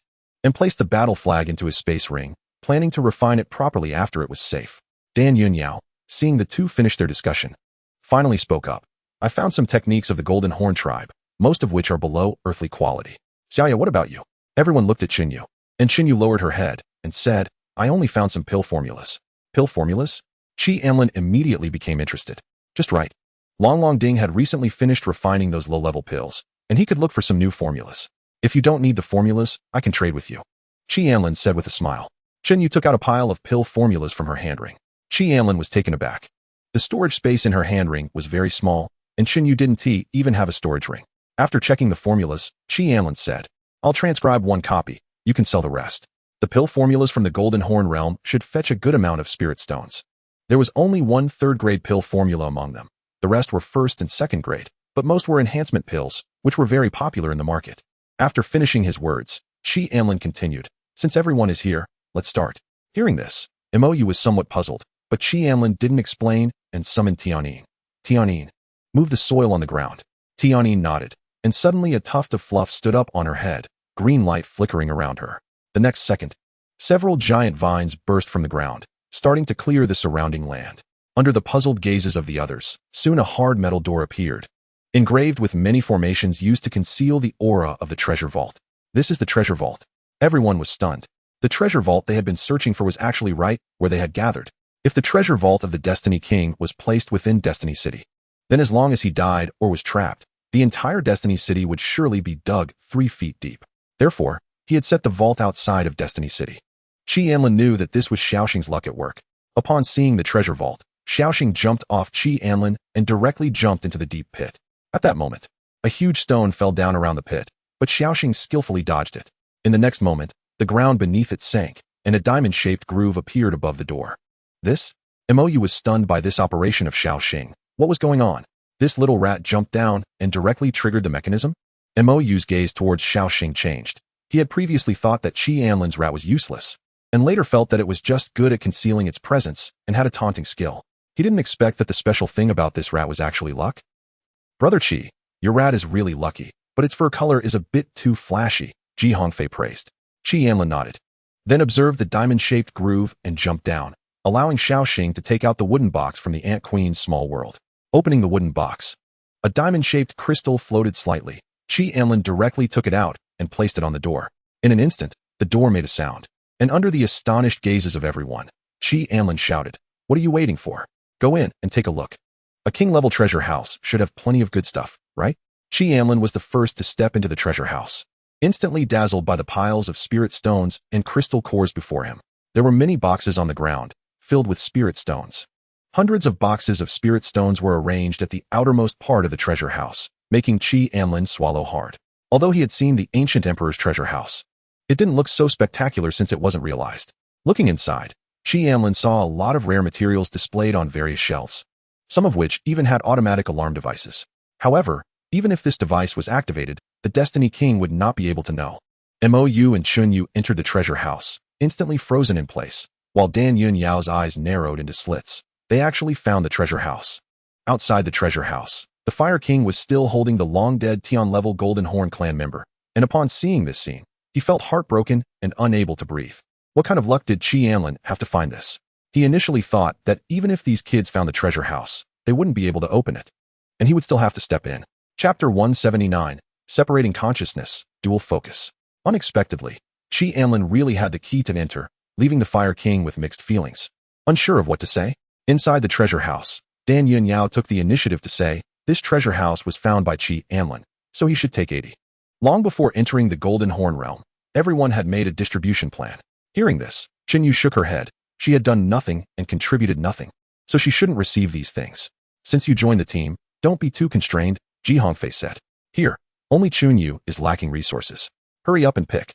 Chunyu, there are several space rings here. You can take one and refine it to store resources. The few of them began to select treasures in the treasure house. Ji Hongfei picked some body-refining herbs, while Mou took many pills. As for Dan Yunyao, her way of choosing treasures was based on appearance.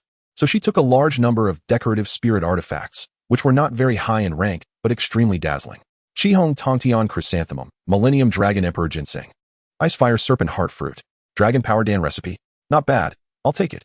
Chi Anlin stuffed resources into the Ant Queen's small world in large quantities, not expecting the king's treasure house to be so rich. In the previous prison emperor's treasure house, many items had been consumed by the prison emperor himself, and those herbs were meant to be used after he successfully possessed someone else.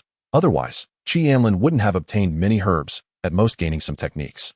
This treasure house was the accumulation of hundreds of years in Destiny City. Even 5 of it was enough to drive Earth-level cultivators crazy.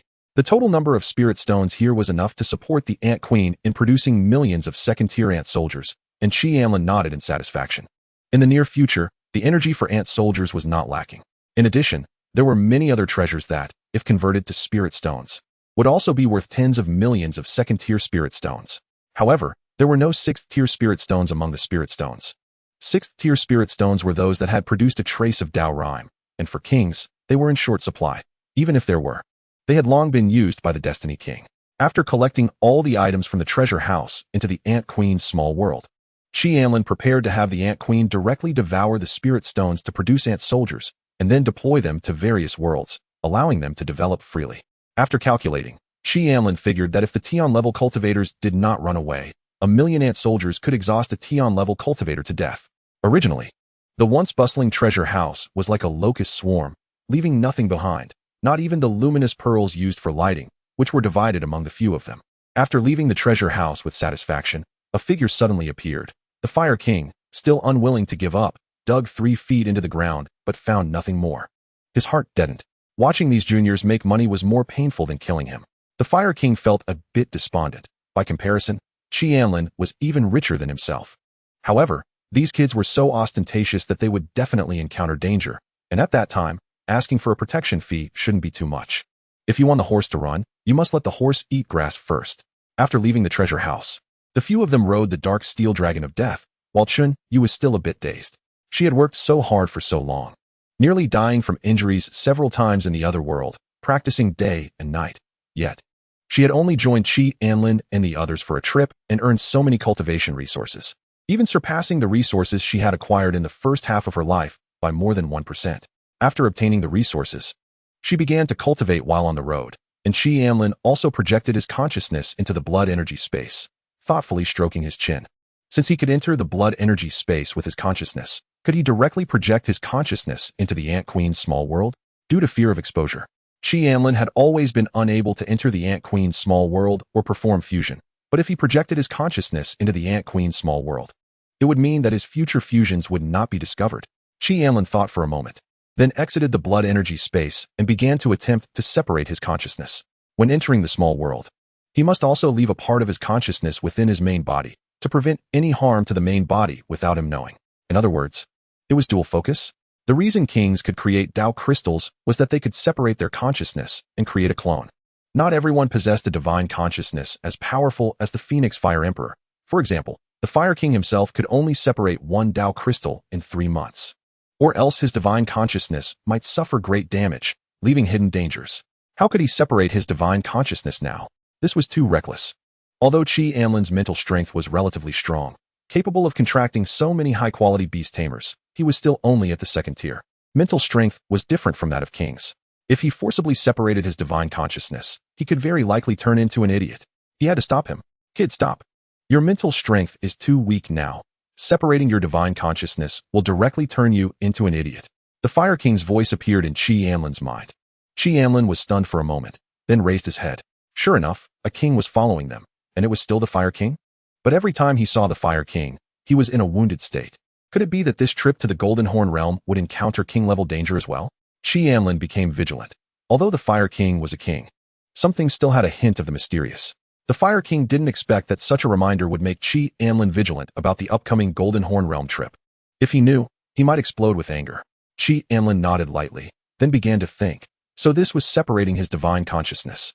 However, he had already separated a bit just now and did not feel anything wrong. Be careful and try again. Chi Anlin changed his approach. Instead of directly cutting, he attempted to multitask, sensing the surrounding environment while immersing his consciousness into the Ant Queen's small world. When his consciousness touched the Ant Queen's small world, Chi Anlin felt a sense of familiarity, and the Ant Queen seemed to sense something as well, becoming quite lively. Chapter 180. The Ink Fantasy Fires. The Fire King let out a sigh of relief. only to discover that Anlin had begun to separate his consciousness, which left him momentarily stunned. This guy? However, the next second, the Fire King felt somewhat puzzled, sensing that Anlin had actually succeeded. What is this? For the first time, the Fire King felt that this world was so absurd. He didn't know that Anlin had already comprehended the Great Way. Otherwise, he wouldn't be wearing this expression now. At this moment, Anlin could even directly construct a clone with autonomous consciousness. Ignoring someone's shock, Anlin allowed his consciousness to enter the Ant Queen's small world. And at that moment, he felt that his consciousness could manipulate the small world. What is this? Anlin was taken aback and looked questioningly at the Ant Queen, whose antennae twitched slightly, and Anlin quickly understood that the Ant Queen had actually transferred part of the small world's permissions to him. However, the Ant Queen did not fully master the small world. After all, it was a 4th-grade world, and it could only choose to kick someone out, not directly kill them. So there were still a few 4th-grade monsters in the small world. Once his consciousness entered the small world, Anlin first moved a pile of medicinal materials next to the Dragon Cauldron for it to refine pills, then took out many formulas and murmured, "Synthesize." The system's prompt sounded, "Ding, do you want to fuse Dragon Cauldron with Dragon Pill formula?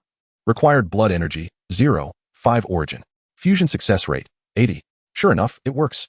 Anlin was very pleased. This way, he wouldn't have to worry about being discovered while synthesizing.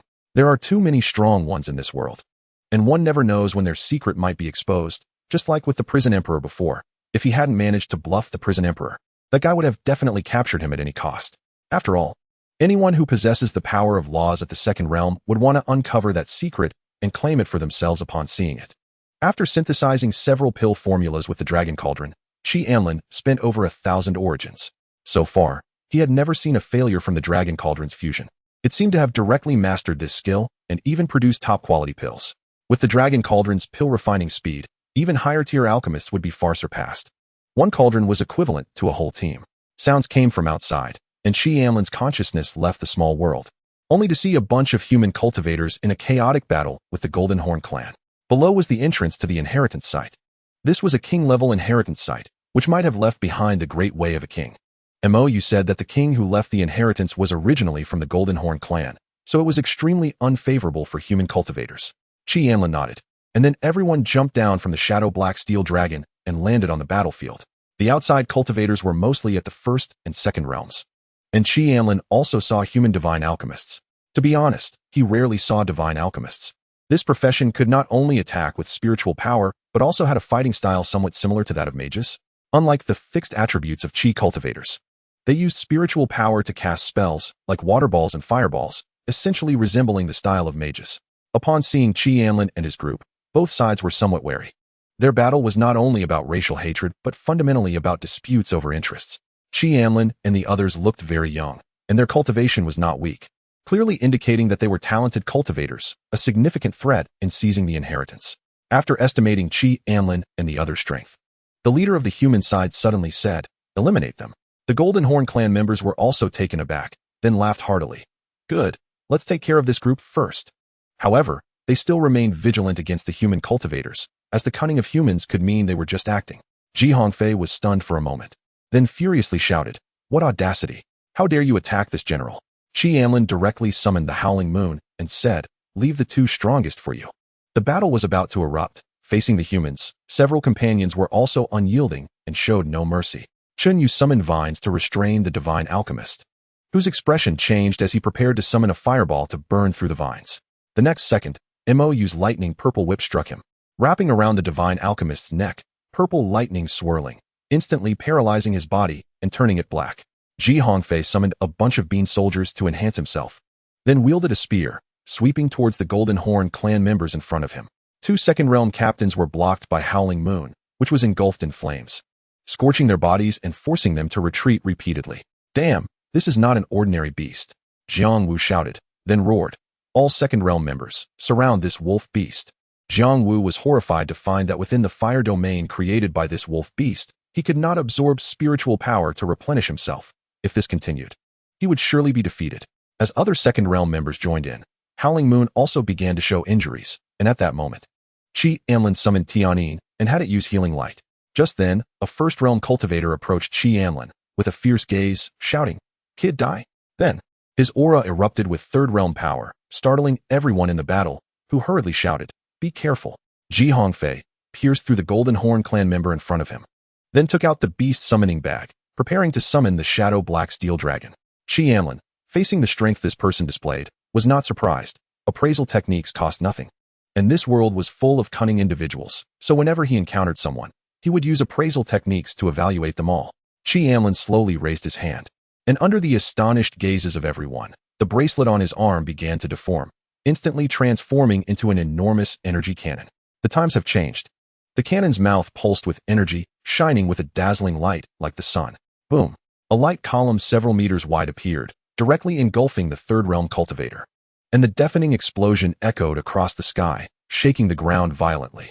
Chapter 181, The Inheritance Site.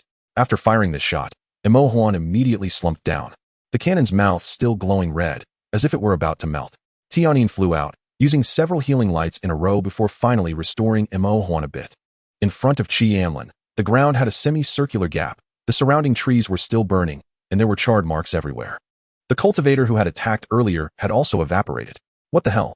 Mo Yu's jaw nearly dropped to the ground. He stared blankly at Anlin's mechanical-looking watch, as if 1,000 alpacas were crossing his mind.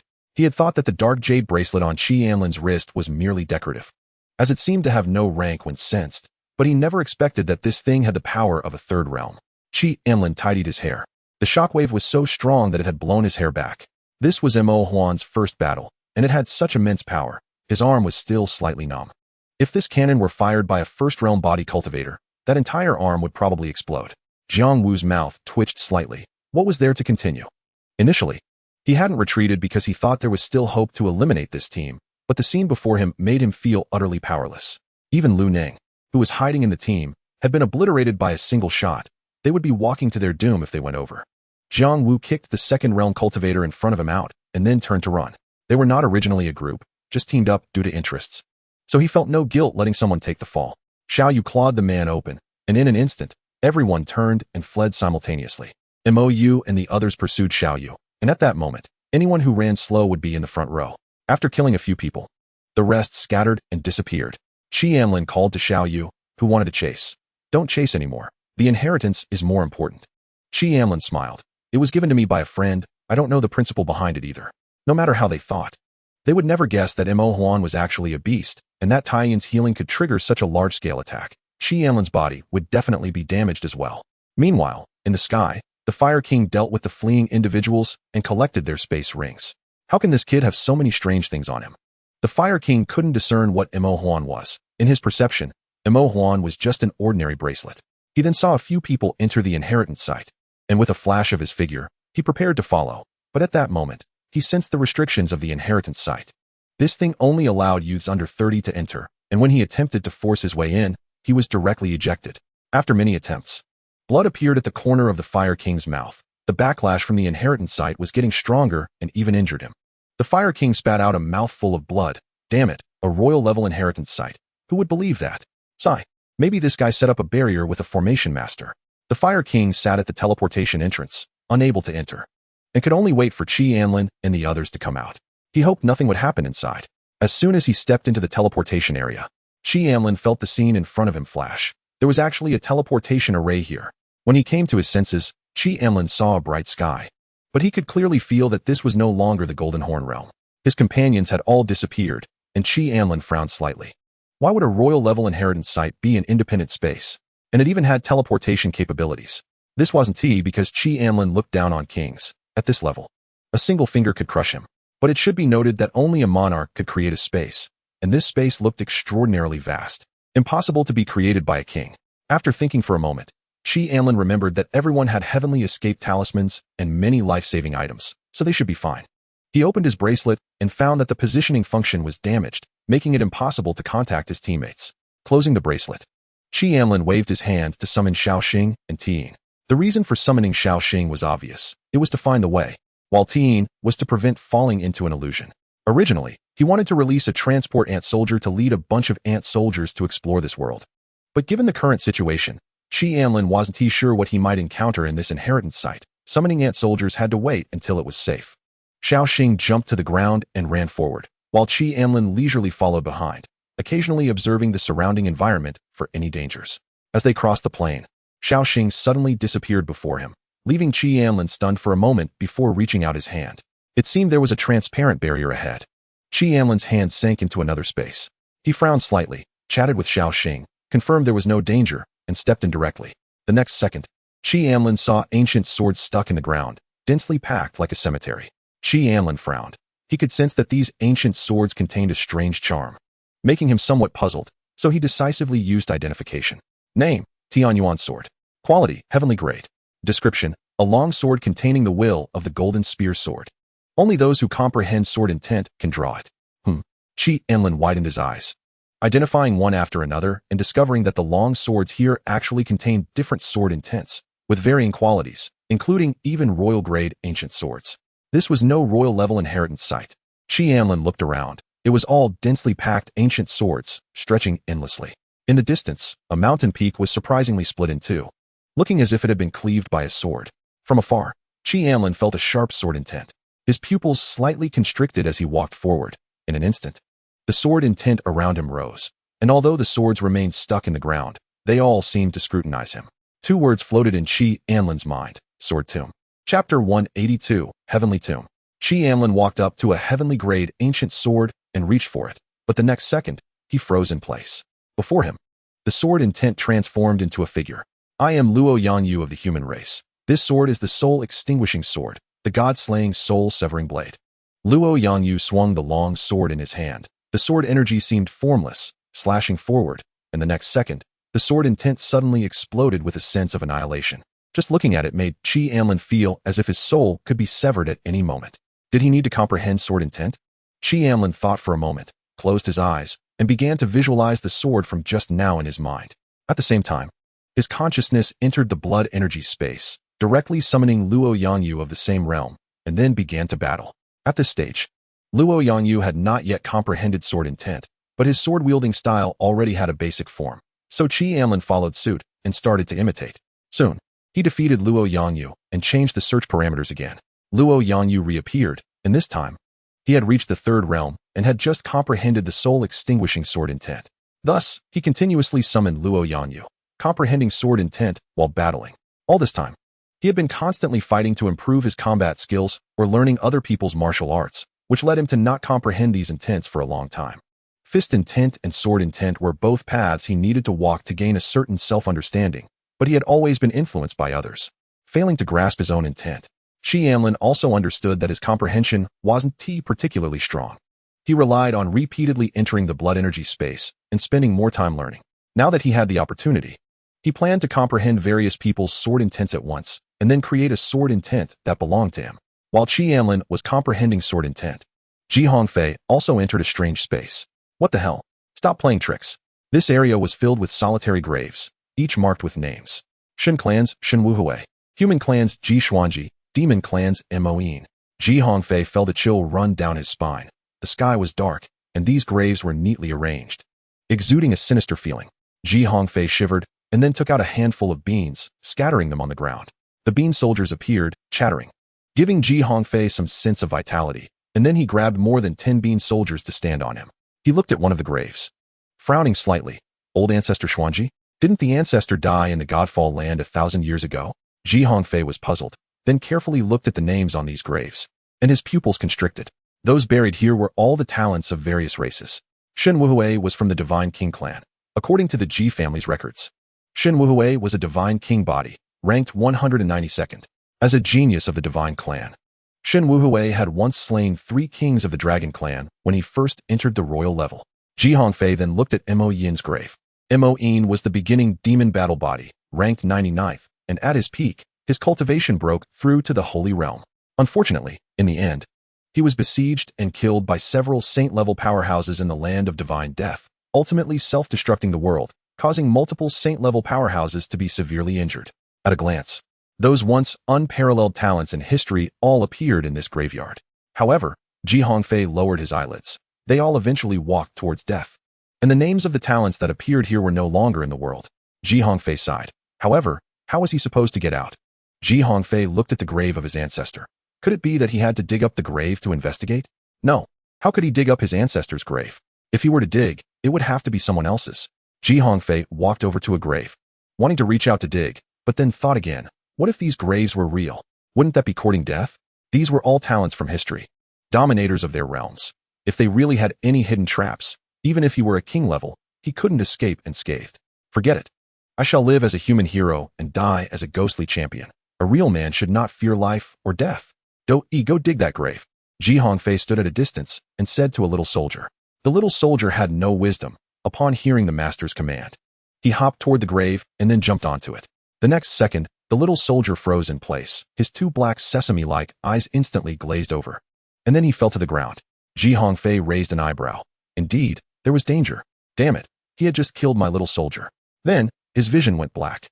And he also fell to the ground. Outside the inheritance site, the Fire War King was somewhat melancholic as he drank. He had tried many times and found that with his strength, he could not shake this barrier no matter what. The Phoenix Fire Emperor smiled at him. And beside the Phoenix Fire Emperor, the ancient Emperor Tian Gu held a jar of wine, also smiling at him. Fire, this kid has grown up so much. The ancient Emperor Tian Gu said with a look of aging, while the Fire War King clenched his fists and whispered, "You old man. You're just a couple of years older than me." The Fire War King's mouth was controlled by an unknown force, and then he said, "Good day, Grandpa Tian Gu." Tian Gu stroked his beard with satisfaction, not looking at the embarrassed and angry Fire War King, and directly turned to the Phoenix Fire Emperor, saying, "Girl, your disciple is really lucky to encounter the Heavenly Tomb." Heavenly Tomb? The Phoenix Fire Emperor was somewhat puzzled, looking at the barrier beside her. It was just a king-level inheritance site. This should originally be the inheritance site of a king from the Golden Horn clan, but it had now been swallowed by the Heavenly Tomb. Tian Gu stroked his beard, recalling that he too had entered the Heavenly Tomb in the past. The Heavenly Tomb, as the name suggests, is a graveyard.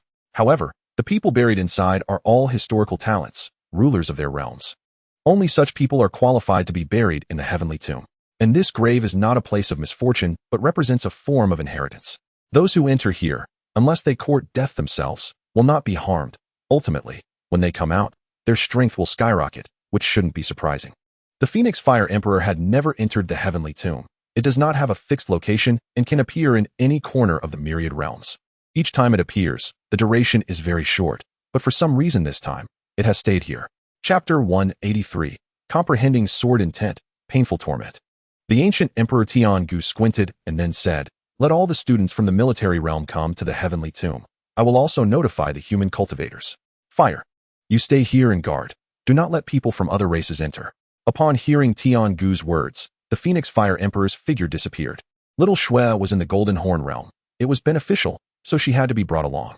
A distance of over 100 miles was just a moment for the ancient emperor. Qi Shuye was still fleeing, and at this moment, she saw the Phoenix Fire Emperor tearing through space, her eyes brightening as she shouted, "Master, someone is bullying me." Upon seeing the Phoenix Fire Emperor, the Water Moon King appeared immediately, saying, "This is just to train her. Excessive interference is not beneficial for her growth." The Phoenix Fire Emperor nodded, casting a puzzled glance at the Water Moon King, thinking, "Look how nervous you are. This emperor is not unreasonable." Waving her hand, the several Earth-level powerhouses from the Golden Horn clan turned to ashes. Then, the Phoenix Fire Emperor's gaze turned to the tattered Mo Chong Kong several kilometers away, pointing at him, causing him to fall to the ground with a blackened vision. There was no particular reason. She wouldn't randomly kill students, even if she found the Mo family displeasing. So she merely made Mo Chong Kong fall into a deep sleep, causing him to miss this opportunity in the Heavenly Tomb. Qi Shuye saw the entrance to the inheritance site appear before her, somewhat puzzled. Although she had planned to come and take a look, wasn't this a king-level inheritance site? "Go in, little Shui. Xiao Anlin is also inside. Remember to greet him," the Phoenix Fire Emperor said kindly, and the figure of the ancient Emperor Tian Gu also appeared, tossing the several young people inside in one go. Everyone in the Heavenly Tomb is independent. They cannot encounter each other, so no one will be attacked by others inside the Heavenly Tomb. The ancient Emperor Tian Gu explained that, in simple terms, this place is actually a legacy left by strong figures from the myriad realms. Subsequently, under the news from the ancient Emperor Tian Gu, the outside world erupted in chaos, with countless cultivators rushing toward the Golden Horn realm, fearing that if they were a step too late, the Heavenly Tomb would disappear. After experiencing 10 days in the blood energy space, Qi Anlin finally comprehended the Annihilation Sword intent. Gripping the Annihilation Sword again, Qi Anlin directly pulled it out, and then a large amount of sword intent surged from the sword body, flowing into his body. The newly comprehended Annihilation Sword intent rapidly increased, quickly reaching the second level.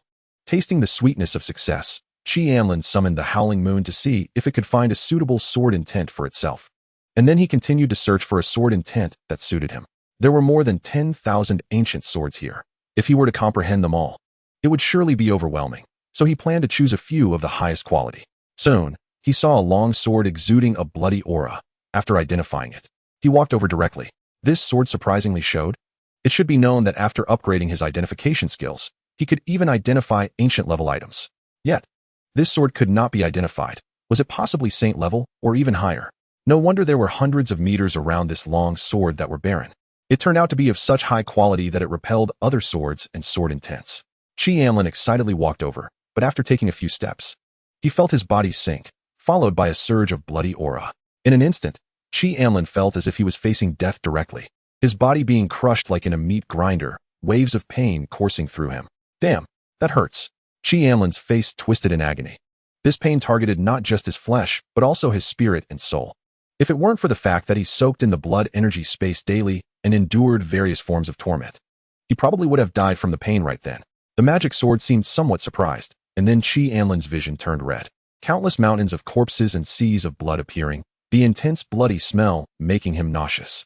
Qi Anlin felt like he was bleeding from every part of his body, his soul feeling as if it were being sliced by 1,000 knives, wanting to retreat, but his instincts told him that if he did, he would surely lose the chance to bond with this magic sword, and he might also face danger.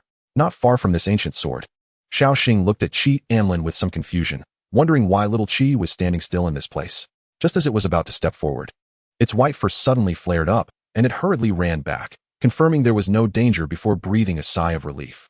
Little Qi, may you fend for yourself? I. Mouse, can't help you. After thinking for a moment, Xiaoxing suddenly took out 3 incense sticks from its treasure bag, walked not far behind Qi Anlin, lit them, and inserted them into the ground.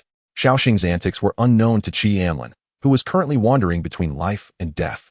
The demonic sword seemed intent on tormenting him, not only showing him many scenes that required censorship, but also making him continuously experience life and death. In response, Qi Anlin could only say it was a small matter. He might have died tens of thousands of times in the blood energy space, and he was already very familiar with the concept of life and death. At this moment, the spirit of the Zangma sword was also somewhat puzzled. This guy in front of it, although incredibly weak, was facing such pain and countless deaths without breaking down. In fact, he seemed to be getting more and more excited. No matter how desperate the scenarios it created, this guy seemed unfazed, even indifferent to the sight of countless human cultivators dying on the battlefield. Most importantly, this kid had the I-Soul battle body and hadn't gone mad at all. Thus, it could only watch as the humans slowly approached it, and due to the rules, it couldn't take action. Soon, Qi Anlin walked step by step to the front of the Zangma sword and grasped the demonic sword. The surrounding illusions and the pain in his body all disappeared, and Qi Anlin's eyes became clear. He felt the coldness in his hand and looked down to see his palm gripping the demonic sword. In the next moment, a figure appeared in front of the sword, and Qi Anlin's pupils contracted as he couldn't help but widen his eyes. Goodness, what a guy with thick brows and big eyes. Qi Anlin thought of that demonic genius he had challenged when he was at the mortal level. At that time, with his confidence inflated, he had been thoroughly beaten and hadn't even touched a hair of his opponent in the subsequent challenges. Now, having reached the second realm and comprehended the Tao, he still couldn't defeat this guy of the same level. Qi Anlin gritted his teeth and said, Moin. Moin could be considered an old rival of his. Later, in the blood energy space, Qi Anlin assessed him and found that his physique was actually ranked within the top 100. For such a genius, Qi Anlin felt that even if he used all his advantages, he wouldn't be able to catch up for a while, as the starting point was just too high. He looked somewhat confused and then sighed. In the end, I couldn't escape that calamity. Then Moin looked at Qi Anlin. Unlike the programmed illusion of Luo Yangyu, Moin's illusion had its own consciousness, a variable. Qi Anlin was somewhat puzzled. At this moment, Moin let out a long howl, and a violent shockwave swept around, accompanied by the sound of countless swords ringing, as if to resist the aura emanating from Moin. Finally, I found the variable. Moin looked somewhat manic, and Qi Anlin raised an eyebrow. Did this guy want to seize his body? Seemingly seeing Qi Anlin's thoughts in an instant, Moin returned to calmness as if nothing had happened. Don't worry, Junior, I won't seize your body. This is just an illusion left behind by me. Junior, do you believe in fate? Qi Anlin was taken aback.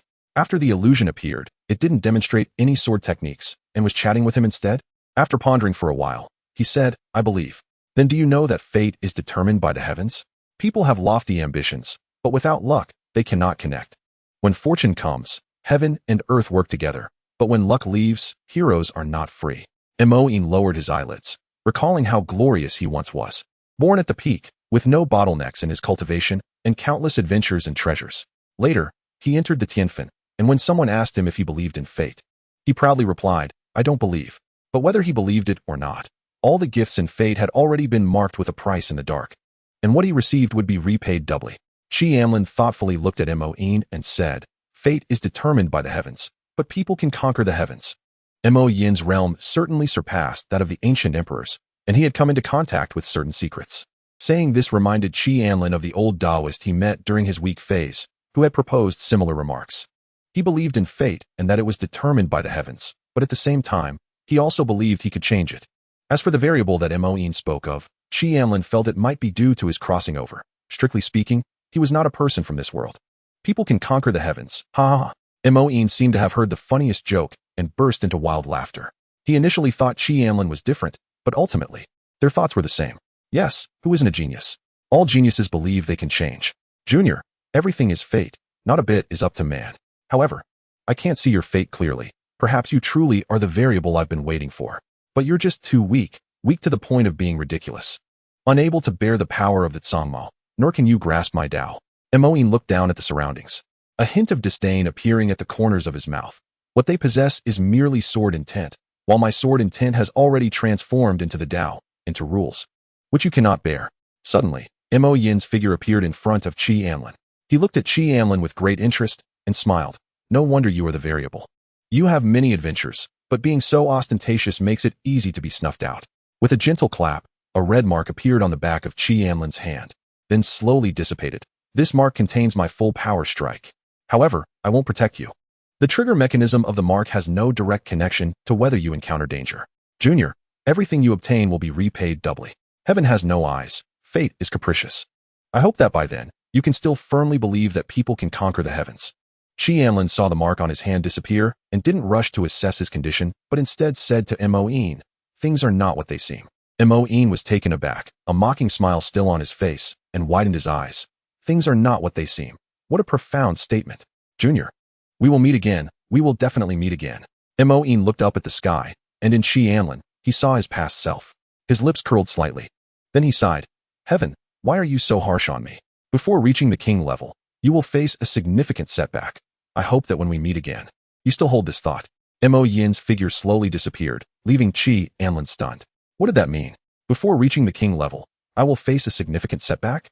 Anlin was slightly taken aback, then became vigilant. Could it be the Mo family? But that didn't make sense. He had the Fenghua emperor behind him. No matter what, the Mo family wouldn't dare offend an ancient emperor, especially since the Fenghua emperor was known for being unrestrained and capricious. He might even kill the Mo family members if they crossed him. No, Moin only said I would face setbacks, not that I would die. The Thunder Fiend battle body is interesting, but even if you plan everything, what of it? You looked at the old Taoist in front of him, slightly furrowing his brows. What does this mean, senior? The old Taoist shook his head and said, your fate has already been determined. No matter what, you cannot escape it. Even if you scheme endlessly, it will ultimately come to nothing. The old Taoist looked at Mou, sighed, and said, only when you truly fear nothing and no longer evade will you welcome your rebirth. After saying this, the old Taoist's figure disappeared, leaving Mou alone in the dark space. Scheme everything? Mou felt somewhat confused.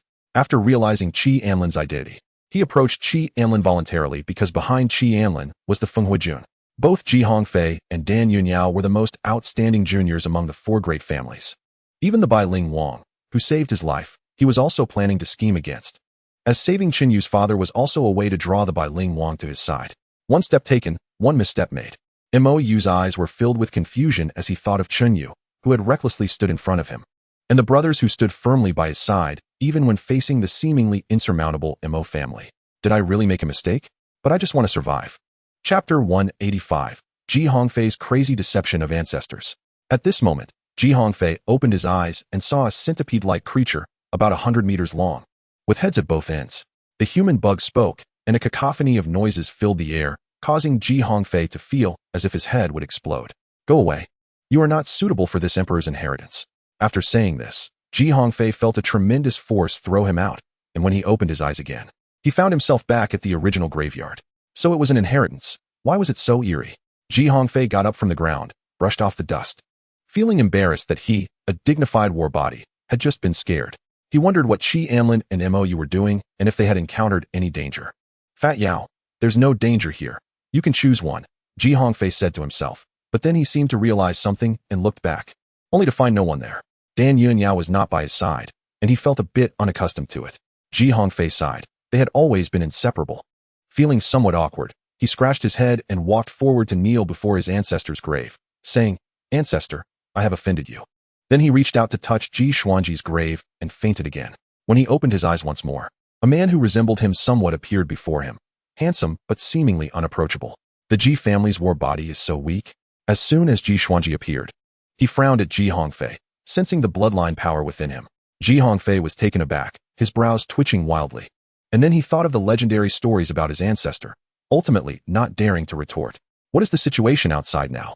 A smile appeared on Ji Xuanji's face. When I was alive, the human race was in peril, and various clans could bully us. Countless humans were sold as slaves. However, the hidden danger of that time was that the body had countless hidden ailments. At that time, where would the resources come from to lay the foundation? We could only advance madly, exhausting our foundation. Now the human race is at peace. I can die without regrets. Ji Hongfei thought for a moment and said, "Ancestor, the human race has only temporarily alleviated external threats, and now, with a bit of peace, some internal conflicts have arisen." Ji Hongfei sighed and continued.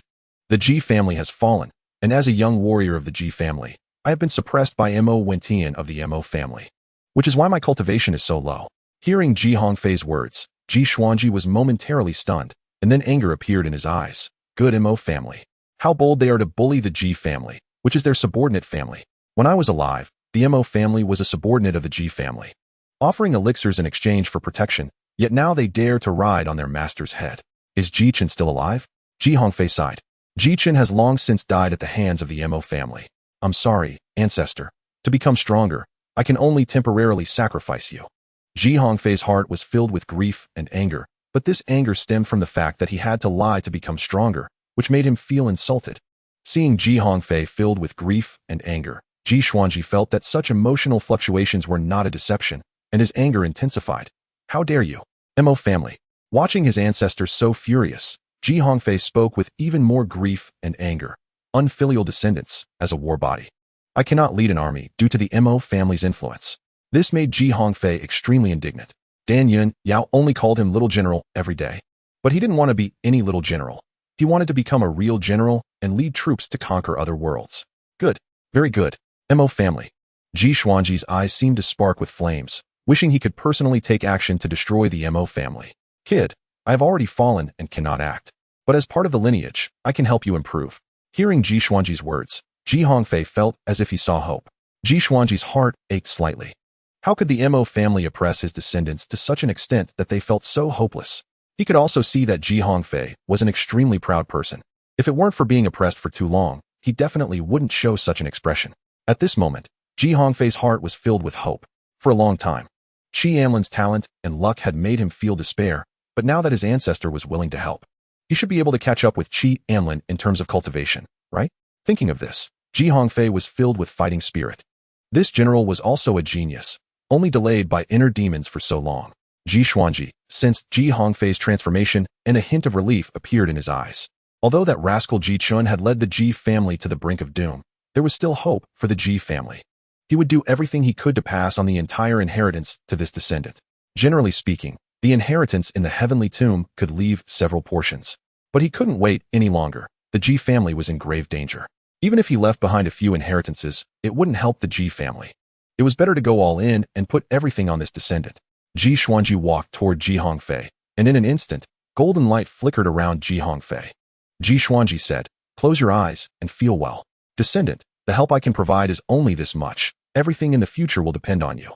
I believe that one day, you will lead the Ji family back to glory." At this moment, Ji Hongfei was also filled with confidence. Who is this general? The strongest of the Ji family's future will definitely be this general. Watching Ji Hongfei filled with confidence and fighting spirit, Ji Xuanji's dissipating figure was also filled with relief. This child had really suffered. In an instant, countless insights, techniques, spiritual powers, and even Ji Hongfei's war body awakening level began to rise. Ji Xuanji poured out all he had. not only instilling these things into Ji Hongfei, but also using the power of the heavenly tomb to forcibly lay a foundation for Ji Hongfei. The cost would be that his inheritance would disappear forever. However, all of this was worth it. Ji Hongfei's cultivation rapidly increased, and his combat power soared wildly. With the increase in the awakening level of his war body, he comprehended a new talent. Anlin. Chapter 186. The Swallowing Sky Beast Egg Mutates, Insect Race Disaster. Ji Hongfei inherited all of Ji Xuanji's legacy, and as his cultivation soared, Qi Anlin continued to comprehend the sword intent within the sword tomb.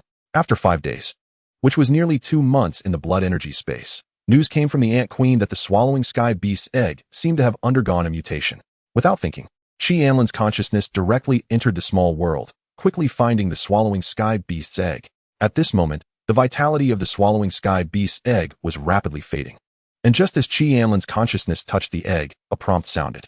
Sensing that the Swallowing Sky Beast's egg was mutating, blood energy could be used to increase the mutation probability and effect. Note, the more blood energy used, the higher the quality after mutation. The hatched beast will be absolutely loyal. Qi Anlin was stunned for a moment and then overjoyed. Wasn't this the critical moment? Looking at the remaining blood energy he had, Qi Anlin directly went all in and then ordered the Ant Queen, summon all ant soldiers and eliminate all the beasts in the small world. Originally, since these beasts were like fish in a barrel, Qi Anlin didn't want to expend so many ant soldiers to kill them, as he had enough blood energy lately. But now that the Swallowing Sky Beast's egg was mutating and could be stacked with blood energy, he certainly couldn't be stingy. Thus, under Qi Anlin's command, the ant soldiers charged out in droves. In an instant, 400,000 Second Realm ant soldiers surged out to encircle and annihilate the beasts. One by one, the Third Realm beasts fell under the onslaught of the ant soldiers, and in no time, Qi Anlin harvested over 1 million essence. With the command from Qi Anlin, and Ingmei began to produce ant soldiers. Qi Anlin continuously injected blood energy into the swallowing beast egg, while his consciousness flew along with the ant soldiers. At this moment, the ant army encountered the first 4-realm monster. The ant soldiers shimmered with a faint yellow light, and over 100 ant soldiers formed a formation, enhancing their own power. Name: 8 Gods Blackwood Python. Quality: low earth grade. Attribute: wood. Upon seeing the earth grade monster, the ant soldiers showed no fear and charged directly at the monster. Hundreds of blood slaughter ant soldiers gathered together, significantly increasing their attack power. Each strike had an armor-piercing effect, and even though the Crimson Scythe could only leave a white mark on the 8 Gods Blackwood Python in less than a second, the blood slaughter ant soldiers continued to slash 3 times from their original positions. Countless tiger armor ant soldiers swarmed over the 8 Gods Blackwood Python, which became furious. Countless vines appeared around it, trying to sweep the ant soldiers away. However, the moment the vines emerged, the ant soldiers surged up and began to gnaw at them. The massive body of over 50 meters rolled on the ground, and the enhanced vitality of the ant soldiers was incredibly resilient. Mere aftershocks could not harm them. The giant snake tail whipped against the ground, instantly crushing over 100 ant soldiers into mush. Hiss, hiss, hiss. In its fury, the 8 Gods Blackwood Python attempted to escape, but the dense swarm of ant soldiers would not give it that chance, directly engulfing it. Watching this shocking scene, Qi Anlin felt he had underestimated the ant soldiers. 5 minutes passed, over 1,000 ant soldiers had perished, and at this time, wounds appeared on the 8 Gods Blackwood Python. The blood slaughter ant soldiers retreated, while the tiger armor ant soldiers flew up with mandala ant soldiers, taking them to the wounds of the 8 Gods Blackwood Python. One by one, the mandala ant soldiers landed on the wounds and began to release toxins with all their might, causing the 8 Gods Blackwood Python to roar in response to the life-threatening danger. However, no matter how enraged it became, it was all in vain. Under the poison of the mandala ant soldiers, its movements slowed down, and with the toxins raging in its body, along with the ant soldiers' relentless suicide attacks, it ultimately fell in defeat. This time, 10,000 ant soldiers died, and over 30,000 were injured. However, the Second Realm ant soldiers still had a certain degree of recovery ability. In order to gather blood energy, Qi Anlin directly ordered the other intact ant soldiers to deal with the injured ones that had no combat power. In an instant, Qi Anlin received over 10,000 origin. Soon, the ant soldiers found the next 4-realm monster, but this time, it was a peak 4-realm monster. Name: Illusion Cloud Red Flower Deer. Quality: low heaven grade. Attribute: illusion. Wood. In an instant, over 400,000 ant soldiers charged forward, and upon seeing the dark swarm, the Illusion Cloud Red Flower Deer was also frightened and immediately spewed out a thick fog that covered a radius of 1 mile. In its midst, enemies not only lost their direction but also faced the penalties of illusions. and these tiny ant soldiers could not escape at all. However, what it did not know was that nearly all the ant soldiers were directly controlled by the Ant Queen, and they did not need direction among themselves. As long as they spread out to search, they would swarm and devour any enemy they encountered. The collective mental power of over 400,000 ant soldiers had enhanced the Ant Queen's control to a terrifying level, making this illusion unable to affect her at all. Soon, a few hundred ant soldiers discovered the illusion cloud red flower deer within the thick fog and under the Ant Queen's manipulation. All the ant soldiers surrounded it in an instant. The illusion cloud red flower deer let out a terrified cry, although it had reached the peak of the forerealm. As an illusion beast, its defense was significantly lower than that of ordinary monsters of the same realm. Thus, in battle, it usually avoided being attacked directly. Ultimately, at the cost of 10,000 ant soldiers' lives, they finally took down the illusion cloud red flower deer. Ding! Detected blood energy accumulation of 100 million origin. System upgrade. Remaining time 10 days. The system upgraded again. Anlin's lips curled slightly, and he began to frantically inject blood energy into the swallowing beast egg. He did not believe that with so much blood energy, the swallowing beast could not evolve. Otherwise, all this blood energy would have been wasted. Chapter 187. The Gluttonous Abnormal Skill. After injecting 200 million origin blood energy into the swallowing beast egg, Anlin suddenly stopped. He saw the swallowing beast egg slightly shake, and cracks began to appear on the shell. At this moment, a small mouth filled with sharp teeth emerged, biting down on the edge of the crack. A crunching sound was heard, and Anlin raised an eyebrow, unable to discern what this creature was. On this little fellow's chin, there were two sharp protrusions resembling tusks, although not as long as tusks. Its head resembled a dragon, but was much more ferocious, with two massive horns on it, and its mouth was filled with countless sharp teeth that instilled fear at first glance. The eggshell was quickly consumed, and the appearance of the swallowing beast was fully revealed before Anlin's eyes. This little creature had a body like a deer, but there were ferocious spines all over its body, and it had a strange opening on its belly filled with sharp teeth, resembling a meat grinder. On both sides of its body were pitch-black, scaly wings, giving it an overall appearance like a fierce beast. However, to Anlin, this little swallowing beast still looked quite handsome. Name: Swallowing Beast. Quality: Top King Grade. Attribute: Chaos. Skills: Chaos. Special skill that allows the beast to learn all skills of the enemy after swallowing them. Requires some time. The stronger the opponent, the shorter the time needed. Gluttony. Low King Grade. Can swallow anything, with a dimensional space in its belly that can absorb swallowed enemies to increase its own strength. Anlin stood frozen in place. What on earth is this thing? With the skill Chaos, does it mean that the swallowing beast can learn all skills, including Sword Intent and the Great Tao? Anlin gazed eagerly at the swallowing beast, which was about the size of a puppy. This monster must be contracted. Anlin was already looking forward to the bond after the contract. In that case, I'll name you Gluttony. Upon hearing Anlin's words, Gluttony jumped with joy and then swallowed an ant soldier that was used to its presence. The Ant Queen had previously commanded the ant soldiers not to touch the swallowing beast egg under any circumstances, and now that the swallowing beast had hatched, the ant soldiers still followed the command without resistance and were directly swallowed by Gluttony. Anlin was taken aback. Gluttony's size was not larger than the ant soldiers. He saw that when Gluttony opened its mouth, it was as if a spatial vortex was rotating, directly sucking in the ant soldiers. After some thought, Anlin's consciousness floated toward Gluttony and said, "Make sure to sense this well. Any creature that carries my aura cannot be swallowed." Gluttony let out a pitiful grunt, then opened its mouth wide to express its hunger. Anlin sighed, hoping this guy truly understood what he said. Otherwise, if Tianyin and Xiaoxing were playing nearby, they might very well be swallowed by it. The second realm ant soldiers entered Gluttony's belly, but there was no change in Gluttony's belly. It kept crying out with its mouth open. Just born, it was in urgent need of nourishment.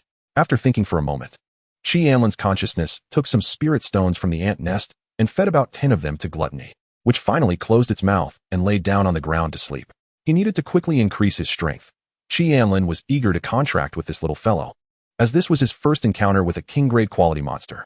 As consciousness left the small world, Anlin began to continue comprehending the sword intent. Another 10 days passed, and Xiaoyu surprisingly grasped the ice sword intent, using its claws as swords, with 5 streams of sword energy flying out with each attack. Shouldn't claws be more like knives? Ridiculous. As for Anlin, his realm had not evolved yet. After this journey to another world ends, he would probably be on vacation soon. He had spent nearly half a year in the blood energy space, and Anlin had mastered 5 types of sword intent. If the blood energy space allowed for physical entry, he would have taken off by now. When the 10 days were up, the long-awaited system notification sounded. Ding. System upgrade complete. Rewards distributed. New feature. Simulation activated. Identification function upgraded. World-breaking talisman. Heaven grade mid-tier. Can break formations and barriers. God Slayer cannon. Heaven grade low tier. Single-use item. Can unleash a strike equivalent to the full power of a heaven grade cultivator. Star Spirit Lake. Heaven grade top tier. Can be placed in the world. Lake water absorbs void power to create star spirits. This time, the system rewards were not many, but their quality was extremely high, not to mention anything else. Just the Star Spirit Lake sounded very advanced. Anlin looked at the so-called Star Spirit Lake, and at this moment, it appeared to him as just a stone. Nothing particularly special. After picking up the stone, Anlin sensed that as long as he inputs spiritual power into it as a catalyst, he could directly activate the Star Spirit Lake. With good things in hand, it should be planted in the Ant Queen's small world. However, Anlin did not rush to place the Star Spirit Lake, but instead checked the system's new features. Anlin was overjoyed. He could now casually take on the role of a sixth wheel. Moreover, he could not only transform into other people, but also into other races. If he wanted to simulate a certain demon race individual, he just needed to challenge them in the blood energy space and dissect them to examine their structure. Then he could perfectly simulate that demon without any difference. Just thinking about the happy sixth wheel life ahead made Anlin want to laugh. This way, he could switch identities to deploy ant soldiers. Then, Anlin thought for a moment and used the identification function on Xiaoyu to see what differences it had. At that moment, Anlin was stunned. The original data had not changed much, but a new column appeared at the bottom. Combat power, 1123. Seeing this value, Anlin felt puzzled, not knowing how this combat power score was determined. Chapter 188 Combat Power Index. Anlin thought for a moment, opened his character interface, and then saw his own combat power. Combat power, 783, Ice Soul State. Stroking his chin, Anlin looked at Xiaoxing. How come Tianin's combat power is higher than Xiaoxing's? Anlin stroked his chin. This should refer to Tianin's supporting abilities, while Xiaoxing could seek treasures. But that wasn't included in the professional calculation range. With the appearance of combat power, it was easier for Anlin to judge the strength levels. After all, some geniuses' inherent strength couldn't be assessed by realm. He estimated that it wouldn't be long before he could catch up to them. Both Tianin and Xiaoxing had relatively low levels and needed a way to raise their realms. After the appearance of gluttony, it excitedly rushed over to Anlin, rubbing against his calf like a small dog, sparking quite a few sparks. Gluttony, swallow this sword. Anlin searched for a long time before finding this spirit-level sword. But the sword intent on it was not weak. Though it was only the first layer, it surpassed many sword intents. Hearing Anlin's words, Gluttony nodded repeatedly, trotting over and biting down on the long sword. Like eating potato chips, in Anlin's astonished gaze, Gluttony quickly devoured the long sword and then burped contentedly. Watching Gluttony, who appeared somewhat drowsy, Anlin's eyes sparkled with joy. Although he had read the skill description, seeing Gluttony actually consume these things still excited him. This skill was truly amazing. Letting Gluttony lie down to digest, Anlin found another long sword, preparing to continue comprehending sword intent. At that moment, a massive repulsion force appeared, as if trying to drive him away, and in the next second, Anlin's body was thrown out, directly kicked out of the sword tomb. Beside him, Gluttony, Xiaoyu, and other beast companions were also thrown out. Damn it, wasn't it just letting Gluttony eat a sword? Was it necessary to kick people out like this? Anlin got up from the ground. The sword tomb was a great place. If he couldn't enter, it would be a big loss for him. After comprehending the sword intent, he could directly pull the swords out. These swords were of high quality, and even selling them would be excellent. Unfortunately, he couldn't get back in. Oh well, this place was so big, he had to go see other areas. After attempting to enter the sword tomb again, Anlin was ejected once more. He sighed. Since he couldn't enter the sword tomb, he would explore elsewhere. Then, Anlin had Xiaoxing lead the way and continued forward. Gluttony lay on Xiaoyu's back digesting, while Tianin curiously glanced at it, then chirped and condensed a drop of life essence, dripping it onto Gluttony's belly.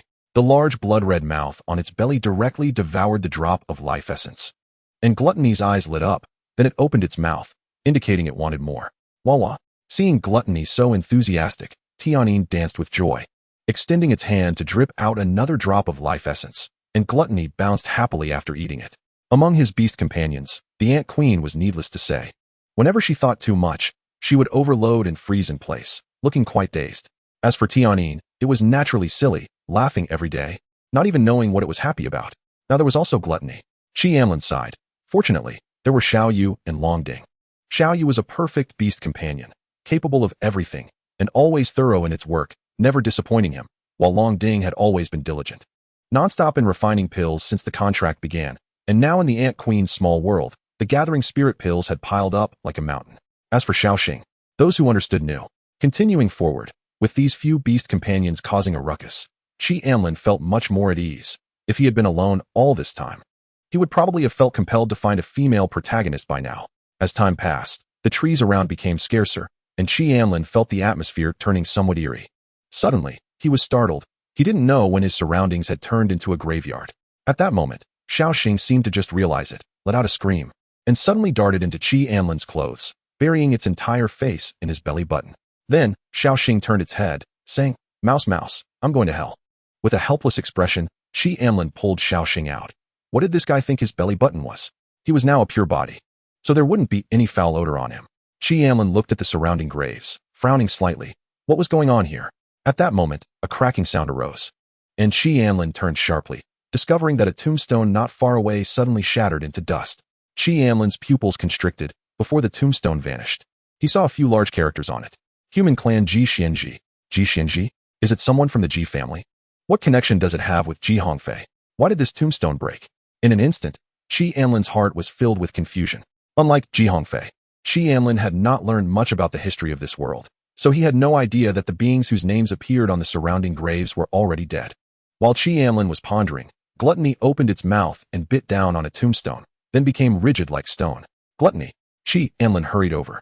This was the beast he had painstakingly hatched, and he couldn't let it die so soon. As he touched the Gluttony, his vision darkened, and he seemed to enter another space. In this void of darkness, a remarkably handsome man was staring at him, with pale golden pupils that seemed to swirl with unfamiliar runes. Human? Shen Wuhui glanced at Anlin and then lost interest. This beast of yours should belong to the Devourer clan, but why does it resemble a Taodai? As he spoke, Anlin used identification on him. Name: Projection of Shen Wuhui. Description: Projection of the divine clan Shen Wuhui, containing the legacy left by Shen Wuhui, with no power of its own. A legacy left behind. The corners of Anlin's mouth curled up slightly. Chapter 189. The Great War of the Divine King Body. Then, he carefully observed and simulated a similar aura, changing his appearance. However, what made Anlin a bit distressed was that he had no idea about Shen Wuhui's past deeds, so he couldn't make things up. Thus, he observed Shen Wuhui's combat techniques in the blood energy space several times and mimicked them slightly. Then, he found that Anlin had returned to normal, and he couldn't sense where the disappearing and reappearing consciousness had gone. At this moment, Anlin began to change in front of Shen Wuhui, his appearance and aura becoming increasingly similar to his own, though it was only slightly familiar to him. Ancestor Wuhui, Anlin said with tears in his eyes. Filled with joy, Ancestor Wuhui, you are actually here. Your unworthy descendant, Shen Wuyo, has been searching for you with great difficulty. Now it was Shen Wuyo's turn to be stunned. He looked at Anlin, and indeed, this person's bloodline power was his own. With a playful expression, Shen Wuyo looked at Anlin with interest. I have no descendants. He had been too talented and was plotted against when he died. He was only at the king level and left no bloodline. Anlin stood there in shock. What? Is this guy from a dink family? Transforming into my bloodline is merely an attempt to inherit. But if you are truly of the divine clan, then the inheritance cannot be given to you. A big question mark appeared in Anlin's mind, and he quickly imagined a plot of tens of thousands of words. Shen Wuhui said leisurely, the divine clan has decayed. Shen Wuhui of the divine clan and Mogou of the demon clan were both extraordinary talents, constantly at odds. However, the demon clan had nearly exhausted all resources to cultivate Mogou, while the divine clan was merely a joke. Those pretentious divine emperors were scheming for his physical body, even his own family elder, and at that time, he could never see through it. Outside, have you seen the tombstone of Mogou? Shen Wuhui shook his head. He had no idea what the Moin was. It should be a new demon talent that emerged after his death. Sighing, Shen Wuhui said, in the end, I still lost to him. Then he looked at Anlin and smiled. If you want to obtain my legacy, you must first defeat me. I will suppress my strength to your level. Defeat me, and you will receive the legacy. Upon hearing this, Anlin was taken aback. This was great. He nodded repeatedly, but to be safe, he opened the blood energy space and chose to let Xiaoyu fight alongside him. Name: Shen Wuhui. Attribute: Light. Physique: Divine King Body, 192. Combat Power, 1360. Anlin. What a ridiculous disparity. The same realm, yet his power surpasses Xiaoyu. No wonder he ranks so high. However, He still wanted to compete for the legacy of the Divine King body.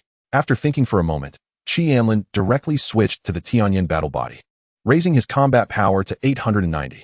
Then, he said solemnly to Xiaoyu, I will take the damage first. You go and stack up. Try to ensure your combat power remains intact. Xiaoyu's passive skill, battle intent, would increase over time during the battle, so he needed to ensure that Xiaoyu could stack it to a certain extent. Both man and wolf transformed into a fiery state and charged directly at Shen Wuhui. Crimson cloud sealing heaven. Anlin launched the first attack, wielding a fiery sword and unleashing a sword chi. This sword chi was infused with the intent to extinguish, magnifying in Shen Wuhui's pupils. Shatterlight. Shen Wuhui said softly, and suddenly, swords of light exploded around him, transforming into dazzling brilliance, shooting towards Anlin like meteors. This strike not only shattered Anlin's attack, but also sent a large number of light points flying towards him. Anlin's gaze sharpened, and he activated his movement technique as the wind rose beneath his feet. 10 fireballs coalesced behind Xiaoyu, striking towards Shen Wuhui. While Anlin dodged the shards of light and deflected with his sword, yet several light points still struck him. Taking advantage of the explosion of the fireballs, Anlin rushed forward, swinging his sword with a tearing intent, but at that moment, Shen Wuhui actually reached out and grabbed the sword. Golden armor covered his arm, and at the same time, a terrifying sphere of light appeared in Shen Wuhui's other hand. Anlin decisively abandoned the sword and kicked towards Shen Wuhui with a whip leg. The next second, Anlin was sent flying back, spitting out a mouthful of blood. Anlin looked incredulous. He had practiced king-level body refinement techniques, yet he couldn't withstand even one of this guy's casual attacks. The immense force had shattered his internal organs. Anlin hit the ground and spat out another mouthful of blood, gritting his teeth and charging in again. In this way, while Xiaoyu avoided attacks, he harassed Shen Wuhui, and Anlin was sent flying again and again. Yet, this only delayed Shen Wuhui for 2 minutes. Xiaoyu's combat power reached 1210. Then, Xiaoyu charged at Shen Wuhui, constantly changing attributes, using Extreme Ice Flash to approach Shen Wuhui, then switching to the Burning Heaven battle body, his claws igniting in flames and exploding against Shen Wuhui. Although their combat powers were only 200 apart, Shen Wuhui's attacks were exceptionally fierce, and soon, Xiaoyu had sustained injuries. However, Xiaoyu attacked Shen Wuhui almost without consideration for consumption, leading to significant consumption on Shen Wuhui's part as well. The next second, Xiaoyu transformed into the ice spirit state, then activated New Moon, directly restoring all his spiritual power. Shen Wuhui's pupil shrank, and he launched even more ferocious attacks at Xiaoyu. With battle intent burning in his eyes, Xiaoyu did not retreat in the face of Shen Wuhui's onslaught, adopting a method of trading injuries for injuries. In the next moment, Shen Wuhui suddenly retreated, and his body erupted with a blinding light like the sun. Xiaoyu used Extreme Ice Flash to retreat, and Shen Wuhui's voice resounded. Gate of the Divine King. In an instant, hundreds of light gates opened around Xiaoyu, and one after another, projections of Shen Wuhui appeared, each holding a light sword. Divine King Judgment. A flurry of light swords rained down, pinning Xiaoyu to the ground. Chapter 190. Extinguishing Life Sword Intent. Xiaoyu let out a whimper, as hundreds of light swords covered him, turning him into a beehive. Shen Wuhui's aura decreased. With that last strike, he had used all his strength. Xiaoyu's fiery fur danced as he howled to the sky, a surge of battle intent emanating from him. Anlin, watching from a distance, had a slight smile on his lips. This was Xiaoyu's indomitable skill. Indomitable, possessing an unyielding soul, it reduces negative effects, nullifies pain, significantly increases combat power, and upon defeat, temporarily restores to peak condition. Note: after using Indomitable, it will be weakened for a week. With this, all of Xiaoyu's wounds disappeared. While the Indomitable skill was active, Xiaoyu essentially had a death exemption. Meanwhile, Shen Wuhui, unaware of Xiaoyu's skill, could only passively take hits as his spiritual power was depleted. At this moment, Xiaoya's combat power had reached an astonishing 1552, effortlessly defeating Shen Wuhui, and then fell into a weakened state. Leaving the blood energy space, Anlin said to Shen Wuhui, "All right, but I am a beast master, so I need to bring my beasts into battle." Shen Wuhui nodded. "Beasts are also part of your strength. Let your beasts join." Thus, Anlin let Xiaoya, Xiaoxing, and Tianyin enter this inheritance site. Through Xiaoya's description, Anlin also realized that he had not truly entered the inheritance site in his physical body. Watching Xiaoya enter the inheritance site, Shen Wuhui was taken aback. Dual battle body? Or opposing attributes? Hearing this, Anlin breathed a sigh of relief. If Shen Wuhui suppressed his strength to the same level as Xiaoya's, they would definitely not be able to win, as this guy's combat power was too outrageous. However, it was fortunate that he had figured out part of Shen Wuhui's attack patterns, making it easier to respond. The great battle was about to begin, and Baosheng, Xiaoxing, and Tianyin were watching from behind. This level of battle was beyond their reach. According to Qi Anlin's plan, Xiaoya and Qi Anlin began to cooperate, and a hint of surprise appeared in Shen Wuhui's eyes. He could see that Qi Anlin's combat skills were quite proficient, even able to rely on his body's reflexes to dodge several of his attacks, and instinctively countering him. It was precisely because of this that Qi Anlin was able to hold him off. Sensing Qi Anlin's aura, Shen Wuhui was somewhat puzzled. What kind of physique did this guy have that allowed him to change his aura, making it undetectable to him? Looking at Qi Anlin, a look of understanding appeared in Shen Wuhui's eyes, realizing it was such a plan. Therefore, Shen Wuhui decisively gave up on Qi Anlin and began attacking Xiaoya. Xiaoya was continuously pushed back by Shen Wuhui, and the next second, Qi Anlin drew out the Yan Gui sword and charged at Shen Wuhui. Since Shen Wuhui had disrupted the plan, he could only attack Shen Wuhui himself. Streams of sword intent were unleashed, and surprise flashed in Shen Wuhui's eyes. This guy had actually mastered so much sword intent. For some reason, Shen Wuhui abandoned Xiaoya and charged at Qi Anlin with the light sword. The sword is not meant to be used like that. This sword is called invincible. Shen Wuhui shouted softly, then exuded an air of supremacy, rebellious and ready to battle the heavens. Overthinking would only lead to losing the initiative. The light sword clashed with the Yan Gui sword, and when Qi Anlin tried to block, Shen Wuhui lightly flicked his wrist, transforming his strike into a thrust. You've comprehended so much sword intent. Do you want to prove you're a genius? Shen Wuhui said while using sword intent to crush Qi Anlin's sword intent. Having no unique sword intent, even if you have many, signifies mediocrity. Even if you possess 5 types of sword intent, how can you compete with my invincible sword? Qi Anlin gritted his teeth to hold on, but inside, he was remarkably calm. Indeed, what use is there in having many but lacking finesse? His gaze turned to Shen Wuhui, recalling his numerous battles in the blood energy space, each time being killed and revived. In the blood energy space, he could abandon defense to attack because he knew he wouldn't die. However, in real combat, he had become hesitant and cautious because here, dying truly meant death. Reality offered no second chances. Closing his eyes, Qi Anlin's sword grew increasingly faster, and Shen Wuhui's mouth slightly curved upward. In the distance, Xiaoya, who had been continuously harassing Shen Wuhui, stopped attacking and regained its ice soul state, its eyes flashing blue. It also realized that this person was feeding moves to Qi Anlin. Clang, clang, clang. The sound of swords rang out continuously, and the way Qi Anlin drew his sword became increasingly bizarre. The 5 types of sword intent vanished, and Shen Wuhui sensed that a new sword intent was being born within Qi Anlin. Qi Anlin fell into a state of selflessness in his mind. All the geniuses he had fought against rose again, and he charged forward without reservation, giving his all. In a vague sense, Qi Anlin gained enlightenment. And under Shen Wuhui's astonished gaze, a new sword intent was born. Qi Anlin slashed out with his sword, imbued with a sense of collapse, tearing apart Shen Wuhui's invincible sword intent. Time and again, he faced death, leaving no retreat. Qi Anlin opened his eyes and slashed out again, while Shen Wuhui merely smiled faintly, sheathing his sword and releasing his restrictions. He casually gathered this sword intent in his palm. This sword has the intent of burning bridges, faintly carrying a breath of destruction and death. What is the name of this sword? Qi Anlin sheathed his sword and smiled. This sword is called Extinguishing Life. The Extinguishing Life sword extinguishes others and oneself. It is either your death or mine. Qi Anlin cupped his hands and said, "Thank you, senior." If it weren't for Shen Wuhui feeding him moves, he wouldn't have comprehended his unique sword intent so quickly. Having regained its ice soul state, Qi Anlin looked at his combat power, which had surprisingly reached 910. Shen Wuhui shook his head. With your talent, you would have figured it out sooner or later. Your wolf beast should have a trump card. This time, I have lost. Shen Wuhui looked at Qi Anlin and said, I will pass all my inheritance to you, hoping you can carry my legacy forward.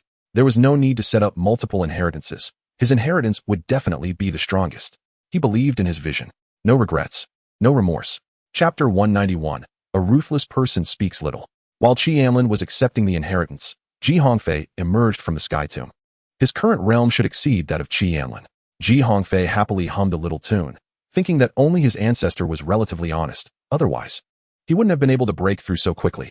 After this, he awakened a new talent called Bet Everything. It is well known that the war body can enhance its strength through commanding troops, but this also has limitations. Once it reaches a certain level, no matter how many troops there are, it cannot continue to improve. However, Bet Everything, can temporarily raise this limit, but if there are too many troops, he will also suffer significant damage. Unfortunately, it seems that the Sky Tomb can only accept one inheritance. Otherwise, he would have liked to look for more, to see if there were any more tombs of the Ji family's ancestors. The inheritance given by the ancestor is enough for him to use until the ancient emperor realm. But those techniques and martial arts are quite time-consuming. As for the sword intent taught by the ancestor, he comprehended it, but since he had previously used a spear, he was still somewhat unaccustomed to switching to a sword. The spear is the king of 100 weapons. And Ji Hongfei felt that it was precisely because the ancestor did not practice the spear that he died in the land of God destruction. As he walked, he noticed a figure moving ahead and hurriedly chased after it. It was the first person he had encountered after such a long time. Soon, Ji Hongfei approached the figure. "Who goes there? State your name." The figure slowly turned its head, and Ji Hongfei's pupils constricted as he shouted, "Which demon is this? Show your true form." The person before him looked exactly like him. His eyes shimmered with golden light as he looked at this person. But no matter how he used his eye techniques, he could only see himself. "How dare you imitate this general? You have some nerve." Ji Hongfei took out a long spear and threw it directly, while the other Ji Hongfei also drew his spear to block the attack. "I am you. And you are me," the fake Ji Hongfei said expressionlessly, attacking with his spear. At the Sky Tomb's teleportation point, a group of cultivators was rushing in eagerly, with some cultivators being bounced out from time to time. Feng Huang was somewhat bored in the air. "It's been a day. When will they be able to come out?" Tiangu was drinking wine and said, "The flow of time in the Sky Tomb is not fixed. They should be out in a few days." At that moment, he saw a member of the Golden Horn tribe come out below. Upon seeing so many human cultivators, the tribe member looked a bit confused and then turned to run. Tiangu waved his hand lightly, and the Golden Horn tribesman was brought into his grasp. With a gentle squeeze, he killed him instantly. "Aren't you going to ask what inheritance he obtained?" Feng Huang asked, somewhat puzzled. If he came out of Tianfun and happened to receive an inheritance, it would eventually fall into human hands, and he would have to give it up. Tiangu froze, his mouth twitching slightly. What inheritance could this guy possibly obtain? True. Feng Huang nodded. Suddenly, Feng Huang stood up, his voice laced with anger. "This emperor didn't come looking for trouble, yet this guy came to me first." The next moment, a laughter echoed. "Feng Huang, such great anger. It's just a little play between juniors, don't take it to heart." The figure of the Mo family's ancestor appeared. He looked at the two ancient emperors and smiled. "When Tian knows how to handle this. That trash. Only your Mo family would treat it as a treasure. How dare you frame my disciple? If you don't give me an explanation today, don't even think about leaving." Feng Huang retorted. "You're joking. The two who attacked your disciple that day have already been personally slaughtered by me. And it has nothing to do with when Tian." Feng Huang raised an eyebrow. Did this old fellow still want to take MOU away? After exiting the closed-door training, Bai Ling Wang had also told her many things about MOU. Initially, she didn't want to get involved in these troubles. But now MOU is a friend of Qi Anlin. Wanting to take away a friend of Xiao Anlin, wouldn't that mean wanting to kidnap Xiao Anlin in the future? The fire in Feng Huang's eyes flickered, and then she directly unleashed her domain, pulling the Mo family's ancestor into it. The sudden change left Tiangu stunned. They had a mission to complete, yet Feng Huang actually took action? The Mo family ancestor also didn't expect Feng Huang to attack him without a word. He knew about Feng Huang's protective nature, but MOU had no connection with Feng Huang. "Feng Hua, stop." The sky was engulfed in flames, and the human cultivators below looked up in terror. The ancient emperor was making a move. After absorbing the inheritance of Shun Wuhui, Qi Anlin exhaled a breath of murky air, looking at the shattered stone tablet of Shun Wuhui, and bowed. Although Shun Wuhui dissipated in the end, he didn't say anything about needing Qi Anlin to avenge him. He only left behind the inheritance. "Predecessor Wuhui, may you rest in peace. I will take on your karma." Qi Anlin sighed. Although he didn't know what had happened to Shun Wuhui, he inferred from certain things Shun Wuhui said that Shun Wuhui had likely been betrayed by someone from the divine clan. Otherwise, he wouldn't have casually passed on the inheritance to someone from another clan. Looking at his attributes, Qi Anlin felt a surge of excitement. From Shun Wuhui, he not only gained a wealth of insights, but also acquired many divine clan techniques and battle skills, which would allow him to simulate the divine clan in the future without fear of being discovered. Based on the vast information imparted by Shun Wuhui, Qi Anlin also learned that to break through to the third realm, one must refine their spiritual power. The more time spiritual power is tempered, the stronger the potential and power. To break through to the fourth realm, one needs to comprehend their own intent, whether it be sword intent or fist intent, laying the foundation for future ascension to kingship. Feeling a faint repulsion, Qi Anlin bowed once more to Shun Wuhui before leaving. This time, he not only raised his battle body awakening to 30%, but also brought his extinction sword intent to its peak. just a little shy of reaching the second tier. In Shun Wuhui's inheritance, there were 5 ancient-level techniques, enough for him to study for quite a while. However, Anlin felt a bit regretful that the inheritance had restrictions against being passed on. Otherwise, he could have traded it with the human clan for resources. After some thought, he realized that ancient-level techniques must have some restrictions. Otherwise, they would have been widespread long ago. Chapter 192, Dao Fruit Fish. Summoning Xiaoxing, Anlin continued forward. Whether it was the tomb or the sword tomb, he had gained significant rewards. Soon, Anlin followed Xiaoxing to a lake, the surface of which was like a mirror, reflecting the sky without a hint of ripples. Xiaoxing approached the lake's edge, took out a small swimsuit from its treasure bag, and after doing some warm-up exercises under Anlin's puzzled gaze, it jumped right in. Anlin was a bit dazed, but seeing Xiaoxing jump in without hesitation, he hesitated for a moment, confirmed there was no danger, and then jumped in himself. Upon entering the lake, Anlin felt himself flip over. In his eyes, countless colorful fish, resembling crystals, swam rapidly. The water here felt strangely buoyant, allowing him to breathe normally. Yet the surrounding buoyancy indicated he was indeed underwater. Little beautiful fish, wait. Mousy, there are lots of delicious fish food here. Xiaoxing flailed its little feet quickly in the water, nearly causing the words to float above its head. Anlin felt a bit guilty, wondering if his failure to buy a female mouse for this guy had led it to even cross species. He looked at the fish, and a big question mark appeared above his head. What the heck? Why does this fish have a mouse's head? Mouse fish. Sailor suit beautiful mouse fish. Who knows what Xiaoxing was thinking? Anlin pinched the bridge of his nose, and then used identification on the fish in front of him. Aside from the one Xiaoxing was chasing, the rest were normal. Name, Dao Fruit Fish. Quality, Special. Description, a fish transformed from the essence of the Dao. Swallowing it allows one to comprehend a trace of the Dao, requiring survival in a special environment. Anlin instantly perked up. What is this thing? In an instant, he just wanted to pack all these things and take them away. He reached out to grab the Dao Fruit Fish in front of him, but it swiftly dodged away. Anlin's speed exploded as he swam over quickly, but the next second he realized that his thoughts were too far-fetched. The Dao Fruit Fish swam incredibly fast, at least to his naked eye. He could barely see its afterimage. Gritting his teeth, Anlin told Xiaoxing, summon all the ant soldiers. Then, his consciousness entered the small world, where he once again summoned the lightning ant soldier gene from the ant queen's genetics, infusing it with a bunch of speed genes, with blood energy to accelerate. The current lightning ant soldiers were not only electrified but also swam very quickly in the water, even creating arcs of electricity as they moved.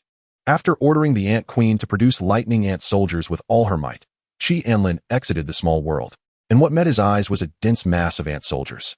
According to Shun Wuhui's description, Tianfun was a place where geniuses and heroes were buried, leaving behind their inheritances.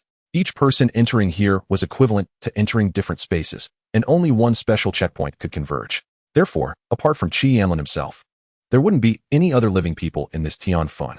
Seeing so many ant soldiers, the Dao Fruit Fish was startled and fled at high speed, while Anlin commanded the ant soldiers to form a giant net, preparing to encircle the Dao Fruit Fish.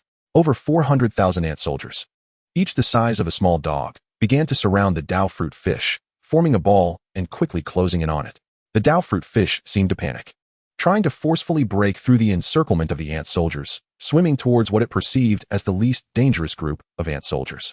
At that moment, the ant soldiers began to shoot out sticky nets, wrapping around the Dao Fruit Fish that was charging headlong. Finally catching one, Anlin swam over and tightly held the Dao Fruit Fish in his hand. Taking out a piece of ice, Anlin attempted to fuse with the Dao Fruit Fish, but found that the fusion system had no response.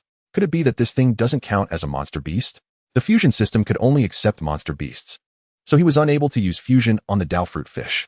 Anlin pinched the Dao Fruit Fish and rubbed his chin. This Dao Fruit Fish was hard to come by, and swallowing it directly didn't seem appropriate.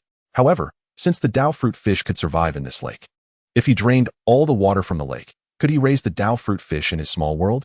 After thinking for a moment, Anlin decided to go for it, and began to fill the Ant Queen's small world with water. Soon, he discovered that the water from the lake lost its spiritual essence as soon as it entered the small world, becoming ordinary water, while the water level outside showed no change. When he placed the Dao Fruit Fish into the small world, Anlin noticed that the Dao rhythm on the fish began to dissipate. At this rate, it would completely disappear in less than 3 days. This made Anlin a bit frustrated. Could it be that it couldn't be sustainably developed?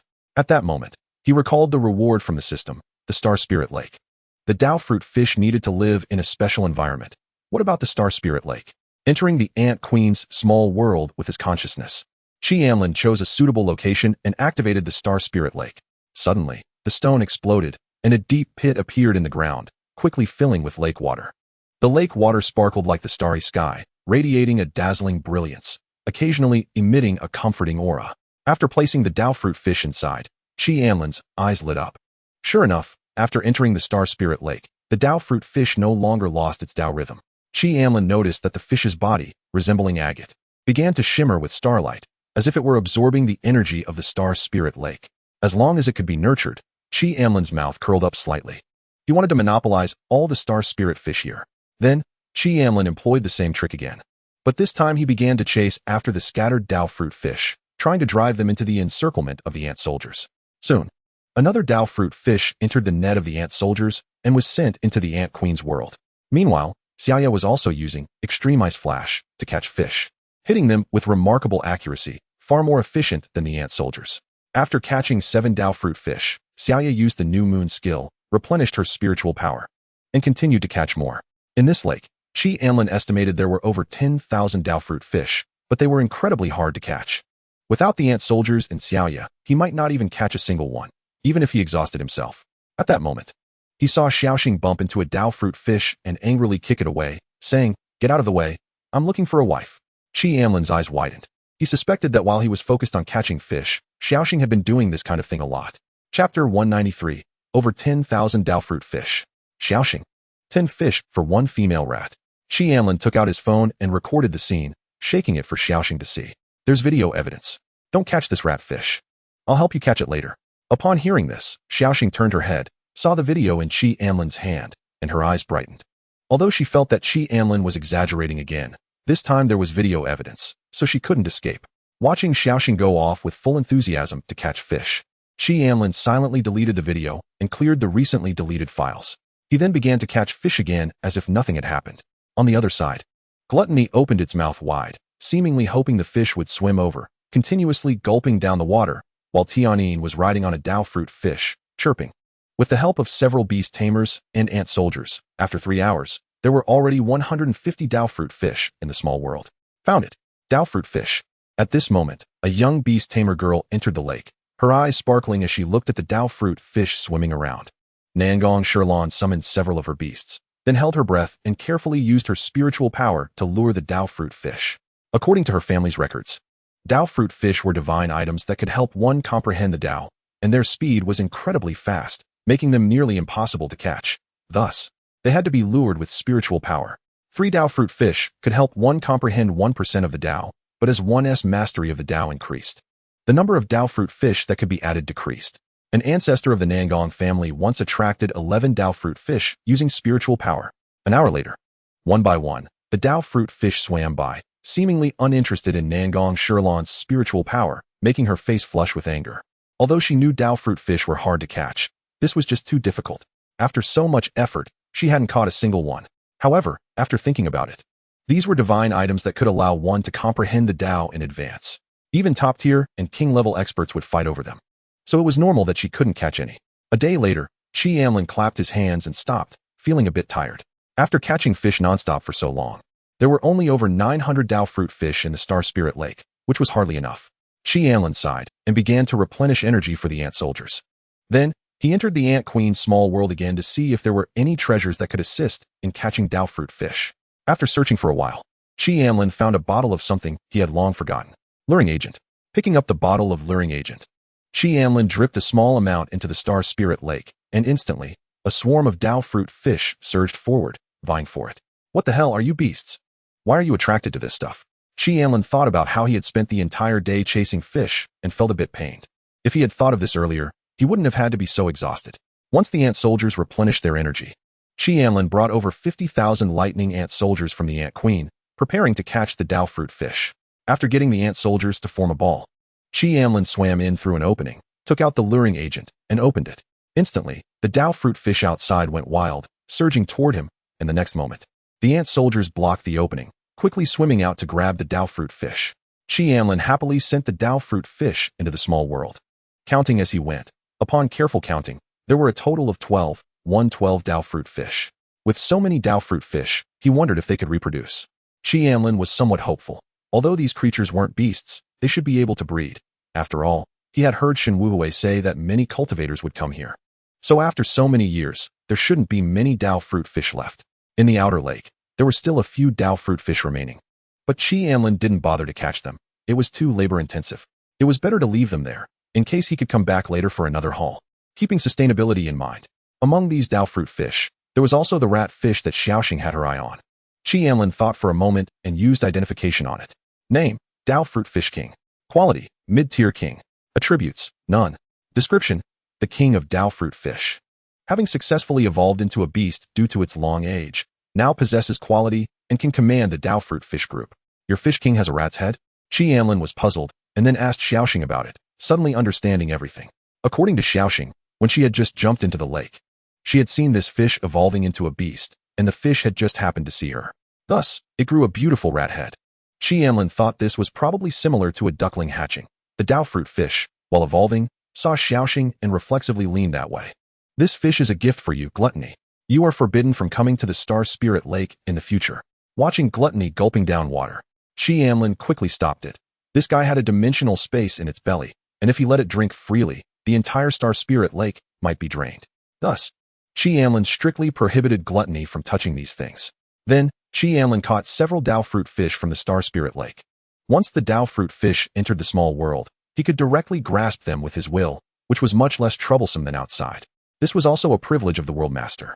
After distributing one fish to each of his beast companions, Anlin swallowed one Dao fruit fish. In an instant, he felt his mind become clear, and surprisingly, all three of his great avenues increased by one. This was his first time consuming a Dao fruit fish, and the effect was remarkably good. As for Xiaoya, after swallowing a Dao fruit fish, its aura changed, directly comprehending the great Dao, increasing its combat power by 10, reaching 1,235. Long Ding, Xiaoxing, Tianyin, Baoshi and Ant Queen all comprehended the great Dao as well, but their progress was very low and could be ignored. Anlin consumed several more fish, only stopping after the 10th one, as Dao fruit fish should have a consumption limit like pills within a certain time frame. After giving each of his beasts 10 fish, Anlin tossed some spirit stones into the Star Spirit Lake. Having just obtained so many Dao fruit fish, he could afford to splurge, but he decided to conserve them until he found a breeding method. Then, Anlin transplanted a large number of spirit herbs to the edge of the Star Spirit Lake. The concentration of spiritual energy in this area was extraordinarily high. Emanating from the Star Spirit Lake, and with the water available, Anlin felt this place was very suitable for growing vegetables. With Tianyin's help, the transplantation of the spirit herbs was very successful. Chapter 194, The Path to Heaven. At this moment, Nangong Shirlan was in shock, holding a Dao fruit fish in her hand, while in front of her, the originally thousands of Dao fruit fish had vanished, leaving only a few swimming alone. Where did the fish go? Nangong Shirlan was somewhat dumbfounded. Were these fish so smart that upon seeing her catch one, the rest all ran away? After thinking for a moment, Nangong Shirlan decided to consume this fish first and see if the others would reappear in a few days. Meanwhile, other cultivators at the Dao fruit lake were also confused, as they hadn't caught a single fish before they all disappeared. Anlin was unaware that his actions had affected everyone. Even if he knew, he wouldn't care, as he had still left behind one or two of such precious items, which was already generous enough. He continued forward and soon arrived at a barrier. After letting an ant scout the way, Anlin stepped inside directly. Upon entering this space, Anlin frowned slightly. There was no light in this space, and all he could see was endless darkness. Anlin heard a voice. Anlin. Startled, he turned his head sharply and shouted, "Who? There shouldn't be anyone here who knew him. Could it be an illusion?" But when Anlin looked at Tianyin, he found it was equally confused, not knowing who was speaking. Anlin, do you believe in fate? Again, it was about fate. Anlin frowned. Previously, Moin had also been talking about destiny. Believe. After thinking for a moment, although he didn't know what this person meant, he thought it might still be a test, so he shook his head and said, "I don't believe." "Why don't you believe?" "There are no gods in this world. If there were, they would merely be individuals with profound cultivation. This cannot be considered divine." Anlin felt that this person's so-called God should be similar to the heavenly Tao, but the heavenly Tao itself does not have emotions. It is equal to all, knowing that it is beyond your ability to change, yet you accept it as fate. Everything is fate, and not a bit is under human control. Young friend, you will understand. Hearing this, Anlin was taken aback. He remembered that old Taoist he met at the market had also said this to him. Before reaching the king level, you will encounter a great calamity. At that time, I will ask you about your thoughts again. After leaving this sentence, Anlin was kicked out of this space, feeling somewhat lost. This place had no benefits. What does it mean, knowing that it is beyond your ability to change, yet you accept it as fate? I want to have aspirations. So what is there to fear about the long and obstructed path? Anlin cursed, then walked in another direction, but his heart was filled with haze. Both this person and Moen had mentioned that he would face a great calamity before reaching the king level, which made Anlin very vigilant, not knowing what this great calamity really meant. However, this person could also possibly be Moen, but Anlin felt that Moen shouldn't be so idle as to come scare him. Before reaching the king level, he didn't know whether it was soon or recently. These people were not clear. Anlin sighed. Forget it. Let us take it one step at a time. Huh. A little fake can also compete with me. Hongfei was covered in scars, having finally defeated the fake Hongfei. After defeating this guy, the scene before Hongfei suddenly changed, and noisy sounds came. He frowned slightly and looked around. Surrounding him were young cultivators, as well as a few young people from the Golden Horn clan, and directly in front of him was a very wide stone staircase leading to heaven. Looking down at his body, he found he had no injuries, and Hongfei let out a sigh of relief. He didn't know whether these people were enemies or friends. If he were injured, it would be very passive. Another person is here. It seems I've overcome myself. Little General, you finally made it. Dan Yunyao bounced over joyfully, and upon seeing her, Hongfei's tense body relaxed slightly. Hearing the words Fat Yao, Dan Yunyao squinted her eyes and then suddenly hugged Hongfei's arm, saying, I told you to study properly and not just focus on cultivation. But you didn't believe me. This is the path to heaven, a place of inheritance in the heavenly tomb, where many predecessors have left their marks. The higher you go, the more benefits you can gain. Hongfei nodded, roughly understanding, and then prepared to take Dan Yunyao up the path to heaven. At this moment, Dan Yunyao added, You can't make a move here. Before you came, that guy from Jing University. Upon seeing Hongfei, Dan Yunyao began to complain, while also observing Hongfei's expression. When she saw his face grow cold, she smiled in satisfaction. Hongfei looked toward the path to heaven, where Mo Shi from Jing University was climbing up, and softly said to Dan Yunyao, It's fine. Go out and kill him. The Mo family doesn't have any good people. Just then, a voice came from behind. Brother.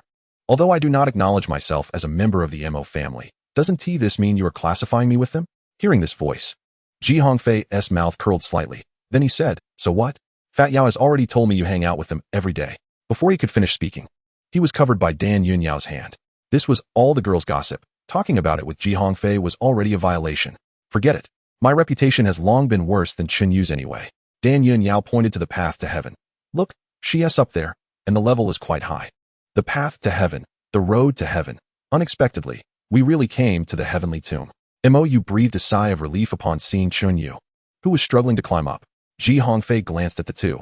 How come he didn't know about the heavenly tomb? Next, a fluctuation came from the nearby barrier, and the three looked over to find Anlin's figure slowly appearing. Oh, you're all here? Anlin shook his head, feeling delighted upon seeing them. Then, sensing their realms, his expression became strange. This Hongfei had crossed too great a gap in strength. He was about to catch up to him. After exchanging a few pleasantries, Anlin summoned several of his beast companions and then stepped onto the path to heaven together. Chapter 195, Shaoxing's Pain. The path to heaven has a total of 1,000 steps, and many names were inscribed on the stone tablet beside it. The first 7 names seemed to be obscured by the laws, while Anlin, ranked 30th, saw Mo Yin's name as he reached the 799th step, and Shun Wuhui ranked outside the top 100, reaching the 689th step. As soon as he stepped on the first step, Anlin felt a pressure weighing down on both his body and mind, and he even heard someone whispering in his ear to give up. Although these effects were minimal, they would grow stronger the further he went, until they became unbearable. The rank of the steps does not represent strength. The higher the cultivation level of the cultivator, the greater the pressure they feel. Mou said from the side. The test of the Tongtian Road is based on talent and state of mind. Here, various factors such as intent and the awakening degree of the battle body will affect the final rank. Anlin nodded. He could feel that under such pressure, his battle body gained a hint of awakening, but it wasn't very noticeable since it was only the first step. The group quickly began to climb, and by the 30th step, Anlin felt a surge of pure spiritual power filling his dantian. Feeling the realm of Xiaoya, Hongfei felt a bit despondent. He originally thought he had made significant progress, only to find that Anlin's beast control was about to reach the 3rd realm. Mou also sighed. He was still at the 1st realm. Looking at Chen Yu, who was still climbing in the distance, Mou quickened his pace to catch up. The few companions beside him also accelerated, but Qi Anlin was not in a hurry, as he needed to bring several beasts with him.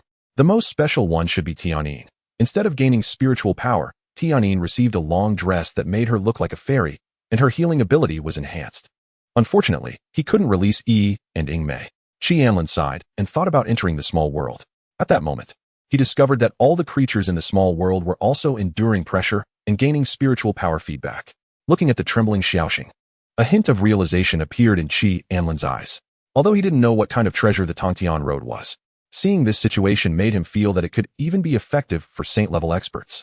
Xiaoxing now was equivalent to a pseudo-saint level, carrying a small world with her. The creatures in the small world were equivalent to stepping onto the Tongtian Road alongside Xiaoxing. Qi Anlin's gaze flickered slightly. This way, the entire world's ant soldiers could be enhanced. If one couldn't bear the pressure on the Tongtian Road, they could simply give up, thus preventing any ant soldiers from exploding due to the pressure. Looking at the Daowa fish with some concern, Qi Anlin's eyes widened in surprise. Several fish were excitedly tangling together under the pressure. Are these fish really? Qi Anlin felt it was too absurd. Only under pressure would they reproduce, right? Knowing that the Daowa fish was fine and even starting to reproduce, Qi Anlin breathed a sigh of relief. This was a great blessing, although he couldn't understand it. Exiting the small world, Qi Anlin patted Xiaoxing's head. Keep it up. The beings in the entire small world were waiting for Xiaoxing to continue climbing the stairs so that they could also feel more pressure for improvement. Xiaoxing lay on the stairs. I saw my great-grandmother, a mother mouse on the 100th step. I recently saw that the school mall sells flame female mice. You wouldn't believe how hot that little thing looks. Xiaoxing slowly stood up, its back growing tall, and a stick appeared in its hand. It turned around, eyes filled with determination. From here, step into the southern sky and shatter the heavens. After saying that, it looked at Qi Anlin with anticipation, hoping he would catch its reference. Qi Anlin rolled his eyes, took out a pile of photos from the small world, tied them together, and threw them toward the distant stone steps. Go. Upon seeing these photos, Xiaoxing froze. These were all the beautiful mouse photos it had secretly hoarded. Qi Anlin, I hate you. Xiaoxing dashed forward, leaving only this sentence behind. After Xiaoxing left, Xiaoya looked at Qi Anlin with a strange expression. And Qi Anlin smiled. I just wanted to ignite its fighting spirit. This guy is too lazy. Then, Qi Anlin looked at Tianyin, who was still humming a little tune, and said, Tianyin, if you reach the 200th step, I'll buy you a speaker and some clothes. Whoosh. Tianyin flew up immediately. Qi Anlin shook his head. These guys were almost being raised to waste without some pressure. However, he could give Tianyin some influence. This should expand the range of the fairy sound. No need to say much about Xiaoya. It was always very sensible. While Baosher would happily run up the steps as long as Qi Anlin tossed some food on the stone steps. Ahead, Mou had just climbed a dozen steps when he saw a bundle of photos fly out. In the next second, a white-haired hamster dashed up with such speed that it left him dumbfounded. Isn't that Brother Qi's beast? Mou wondered. This old hamster seemed to have little presence aside from searching for treasures and had no combat power, but its speed in climbing the stairs was astonishing. A gust of wind brushed past his ear, and Mou saw an elf with wings flapping vigorously as it flew up, instantly filling his mind with questions. Why can the Tongtian Road fly? Soon, the group reached the 60th step, and everyone received feedback again. Mou and Dan Yun Yao's auras changed, and they directly advanced, while Ji Hongfei's eyes sparkled with golden light. The next second, his pupil technique was enhanced. Except for Xiaoya, several beasts' realms were elevated. And Qi Anlin looked at Xiaoya, who had now reached the peak of the second realm, preparing to break through to the third realm. Breaking through to the third realm requires refining spiritual power and purifying it repeatedly. Qi Anlin reminded Xiaoya not to rush the breakthrough and to refine properly first. This feedback allowed Xiaoya to refine all of its spiritual power. As for Qi Anlin, due to the inheritance of Shun Wuhui, his Dantian expanded again by a factor of 2, and even after these 2 rounds of feedback, his Dantian's spiritual power was not full. Now the spiritual power in Qi Anlin's Dantian could even match that of Xiaoya using the new moon. As the pressure increased, Baosher finished digesting the sword inside its body. Its aura flickering, and a sword intent burst forth. Instantly, everyone around was dumbfounded. This beast could even wield sword intent. Chapter 196, Continuous Breakthrough. Brother Qi, your beast. Mou glanced at little Baosher. He had never seen such a beast before, but there were too many strange-looking beasts in this world, so he didn't pay much attention at first. Qi Anlin also looked surprised. Baosher, turns out you're a sword genius. The others were filled with questions. Had this beast ever touched a sword? However, seeing Qi Anlin's expression, they knew he probably didn't want to elaborate, so they didn't press further. Baosher bounced ahead. seemingly unfazed by the pressure here, appearing particularly relaxed. Anlin stroked his chin. This little guy had great potential, and with the gluttony skill, its growth limit could be said to be infinite. After all, while others had to work hard to learn techniques, Baosher was different. As long as it could swallow it, it could quickly master it. Therefore, the final step Count Baosher achieved might even surpass theirs. Xiaoxing was climbing up with a runny nose and tears, finally getting the photos. Just as it joyfully hugged them, a gust of suction suddenly appeared beside it, and the photos in its hand vanished. Xiaoxing was stunned and looked to the side, discovering Baosher panting like a puppy.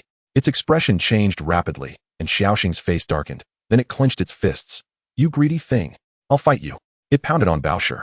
But it did no damage. On the Tongtian road, one couldn't harm others. "Brother Qi, your mouse is fighting that strange creature," Dan Yunyao said. Anlin looked over, rubbing his temples with a headache. In the end, after promising Xiaoxing countless benefits and adding the punishment of gluttony, Xiaoxing continued on with red eyes.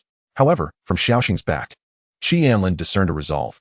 This guy felt that he wouldn't be able to defeat gluttony afterward, so from now on, with a heart to grow stronger, he was determined to take revenge for his paper doll wives. Anlin sighed. He did want gluttony to spit it out.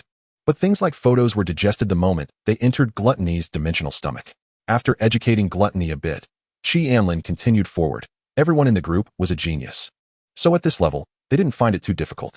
Along the way, Anlin saw many cultivators with flushed faces struggling to crawl up the stone steps. Without the system, he doubted he could even manage the first few steps. Soon, Anlin reached the 90th level, and feedback came again, allowing him to touch the bottleneck of his breakthrough. "My Daobing are all growth type. Let them come out for a walk," Hongfei said to the somewhat confused Anlin. Anlin rubbed his chin. That sounded good.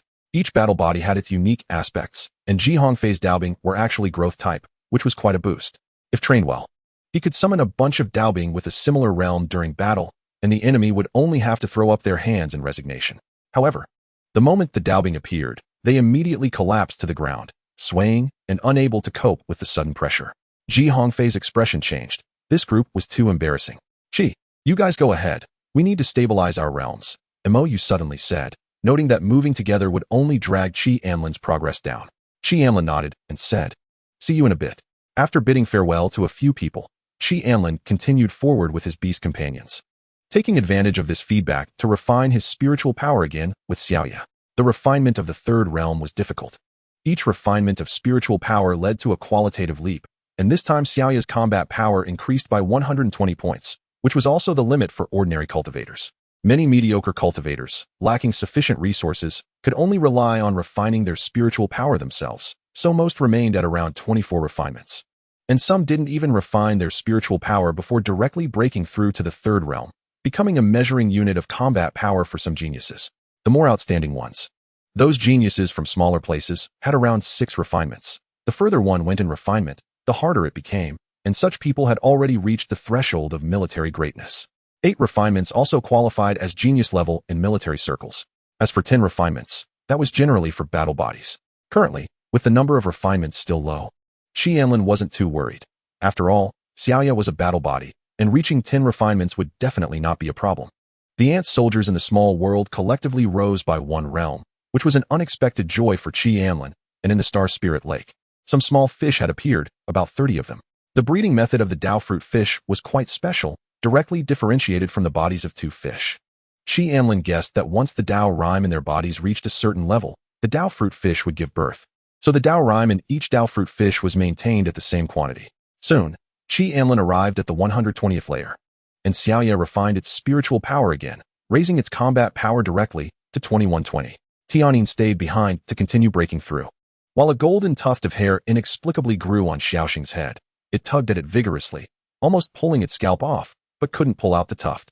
After checking Xiaoxing's body and finding no adverse effects, Anlin cheerfully comforted, "It's okay. This is quite special. Other mice will remember this feature at a glance." Hearing Anlin's reassurance, Xiaoxing became even sadder, feeling that it had been experiencing a bit of bad luck lately. "Old Qi, I want to dye my fur." Anlin's mouth twitched slightly. This guy really had 1,000 different ways to refer to itself. Gently patting Tianyin's head to let it focus on cultivation, Anlin continued up the stone steps. Gluttony was like a wild dog off its leash, excitedly climbing up, having already run up over 160 steps. For some reason, Anlin found that it seemed to have no bottleneck.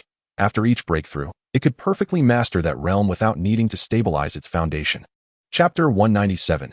Mo Sure. Heartfelt Exchange for Heartfelt Exchange.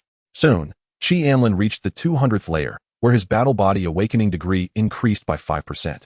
And even his original Tao also reached 20. Meanwhile, Gluttony had successfully broken through to the second realm. Chi Anlin estimated that by the time he could contract Gluttony, it would be nearly at the same realm as Xiaoya. Looking around, there were no other people on the 200th layer. Chi Anlin thought for a moment and took out a ground-level longsword from his spatial ring, feeding it to Gluttony. Although Gluttony had risen in realm, it had not yet consumed anything, so its combat power was mediocre. The pressure here would allow Gluttony to digest quickly, and he could also take this opportunity to let Gluttony comprehend a sword intent. At this moment, Gluttony was already taller than Chi Anlin's legs. Chi Anlin patted Gluttony's head, encouraging it to continue forward, and then sat down to adjust his breathing.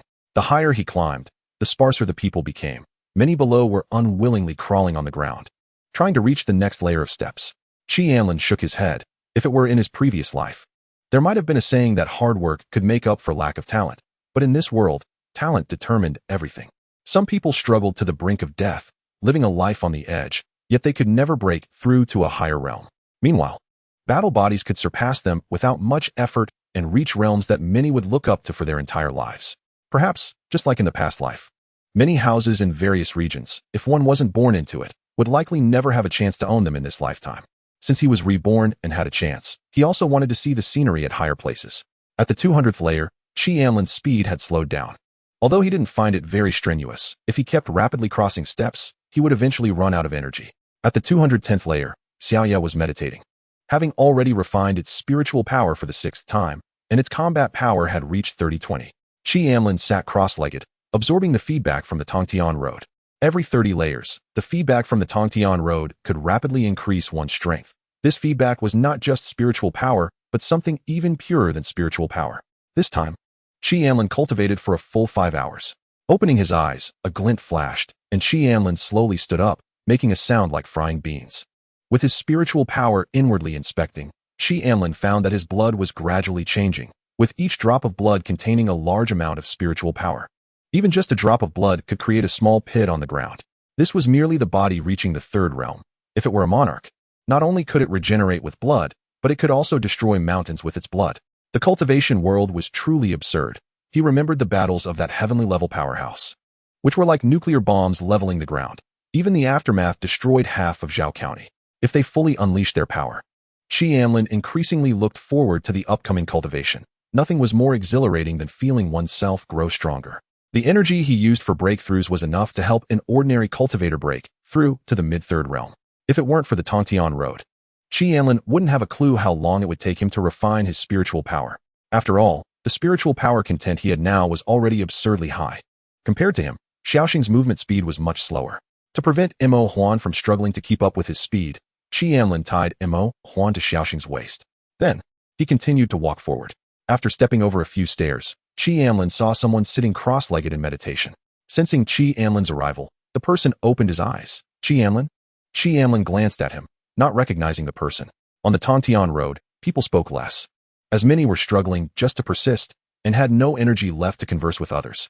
Emosher looked at Chi Anlin and smiled, saying, "Chi brother, associating with that waste MOU is a bit beneath your status." Chi Anlin pondered for a moment, realizing this was a member of the Mo family.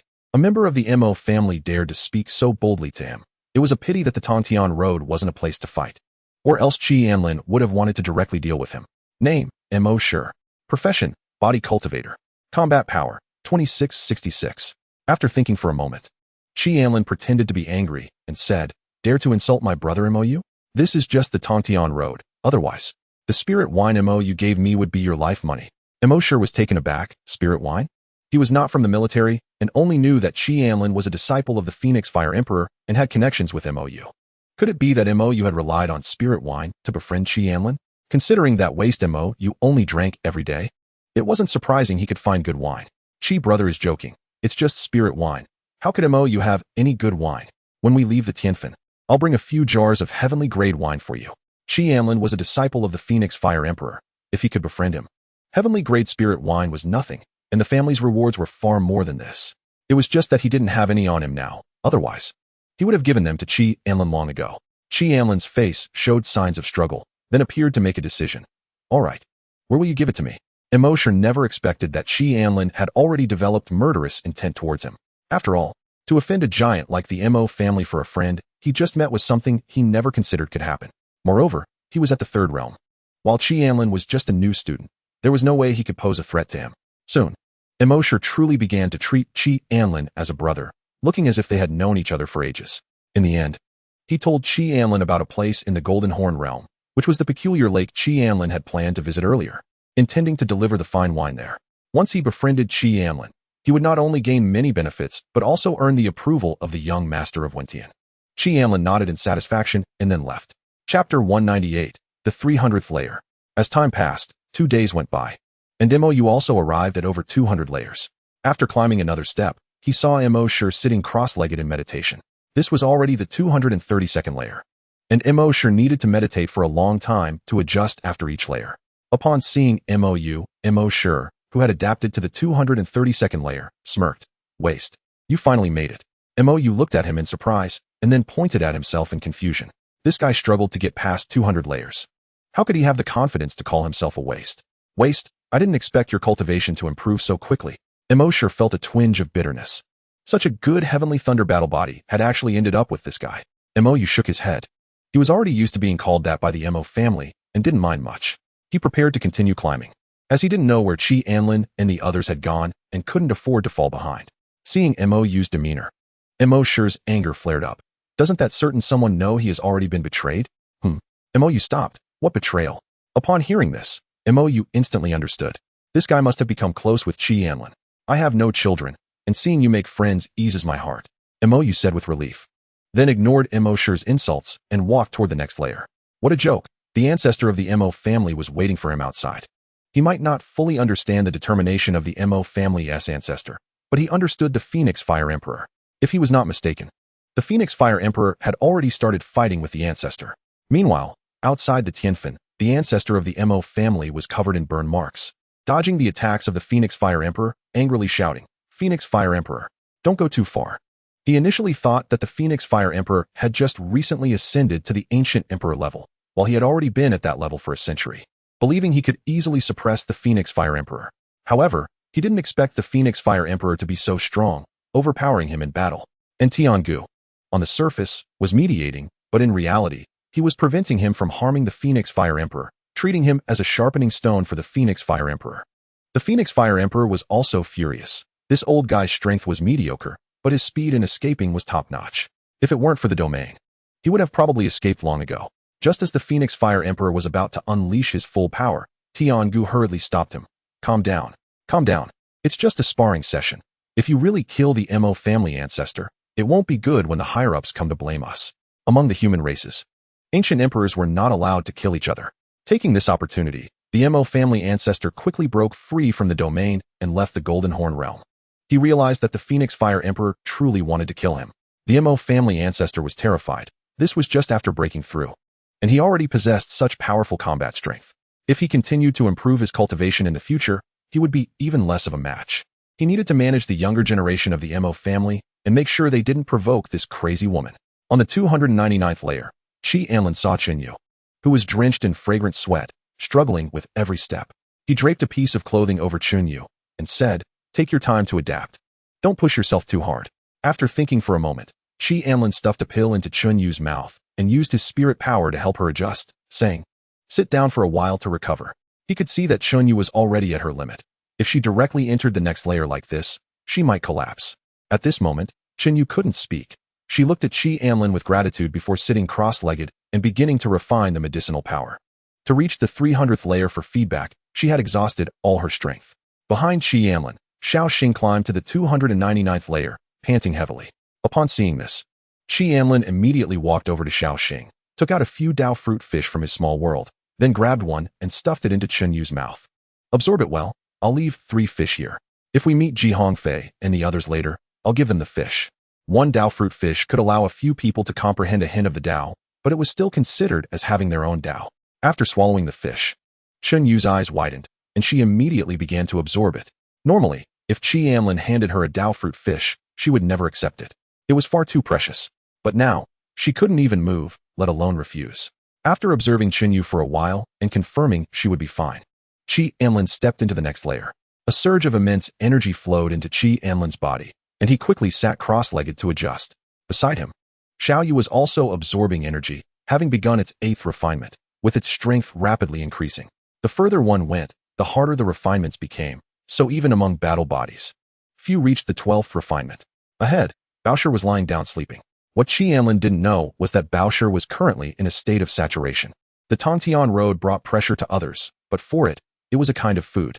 The pressure that filled its body and soul was devoured by it, treated as sustenance, so now it was full and needed to sleep to digest. The spiritual power within his body rapidly climbed, soon reaching its peak. Anlin began to compress the spiritual power within him and quickly completed a refinement. Long ago, he had started compressing his spiritual power, and the energy in his dantian had even begun to liquefy. With this foundation, Anlin refined his spiritual power exceptionally quickly. This path to the heavens not only allowed many young human cultivators to break through and enhance the strength of the younger generation, but also widened the gap between geniuses and ordinary people. In the past, every person who emerged from the heavenly tomb was an extraordinary talent, and the appearance of this heavenly tomb greatly enhanced the foundation of humanity, even attracting powerful saints. Outside the heavenly tomb, the 9 Absolute Saint floated in the air, his sharp gaze scanning the surroundings. Tiangu, Fenghua, you did well. If it weren't for you killing the Golden Horn Ancient Emperor, humanity wouldn't have been able to occupy this heavenly tomb and conceal the information about its emergence. Seeing the expression of Fenghua Huang, the 9 Absolute Saint smiled. Fenghua, you are still the same, just like your father. Fenghua Huang snorted softly and did not speak, while Tiangu sighed. 9 Absolute Saint, let's not bring this up again. Back then, Fenghua Huang was also a prodigy with a saint-level father, and he was the sole child. However, due to the constant warfare at the front lines, Fenghua Huang rarely received her father's care, and she had barely seen him until Feng Sheng died in battle. At that time, Fenghua Huang was only 5 years old, and Tiangu, as a close friend of Feng Sheng, took Fenghua Huang to the military academy and treated her as his own daughter, raising her. Therefore, Fenghua Huang has always acted according to her whims, and no matter how big the issue, Tiangu would cover for her, if it truly couldn't be contained. The other saints would also step in to help for Feng Sheng's sake. Otherwise, they wouldn't have pressured the front lines to let the Sword Emperor protect Fenghua Huang during her breakthrough. This also shaped Fenghua Huang's protective nature. Whatever she lacked in her childhood, she would repay to the younger generation, which is her way of compensating for her childhood. The 9 Absolute Saints sighed. Fenghua, I'll handle matters regarding the Mo family, so don't trouble Mo Fu anymore. Even if he had 100 guts, he wouldn't dare to provoke you again. He had long known about Fenghua Huang suppressing and beating Mo Fu, but after seeing Fenghua Huang chase into the Golden Horn realm, he intervened. The 9 Absolute Saint felt helpless. He felt indebted to his friend's offspring. After all, if he and his companions had not been injured that day, Feng Sheng wouldn't have perished alongside the Divine Clan's saint. Then, a glint of killing intent flashed in the 9 Absolute Saints' eyes. During Fenghua Huang's breakthrough, the Tianjiao clan dared to attack, truly treating humanity as a soft persimmon. With a light wave of his hand, the entire space began to distort, and the ground of the Golden Horn realm rumbled. A crystal, dazzling like a star, floated into his hand. Girl, since you've broken through to the ancient level, you'll eventually need this world's core. Breaking through to the saint level requires expanding one's own world, and the world's core can significantly shorten this process. Moreover, this Golden Horn realm was formed from the fall of a saint of the Tianjiao clan. The 9 Absolute Saint noted that Fenghua had just broken through to the ancient emperor level, and there was still a long way to go to the saint realm. Granting the world's core of the Golden Horn realm to Fenghua would provoke covetousness from other ancient emperors. The 9 Absolute Saint shook his head. Fenghua has suffered these past years. With constant external battles, we couldn't care for her. Keeping Fenghua Huang in the military academy was also a form of protection. You must know that Fenghua Huang possesses the Phoenix battle body, which she awakened naturally. The Phoenix battle body is the only one among humanity that ranks within the top 100, reaching as high as 67. Feng Sheng's death was also related to this. As long as we are alive, no one in the human realm would dare to harm Fenghua. The world's core of an 8th grade world holds immense allure. Even for saints, absorbing this world's core could allow them to progress further. Only humanity would leave these worlds for ordinary people to explore. In the divine realm, there is no concept of small worlds. All the world's cores that can be found are absorbed by saints. Anlin lay on the ground resting. Beside him was a massive light cocoon. Currently, he had reached the 420th layer, and Xiao Yu had successfully refined her spiritual power 11 times before beginning her evolution. As for Qi Anlin himself, he had refined his spiritual power 4 times, and his combat power had reached 3302. This was only in the Ice Soul state, and in the Flame Soul state, his combat power could continue to rise. This time, the awakening degree of the Flame Battle Body had been raised to 40, and Qi Anlin had comprehended a new talent, 10 Directions Fire Prison. This 10 Directions Fire Prison was somewhat similar to Xiao Yu's Heavenly Flame. But within the 10 Directions Fire Prison, Qi Anlin could merge with the flames, achieving temporary elementalization. Not only that, but 3 flame avatars with their own power of 40 would also appear within the 10 Directions Fire Prison to assist Qi Anlin in battle. The Dragon Cauldron, having once been a golden dragon, advanced the most after absorbing enough energy, directly crossing to the peak of the second realm. Qi Anlin also noticed that the Dragon Cauldron had already refined its spiritual power 10 times, and its spiritual power quality had consistently remained in a state that had not been refined into a cauldron. The reason it had not broken through now was merely to try and see if it could refine a couple more times. Qi Anlin glanced at the Star Spirit Lake, where the Dao fruit fish had already spawned over 1,000, swimming joyfully, constantly intertwining with each other due to the path to the heavens. Qi Anlin hadn't expected to see Dao fruit fish slices in his lifetime or watch this group of fish play.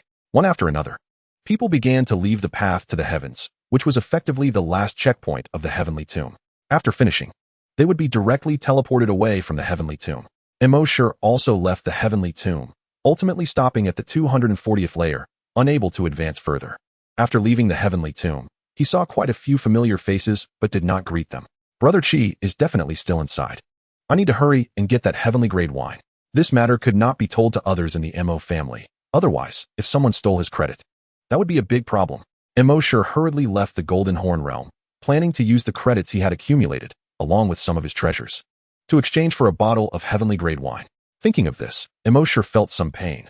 This way, his foundation would be depleted, and he might even have to borrow credits from some classmates. Outside, Feng Huang felt a bit bored. She casually grabbed a military student who had just come out. Have you seen Qi Anlin and Qi Shuiyue? The military student nodded repeatedly. Classmate Anlin is exceptionally talented.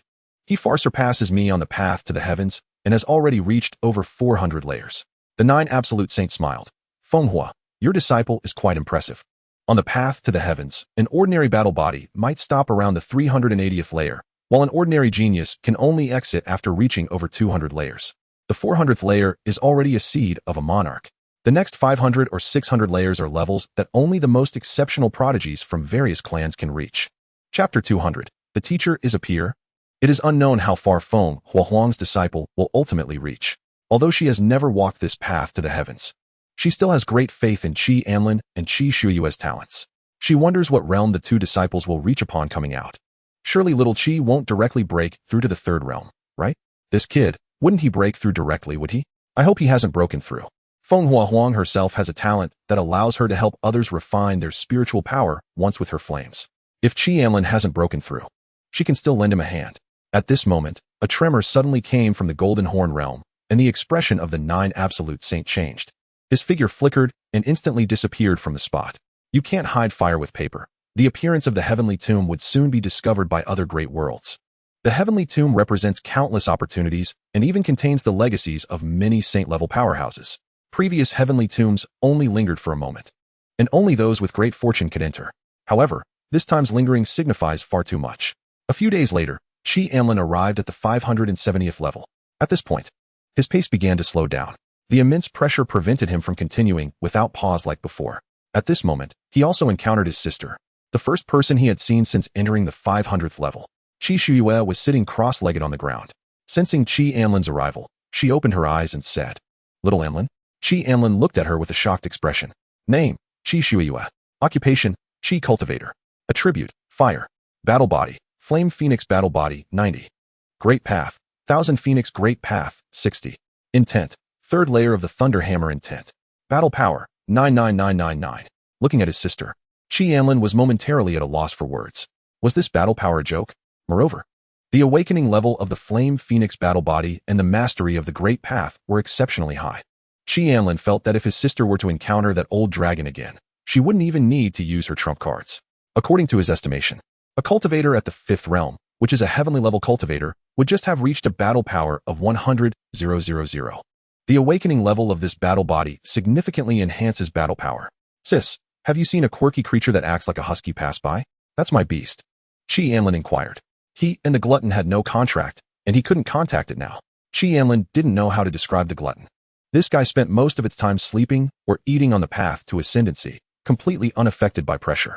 Its quality was very high. That's the only way to explain it. Shuiyue didn't ask much. She looked at Anlin and frowned, saying, "Take off the concealment ring." Anlin obediently complied, revealing his peak second realm cultivation. At this moment, he had only reached the 7th refinement of spiritual energy. After examining him, Shuiyue said, "Your dantian capacity is too large, making refinement very difficult." When her consciousness entered Anlin's dantian, she was stunned. She had never seen such a capacity before. Thinking about the character of her teacher, Shuiyue felt a bit helpless, suspecting that her teacher hadn't told Anlin anything yet. Her teacher's Phoenix True Fire could help others refine their spiritual energy, and her teacher's talent was even stronger than Hao's. Shuiyue smiled and said, "My teacher is only in her 30s now." Wow. Anlin was truly shocked. What does that mean? Due to the strength of the Phoenix Fire Empress. Anlin had always regarded her as part of the older generation, thinking that no matter what, her age must be over 100. But he never expected her to be just over 30. Hao reached the King Realm at the age of 25 and was already called the strongest genius in the military academy. Very few people knew about the Phoenix Fire Empress. Her public identity was over 100 years old. There was no need to think too much. She was a Phoenix battle body ranked in the top 100, so it's normal for her to have a fast cultivation speed. If it weren't for the fear that various saint-level powerhouses would want to take revenge on her father if she gained some strength, the Phoenix Fire Empress might have already reached the Ancient Emperor realm. It's important to note that her talent is even stronger than that of the demon races Moine. Even if the Phoenix Fire Empress breaks through to the saint level, the divine race wouldn't be easy to deal with. The most likely scenario is that she would be besieged by various races. Anlin was still in shock. His teacher was even younger than his parents. This was too surreal. In a sense, the Phoenix Fire Empress could be considered a peer. The pride that had just arisen was completely shattered. Anlin said, "Sis, I have something good for you." Shuiyue was taken aback and replied, "Coincidentally, I have something for you too." She produced a small golden furnace from her hand. "This is the treasure-gathering basin I obtained not long ago. I see that your little rat is not simple, and this treasure should be very suitable for it." Name: Treasure-gathering basin. Quality: low-grade heavenly. Description: a spiritual artifact with the ability to attract wealth, capable of enhancing the owner's fortune. This was the second time Anlin had encountered something related to fortune in such a long time. The last time was the fortune cat given by the system. Anlin felt quite touched, and then took out 20 Dao fruit fish. "Sis, this is Dao fruit fish? So many. No way. You should keep them for yourself. These are good things." She had also entered the Dao fruit lake, but the fish there were too difficult to catch. So she only caught 2 before leaving, having spent quite a bit of time. Unexpectedly, Anlin had so many Dao fruit fish. This was something that countless heavenly-level powerhouses would go crazy for. Hearing Anlin's words, Shuiyue was a bit dumbfounded. How could it sound like Anlin thought these 20 fish were insignificant? What Shuiyue didn't know was that the fish in the Dao fruit lake were nearly extinct. Chapter 201. The Glutton Reaches the Top. Shuiyue accepted the Dao fruit fish, chatted with Anlin for a few moments, and then began to continue her cultivation. Anlin continued to ascend. On the path to the heavens, the glutton's breakthrough speed was exceptionally fast. Anlin had specifically reminded this guy to remember to refine its spiritual energy and not to break through to the 3rd realm. He didn't know if it understood his meaning. The cultivators who had not yet entered the path to the heavens were astonished. They saw a name rapidly rising on the stone tablet. Glutton, 699th level. The thousands of names left on this tablet were all geniuses from ancient times to the present, and the appearance of the glutton's name indicated that someone was currently breaking this record. Glutton? What a strange name. Is it not of the human race? There are ancient emperors of the human race guarding outside. Other races simply can't enter. It seems it must have entered before the heavenly tomb was discovered. Is it possible it's a contracted beast? How could that be? I've heard from the ancestors that those in the top 100 of the stone tablet, if they don't fall, eventually all become saints. How could a beast master be at the saint level? In the eyes of many, beast masters are seen as a profession chosen by those without cultivation talent. For such talent, reaching the king realm is already very difficult, let alone becoming a saint. Therefore, for many, beast masters are merely a preliminary profession. Chi cultivators and body cultivators are the mainstream. However, some people secretly began to formulate plans. If this truly is a demon beast, even if it has been contracted, they would have the family elders seize it. This is a seed of the saint level. The name of the glutton did not stop changing. The levels behind it were increasing at an astonishing rate. This speed? Is the path to the heavens malfunctioning? Is the brain confused? How could the path to the heavens malfunction? This is a heavenly tomb that even saints cannot enter. Looking at the speed of the level changes, this creature named Glutton should be running up. People are indeed infuriating. Many can only run a few levels at most, and at over 600 levels. The pressure may cause them to drop out immediately. Amid the astonished gazes of the crowd, the Glutton had already approached the 800th level, directly entering the top 50 names. No way, we need to hurry and report back to the family. Many people couldn't be bothered to continue on the path to ascendancy and quickly left the heavenly tomb, preparing to bring the news out. This is no longer just a saint-level seed.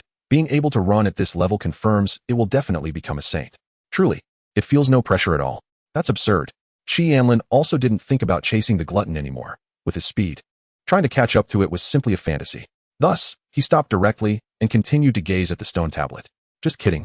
Although gluttony is completely loyal to itself, after all, there is still no contract, and except for my sister and MOU. Others don't know that gluttony belongs to me. If it decides to leave now and gets taken by a human expert, and if Feng Huahuang can't defeat them, then I can only let gluttony end itself, leaving it in the hands of others to enhance their strength. If they dare to steal my beast, then they are enemies. And even if I die, I won't let this guy take advantage. Continuing to stare at the stone tablet, a few minutes later, Anlin noticed that gluttony had actually reached the 912th floor, and its ranking had changed to second. Even after reaching this level, gluttony did not stop. Moving up 1 floor per second, its speed so fast that the people below began to suspect that there was a problem with the Tongtian road. Anlin ordered it not to break through, and it complied, starting to continuously refine its spiritual power. If anyone were here, they would be shocked by the number of times gluttony refined itself. Having digested so much pressure and feedback, it had already refined its spiritual power 20 times. To know, refining 9 times allows one to reach the King realm, 11 times to reach the Lord realm, 12 times to the Ancient Emperor realm, and 14 times to the Sage realm. The strongest genius of the human race, Feng Huahuang, had only refined it 15 times at this moment. It walked slowly, its belly becoming somewhat round, allowing it to experience the feeling of being full for the first time. At this level, the resources required for refining spiritual power were terrifying, and only the Tongtian road could support gluttony to continue refining. At the 930th floor, gluttony paused to scratch an itch, then began to run upward again. Soon, it reached the 999th floor, and at this moment, everyone was shocked. This level had no precedent, and they never expected to witness this moment today. Finally, it lifted its butt, swayed its tail for a while, and then jumped up to the 1000th floor, proudly raising its head. The next second, a strange phenomenon appeared in the sky, with blue lotus flowers blooming and several massive golden dragons swirling in the sky. In the distance, there was a magnificent palace, like a legendary heavenly court. Various phenomena appeared one after another, with 9 stars flickering, heavenly soldiers descending, the sun hanging high, and the silver moon hanging low. A massive energy surged into Gluttony's body, rapidly transforming it, making Gluttony's physical body become indestructible. And even the number of times it refined its spiritual power began to increase again. Gluttony shook as if it were holding back urine. If not for its master's command, it would have broken through long ago. Otherwise, it wouldn't have held on until now. Thinking of the Dao fruit fish, Gluttony began to drool. Looking at the strange phenomenon in the sky, Anlin felt that something was wrong and wondered if Feng Huahuang could withstand it. After thinking for a moment, he told Xiao Yu and the others, and then left the Tianfan directly. As soon as he exited Tianfan, Anlin's figure disappeared, and he was stunned to see the serious-faced Feng Huahuang. Xiao Anlin, what exactly happened inside for so many people to come out? Teacher, my beast, Anlin shouted. And at that moment, the sky shook, and a laugh echoed. Ha! Jiuju, although Tianfan has disappeared, to obtain such a wondrous beast is not in vain. A figure exuding terrifying pressure appeared in the sky, laughing wildly, then reached out with a palm toward Gluttony. Chapter 202, Sudden Mutation. Gluttony suddenly appeared in his hand, and in an instant, the people present were caught off guard. Gluttony's form flickered slightly, slowly pulling out a huge hammer from the void, and with just one swing, it sent all the sacred artifacts flying. The pupils of the Jiu-Ju saint narrowed. Then he roared, Manjiao, you dare to bring the Jinjia artifact out of the Tianjiao realm. I knew your Jiu-Ju saint was unmatched in combat, and alone. I could indeed be seriously injured by you. The Manjiao saint took Gluttony into his own world, then slightly raised the corner of his mouth. I originally intended to forcibly kill you, but now that I have obtained such a wondrous beast, I will let you go for now. Although he didn't know what had happened in Tianfan, as soon as he appeared, he initially wanted to kill all the human seeds. But upon seeing this beast that had refined its spiritual power 21 times, he decisively acted to snatch it away, even taking a hit from Jiuju for this. Seeing the Manjiao Saint wanting to leave, the Jiuju Saint gritted his teeth. Such a beast could not be taken away from the Tianjiao realm.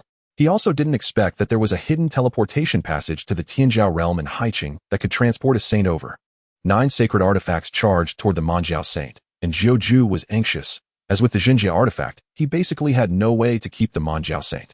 While they were battling, at this moment, in the Manjiao world, Gluttony felt some pain. The feedback from the 1000th floor was still continuing, almost bursting its recently expanded dimensional stomach, making Gluttony feel nauseous. This beast, it actually refined its spiritual power 21 times. How is this possible? The ancient emperor in the Manjiao world lifted Gluttony, and this action caused Gluttony, who could barely hold it in, to completely explode. Gluttony's mouth suddenly opened, and a ripple appeared in space. At that moment, it felt as if the entire world had come to a standstill. If the dimensional stomach contained living beings, Gluttony could only digest them slowly, while high-purity energy was almost forcefully stuffed into its dimensional stomach. At this moment, it could no longer hold back and directly vomited it out. A terrifying wave of energy instantly spread out, like a shockwave with a diameter of 10,000 meters, instantly obliterating the ancient emperor in front of it, turning him to ash. As the energy wave erupted, it was as if the apocalypse had come, space shattered, and the entire world began to collapse. The beings of the entire world were vaporized in an instant, and as the energy wave spread out, a faint halo inexplicably appeared on Gluttony's body, directly blocking the residual power. The sacred weapons of the Jiuju Saint were continuously knocked away by the Manjiao Saint's giant hammer, even showing signs of cracks. And the Jiuju Saint was also backfired, blood spilling from the corner of his mouth. The space of the Golden Horn world collapsed halfway, and the 2 ancient emperors had to open their shields to protect these human geniuses. Qi Anlin, Qi Shuiyue, Mou, and others were all behind Feng Huohuang. In a battle of saint level, even the Golden Horn realm, being an 8th grade world, could not withstand it. After such a catastrophe, even the quality began to decline. Since you sincerely seek death, then I will satisfy you. The Manjiao Saint was also somewhat flustered. This was the human realm. And once the saints of the human realm knew, they would come immediately. The eyes of Jiuju were also filled with determination. He absolutely would not let this guy leave. At this moment, the Manjiao Saint suddenly changed color, then spat out a few mouthfuls of blood. And countless cracks suddenly appeared on his body, his aura plummeting sharply. Seeing this scene, the Jiuju Saint had no time to think and directly thrust a sword. And the Manjiao Saint surprisingly did not resist, getting pierced through directly. He couldn't care less whether it was an ambush. The 9 sacred weapons connected their auras, and instantly golden light soared to the sky. The Jiuju Saint used all his strength to begin erasing the vitality within the Manjiao, to prevent the Manjiao from reviving through its blood. What he did not expect was that the Manjiao Saint actually lost its life directly, and even the world within it was destroyed. The Jiuju Saint was bewildered. How did the Manjiao Saint suddenly die? The world was also destroyed, and that beast. Xiaoxing felt some urge to urinate, looked at everyone, then slowly retreated, running towards a nearby forest. At that moment, a large hand grabbed it, and Xiaoxing was startled, hurriedly preparing to communicate with Qi Anlin in the Sea of Consciousness, but found that not only could its body not move, even the contract seemed to be sealed, preventing it from contacting Qi Anlin's Sea of Consciousness. Mouse, I need to wash. A large hand grabbed it, and in Xiaoxing's pupils, an old face appeared. I've returned it to you. Take good care of it, and don't lose it again. Suddenly, an oddly shaped monster appeared in the old Taoist's hand, its aura concealed. Then the old Taoist figure directly vanished from the spot. It was a joke. That terrifying creature with horns on its head was about to capture Gluttony. And now Gluttony must be very precious, worth a good price, and it couldn't be lost again. If the transformation by blood energy was strong enough, the next time he saw Gluttony, it would still be loyal to him. Qi Anlin thought positively. However, this was definitely impossible, to fully control Gluttony. Someone from the Heavenly Horn realm would surely attempt to seize it, and by then, that consciousness would no longer have undergone the blood energy transformation. Hearing this, Qi Anlin waved his hand, but the next moment, his expression froze, and he shouted, "What did you say?" This shout made everyone turn their heads, and feeling the gaze of the crowd, Qi Anlin scratched his head. "You all continue. Please continue." Then, his consciousness entered the small world, where he saw Gluttony sleeping soundly on the ground, and the stone in his heart instantly fell, becoming joyful.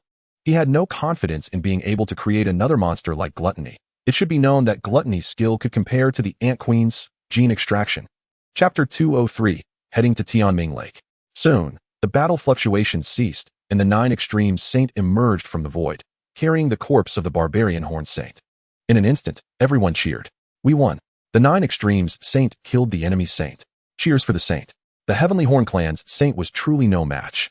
Our human Saints can slay them with ease. The 9 Extremes Saint is so powerful. He actually killed a Saint of the Heavenly Horn clan in such a short time.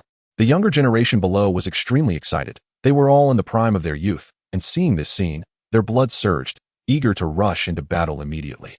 The 9 Extremes Saint's strength had improved so much. Even the Saint of the Heavenly Horn clan, who carried the world-concealing artifact, was slain. Tiangu was also delighted. Not long ago, they had conquered the Golden Horn realm and killed 2 ancient emperors, and unexpectedly, this time, they had also killed a Saint from the Heavenly Horn realm. There were 3 Saints in the Heavenly Horn realm, and now 2 were dead. The overall situation was dire, and the remaining Saint was just barely hanging on. Without the world-concealing artifact, as long as the other Saints made their move, it was only a matter of time before they captured the Heavenly Horn realm. The Phoenix Fire Emperor also smiled. Although the Golden Horn realm had been devastated, as long as they could kill that Saint of the Heavenly Horn realm, all losses would be worth it. The 9 Extremes Saint, carrying the Saint's corpse, looked around and shouted, "Human race, great victory! Human race, great victory!" The passionate youths all roared together. Then, the 9 Extremes Saint waved his hand, and the damaged space in the Golden Horn realm was stripped away and restored to stability. The Golden Horn realm had lost half of its space and had dropped from Grade 8 to Grade 6, carrying the Saint's corpse. Although the 9 Extremes Saint's fighting spirit remained, his heart was not so calm. The barbarian Horn Saint's death was suspicious. Even the world had been destroyed. It should be known that having cultivated to their level, within their own world, Saints were true gods, and in a sense, the world was the greatest weapon and source of power for Saints. The spiritual energy of Saints no longer resided in their dantions, but filled the world itself. And the indigenous beings within the world could also provide power for the Saints. Worlds did not simply collapse without reason. This could only mean that a stronger cultivator had made a move. The fact that this hidden Saint could act without him noticing indicated that the opponent's strength far exceeded his, able to destroy the barbarian Horn world in an instant. Meanwhile, the human race's Xinyu Saint, who could achieve such a feat, was currently entangled with the divine race's celestial Saint and could not escape at all. What puzzled the 9 Extremes Saint was that even Saints close to the human race would not have acted without taking the world-concealing artifact, which was a treasure that could allow a Saint to defeat enemies of a higher level. After putting the destruction hammer and the barbarian Horn Saint into his own world, the 9 Extremes Saint's figure flickered and appeared beside Anlin. At this moment, although Anlin was curious about the 9 Extremes Saint's combat power, he did not dare to use the identification technique recklessly. Previously, when he used the identification technique in the Bloodflame Secret Realm, it had been discovered by the remnants of the Prison Emperor, let alone a Saint. Even though the identification technique had been upgraded, for safety's sake, Anlin suppressed his eager heart. Many people gradually left the Golden Horn realm, and at this time, several sovereign figures appeared in the Golden Horn realm. As soon as they appeared, the Phoenix Fire Emperor directly made a move, if it weren't for the 9 Extremes Saint's intervention. An ordinary sovereign might have been killed by the ancient emperor's casual attack. Phoenix Fire, this is a human cultivator. Do you understand what you are doing?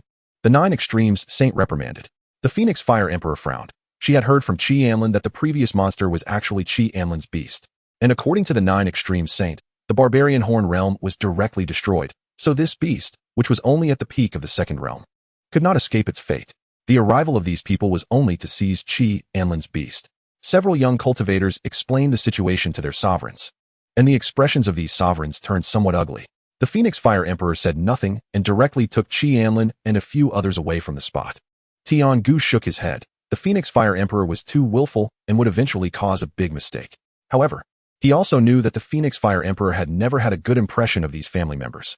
She always believed that an ancestor of a family had betrayed her father, leading to his being besieged. These matters were beyond his control, so let the Saints deal with it. In the void, Phoenix Fire June said to Anlin, "What are your plans next?" Anlin thought for a moment and said, "We plan to go fishing at Tianming Lake." The Phoenix Fire Emperor frowned slightly. Tianming Lake was also a strange place, connecting to another space.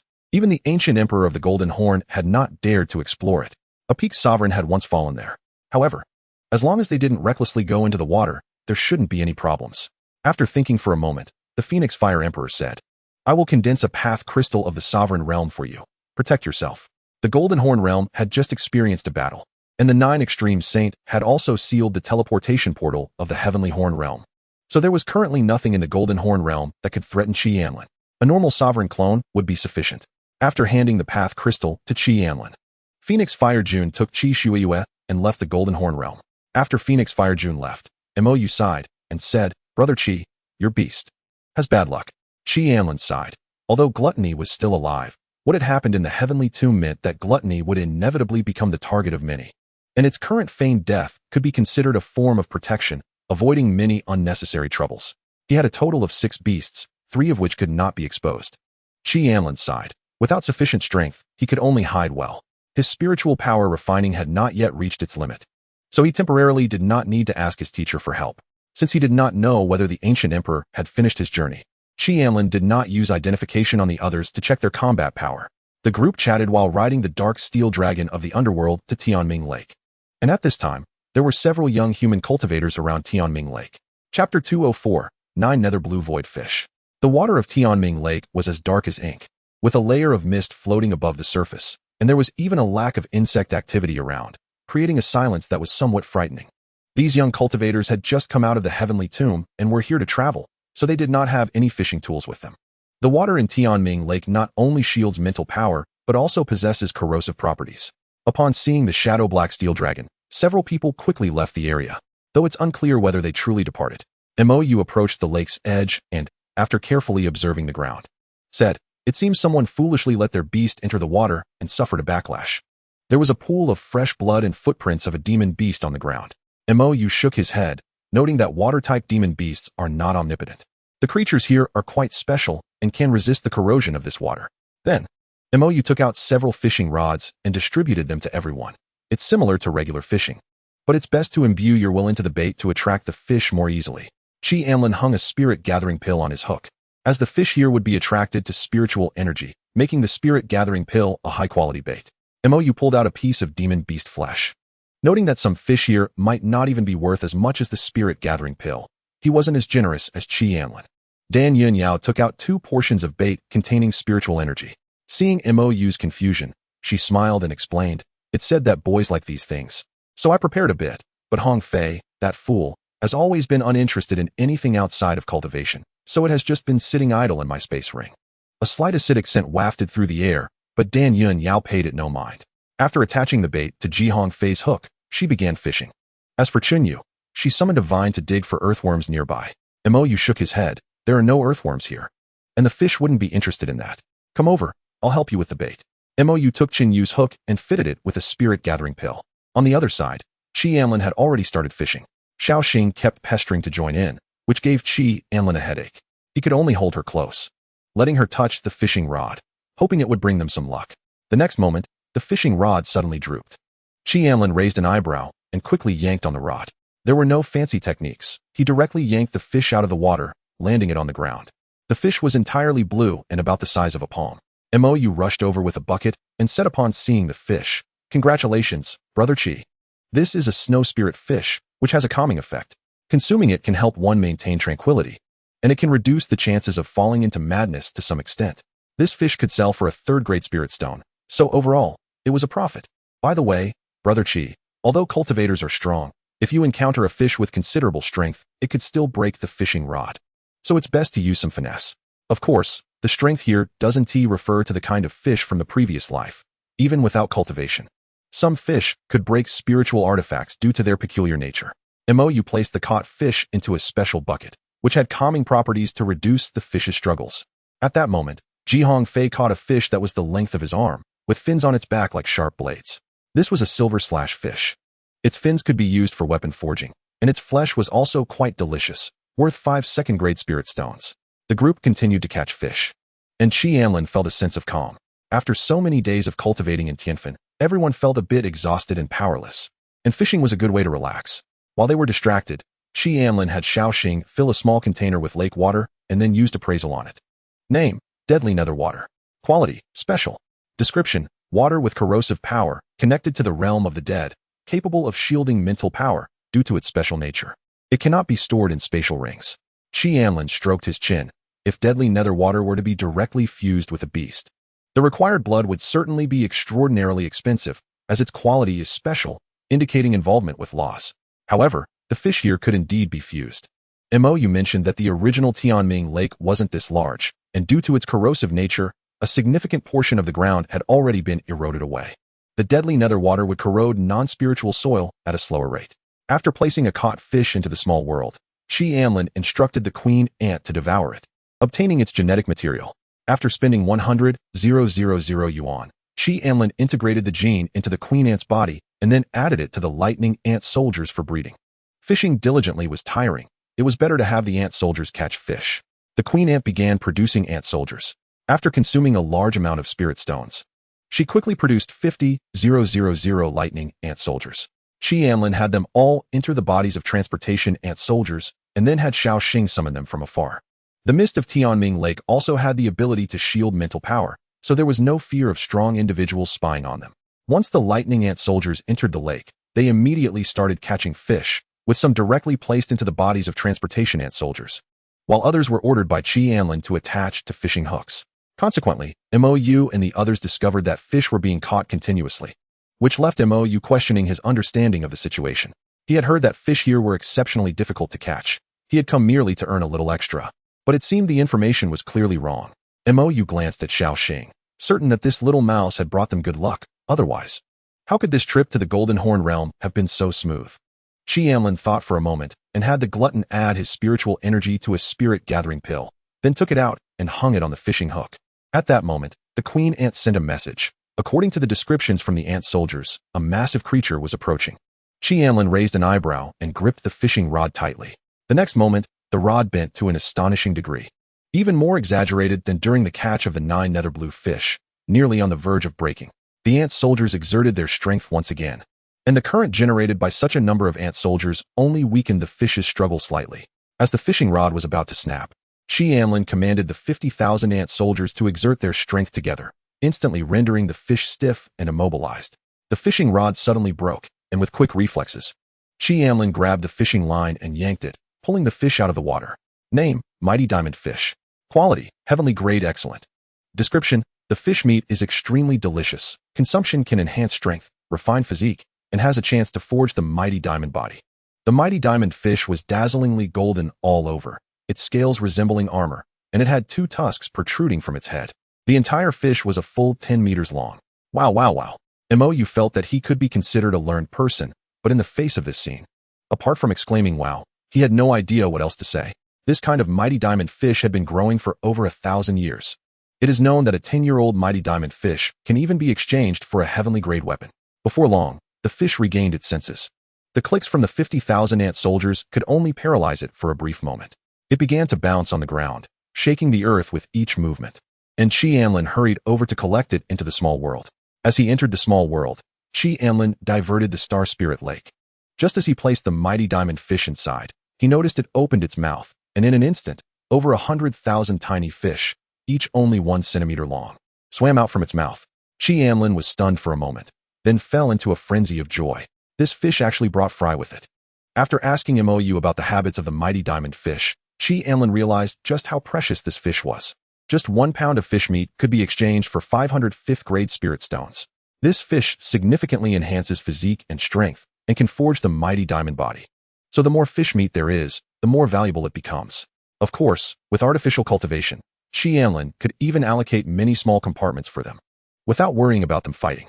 This single mighty diamond fish was worth more than all the treasures obtained from the treasury combined. The Tianming Lake connects to the Deadming land, and it is unknown how many precious fish reside within. Mou took out a fishing rod from his spatial ring, luckily having a spare. Anlin continued fishing, and at this moment, he received news from the Ant Queen that many lightning ant soldiers had disappeared. According to her sensing, these ant soldiers did not seem to be dead, but rather were transmitted to other worlds. Anlin frowned slightly.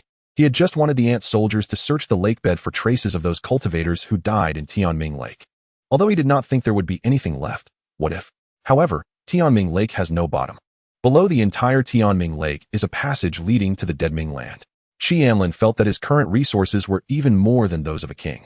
The waters of Tianming Lake seemed to be boiling, and the next moment, a gigantic hand emerged from the surface, seizing the land and crawling out of Tianming Lake. The arm was covered with countless eyes, and at the top of the arm was a massive flesh ball, looking extremely terrifying. Name: Deadming. Level: what the hell? The entire Golden Horn realm shook violently. Anlin's eyes narrowed, and he said, "Everyone, I apologize. Then, he and Xiaoya immediately acted. With their combat strength, combined with the fact that the others were unprepared, they directly knocked them unconscious and then stored them in the small world. Anlin rode on Xiaoya, urging it to use Extreme Ice Flash with all its strength. At that moment, a figure appeared in the distance. Emosher saw Anlin, and his eyes lit up with joy. Brother Qi, what happened? In the next second, Xiaoya's figure flickered in front of him, and Anlin slapped out, sending him flying. Don't block my way. Emosher was sent flying by the tremendous force, landing on the ground, his head buzzing, still unaware of what had happened. At that moment, a bizarre giant hand appeared, its countless eyes staring at him. The next second, Emosher transformed into a black skeleton. Emosher dead. Feeling the approaching aura behind him, Anlin had no choice but to enter the Ant Queen's small world for refuge. The surroundings were a scene of devastation, as if infected. The entire land had turned pitch black, filled with a sense of deathly silence. Chapter 206, Return. After a long while, Anlin opened the space and threw an ant soldier out. The ant soldier flew out, only to see a scene of gray desolation, thick with a sense of death. After flying around a few times, Anlin finally stepped out. This is terrifying. Anlin looked towards the direction of Tianming Lake with lingering fears, wondering how fishing could have drawn such a thing out. From now on, it would be better to let the ant soldiers explore. Anlin felt he had developed a phobia of Tianming Lake. After leaving the area, Anlin found a safe place to release his companions. The four lay in an orderly manner on the ground, and after a while, they slowly awoke. You're awake?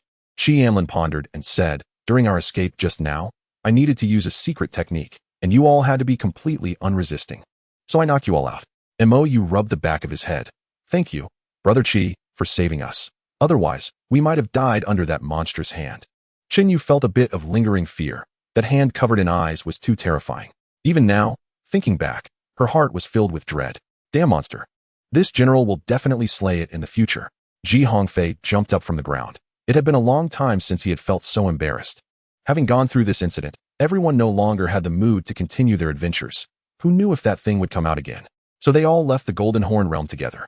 Upon returning to the military realm, Anlin began to calculate the gains from this trip.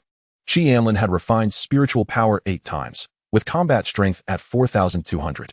Xiaoya barely refined spiritual power 12 times, reaching 4,300 combat strength, and after 12 refinements, it possessed the potential of an ancient emperor. However, Xiaoya found it difficult to refine again and could only seek help from its teacher. Lastly, there was the Dragon Cauldron, which, after 12 refinements, directly entered the 3rd realm, becoming the first of Anlin's many beast companions to reach the 3rd realm. Due to not being cultivated much, and with Anlin currently using the Dragon Cauldron as an auxiliary beast, its combat strength was only 2,100.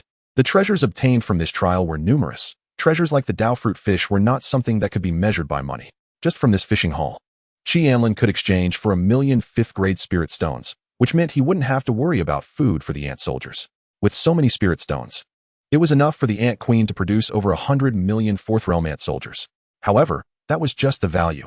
5th-grade spirit stones corresponded to heavenly grade, and an average king could produce several tens of thousands, which was already considered wealthy.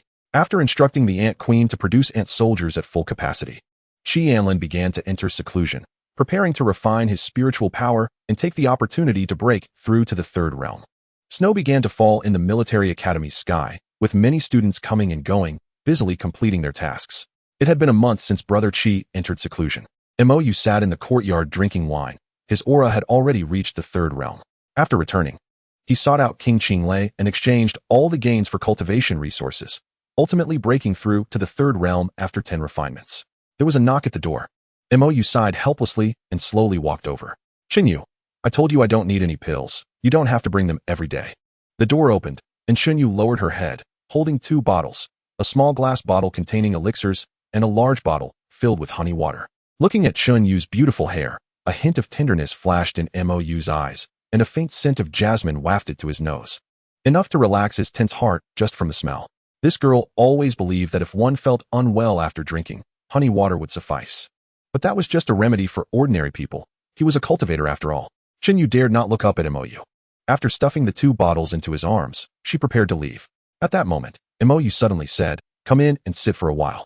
Although Dan Yunyao had repeatedly advised her against it, Xinyu silently followed him in at his invitation. Upon entering the courtyard, Xinyu saw 3 little cats frolicking in the snow and couldn't help but smile. She then picked up a bottle of wine and began drinking on her own. Yu obediently nodded and said, "I will definitely go." The faint aroma of jasmine lingered in Mou's nose as he looked at the girl in front of him, squinting his eyes and letting out a burp. Finally, Anlin had completed his closed-door training. Over the past month, he had refined his spiritual energy 11 times, but could no longer continue. He had to wait until he found his teacher before preparing to directly break through to the third realm. Meanwhile, the gluttony had yet to break through. For a month, Anlin had been training it in the blood energy space. Now, it was no longer just a beast with combat power. It had gone through a significant ordeal since birth, and its cultivation had advanced too quickly. During this period, it had also devoured the beasts left for breeding, mastering a host of skills. After a month of training, Gluttony had become adept at these skills. In the blood energy space, it was equivalent to spending nearly a year fighting continuously. When it got tired, Tian would sing the elven song to help it recover quickly so it could continue training. After comforting Gluttony with his mental energy in the small world, Anlin released Xiao Xing, Tian and Xiao Yu, then stepped outside. At that moment, the door beside him opened, and Gigi also walked out. Chapter 207, Happy Birthday. Are you okay? Anlin was startled by Gigi's appearance. He looked pale and weak. Gigi nodded, appearing quite haggard. Sighing, Anlin took out a pill and patted Gigi's shoulder. Brother, listen to my advice. Really don't push it. You know calculus, right? The more you derive it, the smaller it gets. Gigi was taken aback and then pulled out his phone, opening a chat interface. Qingwa Gang Min Hui Xiangying. Do you like me? Goddess. No, Qingwa Gang Min Hui Xiangying. Ha, me too. I like Confucius. Goddess. I don't like you, Confucius, or lousy. Violent kill. Gigi was stunned again. Then sighed. In her heart, I'm actually on the same level as lousy and Confucius. That undoubtedly puts a lot of pressure on me. Now it was Anlin's turn to be dumbfounded. He raised an eyebrow, looking at Gigi in disbelief. No way, brother, you're serious? At this rate, even Fei Yangyang would have to offer him a cigarette. Just as he stepped out the door, the scene outside left him momentarily stunned. It was night, and in the center of the courtyard stood a giant Christmas tree adorned with colorful lights. The green pine needles were covered in white snow, looking stunning under the illumination. On the other side of the courtyard, there were many gift boxes piled up. At that moment, fireworks exploded, and Mo Yu jumped out dressed as Santa Claus, shouting, "Happy birthday!" Chen Yu, Ji Hongfei, and Dan Yunyao were also dressed in Christmas outfits, each holding a bunch of firecrackers. Anlin stared for a long time before smiling, looking at his friends and saying, "Thank you." It had been years since he had celebrated his birthday in person. Little Chi, happy birthday. Afterward, she snapped her fingers lightly, and several fiery phoenixes flew out, landing on everyone. In the next second, the fiery phoenixes merged into their bodies, and everyone felt their spiritual energy begin to burn, becoming even purer. Teacher, what is this? Chi Shuiyue asked, puzzled as to why her spiritual energy could still be refined even though she had reached the fourth realm. After breaking through to the ancient queen, my innate flame has undergone some changes. Their spiritual energy was refined once again, and Xiao Yu's aura suddenly changed, directly breaking through on the spot. Entering the third realm, Xiao Yu's aura soared, and his fur became even more elegant. In the next second, a moon made of icy energy appeared behind him, surrounded by white mist. Anlin widened his eyes, watching Xiao Yu's transformation. This guy had even added special effects. A huge tide of spiritual energy surged back, and Anlin's barrier of realm crumbled, directly breaking through to the third realm as well. Ji Hongfei felt the essence of the spiritual energy and was overjoyed.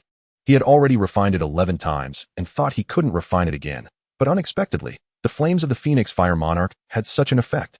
He looked at the newly broken through Xiao Yu, who now appeared very handsome. Ji Hongfei thoughtfully stroked his chin. No wonder he felt that his nether shadow black steel dragon was missing something, to make Mou and the others feel less restrained. The Phoenix Fire Monarch left an exquisite gift box before departing. After chatting with his friends for a while, Anlin ate cake, made a wish, and then began unwrapping gifts. Upon opening the gift from the Phoenix Fire Monarch, Anlin was stunned. Wasn't this the core of the world?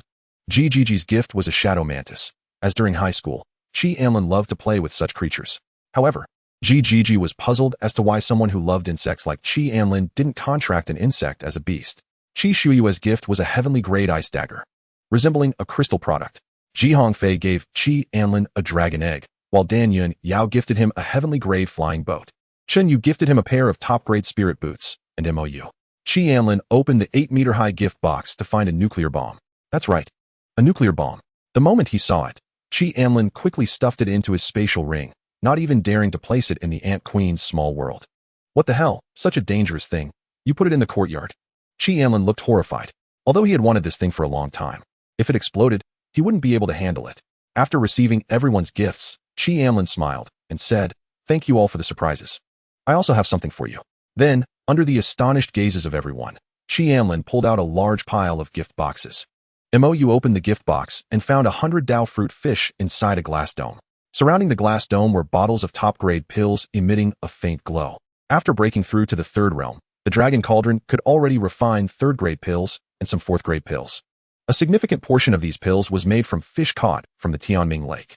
The Snow Spirit Tranquility Pill, Purple Mansion Breathing Pill, Zhengyang Condensing Pill, various pills dazzled Mou's eyes, and the quantity was enough for him to use for half a year. Chi Anlin had to admit that the Dragon Cauldron was a workhorse. It had hardly rested and kept refining pills, even producing several peak fourth-grade pills that even Chi Shuyue could use.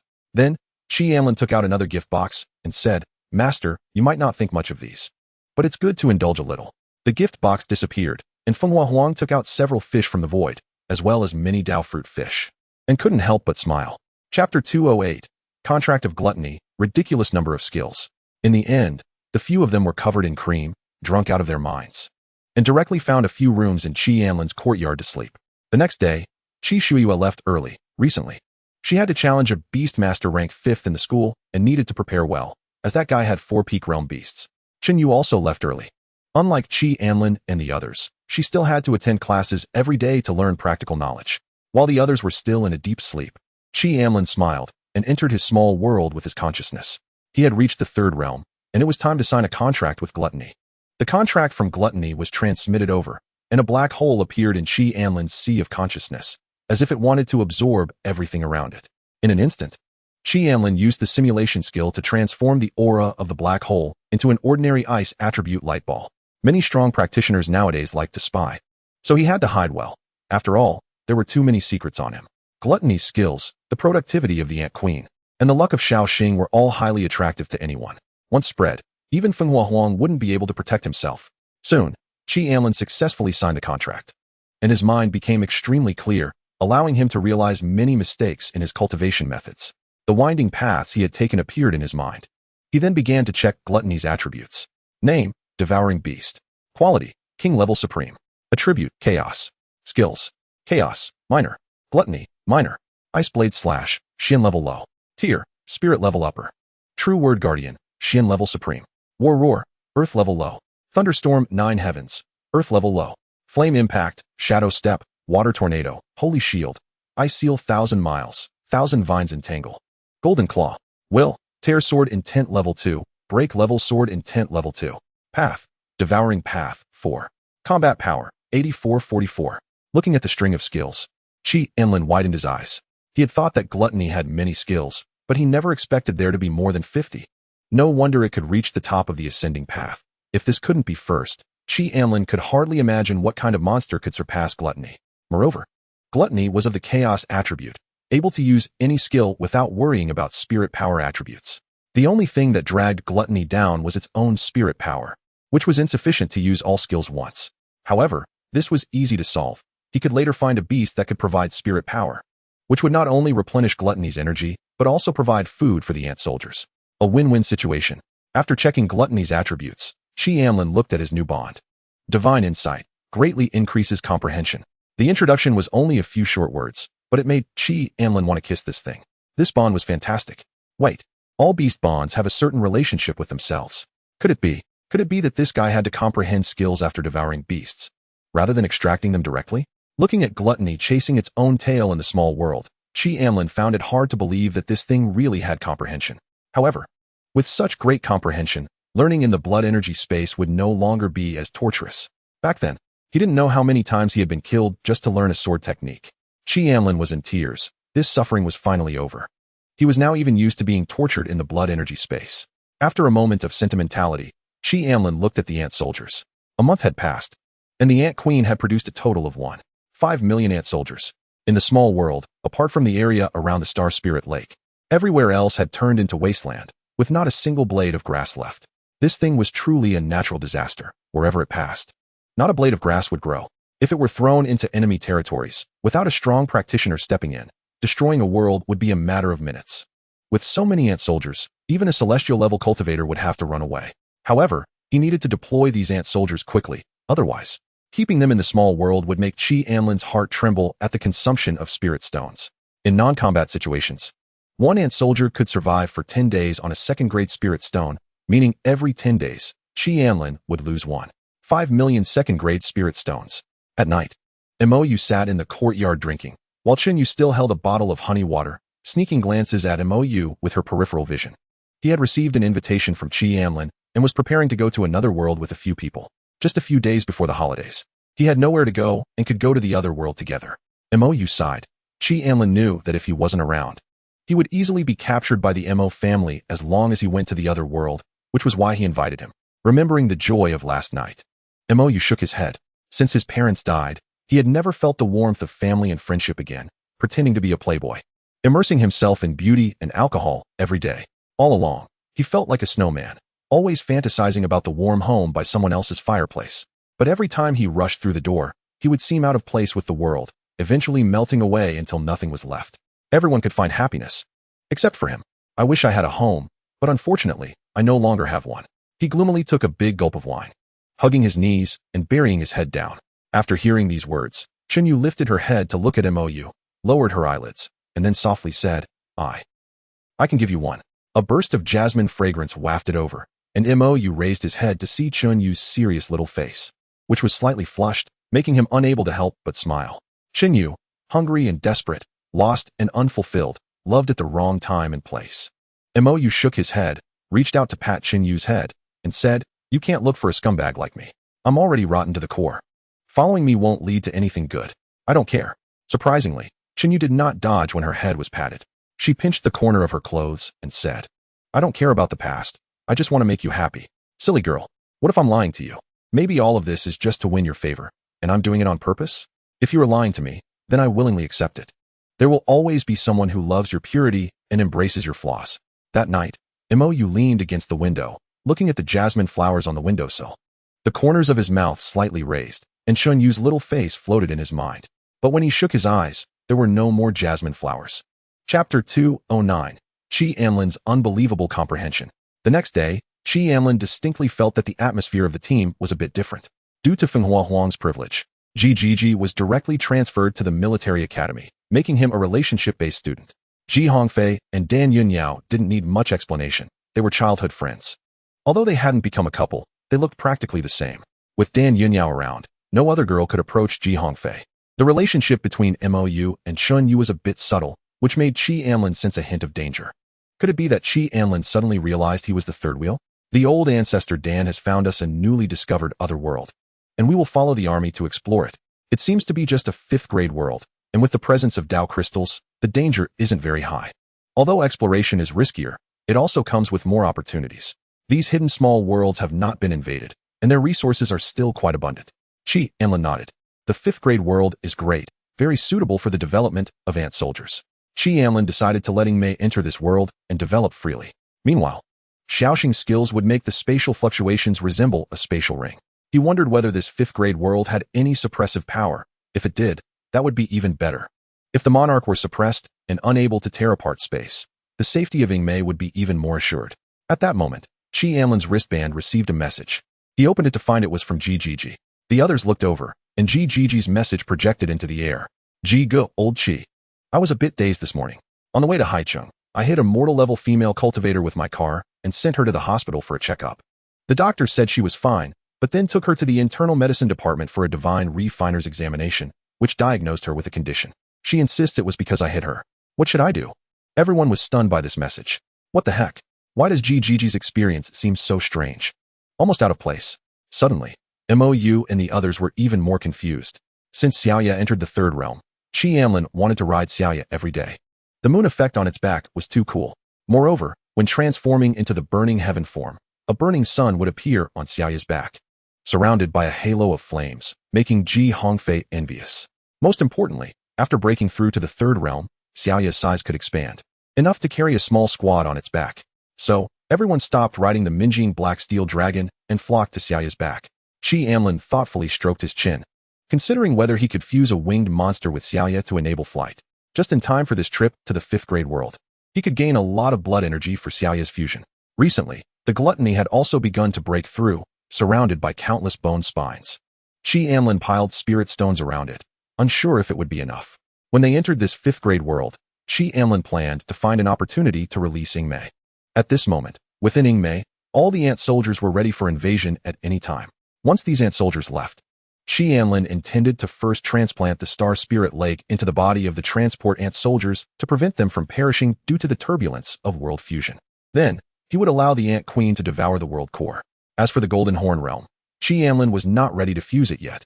The Tianming lake inside was too unstable, and he had no idea what kind of monster might emerge. He planned to let the ant queen fuse with the world core he obtained from the Blood Flame secret realm first, which was also a 5th-grade world core. He wondered how much it would enhance the ant queen's cultivation. Speaking of the Blood Flame secret realm, it seemed that the two fellows, the Prison Emperor and the Blood-Devouring King, were also about to exit their seclusion. If they could come out during an exploration in another world, it would undoubtedly add to their combat strength. The Blood-Devouring King and the Prison Emperor were quite special, so their speed of improvement would surely be faster than his own. He wondered what level of cultivation they would reach after exiting. Once they came out, he could have the ant queen force them to lay eggs, which should produce good ant babies. After thinking for a while, Qi Anlin entered the blood energy space. Having obtained a new bond, he had not yet learned any martial skills. Coincidentally, his king-level technique, asking Heaven True Decision, was only at the 5th layer. He seized this opportunity to see if he could cultivate it to the 9th layer. This way, his Dantian would have to expand further. His current Dantian resembled an ocean, filled with spirit liquid, which would be considered a treasure for mortal-level cultivators. Looking at his Dantian, Qi Anlin raised an eyebrow. If his Dantian could expand to the level of a world, wouldn't he be able to transform his Dantian into his own world once he reached the Holy Realm? The more he thought about it, the more feasible it seemed, but he was only at the 3rd realm now. By the time he reached the 9th realm, the story would probably have concluded, so it was still early, just a joke. It definitely wouldn't have a poor ending. As his consciousness entered the blood energy space, Qi Anlin began his cultivation. Outside, watching Qi Anlin sit cross-legged, Ji Hongfei couldn't help but feel emotional. Brother Qi is truly my lifelong rival. Not only is his talent impressive, but his diligence in cultivation is remarkable as well. After saying that, Ji Hongfei also sat cross-legged and began to cultivate. As for Chunyu, the moment she sat on Xiaoya, she directly began her cultivation. Her talent was not as strong as that of the battle body, and if she didn't seize the time to cultivate, she would be left behind. Mou felt somewhat helpless. Do we really need to be this competitive? He glanced at Qi Anlin and suddenly froze. What the heck? A faint halo was emanating from around Qi Anlin. Mou was stunned and said, did he just achieve enlightenment? And it even affected those around him. What kind of monstrous talent does Brother Qi have? At that moment, Qi Anlin was no longer simply achieving enlightenment. A Tao rhythm even appeared on his body, granting boosts to those nearby. Mou immediately sat cross-legged beside Qi Anlin and whispered to everyone, come quick and benefit from Brother Qi's insight. Cultivating around Brother Qi will yield twice the result with half the effort. Upon hearing this, everyone gathered around, encircling Qi Anlin, and all began to meditate and cultivate. Thus, a bizarre scene appeared on Xiaoya's back. Chapter 210, Insect Race Catastrophe. After spending 3 days in the blood energy space, Qi Anlin had also cultivated asking Heaven True Decision to the 8th layer. The sea of spirit liquid in his Dantian had decreased significantly, and Qi Anlin prepared to take out some spirit stones to absorb and refill it. As soon as he opened his eyes, he found himself surrounded by people. Qi Anlin had a puzzled look. Hearing Qi Anlin's voice, Mou reluctantly opened his eyes. The sensation of benefiting from others was too good. Brother Qi, you are truly a genius. During your enlightenment, you can even enhance others' insights. Mou gave a thumbs up, leaving Qi Anlin somewhat bewildered. He had previously known that when he cultivated in the blood energy space, it was equivalent to being in a state of enlightenment. Hearing Mou say this, he realized that after gaining a new bond, he could also influence those around him. That's great. In the future, I can enter a small world for seclusion, allowing my beasts and ant soldiers to benefit from my presence and perhaps enhance them a bit too. It's just luck, just happened to gain some insight. Qi Anlin smiled and then looked into the distance. On the plain in the distance, soldiers dressed in special combat uniforms and armor were lined up, ready to enter this undeveloped world at any moment. Compared to Qi Anlin and the others, these soldiers appeared quite serious every time they ventured out. It meant that a significant portion of them would die. Seeing Qi Anlin and the others arrive, an unfamiliar monarch flew over. He had a square face and looked very imposing. The North Sword King, Senior. Mou clasped his hands and respectfully greeted him. The younger generation is formidable. The North Sword King's gaze swept over the group. He had heard from the military academy and the Dan family to take special care of these individuals. Initially, he hadn't paid much attention, as it was an expedition, and he had to protect his students. What about the soldiers? However, now it seemed that apart from that girl, the others had all reached the third realm and possessed very pure spiritual power. Even that wolf beast was a battle body. A hint of surprise flashed in his eyes. He had heard that the newcomers were all first-year students and hadn't seen much of the world, yet he didn't expect them to be so talented. Reminiscent of Ji Hao from the military academy back then. You all wait here. I will take you into the other world shortly, the North Sword King said. Since they were all battle bodies, he felt a bit more at ease. These individuals were all geniuses from the military academy and definitely possessed the great Tao crystal. Furthermore, looking at their aura and the purity of their spiritual power, their strength was extraordinary. They could serve as mid-tier combat power in this expedition. The military academy must have sent them out for training, and he only needed to fend off high-level cultivators. Afterward, the North Sword King left. And now they just needed to wait for the spatial gate to fully open. In the air, the demon suppressor said to the frowning Fire King beside him, I didn't expect Anlin's talent to be so remarkable that it can even influence others. The Fire King absent-mindedly nodded, although he was also willing to accept this task. After all, the Fire Phoenix Emperor had offered too much. He even thought about letting the Fire Phoenix Emperor beat him up a bit. Otherwise, he wouldn't feel at ease with the money. A whole complete avenue, and it was suitable for his attributes. He would be willing to take on this kind of task a few more times. However, following the boring demon suppressor was really anxiety-inducing. This guy not only flaunted his seniority, but also couldn't take a joke, making him very dull. He pulled himself together. After all, they were the main force in the exploration, and perhaps they could pick up some good things along the way. Got it, Voldemort. Bah, fire. I think you might be possessed by evil spirits. Take a hit from my demon-suppressing fist. Anlin was chatting with his teammates when suddenly, a ripple appeared in the space, and a dazzling light emerged. In an instant, the surrounding spiritual energy surged and gathered towards this area. Immediately, everyone stood up, gripping their weapons, ready for battle.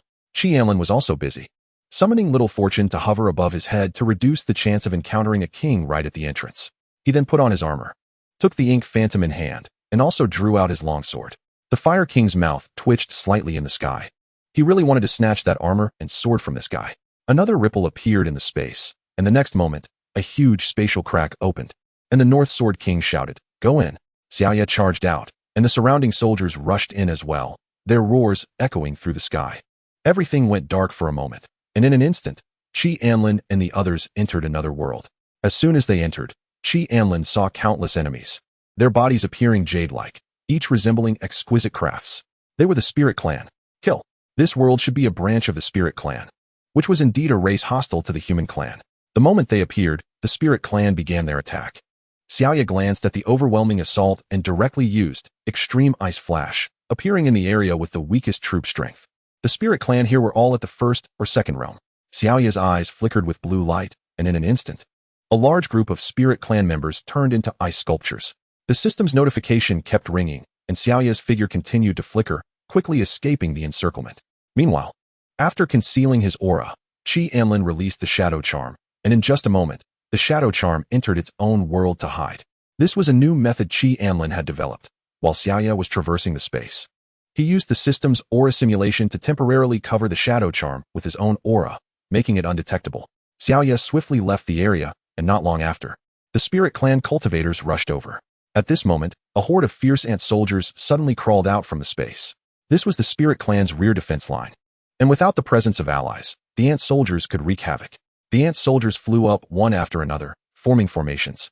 And an overwhelming wave of ant soldiers charged towards the Spirit Clan members, leading to a one-sided massacre. Even a few third-realm cultivators hadn't even made a move before being devoured by the insect tide.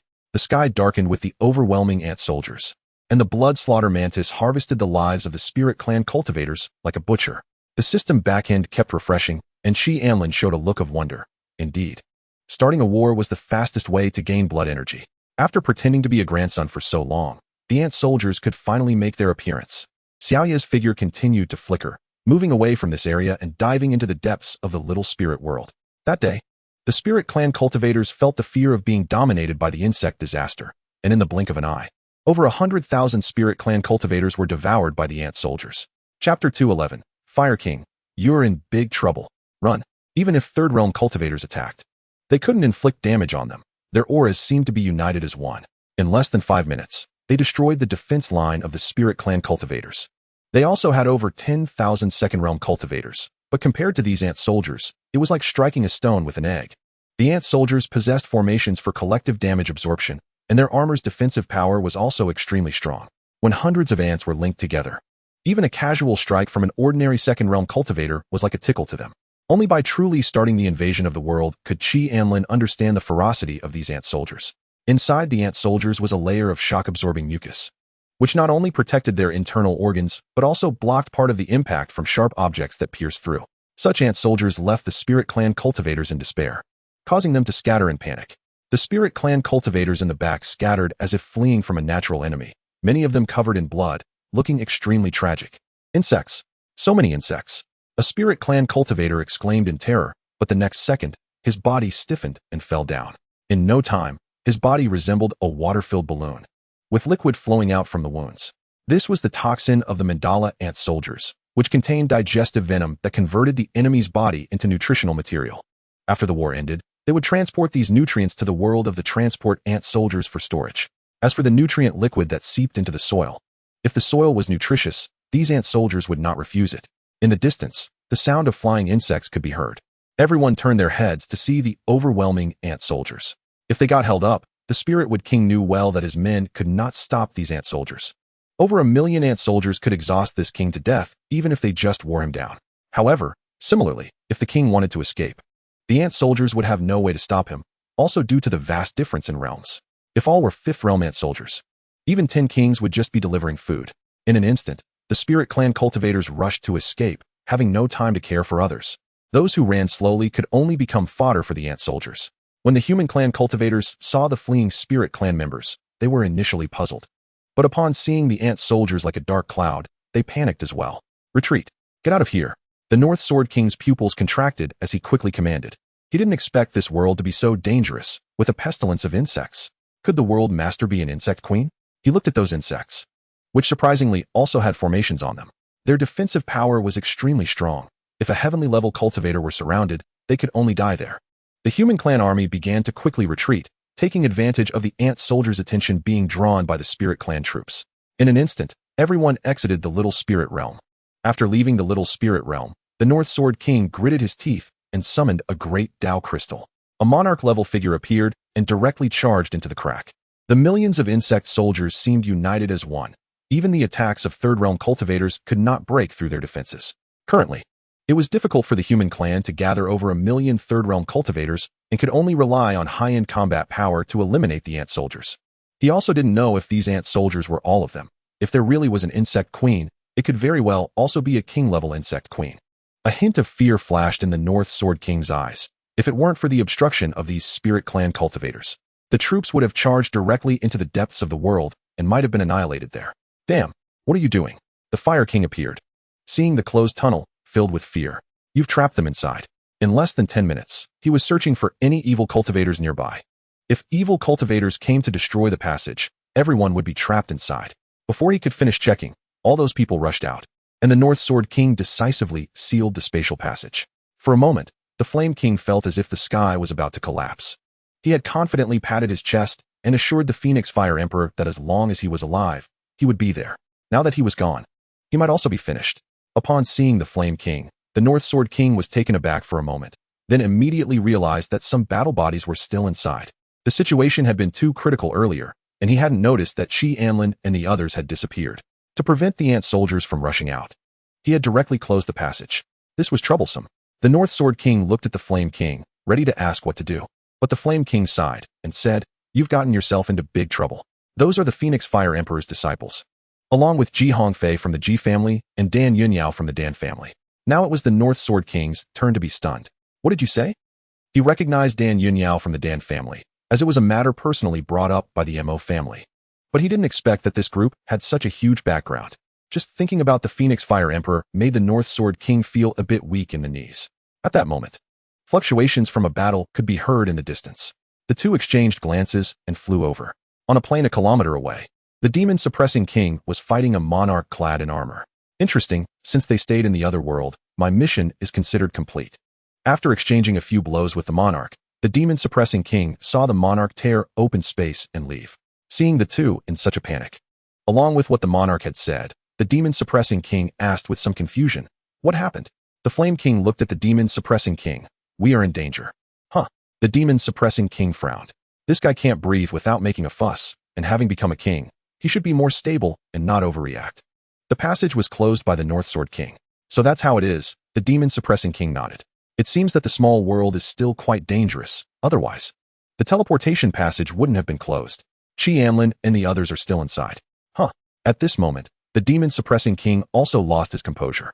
Chapter 212, the city surrounded by ant soldiers. Inside the small spirit world, Anlin received the news of the space tunnel being closed from the ant soldiers, and he immediately became anxious. It was one thing for these people to leave, as they didn't know whether the ant soldiers were allies. But why lock the door when they leave? How are they supposed to get out now? Anlin sighed and said to his teammates, "Everyone, I have good news and bad news." Mou was taken aback. "What's the good news? Did we find the treasure location?" Anlin shook his head. "The good news is, the Spirit Clan has completely retreated." Hongfei stood up suddenly. "The Spirit Clan is really weak. They were driven back in such a short time. In the past, wars would last several days, which shows that the two sides are not on the same level." Anlin looked at him, truly an optimist. "The bad news is, the human army has also run away and conveniently closed the passage." Now everyone was stunned. Looking back in confusion, they were trapped in this world. After a while, they learned that this world also had a terrifying insect plague, which caused both armies to flee. The ant soldiers never waste any resources, so this area had been turned upside down. Not only had all the plants disappeared, but the minerals beneath the ground had also been devoured by the ant soldiers. Mou stared blankly at this wasteland, murmuring, "How many insect races are there to leave nothing behind?" The insect race always represented invasion. After all, their intelligence was very low. Even the insect queen relied solely on instinct to hunt, so wherever they went, it was like a whirlwind sweeping through. "Don't worry. Shaoxing has a certain sensitivity to the insect race. We won't encounter them." Anlin comforted everyone. After all, if he hadn't released the ant soldiers, they wouldn't have encountered such a situation. He also underestimated the strength of the ant soldiers. Without a king, just these 1.5 million ant soldiers could completely occupy this world. As for how to avoid the ant soldiers, they just needed to let them leave their area. The role of the ant soldiers was not just to gain blood energy and invade. They could also help explore the map. Anlin instructed the ant queen to restrain the ant soldiers and not to let them destroy good treasures, waiting for him to collect them. That was good. Mou breathed a sigh of relief. As long as they didn't encounter those insect races, this adventure could continue.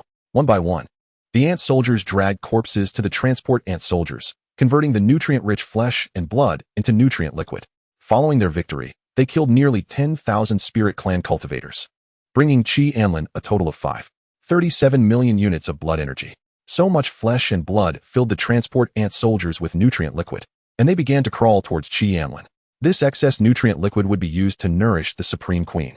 Meanwhile, in another space, the transport ant soldiers poured the nutrient liquid into the Shadow's digestion pool, and the insect tide hanging in the center of the world began to lay eggs. At this point, the Shadow had already reached the third realm. It needed less energy than and this type of insect mother did not require refining spiritual power. One by one, third realm ant soldiers were produced, and the Shadow's strength was enhanced. However, unless absolutely necessary, it would not fight personally. Anlin brought a few people to this place, and he certainly couldn't monopolize the benefits. This small medicinal garden contained some third and fourth realm spiritual herbs, which could be taken to seek some happiness.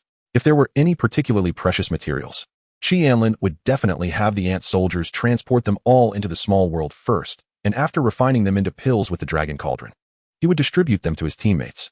As the team headed this way, the ant soldiers discovered a Spirit Clan city. In an instant, all the ant soldiers gathered together and flew towards the city. Inside the city, the heavenly level spirit city Lord Ling Hao was sitting in a chair, troubled. How? Those insects, will they attack?" the city lord's wife asked. Ling Hao rubbed his brow. "I don't know, but with the city protection formation, those bugs can't do anything to us." The sudden appearance of this group of insects in the spirit world should have been known in advance. Could they have come from the wasteland? Ling Hao was certain that these insects were not brought by human cultivators, as they had closed the space passage, fearing the insects would escape. Moreover, even if it were a saint, they couldn't control the insect mother. Such beasts lacked intelligence and only followed instinct. If one tried to forcefully subdue them, the insect mother would self-destruct. While Ling Hao was considering how to deal with the insect race, the soldiers outside suddenly shouted in panic, "Lord City Lord! The insect race is attacking!" Ling Hao flew up directly, charged out of the city lord's mansion, and looked up to see a vast army of ant soldiers in the distance. Quick, activate the city protection spell, Ling Hao hurriedly commanded, and soon, a white barrier appeared around Spirit Mountain City, resembling a hemispherical glass cover, enveloping the entire city. Bang bang bang. One by one, the ant soldiers collided with the defensive barrier, causing no damage at all, while the bloodthirsty ant soldiers jumped onto the barrier, their scythe-like arms swinging wildly, creating countless sparks. Inside the city, the Spirit Clan cultivators looked at the ferocious ant soldiers, panicking and running around as if it were the end of the world. The entire Spirit Mountain City darkened as the ant soldiers crawled all over the defensive barrier, continuously making crackling sounds, like a cradle of death, echoing in the ears of all the Spirit Clan. Damn it! Ling Hao gritted his teeth, took out a communication artifact, and began to request support. But faced with such ant soldiers, other cities didn't dare to come help, feeling as if they devoured Spirit Mountain City, they wouldn't be able to eat them next. Meanwhile, the ruler of the small spirit world had directly given up on Spirit Mountain City. He didn't know the strength of the Ant Queen and whether there were hidden high-level ant soldiers. With too many heavenly-level ant soldiers, even he would have to die. Under the terrified gaze of the people in Ling Mountain City, the bodies of the ant soldiers shimmered with runes, and their auras connected with one another, resulting in numerous gigantic ant phantoms appearing. What terrified them even more was that all the ant soldiers began to strike at the same point. They initially thought the ant soldiers would leave after realizing they couldn't get in. But they didn't expect this group of ant soldiers not only to hold their ground in this area, but also to take turns attacking the defensive shield. At this rate, once the spiritual energy of the formation was depleted, their doom would arrive. Chapter 213, City Destruction, over 1 billion original blood energy. Everyone, listen to my orders. Ling Hao felt a bit desperate, but surrounded by so many ant soldiers, even if he could run, his wife and children could not escape. At this moment, Ling Mountain City had descended into chaos, with some looting resources and others abducting women. They all knew that under the siege of over 1 million ant soldiers, the chance of survival was nearly zero, so each of them planned to have a good time before dying. As the ant soldiers attacked, the Ling clan cultivators became even more frantic, even fighting each other to seize a beautiful female Ling clan member. In an instant, crazed male Ling cultivators began attacking one another, while many female cultivators fought back for self-preservation, resulting in a scene of carnage. The ant soldiers outside grew anxious and began attacking the defensive shield even more frantically. All this blood energy, if not harvested from their kills, would never reach the Supreme Monarch. Ling Hao thought the blood had excited the ant soldiers and hurriedly shouted, "Stop! Reinforcements will arrive." But the moment he reached the city lord's mansion, his eyes turned red. As the wealthiest place in Ling Mountain City, many had already broken in when he activated the Great Formation. Seeing his wife and children lying in a pool of blood, Ling Hao's eyes filled with bloodshot rage, and he trembled uncontrollably as he staggered towards their corpses. Damn it, everyone should die? Ling Hao's tears fell to the ground as he knelt, leaning over his wife's corpse and weeping bitterly. The people he had protected all this time had betrayed him at such a critical moment. They all deserve to die? Yes, yes, you all must die. A frenzied look appeared on Ling Hao's face, his eyes bulging as if they would burst. Then let's all die together. His roar echoed throughout Ling Mountain City, and the next moment, the city's protective formation vanished, and a torrent of ant soldiers surged down. The faces of the citizens were filled with terror as they screamed and scattered, but how could the ant soldiers let go of their prey? Ant soldiers landed on the ground, nearly half a person tall, and a tiger-armored ant soldier swung its massive jaws, instantly severing a first-stage Ling clan member in half. The ant soldiers began the massacre. Blood-scarred ant soldiers wielding sickles engaged in combat with third-stage cultivators, sparks flying as they clashed. With so many ant soldiers, 10 blood-scarred ant soldiers swung their sickles together, and the fists of one could not withstand the 4 hands of many. In an instant, several cuts appeared on the body of that Ling clan member, blood spraying out. He gripped his longsword, flames igniting fiercely on it as he exhausted all his spiritual energy, desperately slashing at an ant soldier. Clang! A small cut appeared on the armor of the blood-scarred ant soldier, and it tilted its head in confusion before directly striking down at the Ling clan member. Without the enhancement of spiritual energy, the person was instantly split in two, blood spraying as he fell to the ground. The ant soldiers were all born executioners, excitedly screeching as they did not let a single Ling clan member escape. As for kneeling and begging for mercy, in the dictionary of the ant soldiers, besides the Mother Queen who forbids killing certain beings, all other creatures, even their own companions, were still food. Over 1 million ant soldiers acted like killing machines, finishing off all the Ling clan members in less than half an hour, and they began flying towards the city lord's mansion in the center. Under the command of the Mother Queen, with no heavenly-level powerhouse to obstruct them. They simply focused on eliminating the small fry first. The rest would require all the ant soldiers to combine their strength. In the city lord's mansion, Ling Hao slowly emerged holding the corpses of his wife and children, seeing the swarm of ant soldiers in the sky and the scattered body parts on the ground. Shaking his head, this group of ant soldiers had long noticed him, but they did not attack him. Unlike the brutal style of the insect race, a trace of fear flashed in Ling Hao's eyes. Such ant soldiers were even more terrifying. Originally creatures that relied on numbers to win, now they had gained intelligence. Ling Hao knew that these ant soldiers were not all of them, as every insect queen would leave behind a sufficient number of guards. A hint of relief crossed his eyes. If the spirit world could unite, they might still defeat these ant soldiers. However, with the nature of those guys, they would ultimately be picked off one by one. Looking at these ant soldiers, Ling Hao shook his head, and then, holding the corpses of his wife and children, he flew into the sky. 200 years had passed. Ling Hao looked at the devastated city, his eyes filled with memories of its past prosperity, with bustling voices and various shops lining the streets. I am tired too.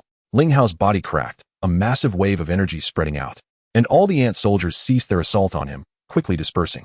A hint of relief flashed in Ling Hao's eyes. These ant soldiers indeed possessed intelligence. He did not pursue them, but continued to remain in the center of the city. His goal was not to kill these ant soldiers or to consume their strength. He hated those who failed to help him, hated the rulers of the small spirit world. He simply did not want to be killed by these filthy insects, nor did he want his city to be devoured by the ant soldiers. Suddenly, a violent explosion echoed, spreading for dozens of kilometers. The self-detonation of a heavenly-level powerhouse exploded like a nuclear bomb, completely obliterating an entire city. At that moment, Anlin, resting in place, opened his eyes. They self-destructed? Such courage, but what a waste of so much flesh and blood. Next time, the ant soldiers must be more careful. Anlin shook his head, silently thinking. The entire city's population had contributed over 1 billion original blood energy to him. And among the largest contributors were those few Earth-level cultivators. Anlin smiled. This blood energy indeed came faster in another world, and with so much, he could indulge himself. This time, he lost 8,000 ant soldiers, but overall, the more ant soldiers there were, the fewer losses he incurred. Such a small number of ant soldiers could be produced by Yi and Ingmei together in a day. Speaking of Yi, Anlin had already given it the world core obtained from the Blood Flame's secret realm to devour, and now the small world was evolving. And he could not enter it. The transport ant soldier was hiding not far away, waiting to retrieve the items once the small world was updated. As his strength increased, he became increasingly indifferent to life. Anlin shook his head. This was also a good thing. In such a world, excessive kindness would only bring threats to oneself. In the struggle between races, one must eliminate the roots, and even without other races, wars would arise within the human race, just like in his previous life. Therefore, the urgent task was to strengthen his own power as much as possible and abandon useless compassion. Only by enhancing his own strength could he and those around him avoid danger.